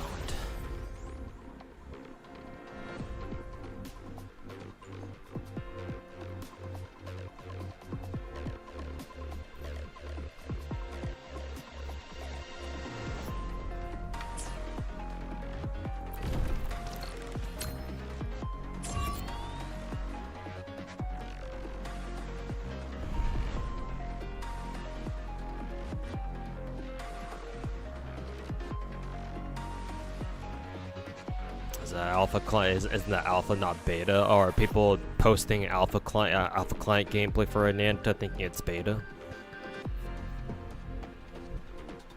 What do you think of the whole Zenless versus WoW? I'm so fucking tired of this debate, but I think both are good. Yeah, it shouldn't even be a debate in the first place. But you know, the WoW shills always got to compare their game to everything else, and talk about how much worse every other gacha game is compared to WoW. So you know how that goes.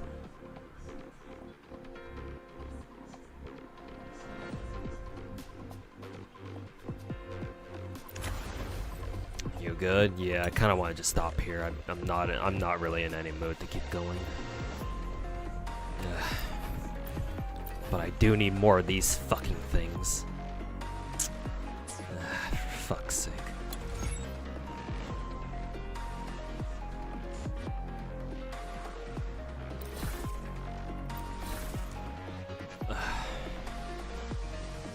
Fuck is this, Electro?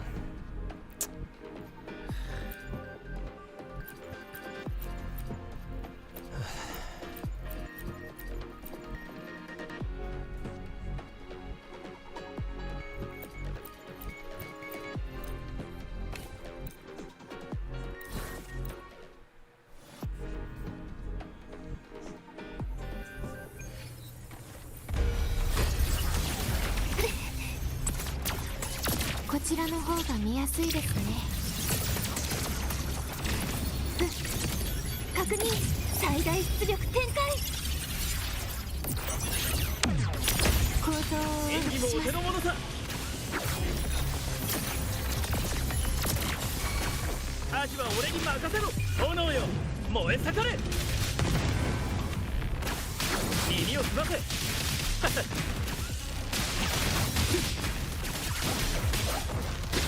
任せて。カゴの中の鳥は誰？動かない。火の雨が降り注ぐ。逃げ場などない。正確にシステム引き継ぎ完了。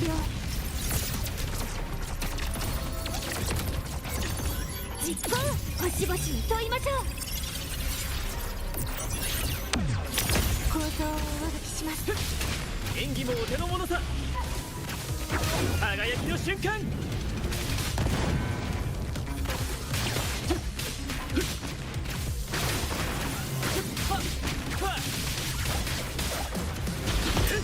任せて。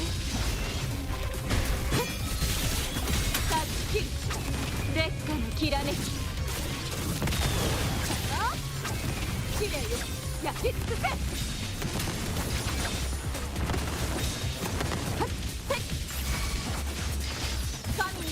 システム引き継ぎ完了。分析か限界プロどころを有効化。構造をお書きします。エピックショット。 Can't use Changli here because I already used up Lupa.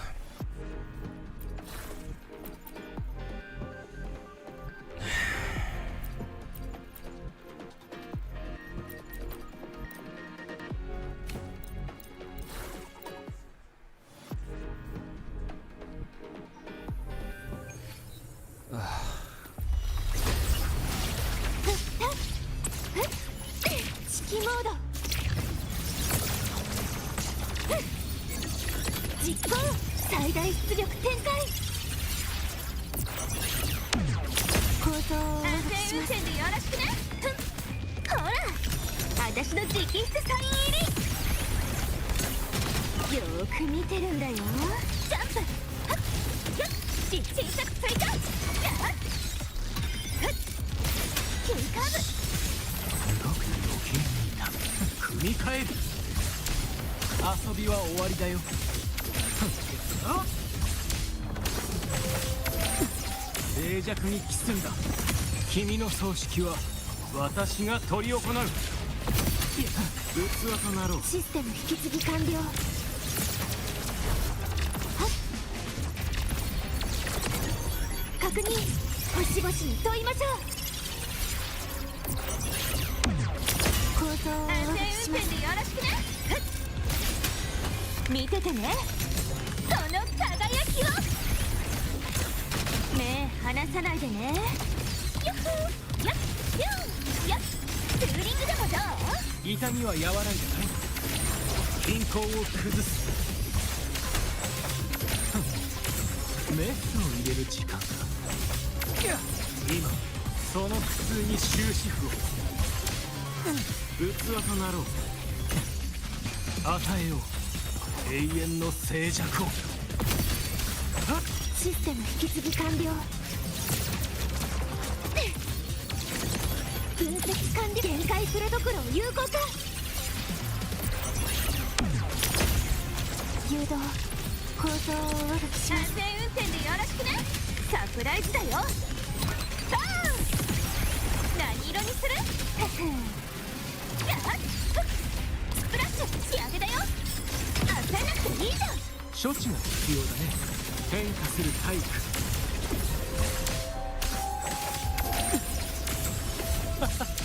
捕まえたよ。白夜に葬ろう。あ、遊びは終わりだよ。均衡を崩す。器となる私が下そう。慈悲深い死。システム引き継ぎ完了。実行最大出力展開。構造を安全運悪くします。転でよろしくね。首を長くして。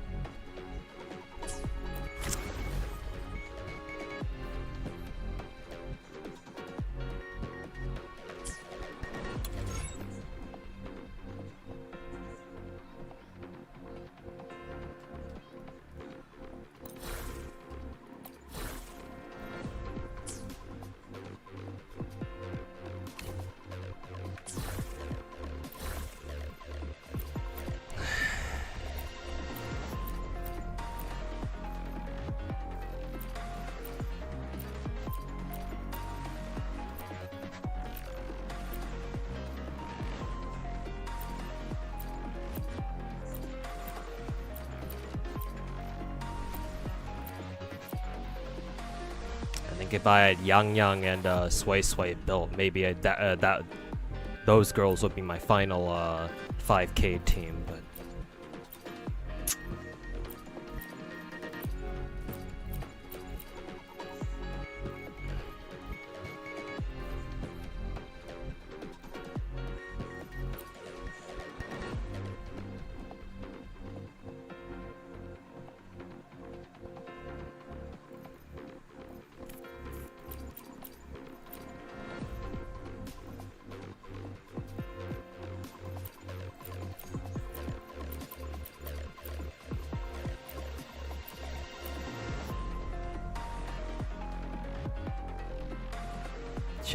Chang'e with Mornia can still pump, while against the damage against a actually no, I'm thinking of Husk. I can still use Chang'e here, but who's my third?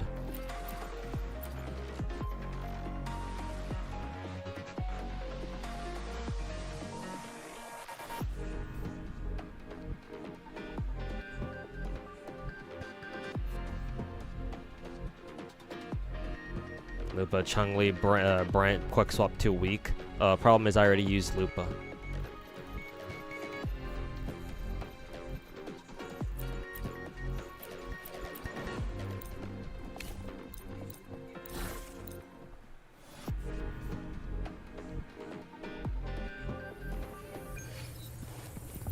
星の歌よ。入力。焼却。挟み撃ちだ。パーティーの時間だ。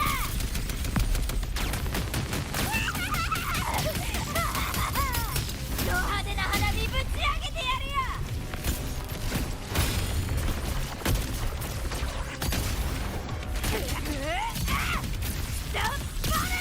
システム同期完了。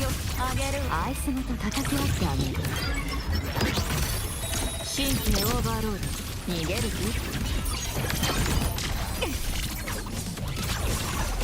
視界をオーバーロード。何を言ったか理解できた？はっ、遅すぎるわ。データ削除。これが心。神聖を授ける。入力。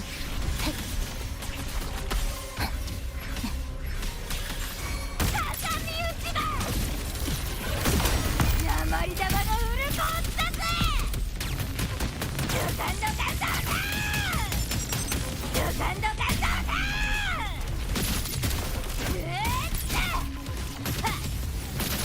これでも食らえ。私の番ね。いやはっ、消えなさい。記憶の果て。逃がさない。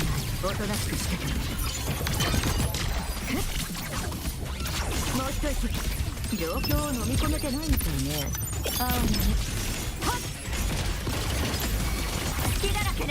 バックドア解放。対のちぎりを告げる。アドアスト入力。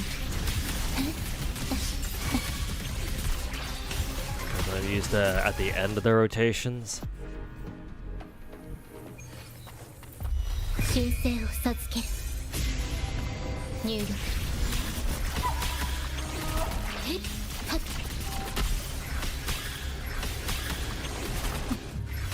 破壊。挟み撃ちだ。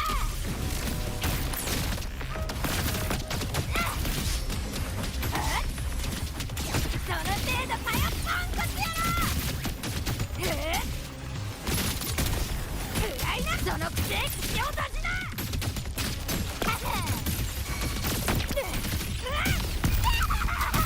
ミンチにしてやるよ。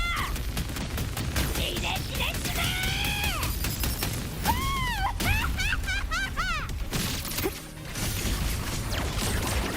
気に入った？弱点を見つけたわ。薄っぺらいファイアウォールね。楽勝。オーバーラッシュ。遅すぎるわ。システムパージ。消えなさい。記憶の過程。全部消してあげる。終わりにする。アドアストロ。挟み撃ちだ。風穴開けてやるよ。挟み撃ちだ。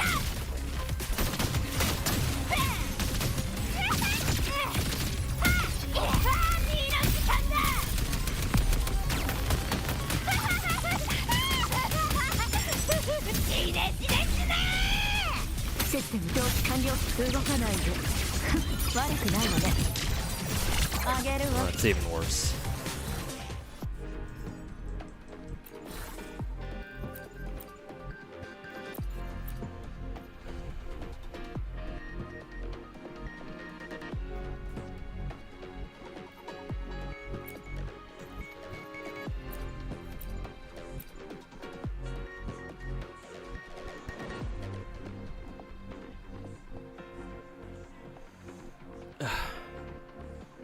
Easy 5K, huh?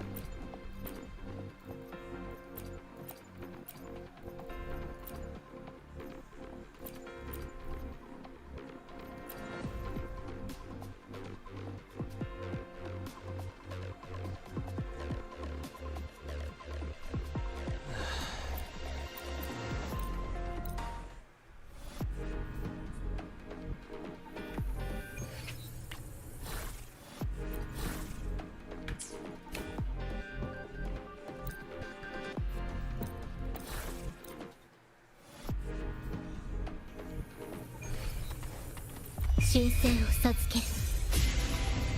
入力。消去する。楽しいわ。受け取りなさい、海のささやきを。もがきなさい、高まくアンリ。面白いコンチェルトね。合奏準備。予備拍の合図よ。泣き叫び笑いなさい。口ずさむ杉氏の残響。これが心、星の歌よ。入力。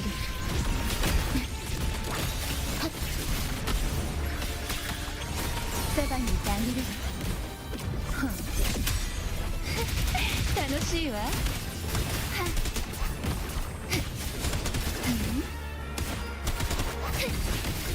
深淵で泳ぎなさい。毒よ、深淵を飲み込みなさい。苦しみなさ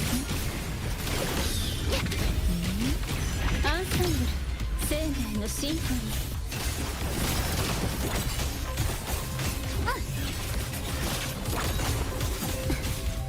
これが終身。心だけは墓場にあらず。ついのちぎりを告げる。アドアストラ。入力。破壊。大丈夫、私はここよ。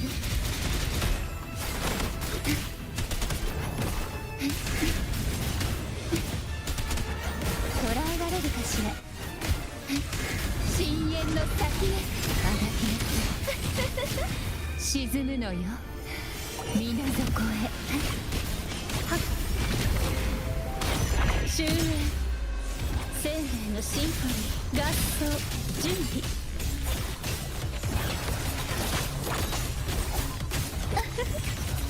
反対に耳を傾けるのよ。枯れてもなお咲き乱れる。これが心、星の歌よ。入力。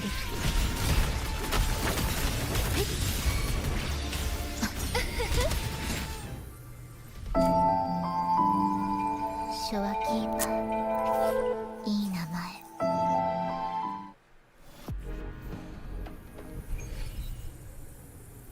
Low key, I think this Forlova team is really good against the Spectra boss. Whatever the fuck the Spectra boss is called. They don't really do shit against this guy.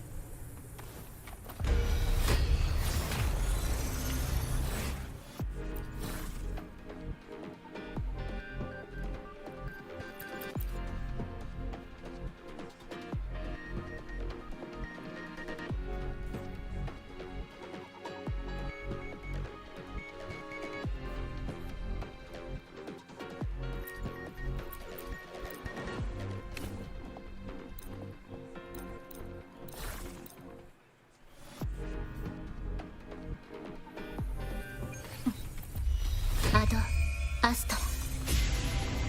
入力。機体損傷。少し遊んであげる。私に答えなさい。与えなさい、すべての導きよ。因果を覆す。トライ。そろそろ終わりの時間だ。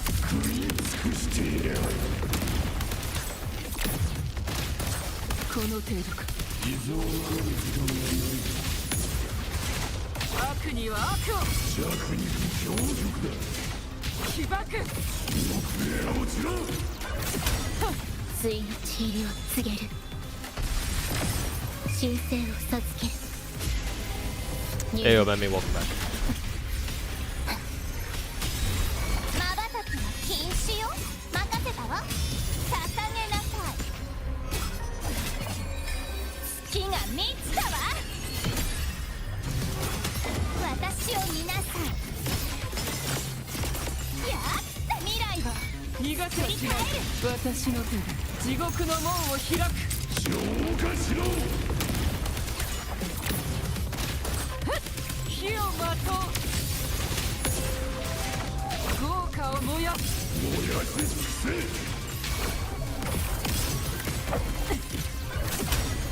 これが心、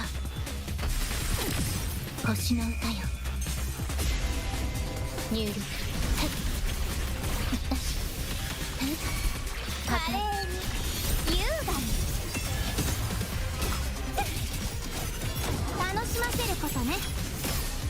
これが私の決意。運命は悪魔の塔だ。私が示そう。地獄の扉を。燃え盛る豪華よ。豪華を燃やす。燃やし尽くせ。水の血入りを告げる。神聖を授ける。入力。少し遊んであげる。与えなさい。すべて導きよ。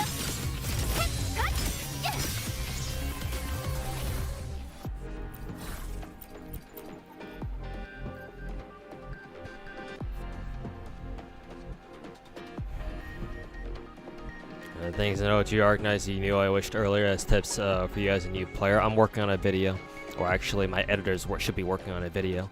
It should be done by tomorrow, but now that I check my Discord.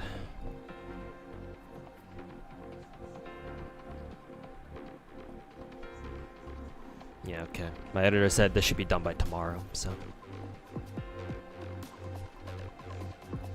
So try to check back tomorrow, assuming the video does go up tomorrow. Hopefully my editor will come back. Will get back to me on that. But yeah, go watch that video once it's done.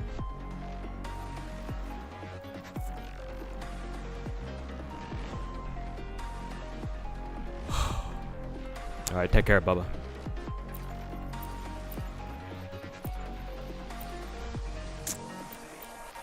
I don't know. Pretty fucking stuck here.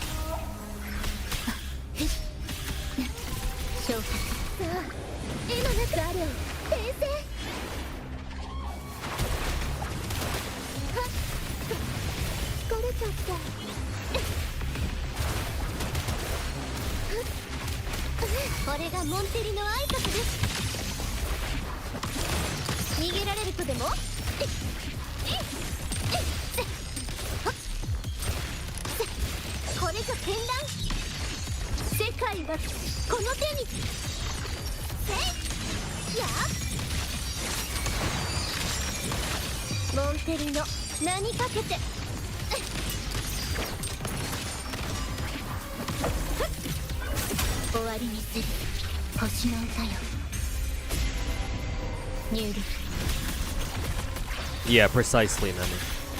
Because there's a lot of new players coming to play the game because of the new PC client. So yeah.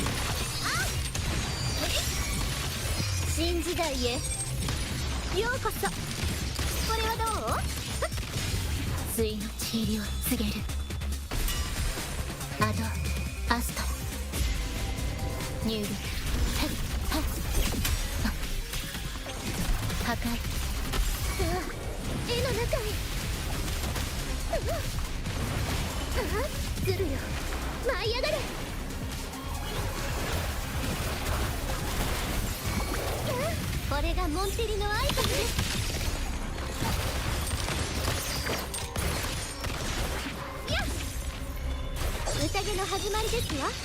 世界はこの手に。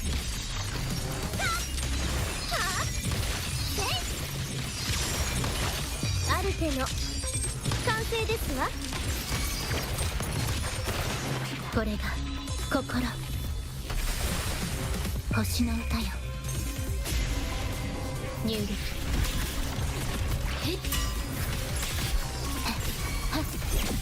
さあ、絵の中へ。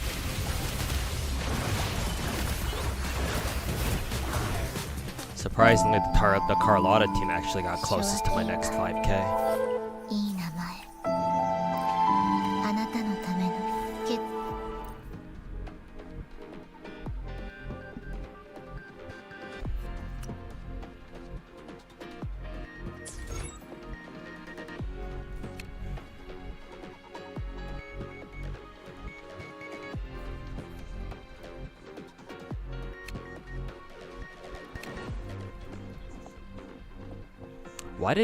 Why did it count my why did it count my Frolova attempt but not my Carlotta attempt? What the fuck? What happened here?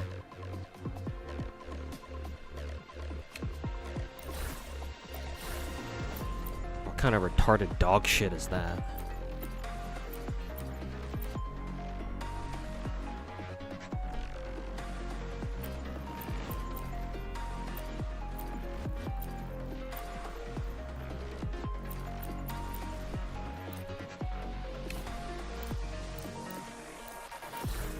Now you say why this mode is cancer? Yeah. Fucking giga cancer. More cancer than the fucking Wua cucks themselves. 痛いの？飛んでけ！進化をお見せします。さあ、絵の中にずるよ。舞い上がれ！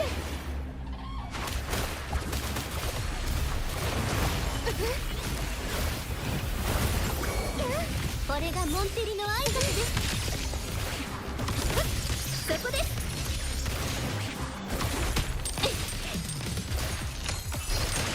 ひざまずきなさい。誉れはモンテリと共に。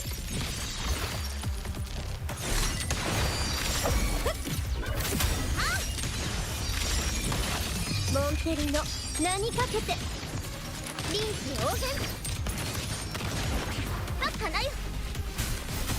日向ぼっこの時間ですよ。進化をお見せします。チャンス。さあ、絵の中にひらめきました。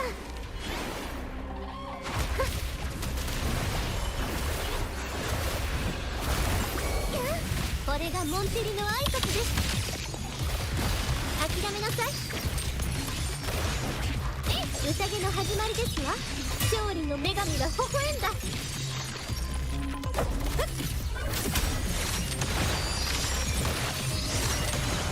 アルテの完成ですわ。これはどう？任せてください。植物だって生きてるんです。進化をお見せします。今さあ、絵の中に。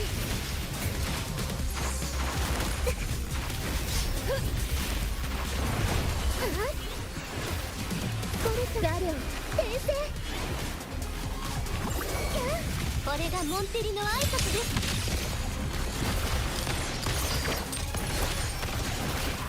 これぞ絢爛。まだまだいけますわ。世界はこの手に。やあ、新時代へようこそ。そこです。花よ。日向ぼっこの時間ですよ。進化をお見せします。さあ、絵の中へ。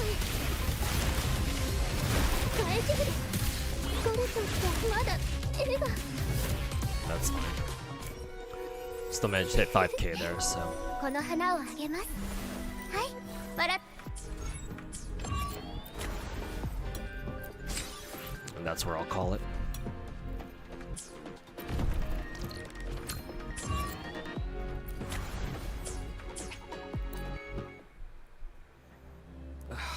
God. fucking headache.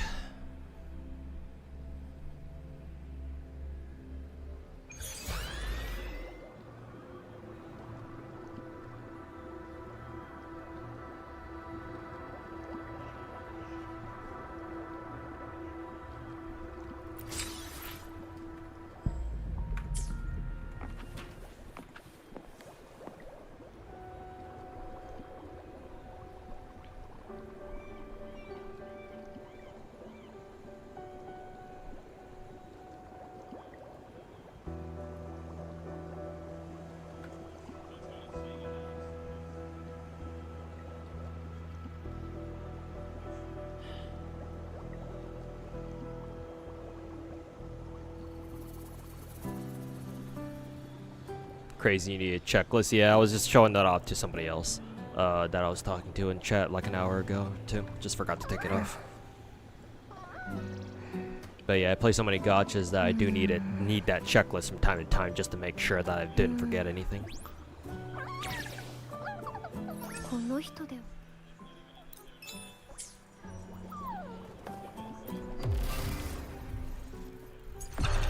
Technically, I still need to do these, but these are permanent, I hope.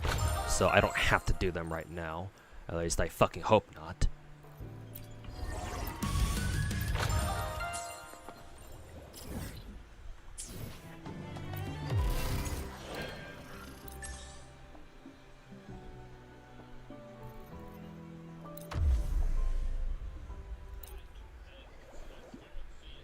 NT fishing time. Let me start the permanent events that they're showing off here, and then just make sure that they are in fact permanent. これで終わりです。ご清聴ありがとう。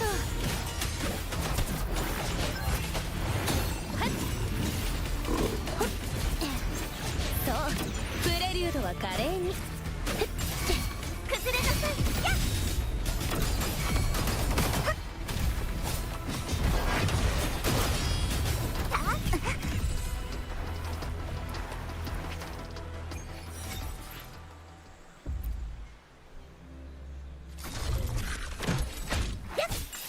行きます。全部切ってみせます。その命断ちます。海源の目、虚無さえ断ち切ります。断ち切ります。ご清聴ありがとう。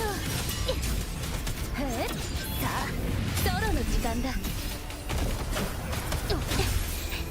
開演の時間だ。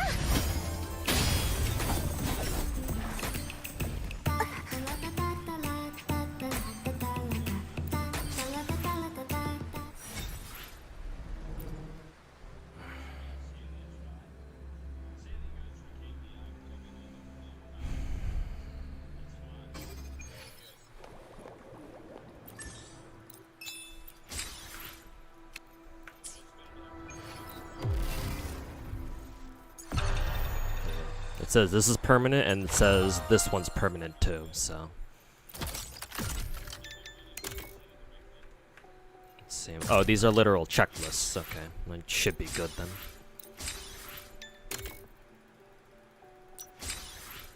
Yeah, these must be just like the checklist exploration stuff, so yeah.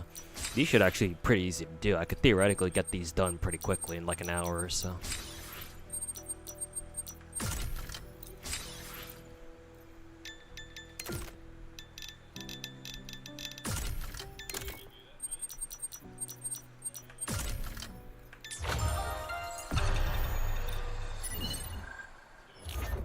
See, what is this? Yard exchange. What the fuck is this? Just go around fighting enemies? That should be pretty easy too, to be honest.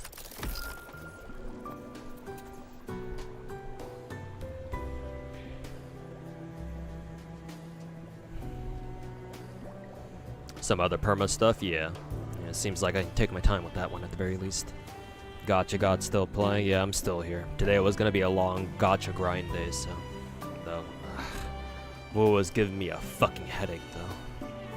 Definitely gotta go grab some water, and I haven't eaten anything all day today, so I gotta go grab something to eat, too. You ever experienced burnout because of all this? No. Not really. I'm just built different.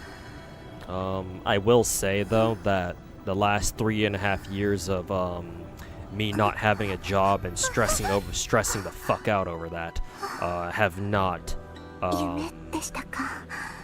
haven't done me any favors, cause like having to worry about how to make you know, rent payments every month,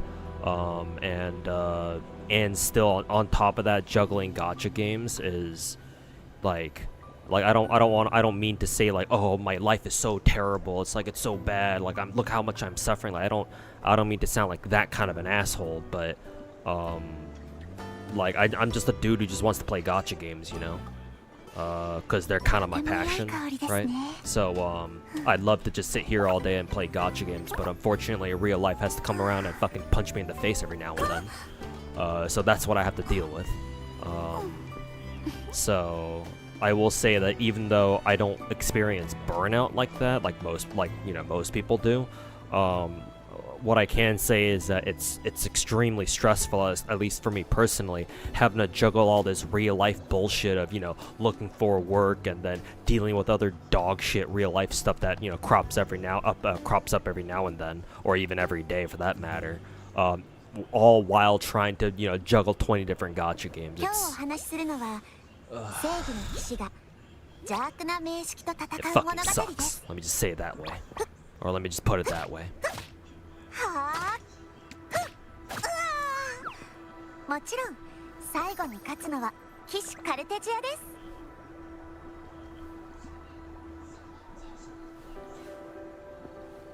We can't all have parents that'll pay for us until we're in our 40s.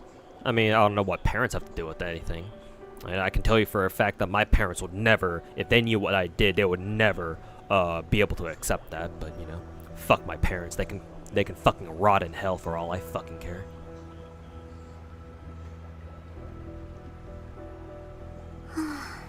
So sadly, we can't just follow our passion all day.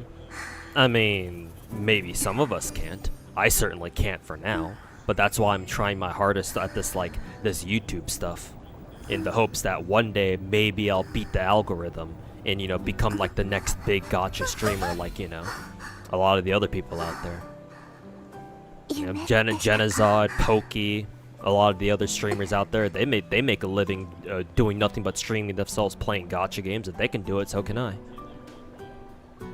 Matter of fact, you know, this might sound pretty, you know, egotistical of me to say, but, you know, when it comes to gacha games, I think I deserve to be more of a big gacha streamer than anybody else out there. Matter of fact, all gacha streamers combined, they can all go fuck themselves. So no, not with that attitude. We can't just follow our passion all day. We can. It's called streaming, or just, you know, making content. But for me personally, I gotta get there first.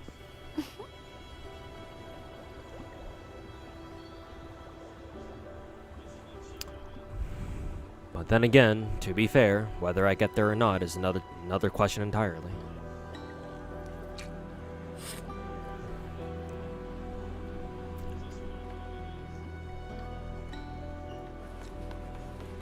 Fucking rat shit.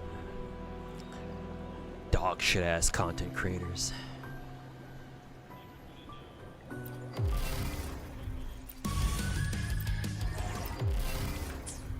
Okay. I've had a little bit of too much of woo-woo today, so yeah, that's right, gotta fucking get rid of more dog shit echoes.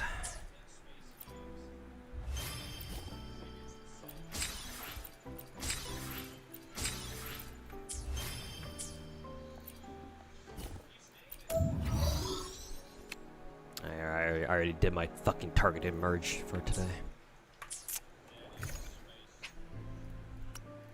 Yeah, fuck you.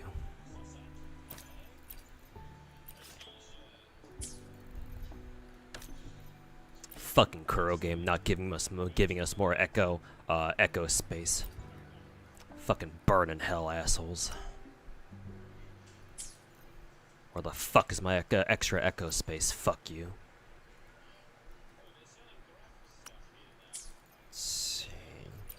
Actually, I think I can get rid of all my these echoes now, because my Lucilla and my Hiyuki are both pretty good to go by now, so I'll just delete it. I'll just fucking delete everything here. Let's see.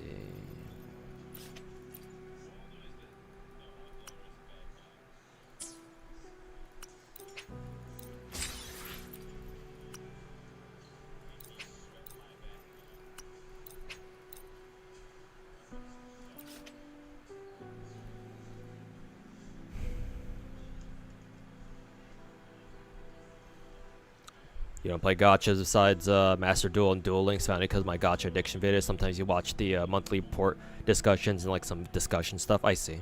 No, that's fine. If you're just like a casual gacha observer, that's fine. And thanks for watching my videos. At least I'm glad that you watch mine rather than, you know, other people's.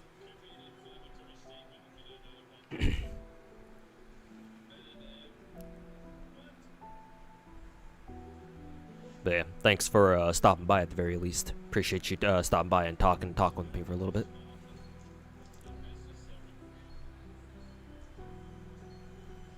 But you play so many different gacha games with no known schedule, so for a normie who only plays 1 or 2 gachas, your streams don't suit them. Yeah, exactly, and that's precisely the problem. I don't have the ability to maintain a regular schedule because I'm juggling, you know, a side job, which is, you know, food delivery at the moment, making videos and streaming all at the same time. That is just a lot of responsibility for me to carry, unfortunately. I mean, hell, even last year I had a regular stream schedule, but that didn't do shit, man. Nah. Like, that's why I've let my stream schedule kind of go to shit the past year or so. Because I've realized that streaming regularly, that doesn't do shit, man. Like, I remember right after I lost my job back in, 2023, for, like, the next year onwards, like, I maintained, like, a somewhat regular stream schedule. You know, I streamed every day. You know, my stream started mainly in the afternoon, blah, blah, blah. But I didn't get big. I thought I would be able to, but I didn't. Nah, man. Streaming normally ain't how you do it these days. At least as far as content creation goes, and especially not in the gacha scene, no. In my honest opinion, if you want to make it out here in the gacha scene, like, you gotta know people, man. I mean, not just gacha, but just streaming in general, you gotta know people. Like they say, it's not what you know, it's who you know. And if you ain't got connections, well, guess what, buddy? You gotta beat the algorithm somehow.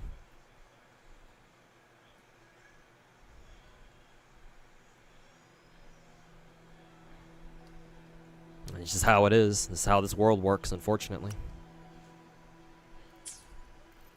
Fucking blows dick. That's all I can say.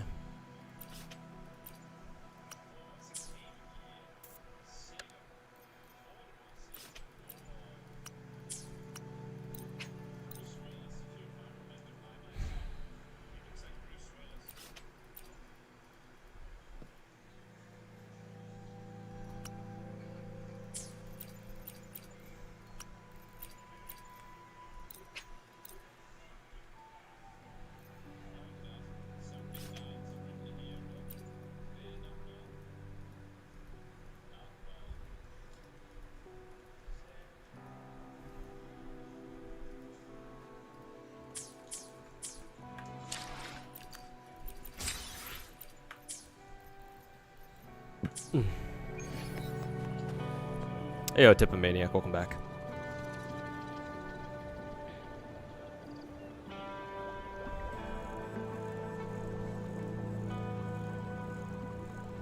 No, it's just the time schedule. It's also the schedule which content you'll be playing. Yeah, no, I don't care to think about shit like that, aka.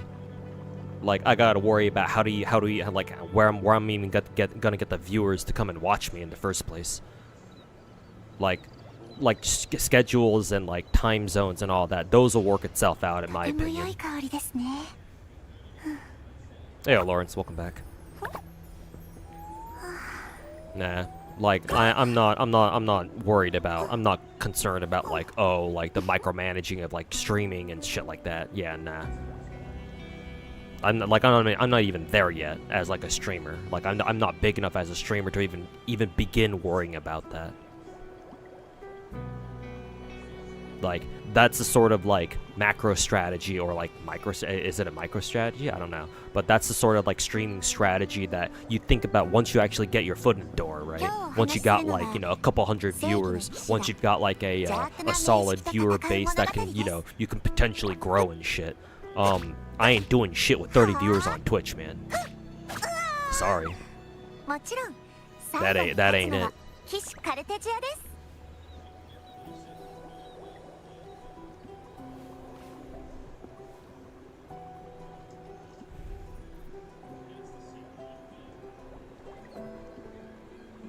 Will you make guides for a new upcoming gacha, maybe? Here's the thing, I can't make guides like that. Well, actually, I am working on how to min-max Arknight's video. It should be out by tomorrow. All things, assuming everything goes well. So I can do that, but I can't, for example, like, oh, Silver Palace is coming out next year, I'm gonna go make guides on that. Like, no, I can't do that. Even if I wanted to, or even if I could, like, making guides not what I prefer. Because remember, I play a ton of different gacha games, man. I can't possibly be like a master in all of them. Like, I guess I could be like a master in like a few of them, maybe. That's fine. But for like Silver Palace, no. Or like the new big gacha games, no. That's just, I don't know if I have what it takes, man. Nah. And even then, I don't want to be like a guide maker. I don't want to be known as a guide maker or some shit like that. Yeah, like, no. Like, the reason why I'm a gacha creator, like, I want people to know me as the dude, like unironically, the gacha god. Like, I want to be known as the dude who plays like 20 different gacha games, the dude who knows his shit when it comes to gacha more than anyone else.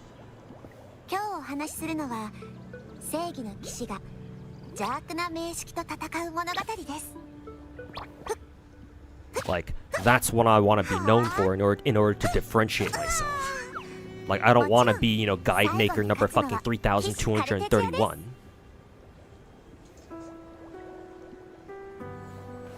Or, you know, dog shit rat slop simulator fucking number 30,333.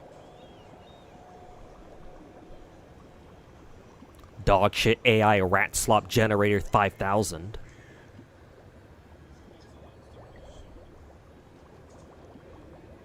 When you stand around like that, are you playing different god games on like a different screen? Sometimes I do, but right now, no. That being said, I do want to switch over to some NTE right now. But I want to go grab some water and some food while I'm at it, because I've already been streaming for like 9.5 hours and I'm starting to get a headache. So.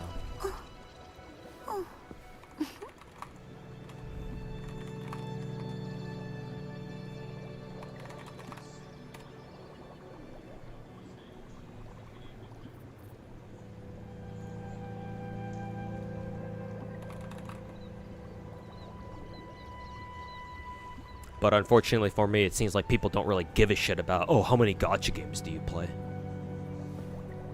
Most people only care about doom posting and jerking themselves off over their favorite gacha games. That's what they fucking care about. Lowest common denominator, fucking, you know, bottom dregs of the fucking barrel ass shit gacha players, man.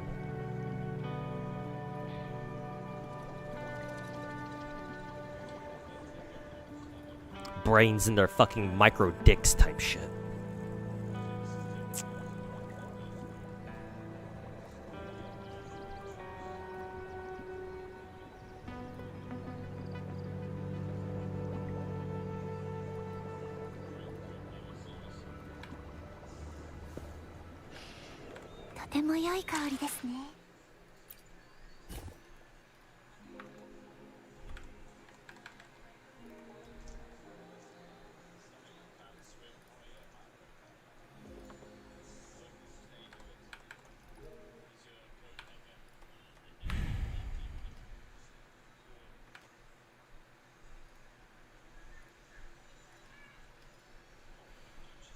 Why are you so mad?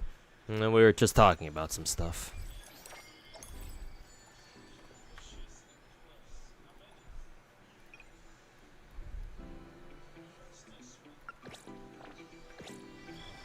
あんた手のかかるやつ。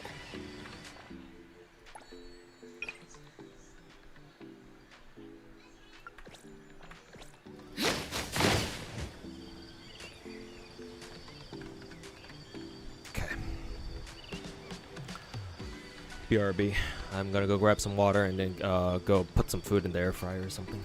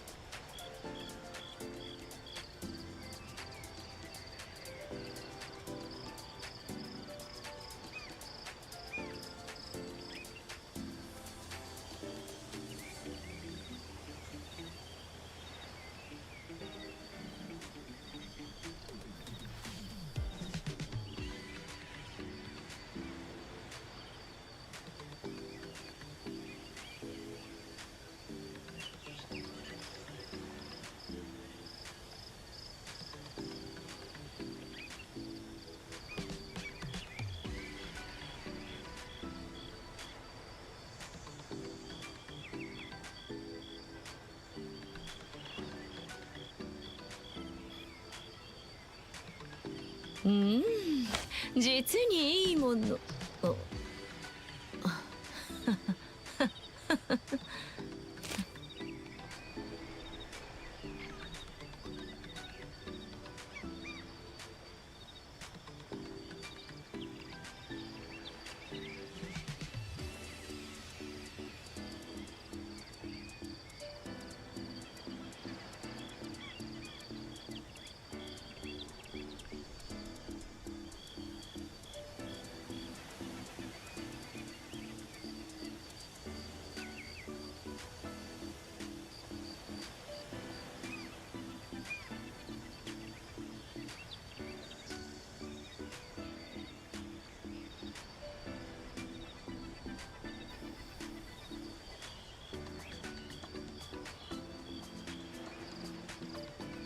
うん実にいいもの。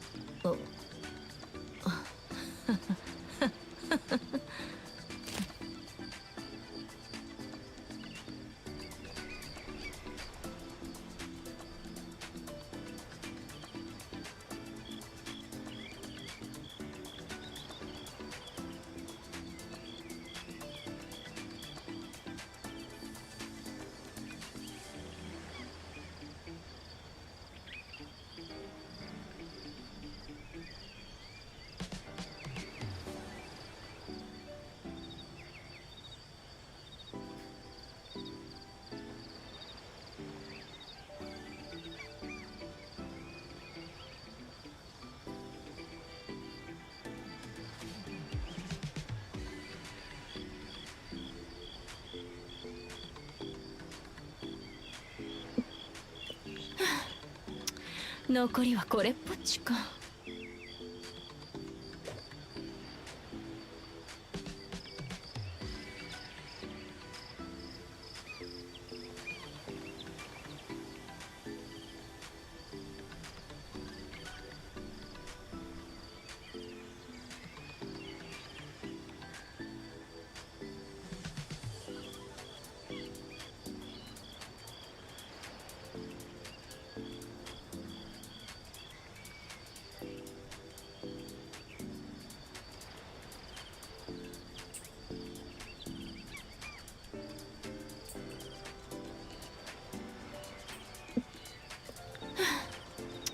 残りはこれっぽっちか。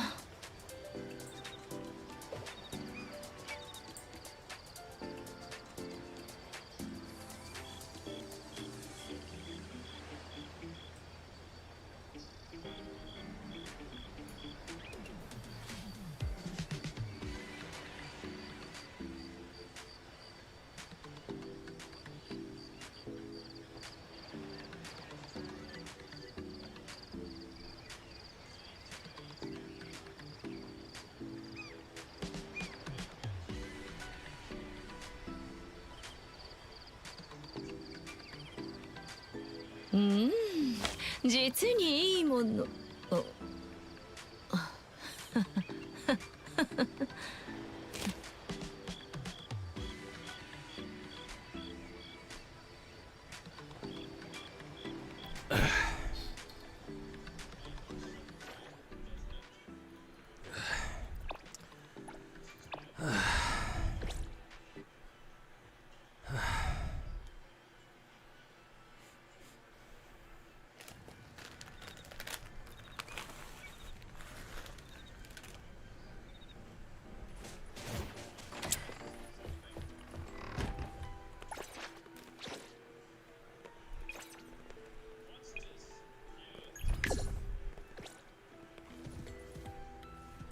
ごきげんよう。あなたの進む。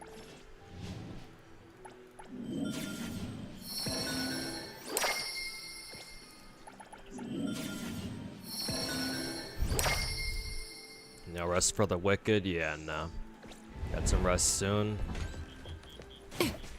Can't. Gotta grind gacha.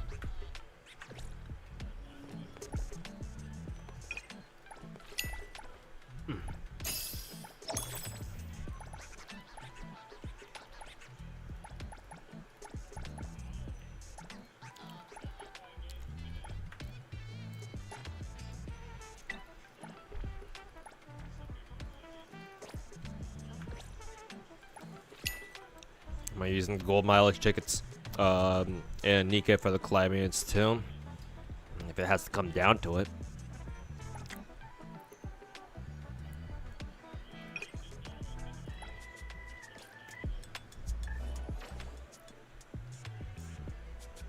The update is today soon, or yeah, later today or tomorrow.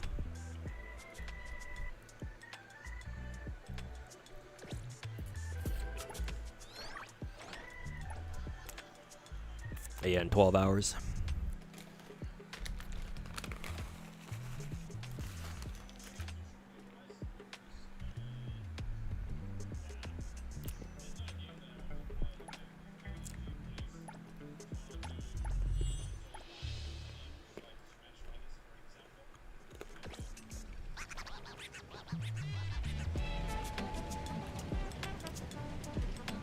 You want to save the MLB meta pilgrims, right? Yeah, something like that.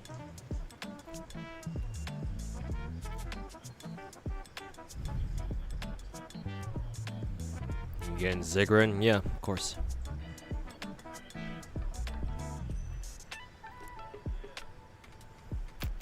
May or may not fall asleep because you're hella cozy right now. Yeah, no problemo.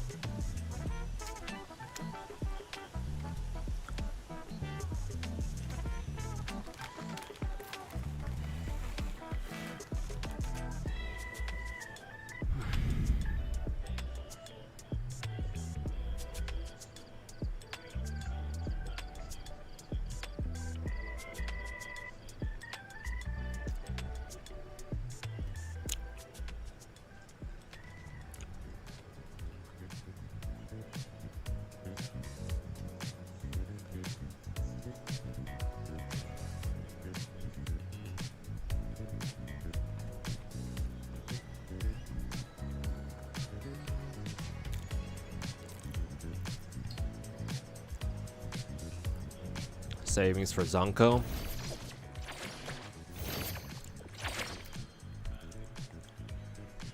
Just under 19k. Should be enough, I think.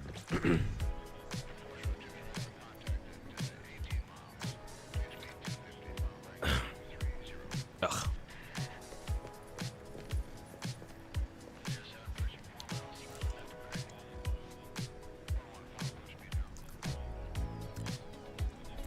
Remarkable that NT with no 50-50 still gives out similar amounts of pulls like the big four at around like 100 pulls with monthly.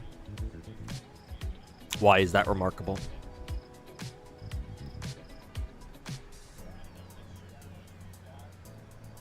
Because like if you think about it, if all the other big gacha games guaranteed your rate up, then it would actually be extremely fair. NTE is basically just doing what the big gachas are doing, but instead they're making all your limited characters guaranteed. So it's not that, and what NTE is doing is remarkable. It's more that all the other gacha games are fucking us over with fucking dog shit coin flips.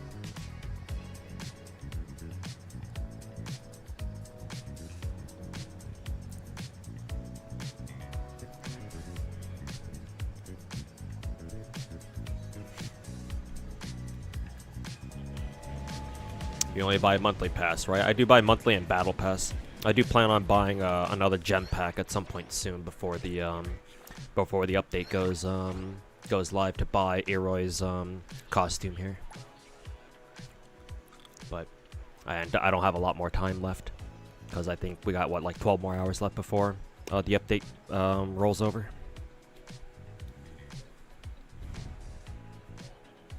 As in, they could have gone the route of giving us way less pulls as an exchange. Yeah, I guess you're right, yeah.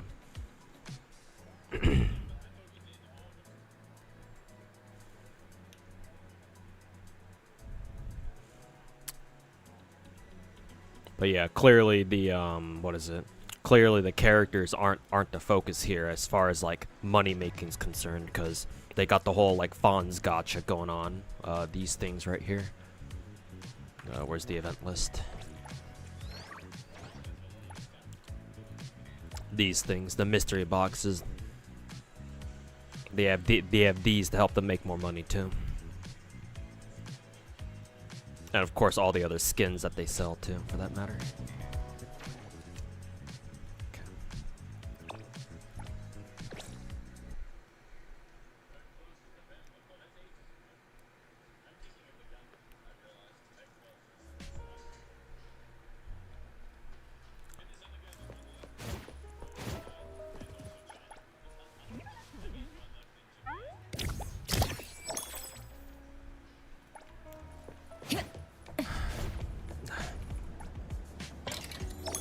Big fan of skin monetization over character monetization. Yeah, exactly, because skins are optional.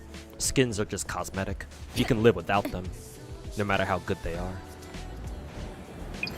Whereas getting the characters is the most important thing, first and foremost.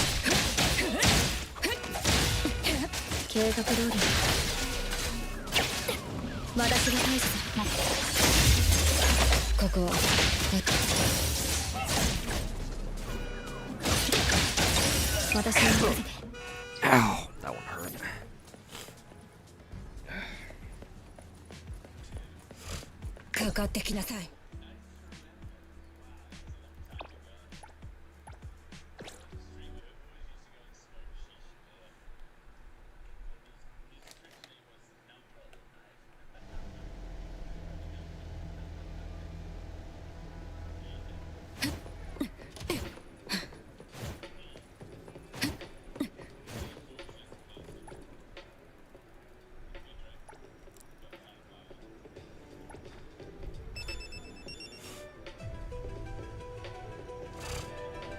AI slop.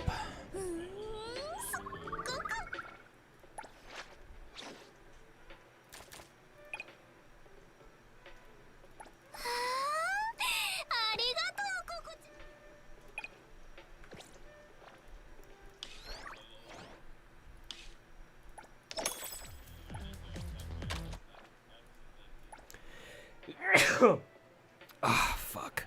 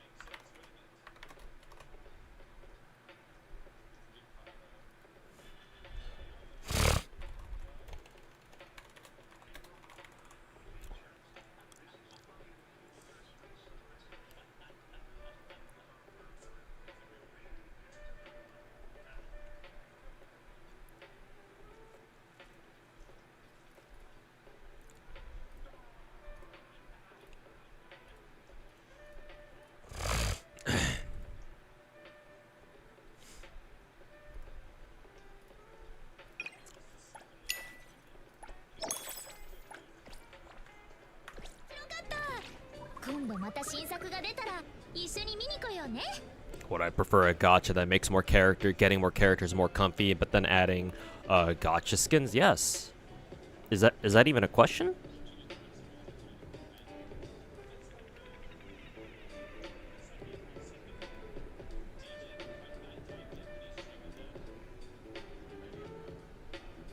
Yes, that's how all gacha games should be.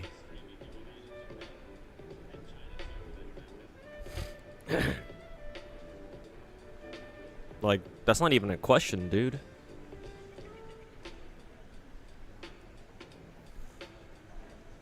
Because, like, I think you'd agree, Konet, because you said earlier, you've said before that, you know, you play gacha games to try to collect all the characters, right? Like, collecting all the characters is a big priority for you in gacha. It's same way for me. Like, just gacha games in general, the whole point of gacha games is to be able to collect, like, as many characters as possible, because if not, then why even play gacha games to begin with? Like, gacha games are all about the characters, man. So, like, getting more characters is better. Like, even if they're not, like, super meta or anything, just getting more characters should be the point of playing gacha games to begin with. So, being able to get all the characters, like, again, to begin with, is the most important priority. And if, you know, gacha games feel the need to sell, like, gacha skins or whatever, like, sell, like, a lot of different kinds of skins or put up gacha skins or whatever, then alright, so be it.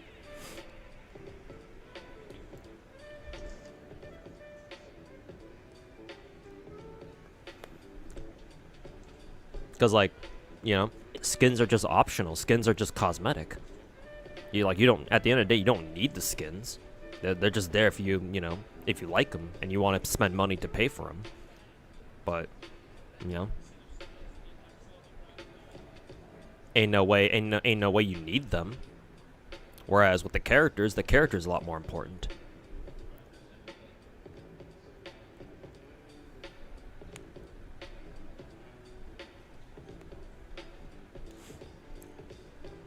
Some people then complain that they can't collect all the skins. Do I care about collecting skins personally? No, hell no. Because skins are optional. Why the fuck do I care about skins? Like, if you care about skins, then, like, that's your problem, man. Well, not you specifically, Kune, but anyone out there who, like, cares about collecting all the skins in the game, like, that's their fucking problem, man. Because you don't, again, do you need the skins? Like, does having a skin, like, directly affect how you play a gacha game? I mean, it affects your enjoyment of it, but it doesn't affect how you play it. Or at least, you know, ideally it shouldn't.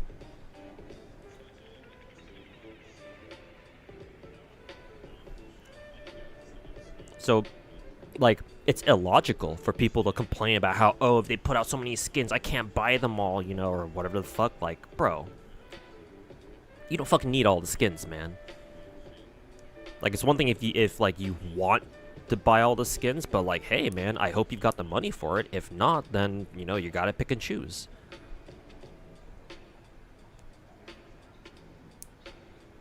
Like, bitching about, like, oh, you can't buy all the skins that they put out too many is like, bro, what the fuck are we even on about, man?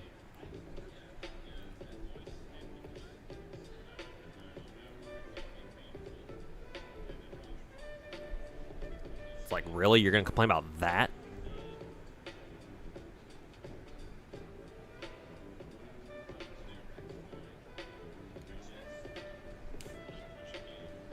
Because, like, complaining about not having all the characters in the game, now that's a different argument. Like, there is a legitimate argument to be had about that, right? Because especially with gacha games these days, where it's like, oh, there's so much emphasis placed on each individual character and all that. Like, missing a character can be potentially very detrimental to your account, especially if you know, like to play a lot of endgame. Especially with how, you know, a lot of gacha endgames work these days, where it's like, oh, you got to put together a specific team that works together, and they're super meta, and so you use them against endgame stuff. So it's like, yeah, if you miss one character, then yeah, you're probably fucked. But you can't say the same about skins, you know? Just cause you miss a skin, that doesn't. But if you, as long as you have the character, that doesn't mean that, oh, you can't do endgame now all of a sudden.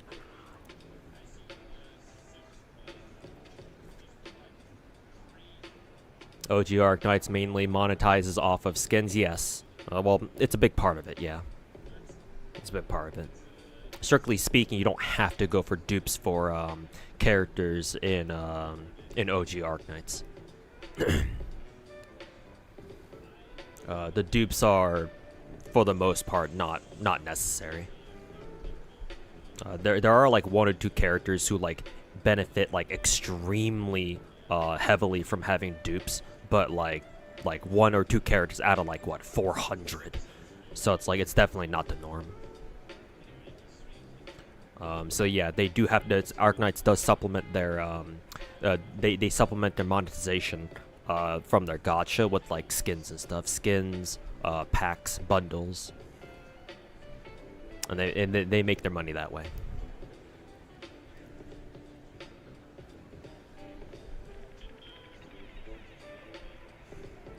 You've heard a lot of Arc Knights. A lot of people say Arc Knights OG has a good gacha system, but Enfield's is similar. But people say it's greedy. So can you explain this phenomenon? Yeah, sure. So in OG Arc Knights, there are ways to get additional pulls, like things that you can do to like kind of, I guess you could say, game the system. Here, let me actually pull up OG Arc Knights for you so I can explain this a little better. I'm waiting for my food to be done. Actually, my food should be done right now, but whatever.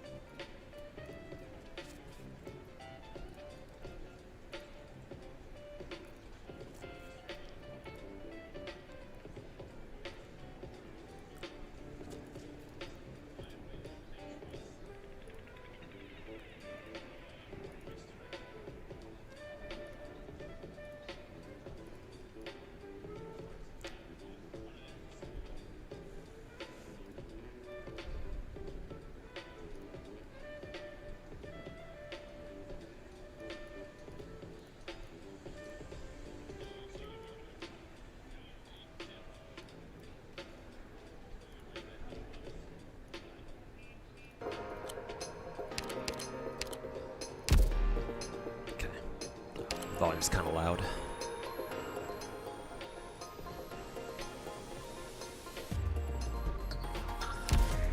Okay.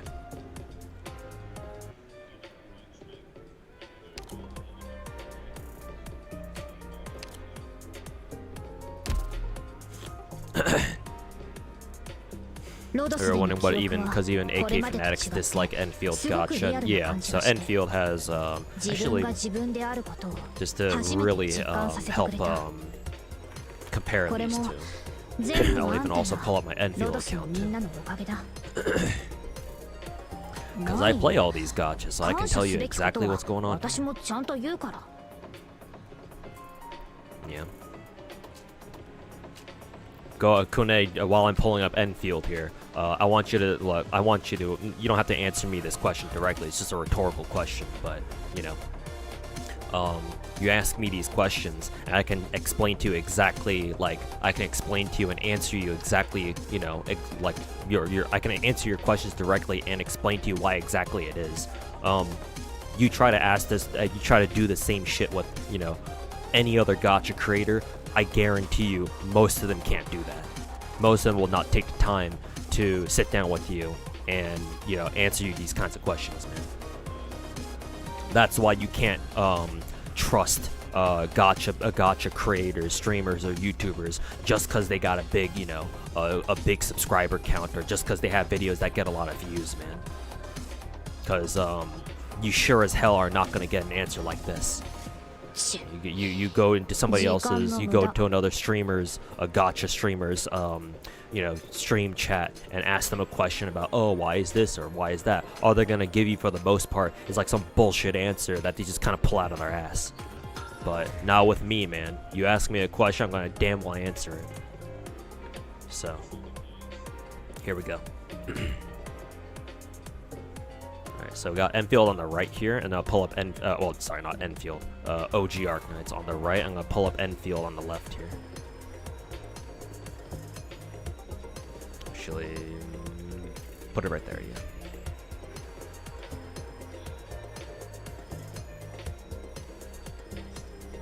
Okay.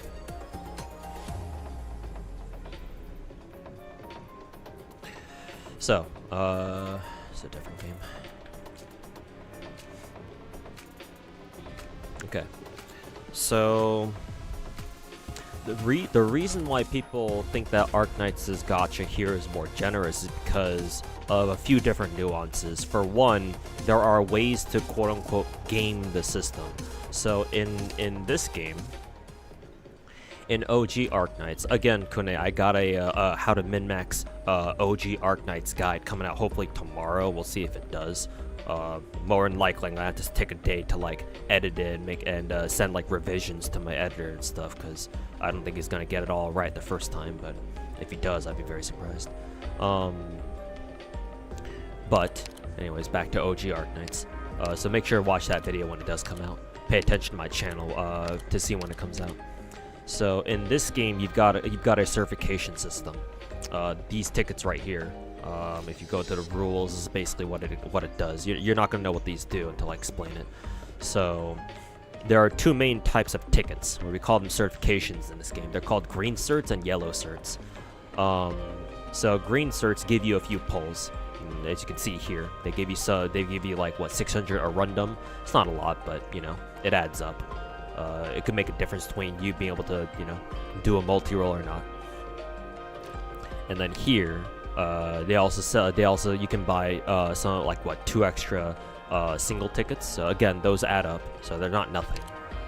More importantly, you got the yellow certs. So here you can buy more pulls using these yellow certification tickets.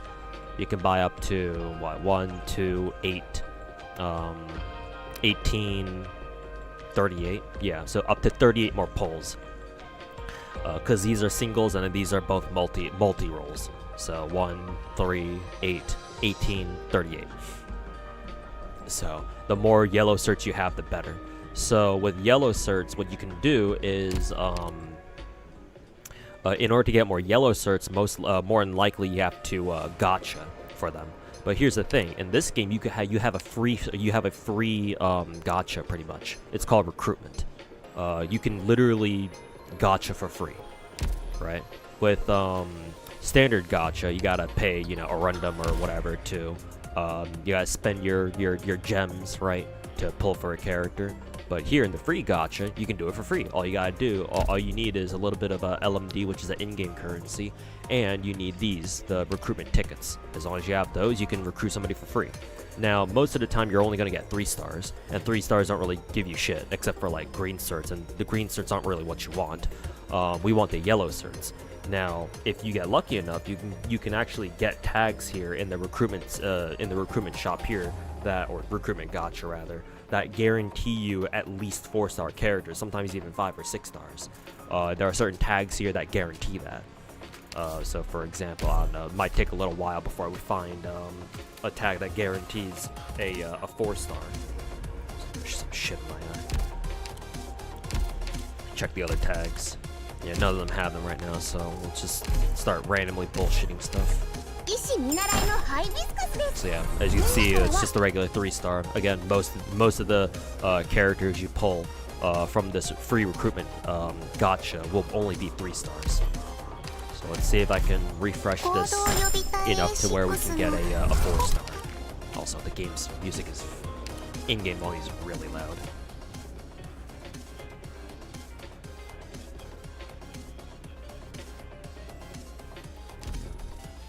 Hopefully that's a little better.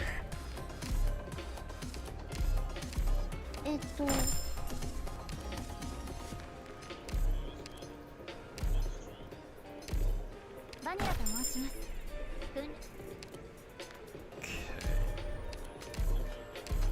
石見習いのアンセルです。今日からお世話になります。 Okay, finally. So, we got a tag here that guarantees us a 4-star. So most characters you pull, if you put them on the 9-hour recruitment time, it'll only give you 3-star characters. But there are certain tags in the game, if you get them and you recognize them, they will guarantee you a 4-star. So for example, this is one of those tags, fast redeploy. So I picked this tag, set it for 9 hours, and then expedite, so I get it immediately. And then what shows up is a 4-star character. Now, these 4-star characters are important because once you have enough dupes of them, what then happens is when you exchange your spare tokens for certifications, if I do this, then you'll notice that I get mostly green certs, but I do get one yellow certification. That one yellow cert comes from the 4-star that I just pulled. So that's one way to, like, quote unquote game the system. So if I do this, I get one more yellow cert. And as you can see here, these extra pulls cost yellow certs. So like if you're close to 70 pulls, right? If you're not pulls, if you're close to 70 yellow certs, yellow certifications, what you can do is you can go to the recruitment tab here, the recruitment gacha here, and you can keep spamming these recruitment tickets until you pull enough 4-stars, or hell, even 5 or 6 stars, until you can get enough, you know, yellow certs to buy out the next pull in the yellow cert shop. So that's one way where the game is slightly more generous. What else? Let's see here. So most characters in this, some details about the gacha game, about the gacha itself. Most characters in this game are permanent. Most of them are not limited. As you know, in Enfield, let me pull up Enfield real quick. Every single character we had in Enfield is limited, right? Fungi's limited, Rossi's limited, Yvonne's limited, right? Tang Tang's limited. Who else? Is that it? No, I'm looking at the wrong tab. Surtur's limited. Camille's limited. Angelina is... Yeah, Angelina's limited, yes. Almost thought she was standard for a second. But she's limited. Lino's limited. Arcane's limited. Mifu's limited. I think you get the idea, right? There are only 5 permanent characters in this game. Right, if you go to the gacha tab, the only 5 characters who are limited in Enfield are these 5. But in OG Arknights, it's the exact fucking opposite. Most characters in this game are permanent, actually. You can tell because this is the available pool of, like, characters who can spook you if you don't hit the rate up, if you lose the coin flip when you pull for gacha. Like, this many. Again, for reference, there are over 400 playable characters in this game. I actually don't know if Global has that many just yet, but on the Chinese server there is. There are 400 plus characters that you can pull in this game. And so, most of them are limited. There's only like a small double-digit number of characters who are truly limited. Those being anybody who's got like a default E2 splash art. So those characters are characters like Chongyue, he's limited. Silver Ash Alter is limited. Is Late's limited? No, she's not. NTRK is limited. Is Pepe the limited one? Yeah, Pepe's limited. Who else? Was Viviana limited? No, she's not. Vina Siege Alter is not limited. Hoshi, Breacher Hoshi is limited, so she's limited.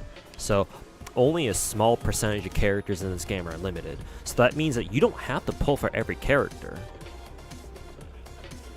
You can pick and choose who your banner, which banners you want to pull on.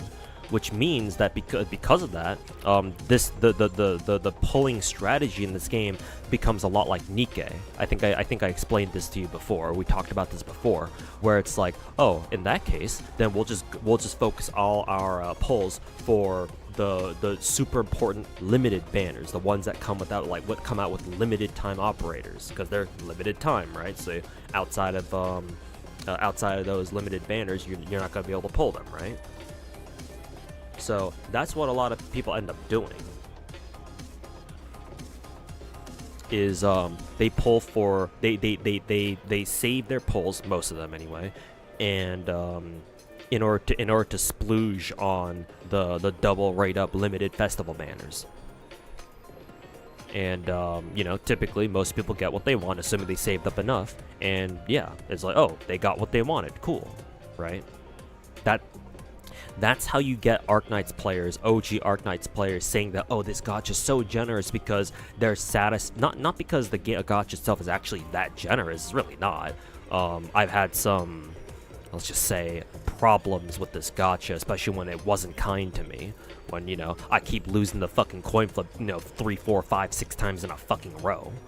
But the reason why people think or say that this game's gacha is super generous is because most of the time, if you save up your pulls for those super important gachas like collaboration banners or limited time banners, you should be able to get everything you want. That's why they say this game's gacha is so generous.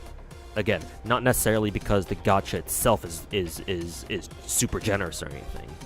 Like, to be fair, it's got a better, like, base 6-star rate than, you know, the big gacha games, because it is 2%. As you can see right, so, let's see right here. Probability of you pulling a 6-star operator at any point is 2%. Whereas, in Enfield, how much is it?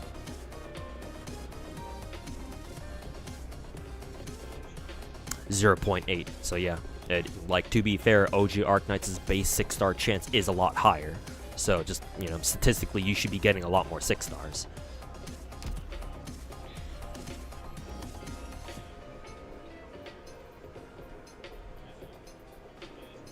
So I think that's personally, I think that's the main reason why. But there's a few reasons, like the whole like certification cheese that you can do. That makes your life a little bit easier. That makes the gacha a little bit easier to deal with in this game.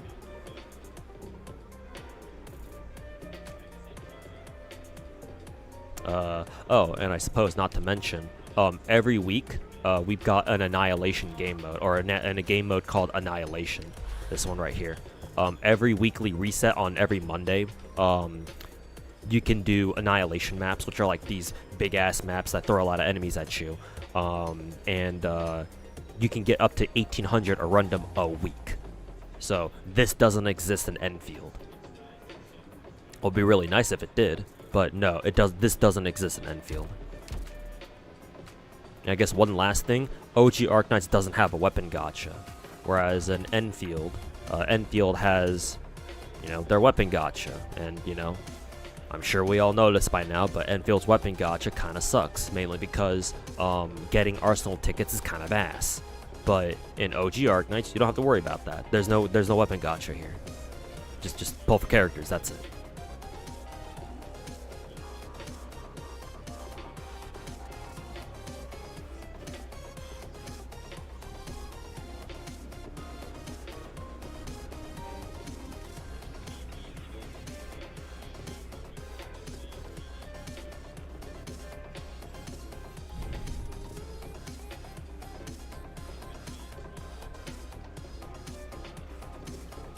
You think they'll add limited to standard banners in Arknights Enfield? Probably not. Because if gacha games try to do that, then what may happen is Chinese players might get really upset by that, because if a character that was limited joins standard banner, what they can say is, oh, I spent this much money for a limited time operator, and now they're in standard pool just like every other dog shit operator. You know, that's false advertising, and they might go after the developers because of that. So I highly doubt it. The only way for that to happen, like realistically, is if a gacha like makes it very clear from the beginning that, hey, look, our limited time operators will eventually join standard pool, right? And that's how they do it from the very start. Like, say, for example, Reverse 1999. I believe that's something they do, where in Reverse, limited time characters eventually join standard pool after like 2 or 3 banners or something like that. So, like, to my understanding, Reverse 1999 has literally done that ever since it came out, so it's possible there. But that's the thing, they've been doing it from the start. Whereas most gacha games, if they have limited time characters, and they never make it clear from the very get-go that, oh yeah, no, these limited time characters will eventually join standard, they never will, pretty much.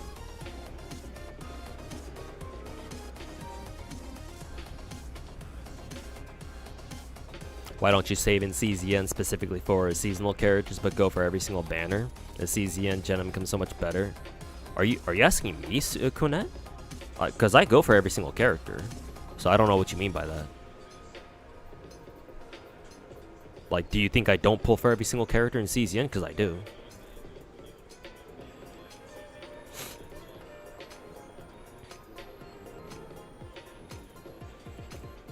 Usually Korean gacha games are the same in terms of generosity. I would beg to differ on that. I don't think you've played enough Korean gacha games to know that for sure. Because, you know, Blue Archive exists. What's the next big thing to say for an Arknights? Probably the Monster Hunter collab. Because when Arknights... we've had one other collab gacha, collab banner in this game where what is it? It was a part 2 banner, the Rainbow Six Siege collab, which was these characters right here, if I can find them. So Ash, which were the 4 that we got from the part 1 collab for Rainbow Six Siege? It was Ash, and then I think the others were 5 stars. Fuse was part 2, so he's not part 1. Chunka was part 1, so Ash, Chunka, Blitz, and then one more. Pretty sure. I think it was Doc. Pretty sure it was Doc. But strangely, Doc is not a medic in this game for some reason. I forget what he was though. What was Doc again? Oh no, it was Frost. Maybe it was Frost actually, not Doc. I think Doc was part 2. Yeah, maybe Doc was part 2 actually. Because I'm pretty sure Frost was part 1. So yeah, I think it was those 4. Frost. Let's see. Frost, Chunka, Blitz, and Ash. So those 4 were our 4 collab characters for part 1 of the Rainbow Six Siege collab. And then with Ash being the resident 6-star that you had to pull for. And then I think one of the other 5 stars, or 2 of the other 5 stars, and then Chunka was free.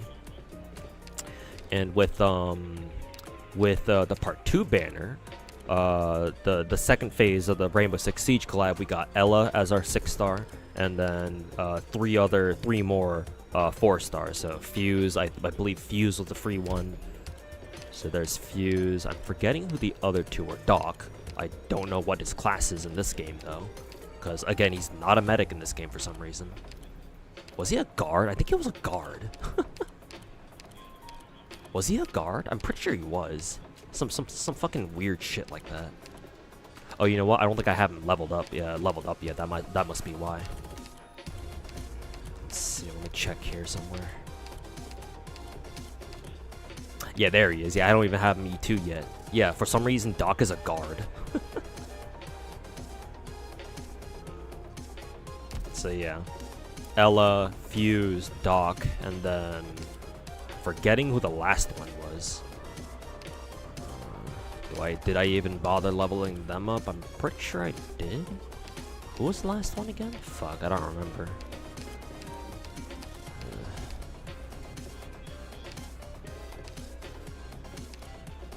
So Fuse, Doc. Yeah, who the fuck was the last one?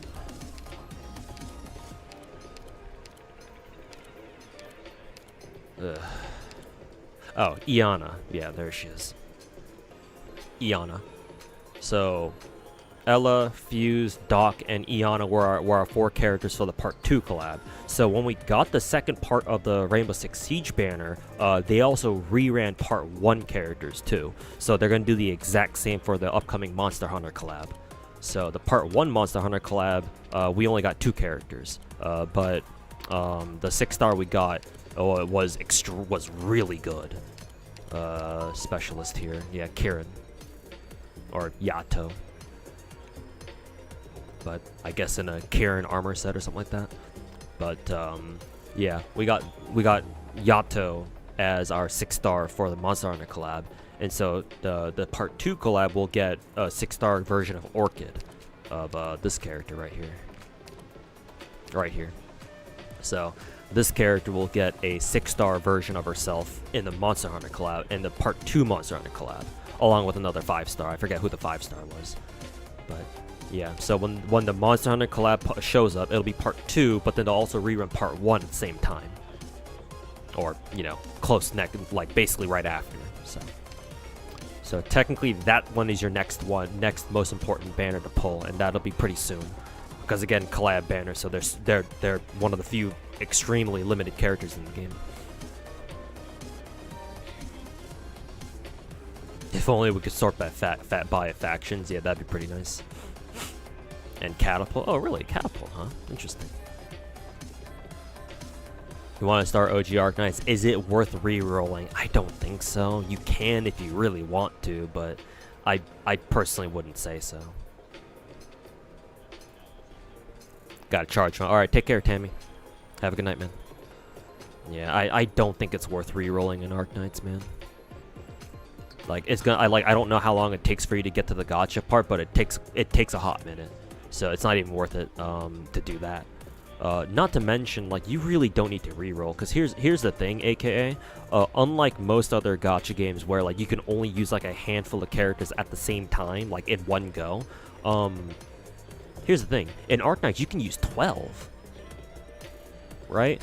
In most big gacha games, you can only use like 4 characters. So like, yeah, sure, in games like them, like in Genshin, Star Rail, like even though re-rolling takes a long time, there's still an argument to be had to like re-roll for top tier or whatever, right? Especially if there's like a really good banner going on. Like, sure, that at least sort of makes sense. But here in Arknights, you use up to 12 characters. Each individual character in this game is not nearly as strong as, like, say, an individual character in like another big gacha game.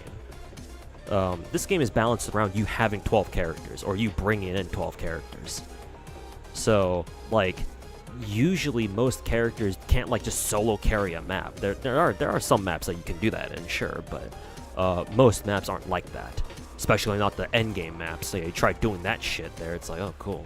Unless you're, like, CC number, like, 3 or 4 or something, where I think somebody was actually able to solo the entire map with, what, Texas Alter or something like that. That was pretty crazy.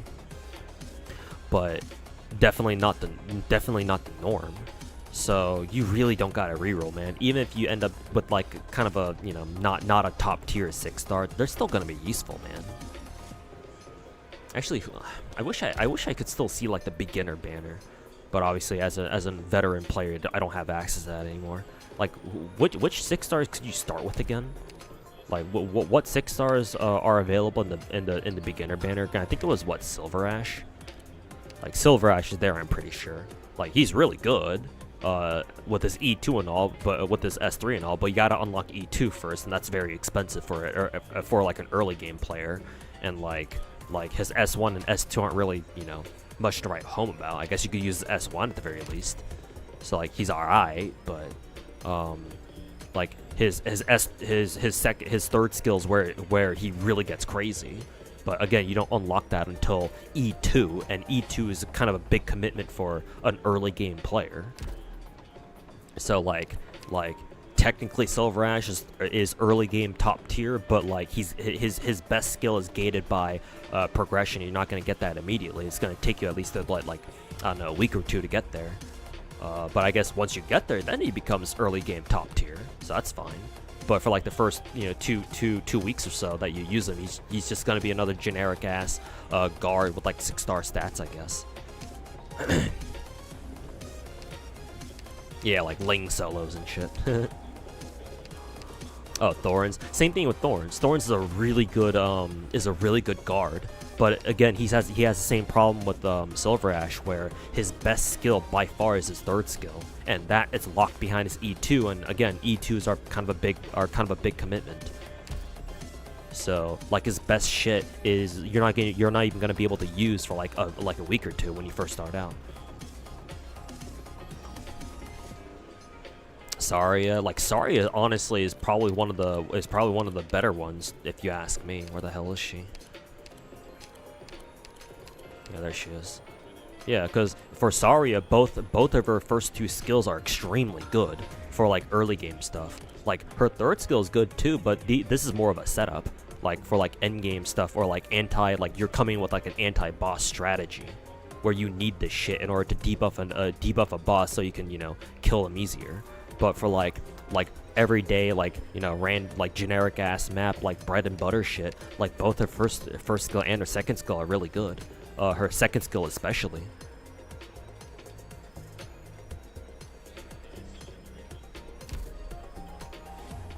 Holy M9! I mean, have you seen my Arknights account? Like I M9 most characters, or at least all my 6 stars. At least I try to.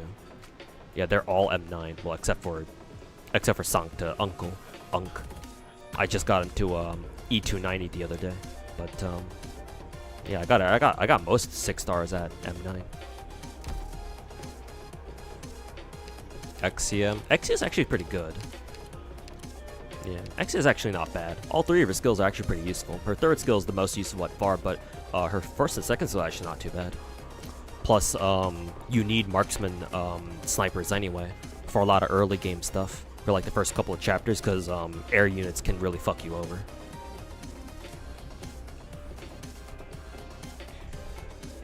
God knows how many times I've seen Lakari and Genazad lose to a single air unit that they didn't notice, just hopping the way over to the blue objective zone. Like when you're first starting out in Arknights, if you've never played Arknights before, it's really easy to lose track of especially air units. So Exia is very strong because her subclass targets air units first, and even does bonus damage to them. Pretty sure. Yeah, 10% extra bonus damage.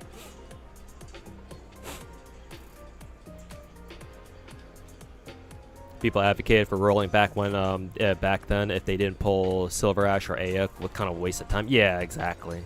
Yeah, no, people didn't really know much back then, obviously. But yeah, no, with hindsight, it's like, yeah, no, you really don't gotta reroll, man. You really don't.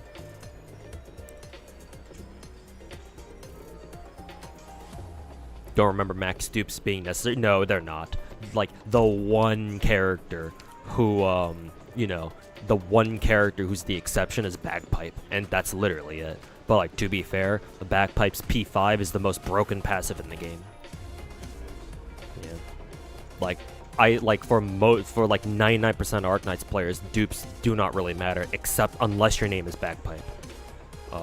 Like if you're like Omega tryharding, like your limit testing characters, or like your Omega tryharding shit, and like you're trying to go for like what, like risk 40, risk 30 clears and contingency contract, like no, dupes don't really matter to you.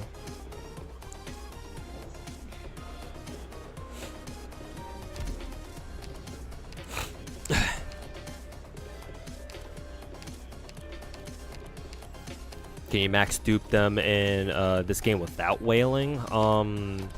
Not most of the time. I do remember that at some point in the game, this is back when this character first came out, Golden Glow. Back when this character first came out, I actually did have enough gems, just as I don't want to say free to play, because I never have been free to play in this game. But I did actually get lucky enough to P6 this character like immediately, without having to spend any more money, just with the gems that I had on hand. So I guess if you're super lucky, it's possible, and you've got a big stockpile of gems, then sure. But obviously you're not gonna be able to do that all the time. Like maybe every once in a while, but it is possible if that's what you care about. Also, there are some characters. This game actually does routinely or occasionally give out free 6-star operators, free welfare 6-star operators that you can get to max dupe for completely free. The character that comes to mind for that is this girl, Gladia. She is a free 6-star character that we got from the Undertides event, and you can get all of her dupes for free. Now, I don't know if you can get her dupes for free nowadays. Maybe you should still be able to. I don't know how that works with like how like if you were to get her from like the Undertides event, the story tab. Maybe you can. I hope you can. And if so, then that's fucking amazing. But there are some 6-star operators you just get all their dupes immediately, or you can get them all for free. But obviously, it's only a small number of them. Most other 6 stars you gotta pull for. So.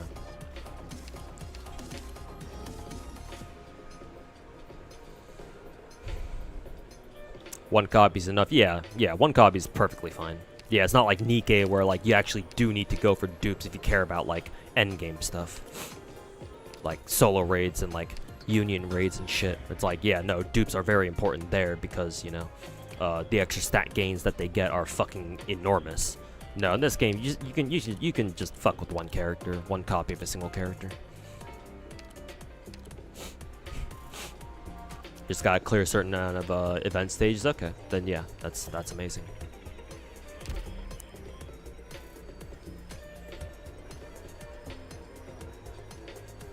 But yeah, man. Just to wrap up this conversation, Kunet, OG Arknights just feels a lot more player friendly. Like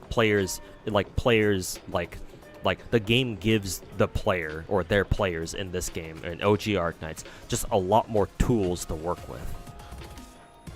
So, I know somebody in my YouTube chat was saying that, oh, like this game's actually really generous. Like, I guess compared to like a lot of other gacha games out there, especially the big ones, sure, it might seem that way. But to me, if you ask me, honestly, I think that the quote-unquote generosity with this game comes mainly from the fact that, like, you as a player, if you know what you're doing, you can obtain like most, if not all, the tools that you need to actually play the game properly.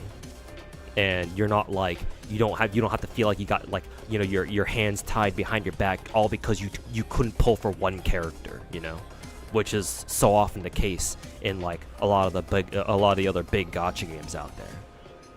Like, no, that's not how this game works at all. Because again, you can bring, you know, you can bring 12 up to 12 different operators in this game. You know, every single team that you bring in, well, there are some exceptions, but most like normal maps, you can bring in 12 characters, man. Just fucking throw bodies at people. The game's kind of balanced around that. So because of that, the individual pressure to pull individual characters just isn't there in this game. It's just not here. So you can afford to just pick and choose. Oh, I want to go for this banner. Oh, I'll skip this banner because, you know, oh, like I'd rather save for a future banner that's coming up. That's, you know, I think is more important. Like, you just have options in this game, man. Both in terms of like the characters you do have and the characters you don't even have right now. Like, it's a much less, I don't want to say stressful, but like it's a much more manageable situation. But in Enfield, you can go for every single banner, but do you still prefer OG Arknights' system? Generally speaking, yes. Like, yeah, I know that you can technically go for every single banner in Enfield, but here's the thing, you also have the fucking weapon banner to deal with, and that's no fucking fun. Because if you want to go for every single banner in Enfield, hey, guess what? You got the weapon banner right behind that shit, man. You have to deal with the weapon banner at some point. Technically, you don't have to, but...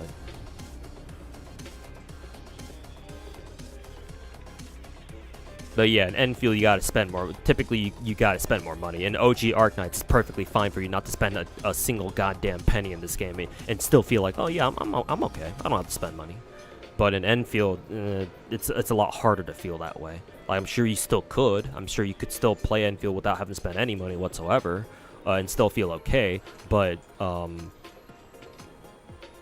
it's a lot easier to feel that way here in this game in OG Arknights rather than Enfield. I'll just say that much.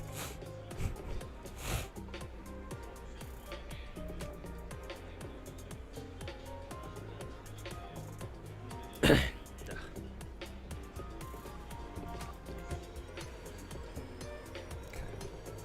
gonna go grab my food. I'm super fucking hungry.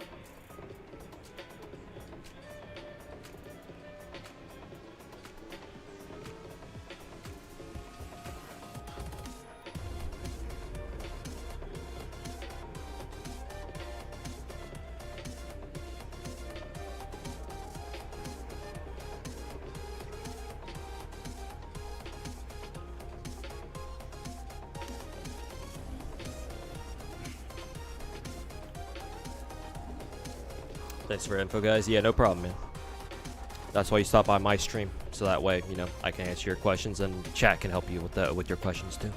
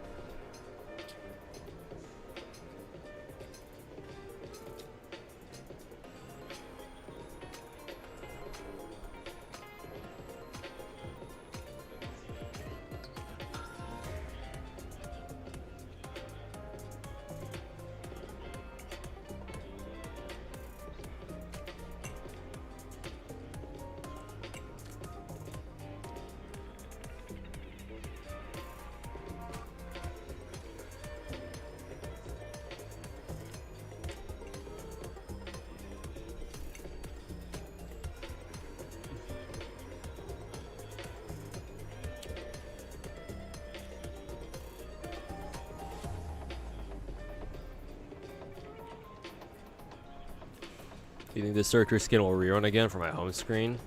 That's a good question, actually. I don't know how they're gonna handle this skin in particular. This one's a pretty old skin, so I actually don't know. I actually don't know how they're gonna treat that.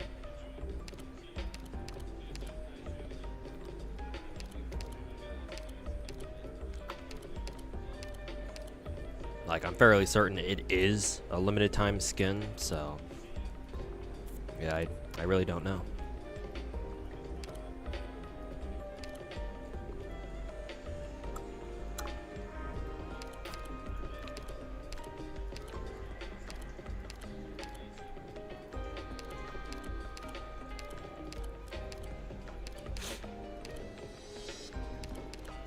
Where even is it?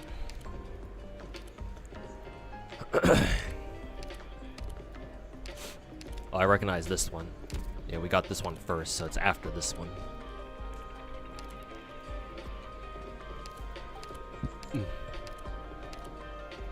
Right here. Yeah. I'll be honest, I have no idea. I have no idea how like rerun skins are shown, or how they're handled.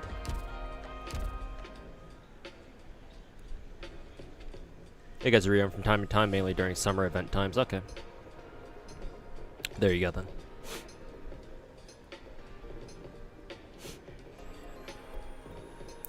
They get premium currency for free. Yeah, AKA. So, if you're familiar with Enfield, it's very similar to that game.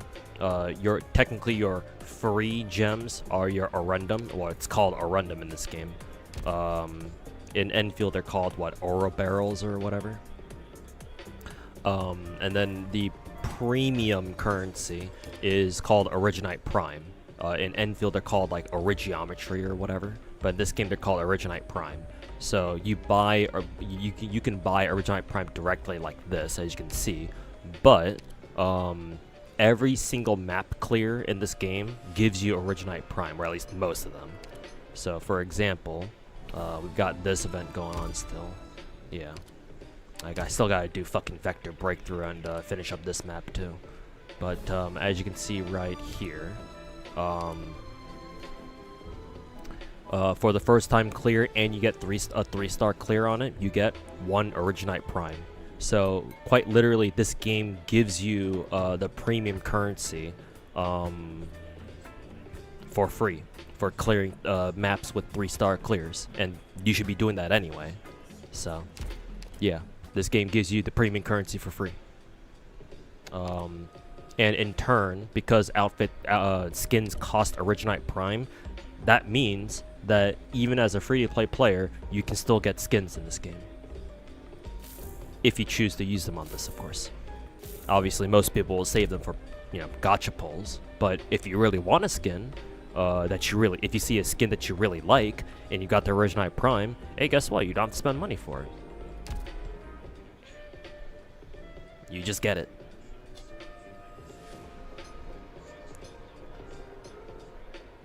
How are the gem prizes? I think you meant to say prices. Are they fucked up like Nikke or fairly priced? I think the pack value in this game is fairly good. Technically, it's not the best I've ever seen, but I would say it's better than average. I think. Is it better than average? Hold up, let me check. Hold up. Let me see here. So in this game, it needs you need what, 33 or 34 Originite Prime to exchange for 6,000 Arundum. So what, 130 in a regular. Actually, how much Originite Prime do you get in like a regular $100 pack without the double bonus? Because it's not 130. I think you get. Oh, I think I remember. It's 180, I believe. I'm pretty sure it's 180, not 260. So 180 divided by 34. Actually, yeah, the packs are fair. I don't want to say fairly priced because it's still $100, but it hits the industry the industry standard of what is it?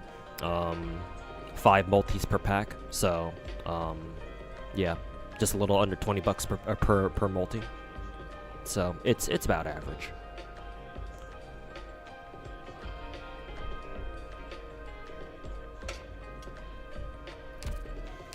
But yeah, no.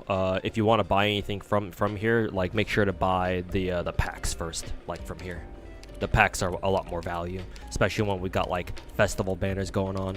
Yeah, you want to buy these packs that show up. Like, for example, yeah, this orienteering headhunting pack, you get 2 multi-rolls and a little bit extra Originite Prime for $26. So technically, that's worth it. You also have the monthly headhunting pack that basically gives you the same thing. So you want to buy the packs first. Well, I guess you can buy the double bonus. You can buy each of these packs once for the double purchase bonus. But then once you buy these, then go over to the pack store and then see what you can buy. We'll see what you can buy from here.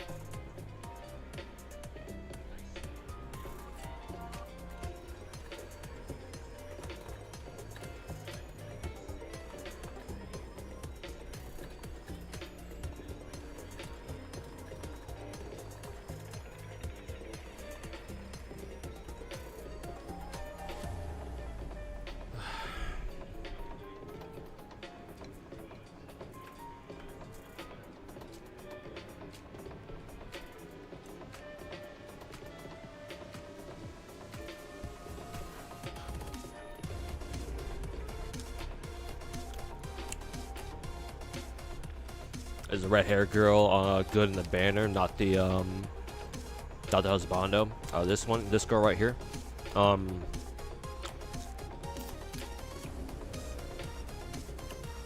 She's situational.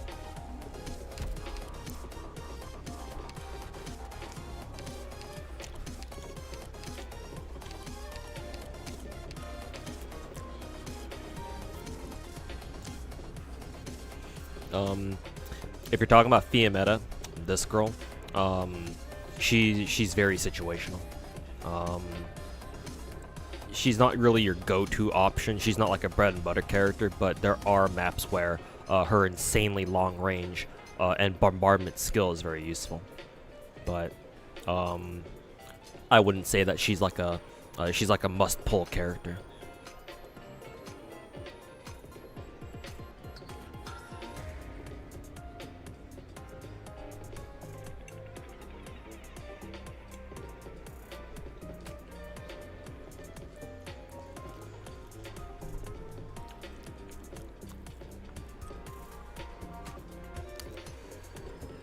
Was that lead dude? No, it was Ak. Yeah.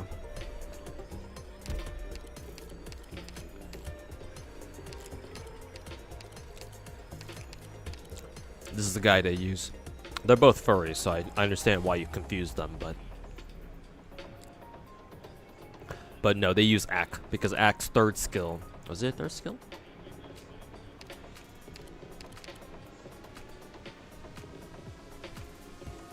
Yeah, it is his third skill. His third skill works like this. He randomly chooses an ally in front of him, and then he literally attacks them for how much is this? 7,500 damage. And if they survive, they get a huge attack boost and an attack speed boost afterwards if they live through it. But most characters in the game don't have that much HP, so without protection like a shield or whatever, or like insta healing, most characters can't survive it. So that's what they did to team kill their own teammates.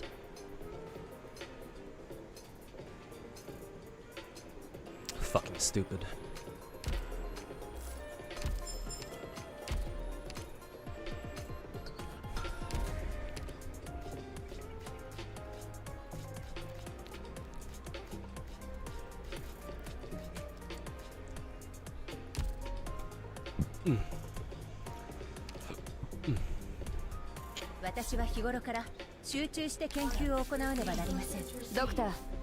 If you're a new player, would you say for a Monster Hunter collab and ignore everything else? Technically speaking, yes.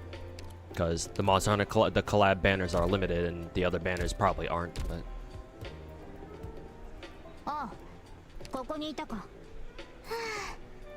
これで少しは休めますね。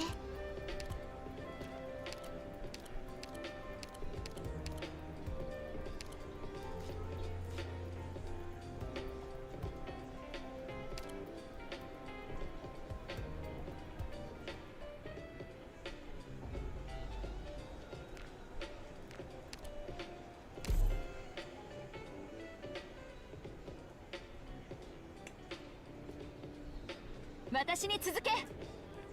ドクター、みんなこっち来て。足が崩れていくのを感じる。 Keep your distance, or you risk getting caught up in the fighting. マグマは振り返ることなく前へ。リンゴちゃん、今日もよろしくね。救援準備を始めます。陰謀を実現させた者が北総 M なのに君は気づいていない。どこを見てるんですか。クロクロするのは危ないですよ。みんなこっち来て。生から死へと遡る。これが貴様らが悪事を働く理由か。想像したことある。友も故郷も二度と戻らなくなることを。Le fue ultimate. リンゴちゃん、今日もよろしくね。 Forward。真の像から湧き上がる。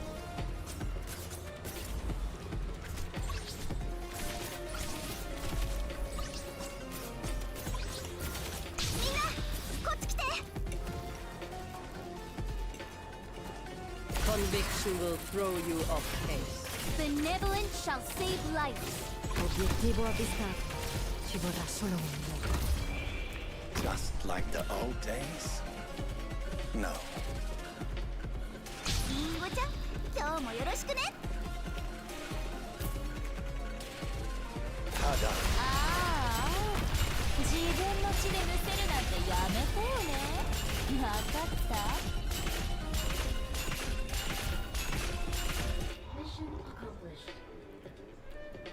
悪くなかったね。この瞬間は記憶に収めておくよ。ああ、ここにいたか。はあ、これで少しは休めますね。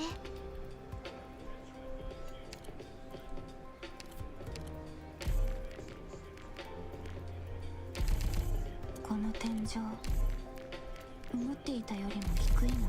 この陸上艦をどう思ってるか聞きたいの。きっとがっかりするわよ。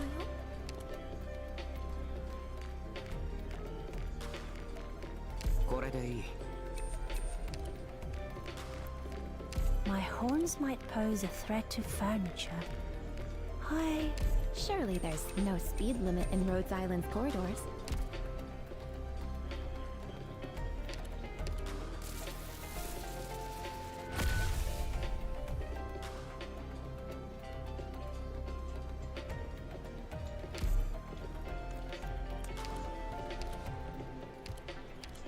意外と不思議なインテリアが多いのね。どんなテーマで配置したの？」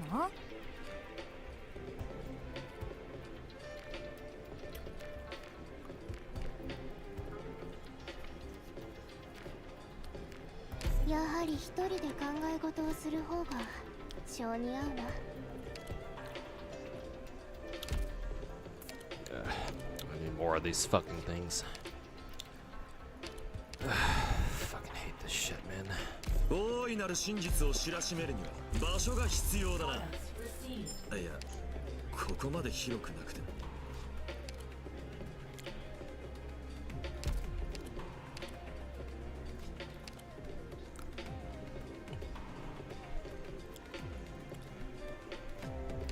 5.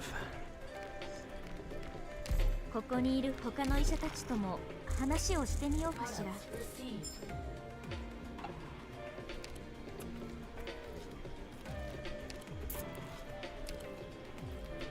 Yeah, okay, sorry.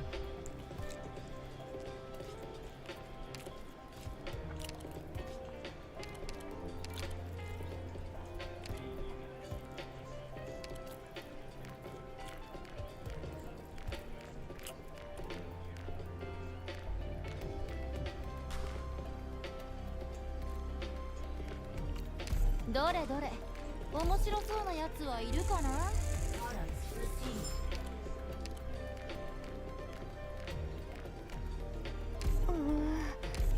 まだ服に薬草の匂いが残ってる気がします。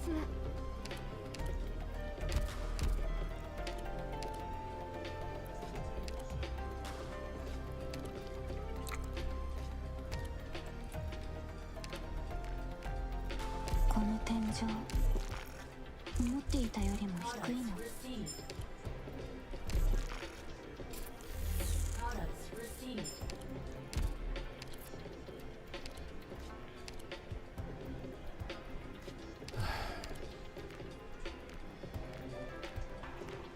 この天井思っていたよりも低いの。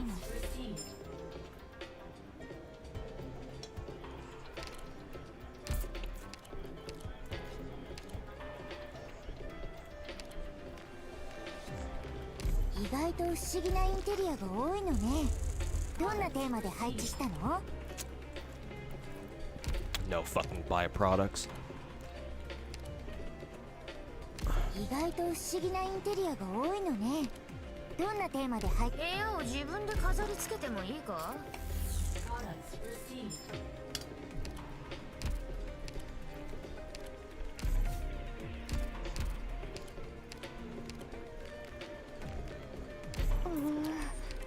まだ服に薬草の匂いが残ってる気がし。この天井思っていたよりも低いの。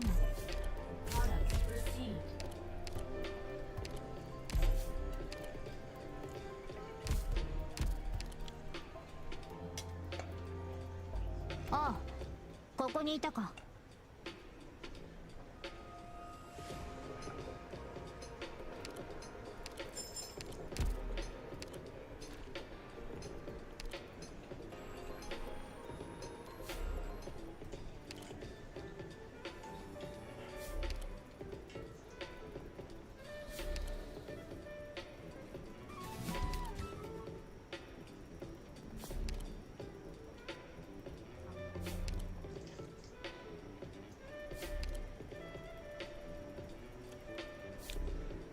Am I gonna do Bella and Pose? I already pulled him. I already pulled him off stream.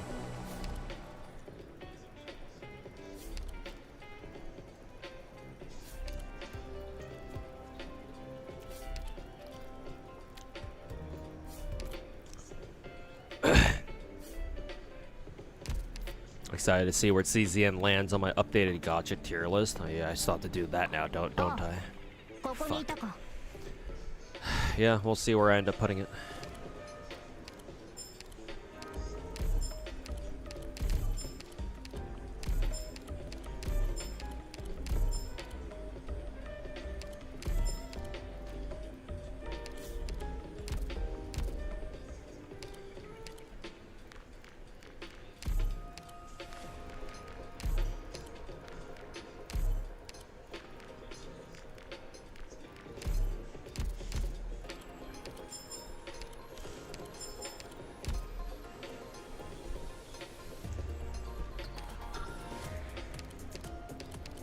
Yeah, I already pulled him. Still gotta work on raising him though. Investing into him.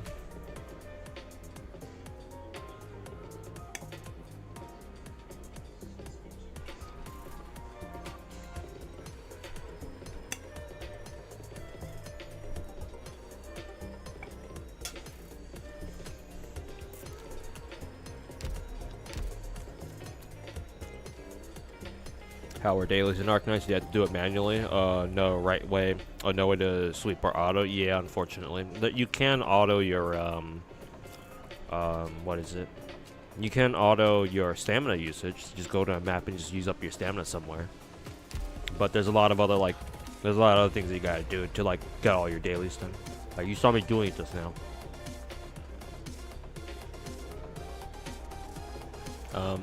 The daily routine in Arknights is basically pick a map to dump your stamina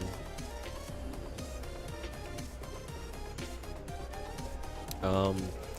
How it works is like a mix of sweep and auto. So your first run of a map is auto. Like so here it's like, oh, the game lets you do up to 6 runs in a row, and the game will use up that much stamina. But it's not a full sweep where you still have to watch your team actually fight it out. but in exchange, you only need to see them fight once, and just doing a map once will count for all the sweeps for the rest. So it's kind of like a mix of auto and sweep at the same time. So you clear your stamina, go to your base, do your base management shit, like collect the stuff that your factory's made, put your exhausted operators into dorm to have them like rest up and stuff. Fatigued operators. Oh, I see. It's because of TT. She's technically exhausted, so can't really do much about her though. So you clear your drones, collect all the shit from your factory, cycle your tired operators into a dorm and whatnot. This is automated in Enfield, but not here. You have to manually put in your exhausted operators into your dorms in order to get them to recover their morale.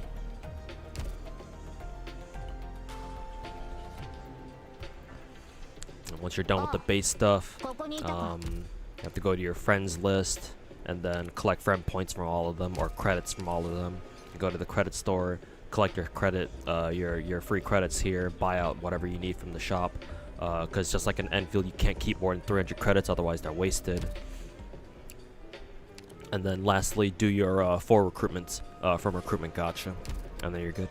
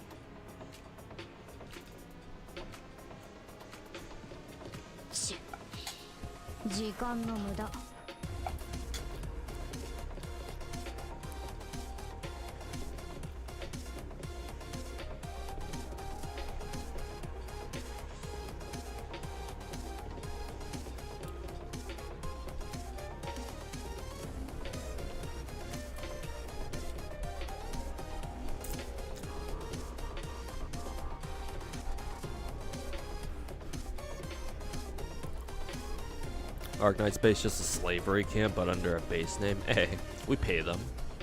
We pay them by letting them live and not die painfully from their originium, from their rock cancer.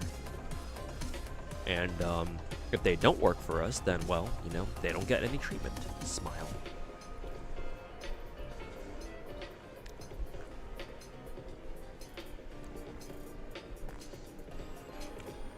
Isn't that fair? I'm gonna go put away my plate.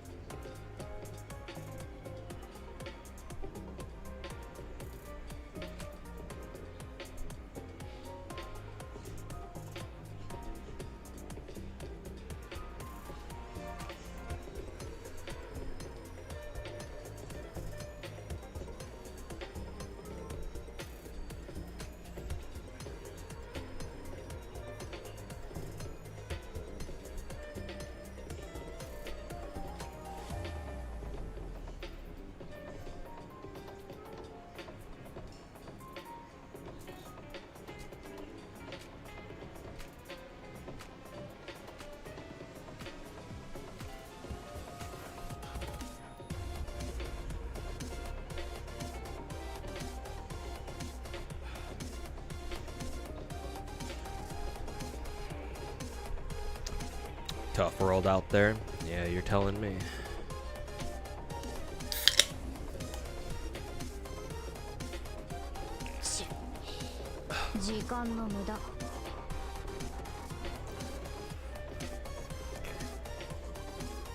Okay, chat. I'm gonna keep streaming, but I want to restart stream because for YouTube. Because if I stream longer than 12 hours on YouTube, the VOD fucks up. So, if you're on Twitch, just sit tight. I'm going to end the stream, wait a couple minutes, so that way the VOD can process on both Twitch and YouTube. But then, if you're on YouTube chat watching me right now, you're gonna have to. There's gonna be a new stream that pops up. So, yeah, if you're in Twitch chat, just sit tight. But if you're in YouTube chat, please make sure to join the new stream. Remember the fish? Yep. But yeah, let me go restart the stream right now, and then yeah, we'll see you guys on the other side. So yeah, again, for those of you on YouTube chat right now, I don't know how many of you guys are there right now, but yeah, make sure to hop into the new stream that shows up for YouTube. So yeah, see you guys in a little bit.